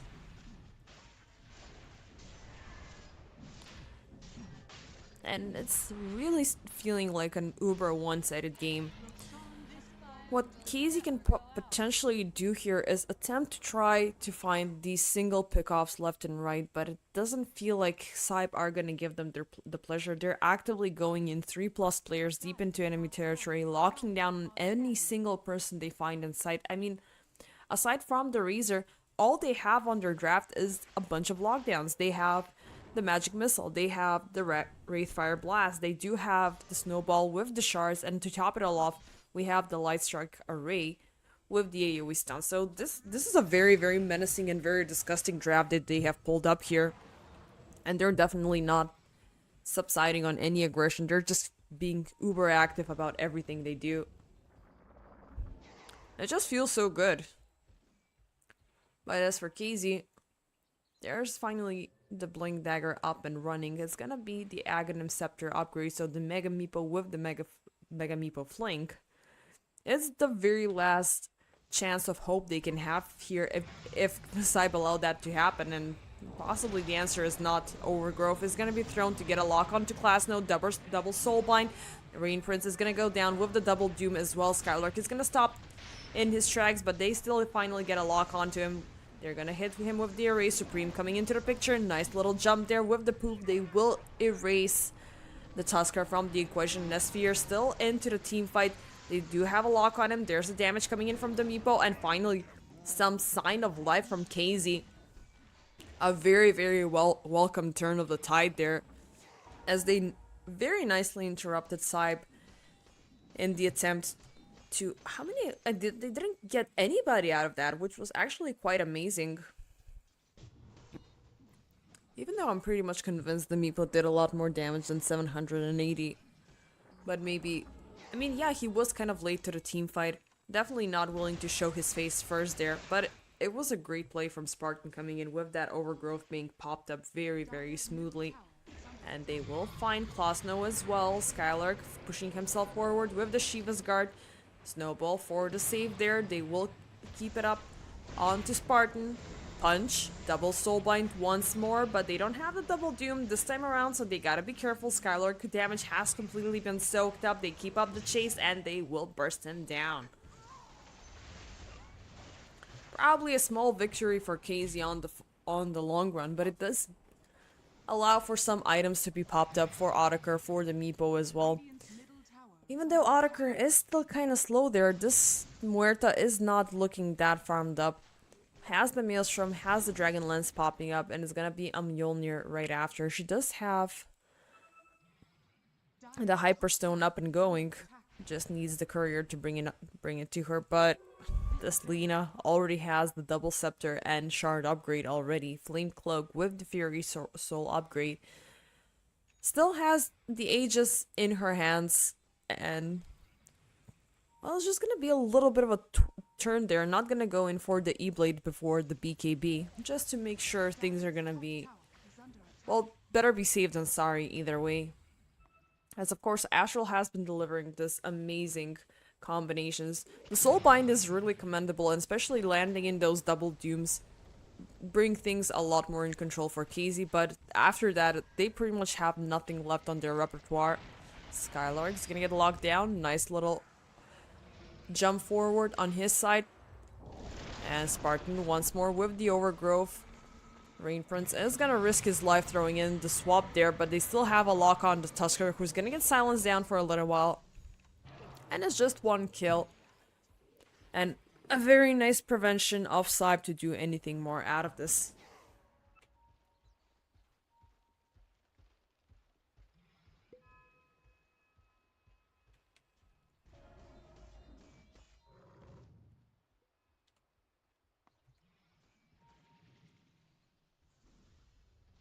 Dire are scanning. Yep, there's the sign of life popping up thanks to the game and grab there. How are we looking overall on the items? So we do have the Spartan picking up the Solar Crest, a little bit more of a defense there. It's been the BKB and Diffusal Blade still going on, but we do have the other 3 parts components of the Aghanim Scepter up and going. How much gold for the Ultimate Orb? About 100, so from the Point Booster. So we're gonna be seeing the Mega Meepos popping in first. Autokar has obtained his farming items. Will need to proceed to something even more there. It's gonna be the Eternal Shroud coming in from him first, which is an interesting option here, but given the fact that this item has been super buffed up, it doesn't really provide additional regen, but it does provide health and magic resist. Still some sort of magic resistance, which can help things out for a little while. Whereas for the rest from KZ, the one shroud is already up and running onto Skylark, Shiva's Guard as well. I love this triple bullwhip combination that they have to try to force themselves forward before going in for the Bling Daggers. Nesmir, on the other hand, for SIBE, there's the Radiance for quite some time. The Midas and Bling Dagger have already been completed. And going in for the Mjolnir as well. Ryaf, nothing more to be said about him, which hasn't already been said. Going in for the BKB for the E-Blade. Klasno. The Shroud is up and available already for him. This Razor is building up to be a very big... Well, he's building up towards being very resistant from a lot of effects. Also has the Veil of Discord, for the Shiva at this point, to make up with an additional slowdown and additional armor for his team. What do we have? Yep, a second Solar Crest is up and running on Rain. And gonna commit later on with the Glimmer Cape and the Drums of the Endurance. Rest of KZ are gonna pop in a smoke here, trying to... it's still too early for Roshan. Possibly in another minute or so, maybe 3 minutes, maybe even more. But the least thing they can do is try to reclaim their lost territory throughout the beginning of the game. Still haven't lost any tier 1s in the process, which is pretty great, and it does give them a little bit of a hope, even though they haven't claimed any away from SIBE there. It's been very difficult for KZ to walk away from their side of the map, as SIBE are using everything they can against their counterparts. But is there gonna be finally an attempt for something here? Skylark leading up to the charge. They will finally go in for the tier 1 tower. But it's gonna be the glyph popped up as SIBE used this to their advantage as well. Counter glyph is gonna be used up to burst in through the skellies, but they will be back for a little while. But not enough to protect the catapult. Still, Nesfir is not gonna give up on his conquest and claim the tier 2 with his buddies Klasno and Rain up top. The tier 1 is finally gonna be taken down. A little bit of an open space for at least KZ to have some sort of a vision around the Roche pit. And SIBE take this as an indicator. Roshan will be back for another minute and 45 seconds, so they could be... Well, they just could go in for a fight right here, right now, before he shows up. And that might be the case. Yeah, Klasno does spot where Skylark is, instantly initiating onto the Doom, keep him stunned up, locked up, punched up into the air. The Revenants are gonna try to keep him protected for a little while, but they pop the Soulbind way too late as no Doom is available this time. And also they find Skylark lurking in the trees. Overgrowth was used up, but unfortunately to no follow-up from the side of KZ. Otaker also chased up, popped to pierce the veil as well. And it's not gonna be enough. Around in the back, it's Astral's life on the line. Inkswell popped up, but it's gonna be a snowball greeting coming in from the rest of SIBE. Last man standing is the Meepo. Once again, who does have the Mega Meepo available. He does have... Where was the other spell? I keep on forgetting. Yeah, the Fling as well. But it's still not, you know... Well, yeah, that's basically a combination spell. They're gonna just jump all on together, then they're gonna fling themselves around and keep on... It's been ages since I've seen this hero in any type of a play, so forgive me for forgetting what how his ultimate, well, not his ultimate, his scepter ability looks like in play. Maybe we're gonna be seeing a demonstration sooner than later. Oh boy. And Roche, back in 5 seconds. SIBE are gonna be anticipating this. KZ will try to go in for a little bit of a surprise there. Maybe they could be hoping to catch Roshan on the other side, but SIBE are already taking care of him. They got 30 seconds before he passes on to the other side, which is definitely not gonna be the case.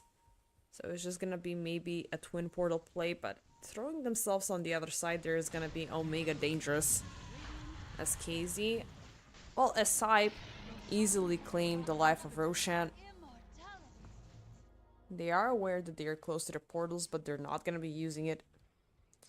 KZ might have been hoping here to catch them red-handed, but instead SIBE are gonna commit for a top lane push all the way towards enemy territory. The very least that KZ could be attempting to do here is going for a push themselves, but they don't have any idea where SIBE are lurking. Looking at their vision, looking at how the observers are placed up around the map, they are absolutely clueless aside from this lane presence of Klasno Kudo, which does give them a little bit of a sign that they can keep up with the pressure. Claiming a second tier 1 tower around 30 minutes into the play, and it's KZ already knocking on their door. Nasfir gets the shot, they throw him away for a little while. Spartan cuts in close, throws in the overgrowth. Once again, there's a double soulbind with the... Well, the Doom hasn't been... Yeah, it has been released, taking the life from Nasfir once in the backline. Supreme finds a jump onto the Tusker and easily takes him down. Klasno, they will get him doomed up. He's gonna get locked down for a little while, tries to run away, keeps up the pressure. Eats the cheese to stay alive. Riaf is like, nope, I'm not fighting this. I'm out. No mana available. Eye of the Storm is trying to deal some damage, but this Meepo is finally doing a very, very good job. And this is... Yeah, this is the help that he's getting here. Pretty much countering his biggest weakness. Climbing all together to add up to an amazing 4k HP. And just deliver a lot of heavy hitting. So let's just see. It still was Otaker being the biggest damage dealer here. So thankfully, KZ did show up when needed. And they punished SIBE for being way too aggressive. So finally, it doesn't seem as devastated as it looked like at the very start. And but still Otaker is gonna be found. And this is the open window that SIBE can easily abuse here. And Riav still clinging on to that Aegis, tries to find and more, gets a lock on to Astral. They're gonna punch him up in the air. Noble rolling in with the shards. And down goes the support.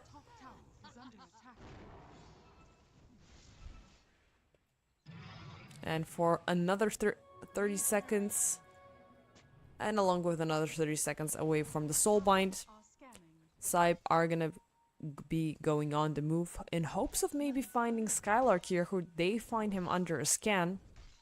Closing in on his position, Blink Dagger is available of things at Hasty, and he makes a run for it. Do they still know where he is? Yep, just runs away in the nick of time before those shards land into his face. So he's gonna be back into base, waiting for his teammates to come back, as the Soulbind Doom combination is pretty much the best thing you can hope for. It's gonna buy some. It's definitely buying time for Otakar to deliver a lot of heavy hitting. Already has the Crystallis. Will be going in for the Demon Edge and Recipe for the Daedalus right afterwards. But SIBE are still keeping up with the aggression, trying to throw in as much control as they can into the from the lanes towards enemy territory. But they gotta be careful, as things are reaching a turning point. KZ have been absent long enough, but still they have claimed some very, very juicy items for themselves, building up to a bunch of magic resistance, a bunch of tankiness, and also Supreme has claimed up the Scotty, so this Meepo is slowly but surely claiming up, getting very close to Nesfir, even though the Lena, my bad, has remained uncontested with a 16-0 kill score at this point, and that's an insanely big bounty on her head. 45 seconds remaining till the Aegis expires. She's gonna use up that time to farm up and then throw in the Lincoln Sphere back into her inventory to prevent, for of course, the soul, at least one spell not to go by, that either being the Soulbind or the Doom, which at least is gonna make KZ's lives a tad more difficult in keeping up with their defense. But even so, they're gonna be going in for the offense, even so, trying to push out the lanes to the best of their ability, and they know that this lane has been pushed way too far there. Who could they potentially find? The Tuskar is insanely close, but they're not gonna get a glimpse of him at all. Supreme, just a little bit of a turn. Yep, neither know. Getting away from the fog of war, instantly initiating onto the Tuskar, silenced up, rooted down, feared up, and ready to go back to the fountain.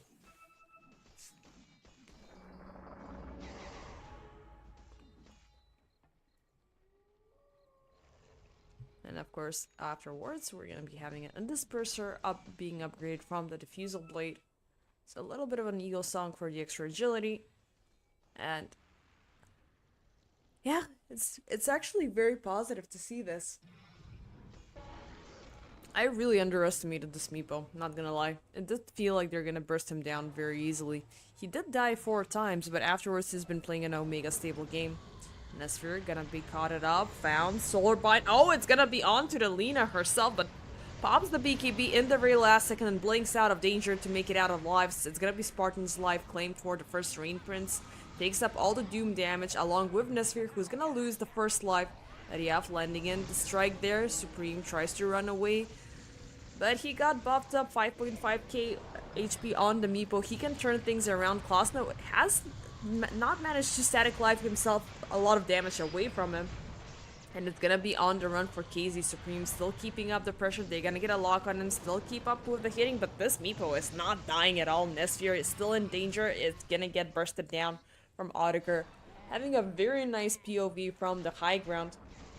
And it's gonna be a 3-4-1 trade-off, even though it was the Tuskar probably being the main target here. Well, not the main target, mostly the first one to likely have died there. But it's still... it's a very fun turn of events, not gonna lie. And now we also have the Aghanim Shard available, which is definitely adding up a lot more to the invulnerability for the Meepo during those pesky team fights. Even though I do think he got caught up by the Light Strike Array multiple times there, at least you can avoid one big stun coming in and just burrow down into the ground and save your butt for a little while, and then just fling up with 4 Meepos over your head and just throw things up completely. With 3k health already just by one Meepo. How much was it, guys? Like about 6k once they stacked up? And of course, you have the bonus 20% magic resist coming in naturally. And of course, he gains 50% of the other Meepo stats before he starts flinging them on top of, on top of other players. What a fun turn of events. Still, I'm, you know, flabbergasted. Like, so SIBE are now a bit more in the danger zone. They need to be careful about how they approach this, as KZ finally have loosened up some space. They can finally farm up a bit more around their map and keep up with the push, even though they still only have claimed 2 more towers, but it's just at this point some extra objectives lying around the map. Tusker is gonna be spotted out, tries to protect himself. They're not gonna throw in the death shot, but he just goes in on the other way right into the enemy's grasp and falls prey. And definitely something that KZ are happy of here. And once more, there's the graph rising slowly back into their favor. And it's time to claim the leftover objectives all around the map. Spartan going in for the deep jumps. Tries to scout out somebody from SIBE, or at the very least clear up the space and buy some extra vision for his team. 10 seconds remaining until we get closer to the third Roshan of the game. So, and both sides are still not willing to contest this at all. They're really careful, like whoever shows their face first could definitely be facing devastating results. Nestor having the very unfortunate life here so far. He is somewhat protected from having the reincarnation available, but aside from that, this Wraith King doesn't look that super farmed up. Not sure, like, I mean, yeah, the Mjolnir is a great item for farming, but yeah, I mean, I keep on forgetting Nesfir is being the safe lane hero here, not being the off lane. The off lane for SIBE was indeed the Razor, aka Class No Crudo, who does have, well, he is looking a lot better farmed up compared to his carry counterpart. Already has the Disperser up and running. The Shroud and Shiva have been there as well for the additional armor for him. And to top it all off, there's the Rattle Cage as well, with additional 12 armor and throwing projectiles back at his enemies. A little bit of a debuff and a little bit of a slow, which is definitely something that he has focused around with his build. And it's finally Roche time. Roche, where is he? Going in on the other side. Does have the Aghanim Scepter upgrade here. Instantly greeted by SIBE on the other side. And they will try to make a fast job out of him. Easy peasy.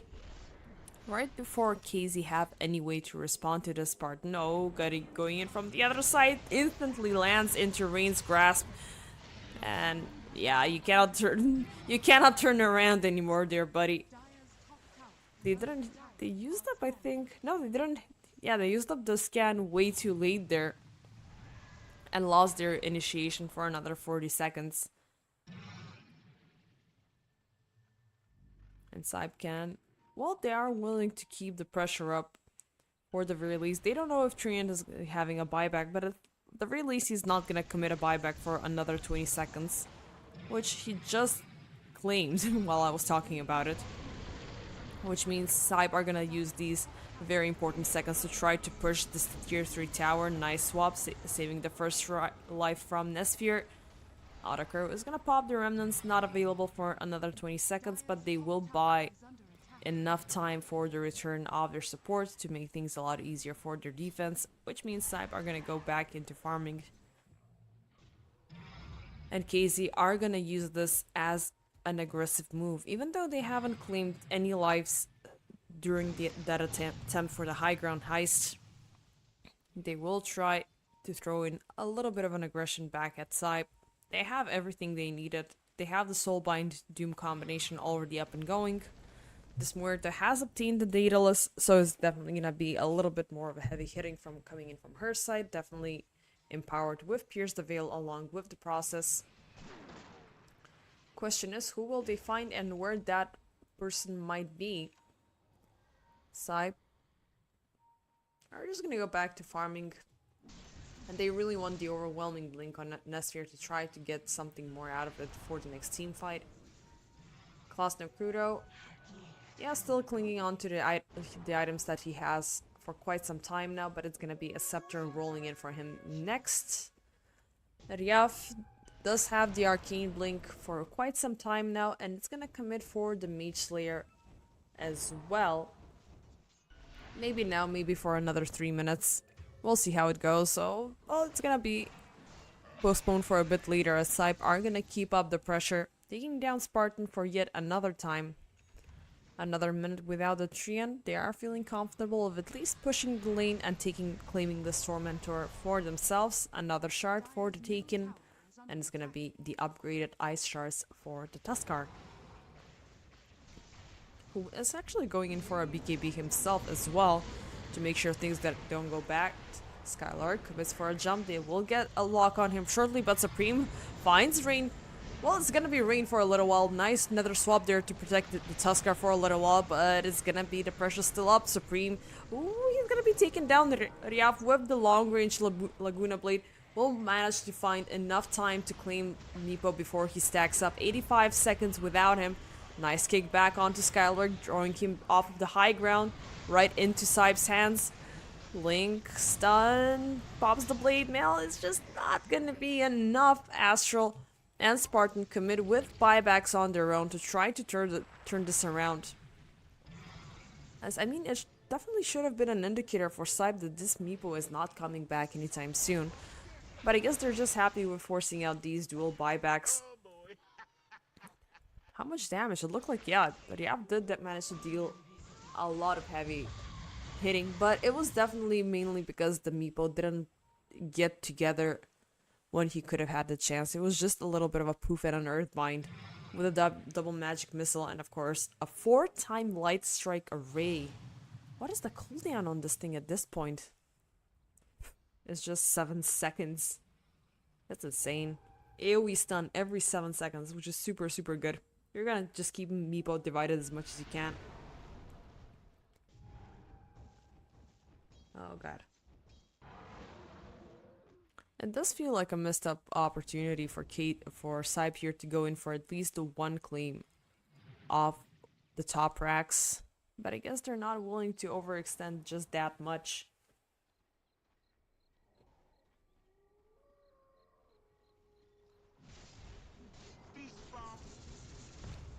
Or maybe they're just gonna be hoping to draw out the Meepo once again, but I mean, they don't see the things that we see. We know that he did not have a buyback.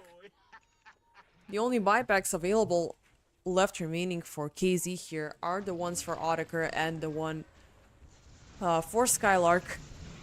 2 also available for SIBE, and there's the jump up on top. Tuskar kicks Skylark out of the high ground. He is risking his life in the process, but definitely he will be willing to risk it for Skylark as the double doom is not going to be present. Rain Prince maybe attempted to do a little bit of a switcheroo there. Still, it's gonna allow for SIBE to find a safe passage. Klasno Krudo onto the high ground with a BKB. Once again, there's a second switch there. Wants to claim the life of Autaker, but it's not looking like the case. Skylark is gonna buy back for the occasion to throw in the Doom. Autaker as well, who just dies out. Ryaf still keeping on the sides. They will get a claim on Meepo, who definitely is gone for another 100 seconds. Loses his life once. The Wraith King is gonna go back to full HP and keep up the pressure onto Autaker, who still doesn't have anything else left here for the defense. And with 4 down on the line, both big buybacks have been used up from Autaker and from Skylark. There's not much left for KZ to do here. Aside from throwing in a couple of dead shots, maybe left and right, but SIBE definitely feel a lot more confident for claiming these bottom racks. And especially now that there's no additional buyback coming in, it's definitely a green light. This guy is not coming back for at least a minute. Could have gone for the tier 4s, but better to be safe than sorry. And of course another glyph is available if they want to go in for more there. Skylark once more commits for the jump, locks in onto Klasno Krudo, but instantly gets stunned out for a little while. Yields Scepter a little bit for the save. Oh, but still, once again, this Tuskar comes in from the sides, into the snowball to survive the onslaught from the Pierce the Veil, and it's gonna be enough to claim Skylark. Once again, kick back, Autaker is taken out, insta stun down, and 2 minutes without Otaker, 90 seconds without Skylark. This Tusker was insane, doing God's work indeed. And another 15 seconds without the Meepo, who I'm not really sure that he can defend this by himself. SIBE going in for the tier 4s, one goes down, there's the other one slowly but surely, and the throne will be exposed. 42 on to 29. Last attempt for KZ to do something about this. Supreme will instant initiate onto Nasphere, who has 5 seconds remaining on the reincarnation, so he's gotta be careful. Dig down, he has disappeared for a little while, but he's not gonna pop in up again. And for sure, GG is gonna be called up by KZ, who will lose this game 1 against SIBE. What an interesting back and forth game, ladies and gentlemen. I mean, I was up and down and up and down. Will KZ win this? Will they not? Will this Meepo make something? Will he not? He started making a bunch of amazing things, but eventually things started falling apart for KZ as SIBE have picked themselves up altogether. They are pretty much have been pounded down by level up today, so they're definitely willing to go in for a victory here. But it's still, we're far from over. We have game 2 ahead of us, so what else can we say? I mean, I just want to get a little bit of a glimpse onto the scoreboard here, if it chooses to load up. Yes, it does. So let's see about these items. It was very, very fun to see. Nesphere was, even though kind of feeling slow for this Wraith King, but eventually getting the Nullifier, getting the Butterfly, and with the Overwhelming Blink definitely made him a lot more invulnerable. Supreme, there's the build. It was a pretty early Scepter, not gonna lie, but he was super slowed down. If this Meepo became effective around the 20-minute mark, it would have been a lot more difficult for SIBE to commit for this last push here. But it was a great game either way. It was, I think, all in all, it was the Tuskar doing God's work there. Once he got his own Scepter, it was just basically kicking people out of the high ground and serving whoever he found back into SIBE. And of course, they had no problem with locking on to whoever came there and instantly disappearing him off of the map. So yeah, ladies and gentlemen, without any further ado, we are gonna go on a small break before we head back with game 2, so don't go anywhere. Check you out soon.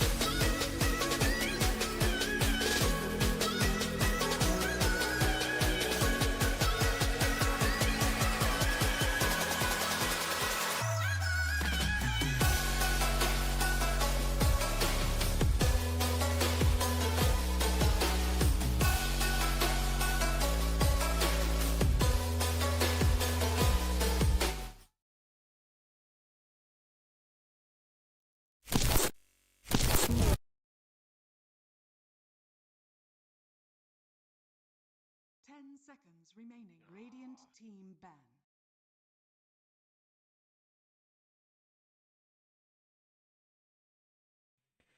And the break is over, ladies and gentlemen. We are back with game 2 between SIBE and KZ. The poor unfortunate motto for KZ: divided we stand, but together we fall. It was a fun play for the Meepo, not gonna lie. He was a very strong standing hero once he obtained the Aghanim Scepter, but unfortunately, at that point, things had already falling apart. Had started already falling apart for KZ, which granted SIBE a very, very fun victory in this Game 1. With that Game 1 pass behind us, we're ready to see what the whereabouts of this Game 2 will be of the European Pro League Season 15. Last match for the day. And we already have a bunch of bans coming up, very familiar to last time. So no Lone Druid, Phoenixes, Nature's Prophets, Magnus and Pugna as well. So 2 more bans are dividing us between the opening picks for both sides. I mean, it was a great play coming in from SIBE. They had insanely good control at the very start of the game. It was a little bit of a back and forth once KZ started hitting their core items there, but even so, KZ's team strength and already, I mean, they kind of warmed themselves up already today. It pretty much started to show, and they knew what they were up against. Speaking of scepters, also the crucial scepters of the game that they had there was the Tuskar indeed, and the Wraith King for a little while to try to keep things balanced out during the team fight. But those kicks and punches back and forth, high ground blinks to pretty much separate Skylark out of the rest of the team, did bring in a lot to them. So KZ didn't really have any chance to pop up their desired Soulbind Double Doom combo before it could strike anybody. I mean, especially Ryav. The Lina had also a superb game last time. It was a 16-0 at one point. Not sure how the score wrapped up itself regarding her at the very end there, but it was a very, very strong standing play there. Really worthwhile to see. And of course, KZ are gonna take that into consideration by banning out the Tuskar. SIBE will reciprocate by taking away the Skylark's favorite hero there, who actually didn't manage to get the Scepter up and going himself, which would have been a strong addition in terms of their defense and might have kept things going for a little while, a little more. KZ's opener this time around is going to be Keeper of the Light, and SIBE are still feeling comfortable with the Klasno Kuro play here with the Razor, who was doing an insanely good job at keeping Autaker under control during the laning stage. Later on, it did feel somewhat like he was falling apart. The Eye of the Storm did deal a tremendous amount of damage, but even so, it was the static link that helped out a lot. And yeah, I mean, they really didn't work out that much around this hero's damage output, but they really worked around a lot around having a bunch of slows with the Shiva's Guard. And of course, I keep on forgetting his AoE spell. But yeah, they're definitely not shying away from utilizing this hero yet again. Banning out Autaker's favorite Faceless Void as the final ban for the second ban phase before we open up with the second pick phase. KZ did obtain the Keeper of the Light here, which is an insanely good, very stable mid laner. Very good when it comes down to the push. Of course, as I said, he is very enduring when it comes down to controlling his mana output and mana resources. And of course, as the game keeps on going by, the Illuminate at level 4 is a really good hitter indeed, and can easily melt through two very squishy supports, so SIBE can already have a way to work things around that and pretty much easily counter this Keeper of the Light if necessary. And they're gonna bring in the Centaur Warrunner to play. It's gonna be a little bit of a jump back and forward, so wait, hold up a second. 10 seconds remaining.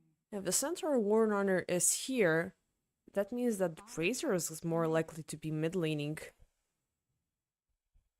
It's a fine idea. I mean, if that's the case, I mean, he won't be able to utilize that much from the mid laner.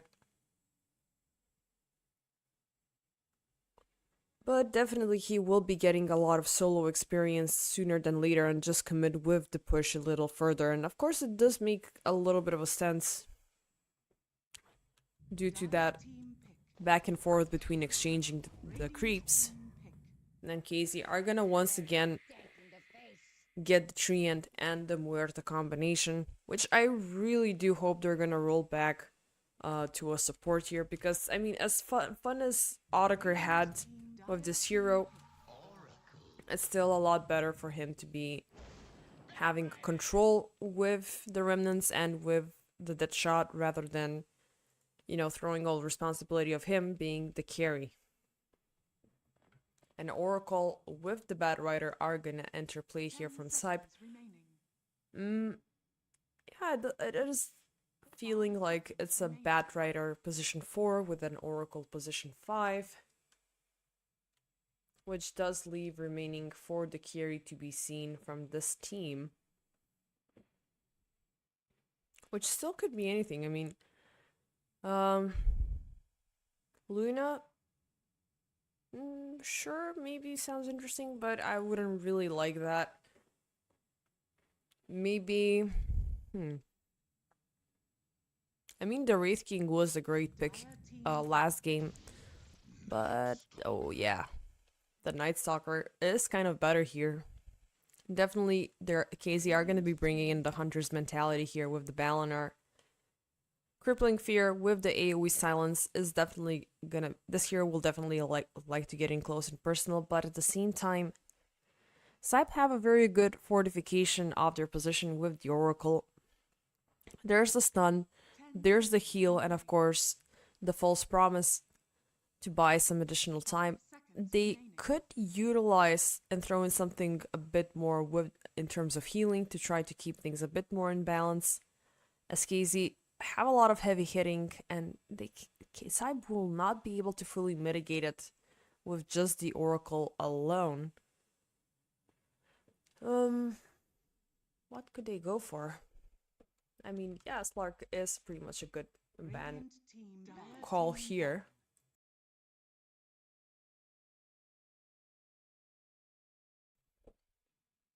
But it does feel like SIBE are not buying into this Keeper of the Light going into mid lane, possibly a bit more likely to roll back into being a position 5, which does leave the Muerta once again to be a carry here, and of course it leaves the mid position still to be open. So they've taken out the Slardar, they've taken out the Alchemist, could be... I mean, yeah, we're looking at a mid laner here. I was kind of hoping for the last pick to be a safe lane hero like the Naga or something of that sorts. But it doesn't feel like that might be the case. 5 seconds remaining.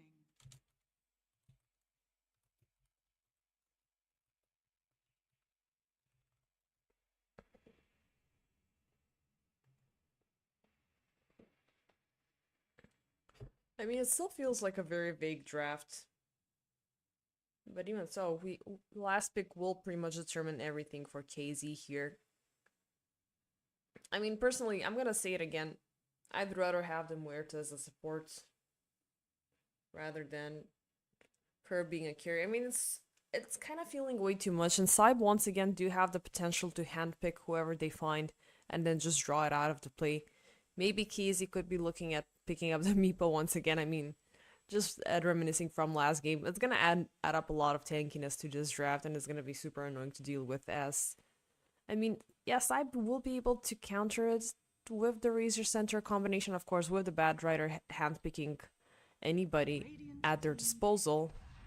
But at last and not least, yep, it's gonna be a Luna carry. So thank heaven it's not gonna be a Muerta carry. But even so, even with the Luna being a flash farmer and really good at picking up items sooner than later, things can easily start falling apart for her in the late game. 5 seconds remaining.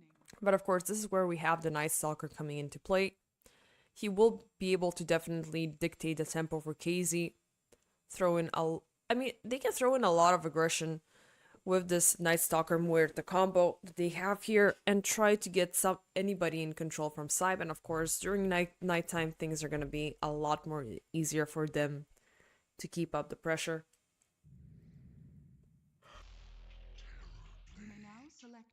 And it's gonna be Terrorblade to wrap things up from SIBE, which does feel like a very good idea here.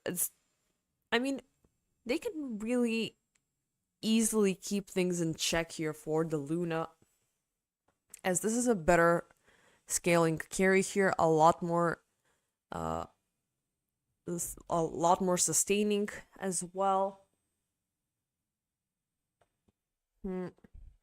But it's definitely gonna be a late game draft for SIBE. Looking at this, KZ do need to be really fast about this. Hitting that overgrowth will sooner than last game will definitely be detrimental to try to keep up with the pace.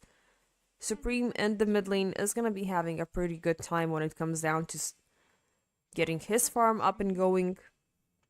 Even so, SIBE have decided for Ryaf to take the Batrider into mid, which is definitely gonna be a lot more of a faster farming Batrider. Definitely picking up the Blink Dagger will be a core play here for him to handpick whoever he likes. Definitely it's gonna make things a lot more difficult for KZ, but they do have rolled back the Muerta to a support role, which is gonna make sure Skylark and Otakar are a bit more protected, and the Muerta's life can... Well, it's not gonna hurt that much in this game compared to the last one. But even so, I'm still gonna stick around with SIBE here. They have a better jump here. They can easily counter up the damage gain from the Luna, which is pretty much all that she can have here. Yeah, of course, throwing the lunar blade, the lunar beam is gonna stop things for a little while.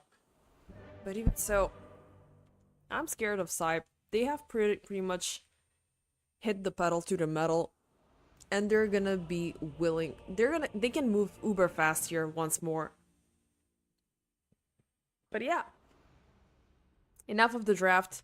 Time for the game, ladies and gentlemen. Game 2 between SIBE and KZ has begun. Prepare for battle. But even so, not to shed any shade onto KZ, they do have a very aggressive and very greedy potentially draft that with which they really need to open up the map fast.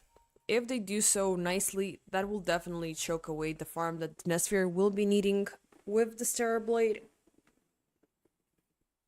And pretty much that's the entire farm output that SIBE need to focus on throughout this entire game.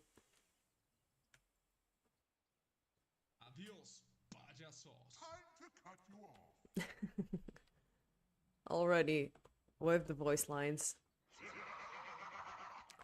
And all is fine and dandy on the side of KZ. As SIBE are taking in the aggression once more, popping a smoke themselves to try to see where KZ are chilling. Ryaf already throwing in the sticky napalm to try to scare off KZ away. They are gonna claim the Watcher as well. Skylark is gonna get scouted out for sure there. But you gotta make for a run there, because now they know everybody from KZ is there. Centaur Runner will be greeted already. And they're careful, not willing to fight this just yet. Already the aggression will be picked up on the Centaur. They will throw in a bunch of damage at him, but still no follow-up coming in from KZ. Still SIBE are sticking around 15 seconds before the horn goes off. Will they go in for the bounty room snatch? Or they will be trying to keep up the pressure. 5 seconds remaining. The Centaur is closing in. Loosen Beam is available and he will fail to snatch it. The Hoof Stomp will manage to buy him some distance and some time. Klausnose chilling on the side, throws in the Static Link onto Otakar. Soaks up all the damage he can from Otakar, and this Luna cannot hit anymore. Turning around onto Spartan. The Treant is melting slowly, and first blood will be secured by SIBE.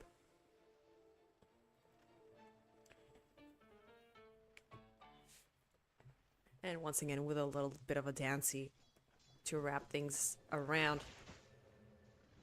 And yeah, this is a very, very strong lane for SIBE, not gonna lie. And they can easily turn this around, as the Treant is pretty much by definition the tankiest supports out there. I mean, with the highest strength at the very start. And they can, if they rob Otakar as they just did previously, they can turn things around and melt through Spartan like he's made out of butter. It does take about 50 seconds for the static link to come back online, but that's enough time for them to turn things around and then just snatch another kill yet again.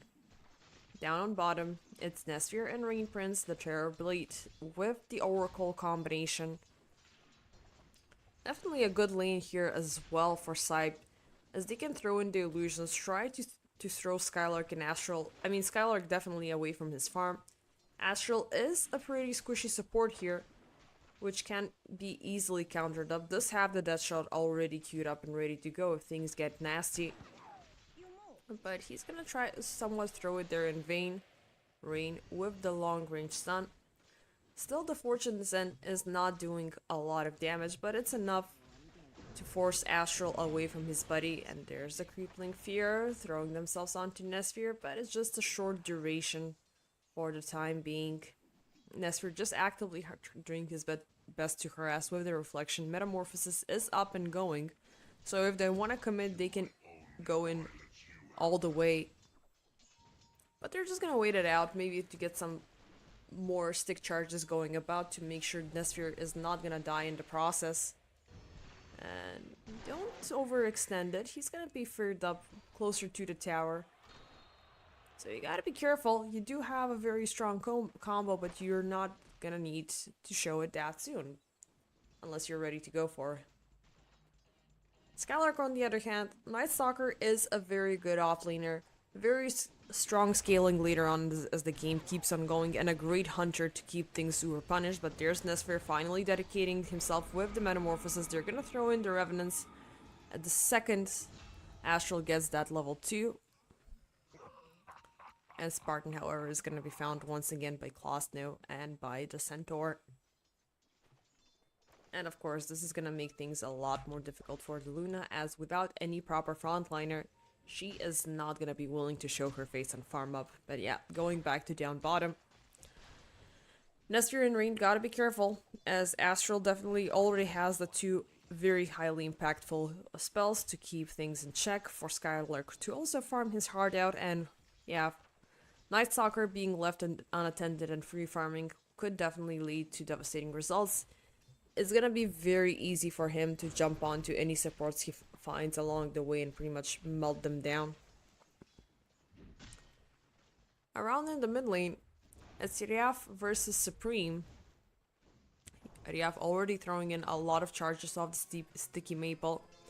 It's gonna keep Keeper of the Light a bit away from the lane, but that doesn't really scare him off, as this is a pretty much free farming mid laner, as we said back into the draft. Doesn't need much. Yeah, he can snatch up the water runes every now and then, but with the Illuminate and the Chakram, he's pretty much ready to go. And closing in, I mean, probably not gonna go for the Spirit Form that soon into the game. He just needs 2 spells to kick things off and just keep farming his heart out. Maybe around minute 6 we're gonna be seeing some supports rolling on for the kills. But until that happens, it's just gonna be a chilling lane for the Coddle.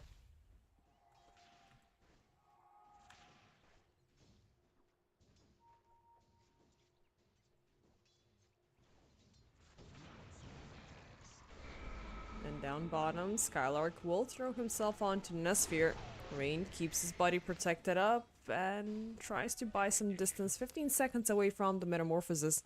Nesfir is gonna make it out of there alive, but with a double tango to top things off. Top lane, however, Otakar's damage once again has been soaked up by Klosno. And this Luna is actively being robbed away from her farm. Does manage to throw in a couple of denies there to keep things in check, but KZ are definitely not gonna let that slide, calling in Astral up on top. They will slow down Klosno. They throws in the plasma, blood grenade, looking pretty low there. Nice hoof stomp, but still Klosno is uber low. Already used up the stick to protect himself, and he will fall down.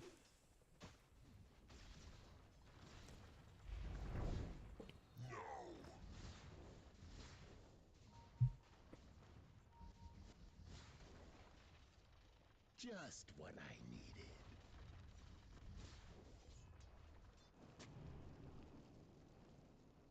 needed. Back in mid, Riaf, Supreme, a bit in danger. They will stun him up as he gets onto the high ground, but Riaf is pretty much out of mana and cannot really commit even further. Astral rolling in from the top with a very nice haste.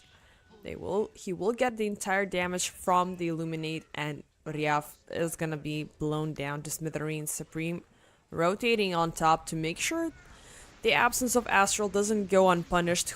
He's gonna be greeted, however, by a hoof stomp, but the Illuminate once again goes all the way through. It is definitely gonna be a spirit form play here, just to add a little bit more of mobility for the Keeper of the Light before he charges up the Illuminate all the way through and deal excessive amounts of damage. Let's just see the cap. Yeah, 600 damage just from the Illuminate is just way too much.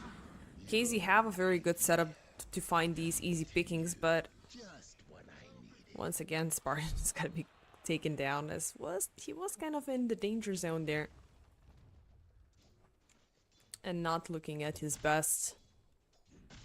Once more, this does add up to an issue for getting the overgrowth up in time. Oh, and down bottom, Nesphere is in danger, tries to run away, doesn't have the Sunder still available. And this is the hunting mentality that KZ can go for here already. Is just pumping up that level 4 for the Illuminate. Skylark, what he just needs to do is throw in the Crippling Fear, and pretty much it's easy peasy from then on. Getting close on that level 6, and definitely with that, KZ can start having a lot more easier of a time dictating the temple during the night.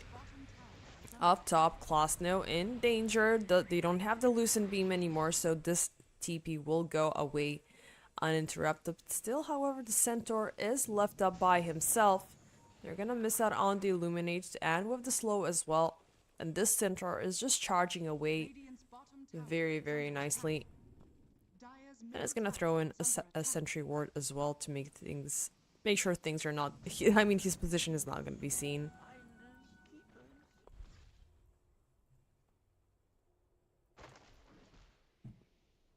You know, they're still sticking around on top. Really willing to take down the Razor for yet another time. Here comes the slow Illuminate charging up. He will try to drain some damage from Otacur, but it's just not gonna be enough. Oh, it's gonna be... yeah, it's still no false promise. A little bit of a heal coming in from the Purifying Flames, but no false promise, no Stampede, no any defensive mechanism for SIBE, as they have... oh, I mean, aside from Riaf, they haven't obtained any other ultimates here.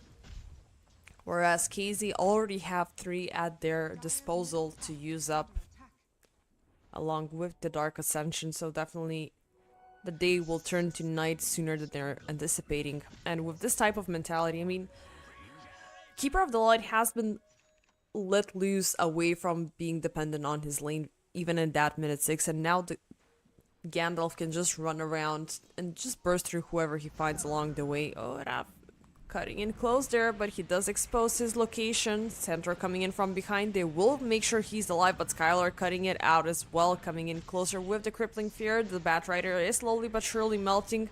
Spartan is under siege as well, but Centaur got locked down from the Remnants, silenced up.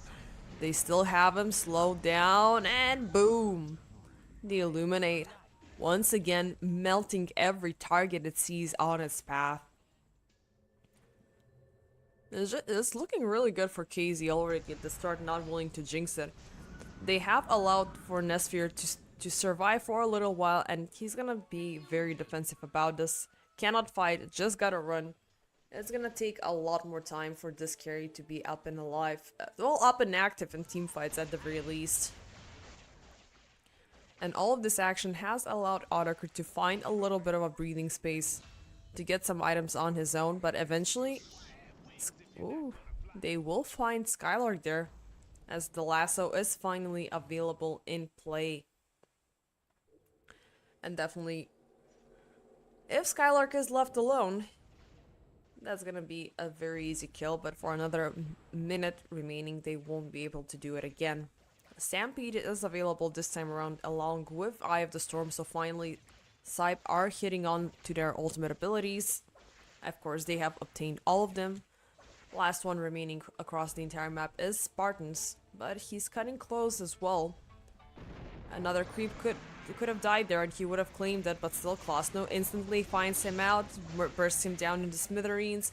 Eye of the Storm doing his job. Ryaf on the backside finds Otakar as well. Astral is being chased out, tries to run away with the remnants. He's gonna get slowed down, but still the Eye of the Storm finds its target, and it's gonna be 3 clean kills for SIBE, evening out the score to 7-7, and they're willing to commit more, utilize the duration of the Eye of the Storm for as much as they can before it expires, and bring in the lane as well. They're gonna throw in a glyph as well to protect the catapult.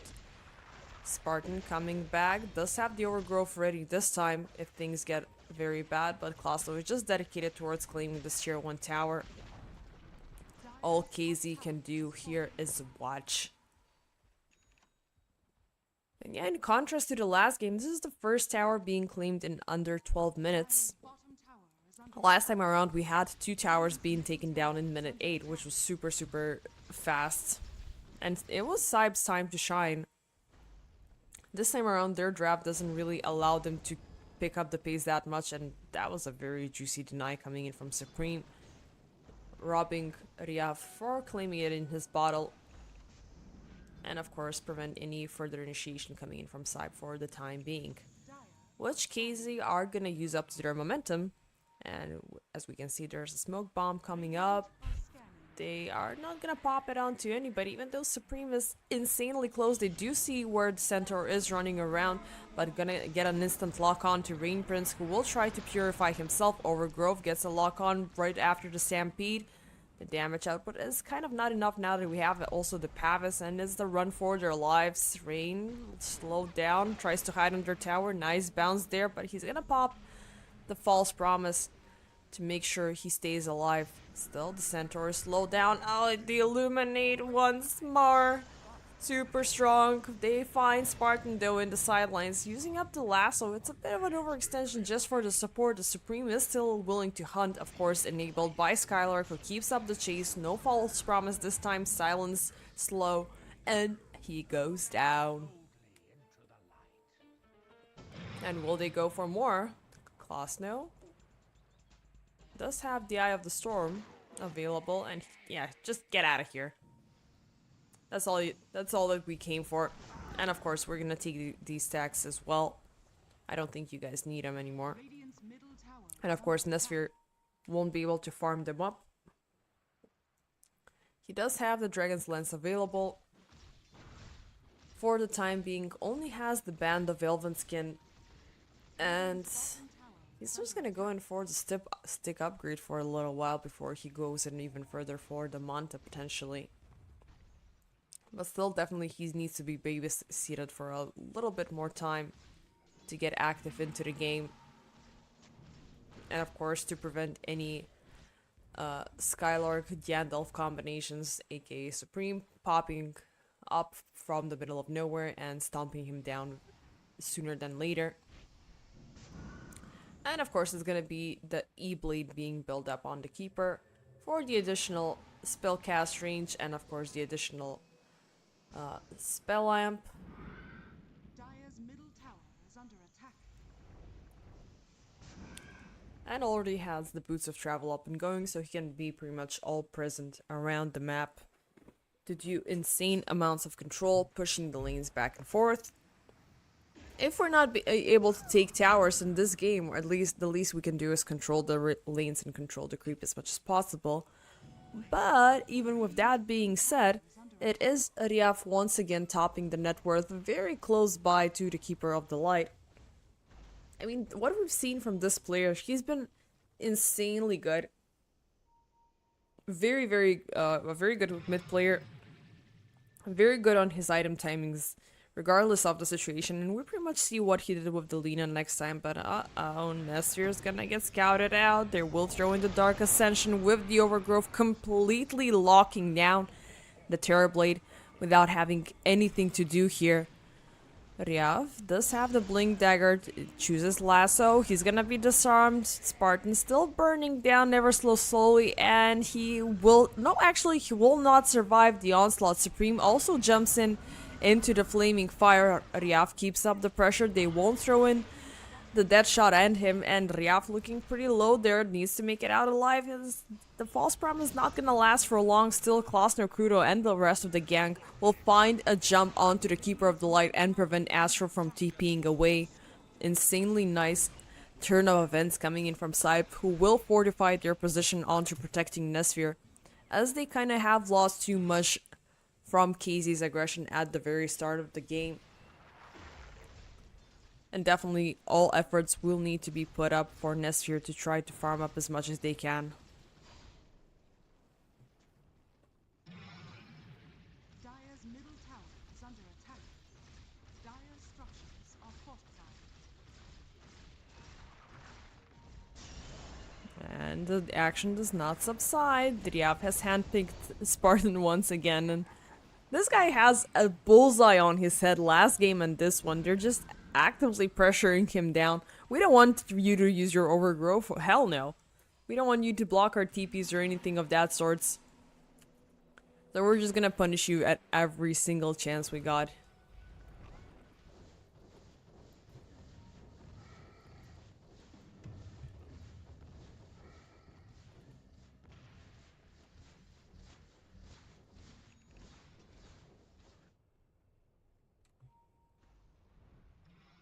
So yeah, 17 minutes into the play. The score is pretty much evened out. A very slight net worth is, I mean, there's really any net worth favoring here. It's just that less than 1k jumping around left and right on both sides.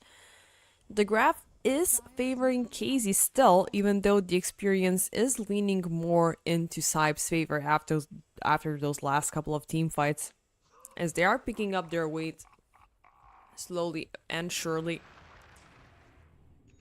And it's gonna be about time when Nesfir obtains the Manta style, which definitely will allow him to be a lot more safer during those team fights, and especially may avoid the Illuminate damage from coming through by calling out that timing at the right moment. Meanwhile, Otaker has also obtained some breathing space with the Luna, already ready to flash farm with both passive abilities at level 4 and closing in on the Manta style as well. KZ in the meanwhile have eyes on Klasno Krudo. They are willing to go in for the chase there. Skylark still doesn't have the Blink Dagger available, so he needs to be quite careful on how he approaches this and not overextend. But meanwhile, the mid lane is where the action is happening. Otaker is the one who's gonna get scouted out by SIBE here with the lasso and the burning Firefly. They will take down the carry for a second time so far in this game, even though it does feel like she has been taken down at least twice, but it feels like she survived in the nick of time. But even so, her Manta cell is gonna be prolonged, while Nesfir needs about 20 gold left to obtain the recipe, and things are gonna be a lot more smoother for him. Mid lane, Skylark once again with the chase. He finds where Rain Prince is, throws it the Crippling Fear, but oh, nice save coming in from Rav there. They will make sure they don't take him down. Enough time for Klasno Krudo to show up with the Eye of the Storm. Spartan is gonna make it out alive, thankfully. No stopping power coming in from SIBE, but they will turn their efforts onto Astral and the rest of the gang, who are just fleeing away and not willing to fight this even further. But they are seeing... Oh, nope, they're not seeing anybody. It's just Riaf once again committing for a jump, instantly locking onto the Keeper of the Light. This time, the lasso has his name on it. With that, SIBE are feeling confident to keep up the chase. Skylark is gonna run away very far away. Astral throws in the Revenants to make sure he's not gonna be chased around as well. But even so, 2 big kills for SIBE in less than a minute. And with that, they can definitely start to commit even further with a mid lane push, already claiming 2 towers so far into the game, but they are willing to go in for a couple of more kills. Spartan Radiant are scanning. does see what's going on. Smoke will be popped up, Is under attack. but they don't see him. They have no idea where he is. Oh, but so close. Just gets out of the sentry range, but eventually he will be spotted up once again. Riaf committing for an insanely good jump yet again. And of course, with the amplified damage to top things all up. Dire's middle tower is under attack.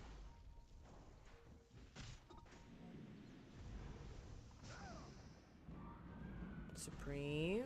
Uh-oh, they have their eyes on him again. Lasso is off of cooldown and just clips it at the edge of that range. Firefly running around. They will throw in the Stampede as well to get in close and personal to claiming the life of the Keeper of the Light for a 3rd time so far.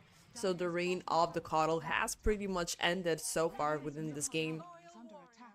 allowing safe passage for the rest of the core players for SIBE to farm up.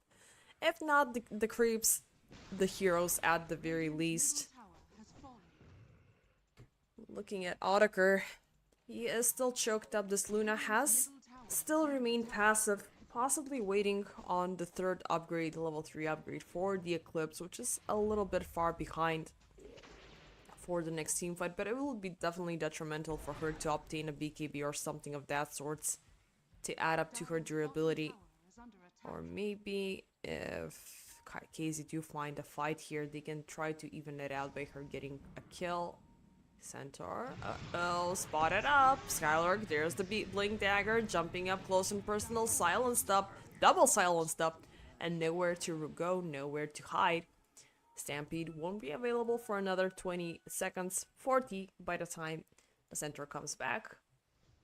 And with that, KZ are gonna commit to going in for the Roshan. Even though Skylar cannot fight this by himself, here's the backup coming in as well. SIBE are definitely not aware that there's something happening here.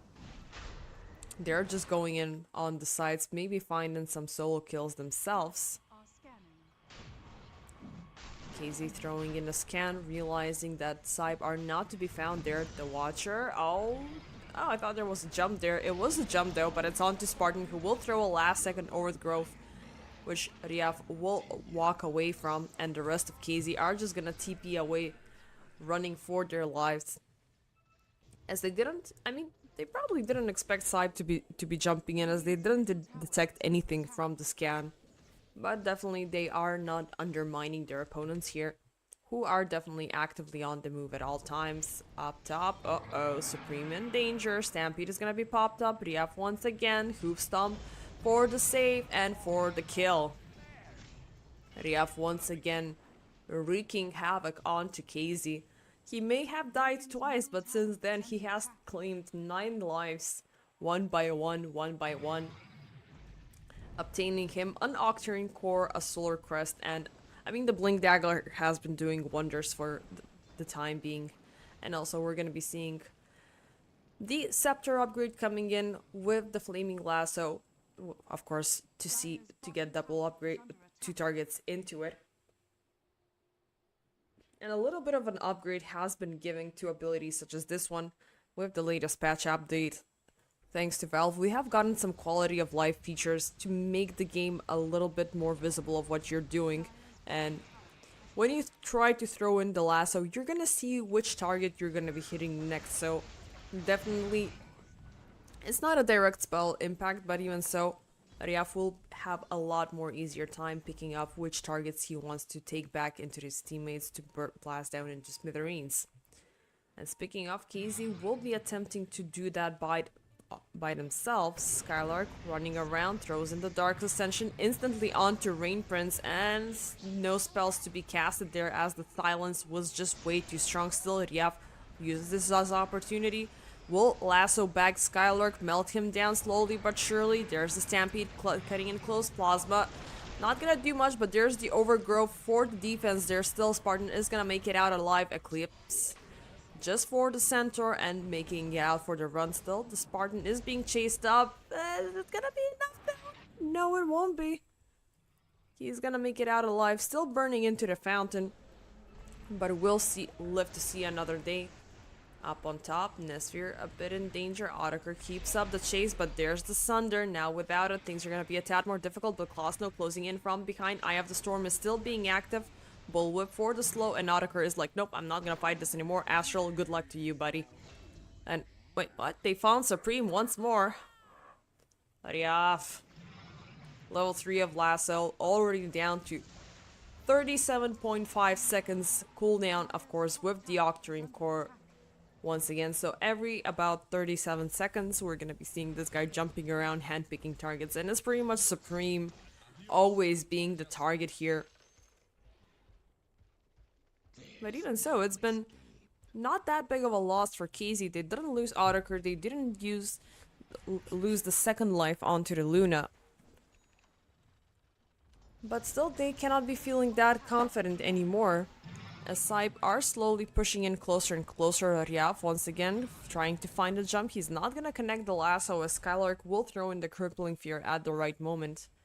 But it's gonna be another 15 seconds until he gets it back, and Skylark, oh, a little bit of a trade-off between wards there. He will expose himself, Klosno, getting it close. He won't nick him with the plasma field, no slowdown, but still Otakar will try to commit. The static link is doing his heavy lifting with the Eye of the Storm, and Otakar's first life will be melted down. Once more, the Keeper of the Light will be found, lassoed in, burned down. Skylark tries to turn this around by jumping in with the crippling void fear, but it's just not gonna last long enough. He once more is gonna be chased up and bursted down as well. Overgrowth a tad too late there. Not gonna be able to protect anybody aside from Spartan, TPing away back to safety. Otakar not losing his second life in the process. But still, 3 clean kills for SIBE, along with a tower as well during the duration of that Eye of the Storm. And with that, they have safe passage from all 3 sides to get in closer and closer to KZ's base. What a play so far. I mean, gotta give a huge kudos for Ryaf. This guy is playing his heroes insanely. There might be a pattern as he's choosing these fire heroes more likely. There's the Lena, there's the Bat Rider from what we've seen so far. And for sure he is delivering amazingly. Back in mid, it's gonna be Nesfir, found by the rest of KZ, completely locked down, silenced up, and that's a very worthy kill for KZ. Even they pretty much threw in a lot of ultimates there. There was the Dark Ascension with Pierce the Veil, just to make sure they claimed the life of the annoying Terrorblade. It would have been a lot more favorable for them to get Ryaf out of it with his big streak at this point. But better be safe than sorry. They're still gonna keep up the pressure though, utilizing the last seconds of Dark Ascension. There's the jump, they will get a hold of him. The crippling fear, is it gonna be enough? Jumping him back and forth, manages to get onto the high ground, tries to TP out, and no, he won't be able to do so successfully. The loosened beam will find him in the nick of time, and of course it's, well, no, actually it's no longer that upgrade, it's just the Moonglaze, but even so, they really definitely saw where he was standing and found him on the spot. And to top it all off, KZ are going to obtain a very juicy Tormentor with a shard for Skylark to get a little bit of an upgrade to Hunter in the night, which can be cast on a creep, instantly killing it, restoring some of the Night Stalker's maximum health and mana. Cannot target Ancients during the daytime.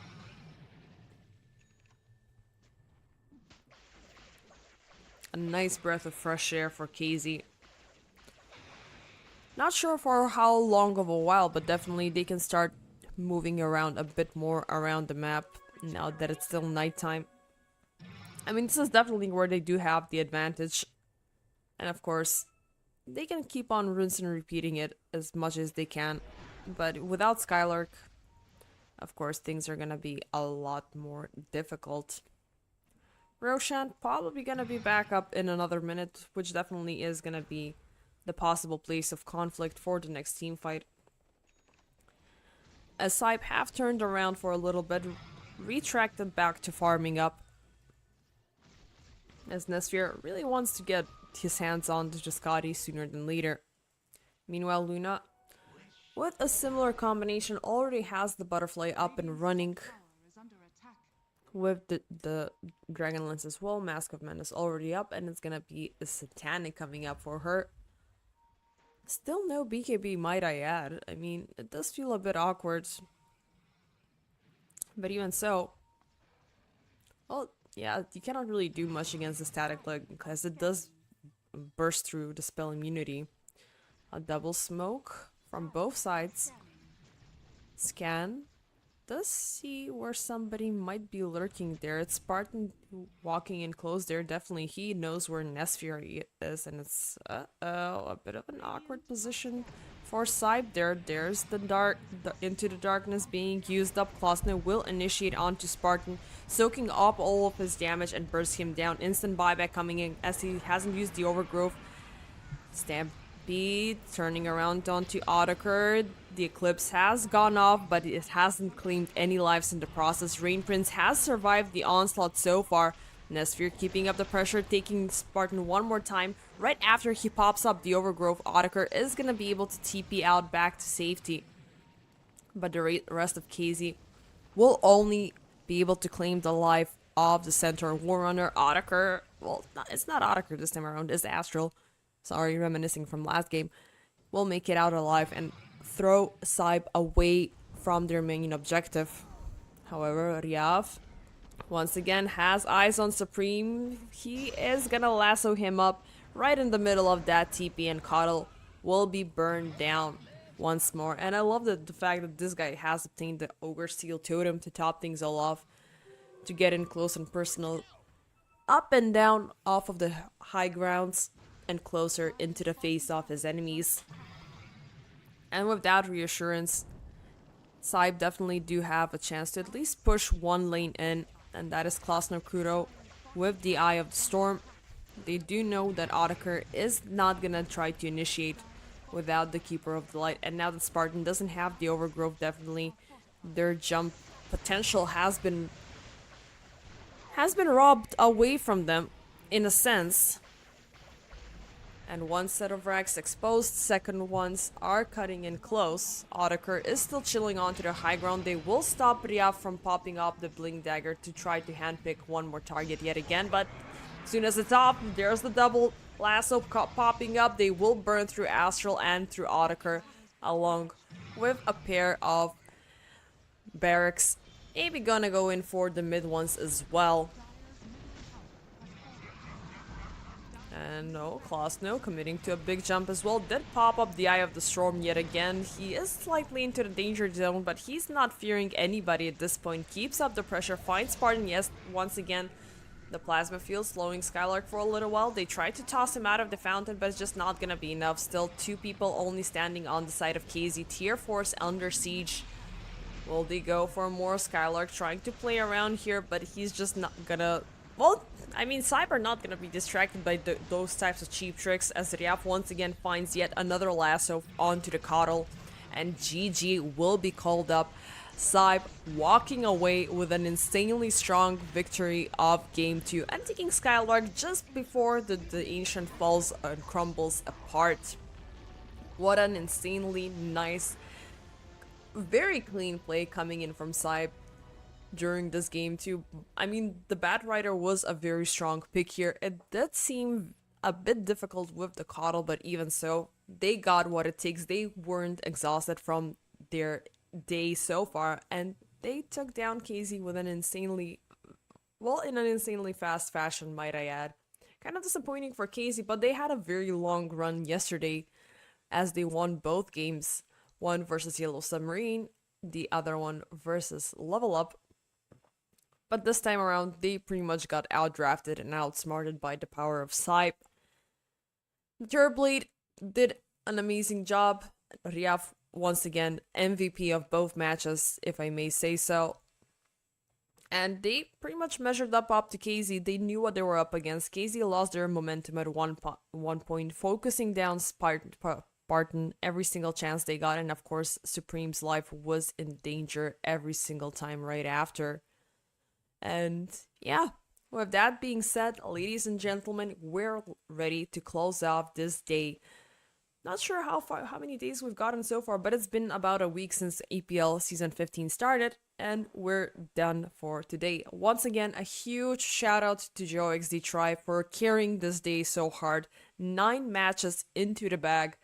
This guy delivered the show until the very last second, and I'm very glad I wrapped things up for you guys. And thank you once more for sticking around. I hope you will be up tomorrow for the exciting matches to come. What we have for tomorrow is it's Klim Sanic versus Bait. We have Marsbed versus Monte and Team Tickles versus Marsbed. This is gonna be their second appearance of the tournament. Unfortunately, they didn't kick things off that well versus Navi Jr., but I assume it was a very fun match to watch as it went all the way to Game 3. And we'll see how this team will fortify their position further on into the group stage of this tournament. So, without any further ado, ladies and gentlemen, I bid you a very pleasant evening and a good night. See ya.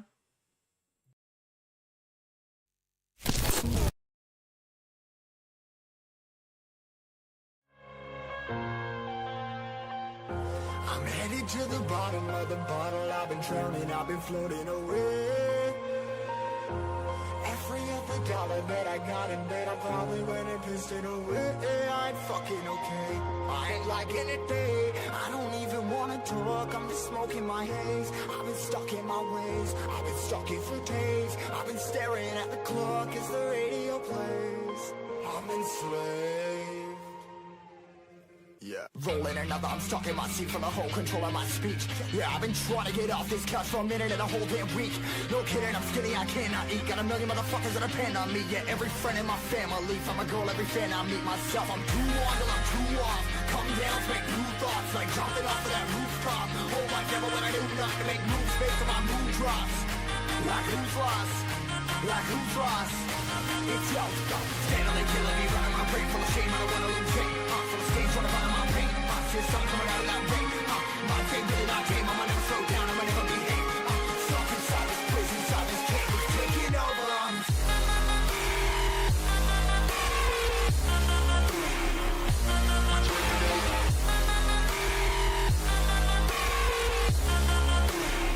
Yeah, I'm a slave for you.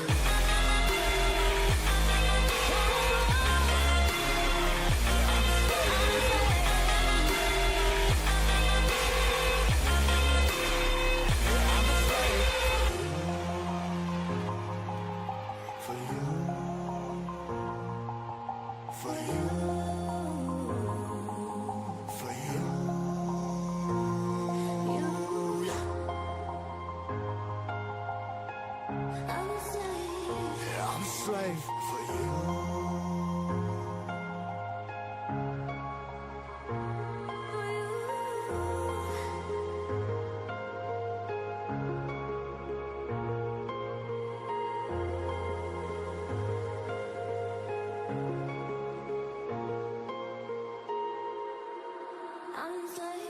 Ripping hard and more less. Never stop, no rest. Till the stress is breath in my chest. Till it's diamonds wrapping my neck. Progress to a god from a goddamn mess. Hopeless, more tests. More blessed. Dug deep down trying to find my best. Find a beast, had to kill a conquest. I'm next. I'm too on till I'm too off. Come down, make new thoughts. Like jumping off of that rooftop. Oh my devil, when I do nothing to make moves based on my mood drops. Like who's lost? Like who's lost?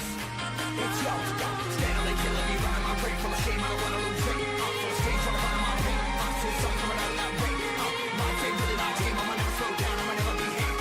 Stuck inside this prison, inside this cage, it's taking over.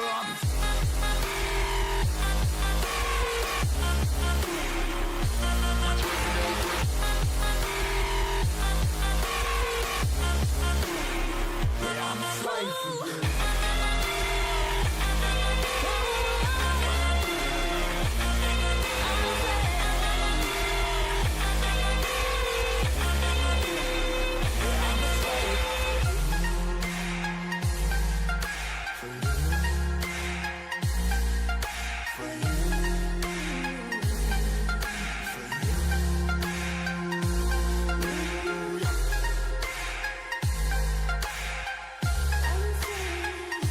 slave for you.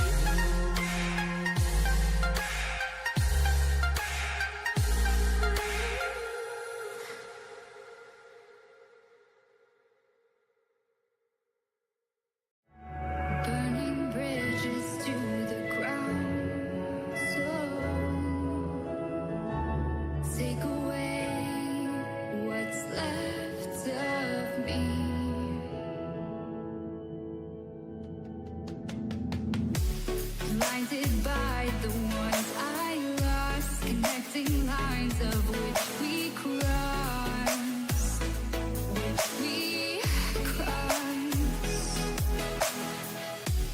dropped off the scene at sight, wishing to have one more fight left in me. The life I see, what's left in me, burning bridges to the ground. Take away what's left of me.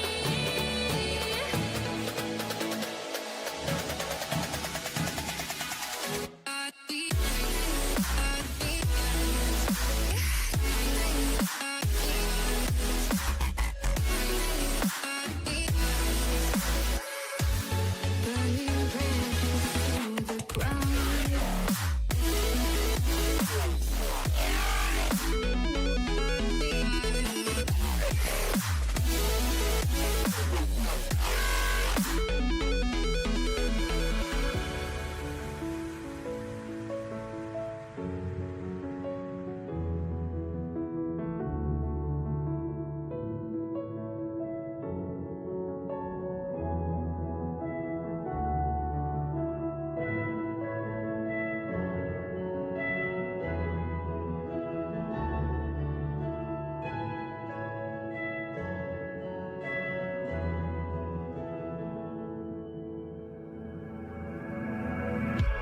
Blinded by the light ahead, thought about just what you said.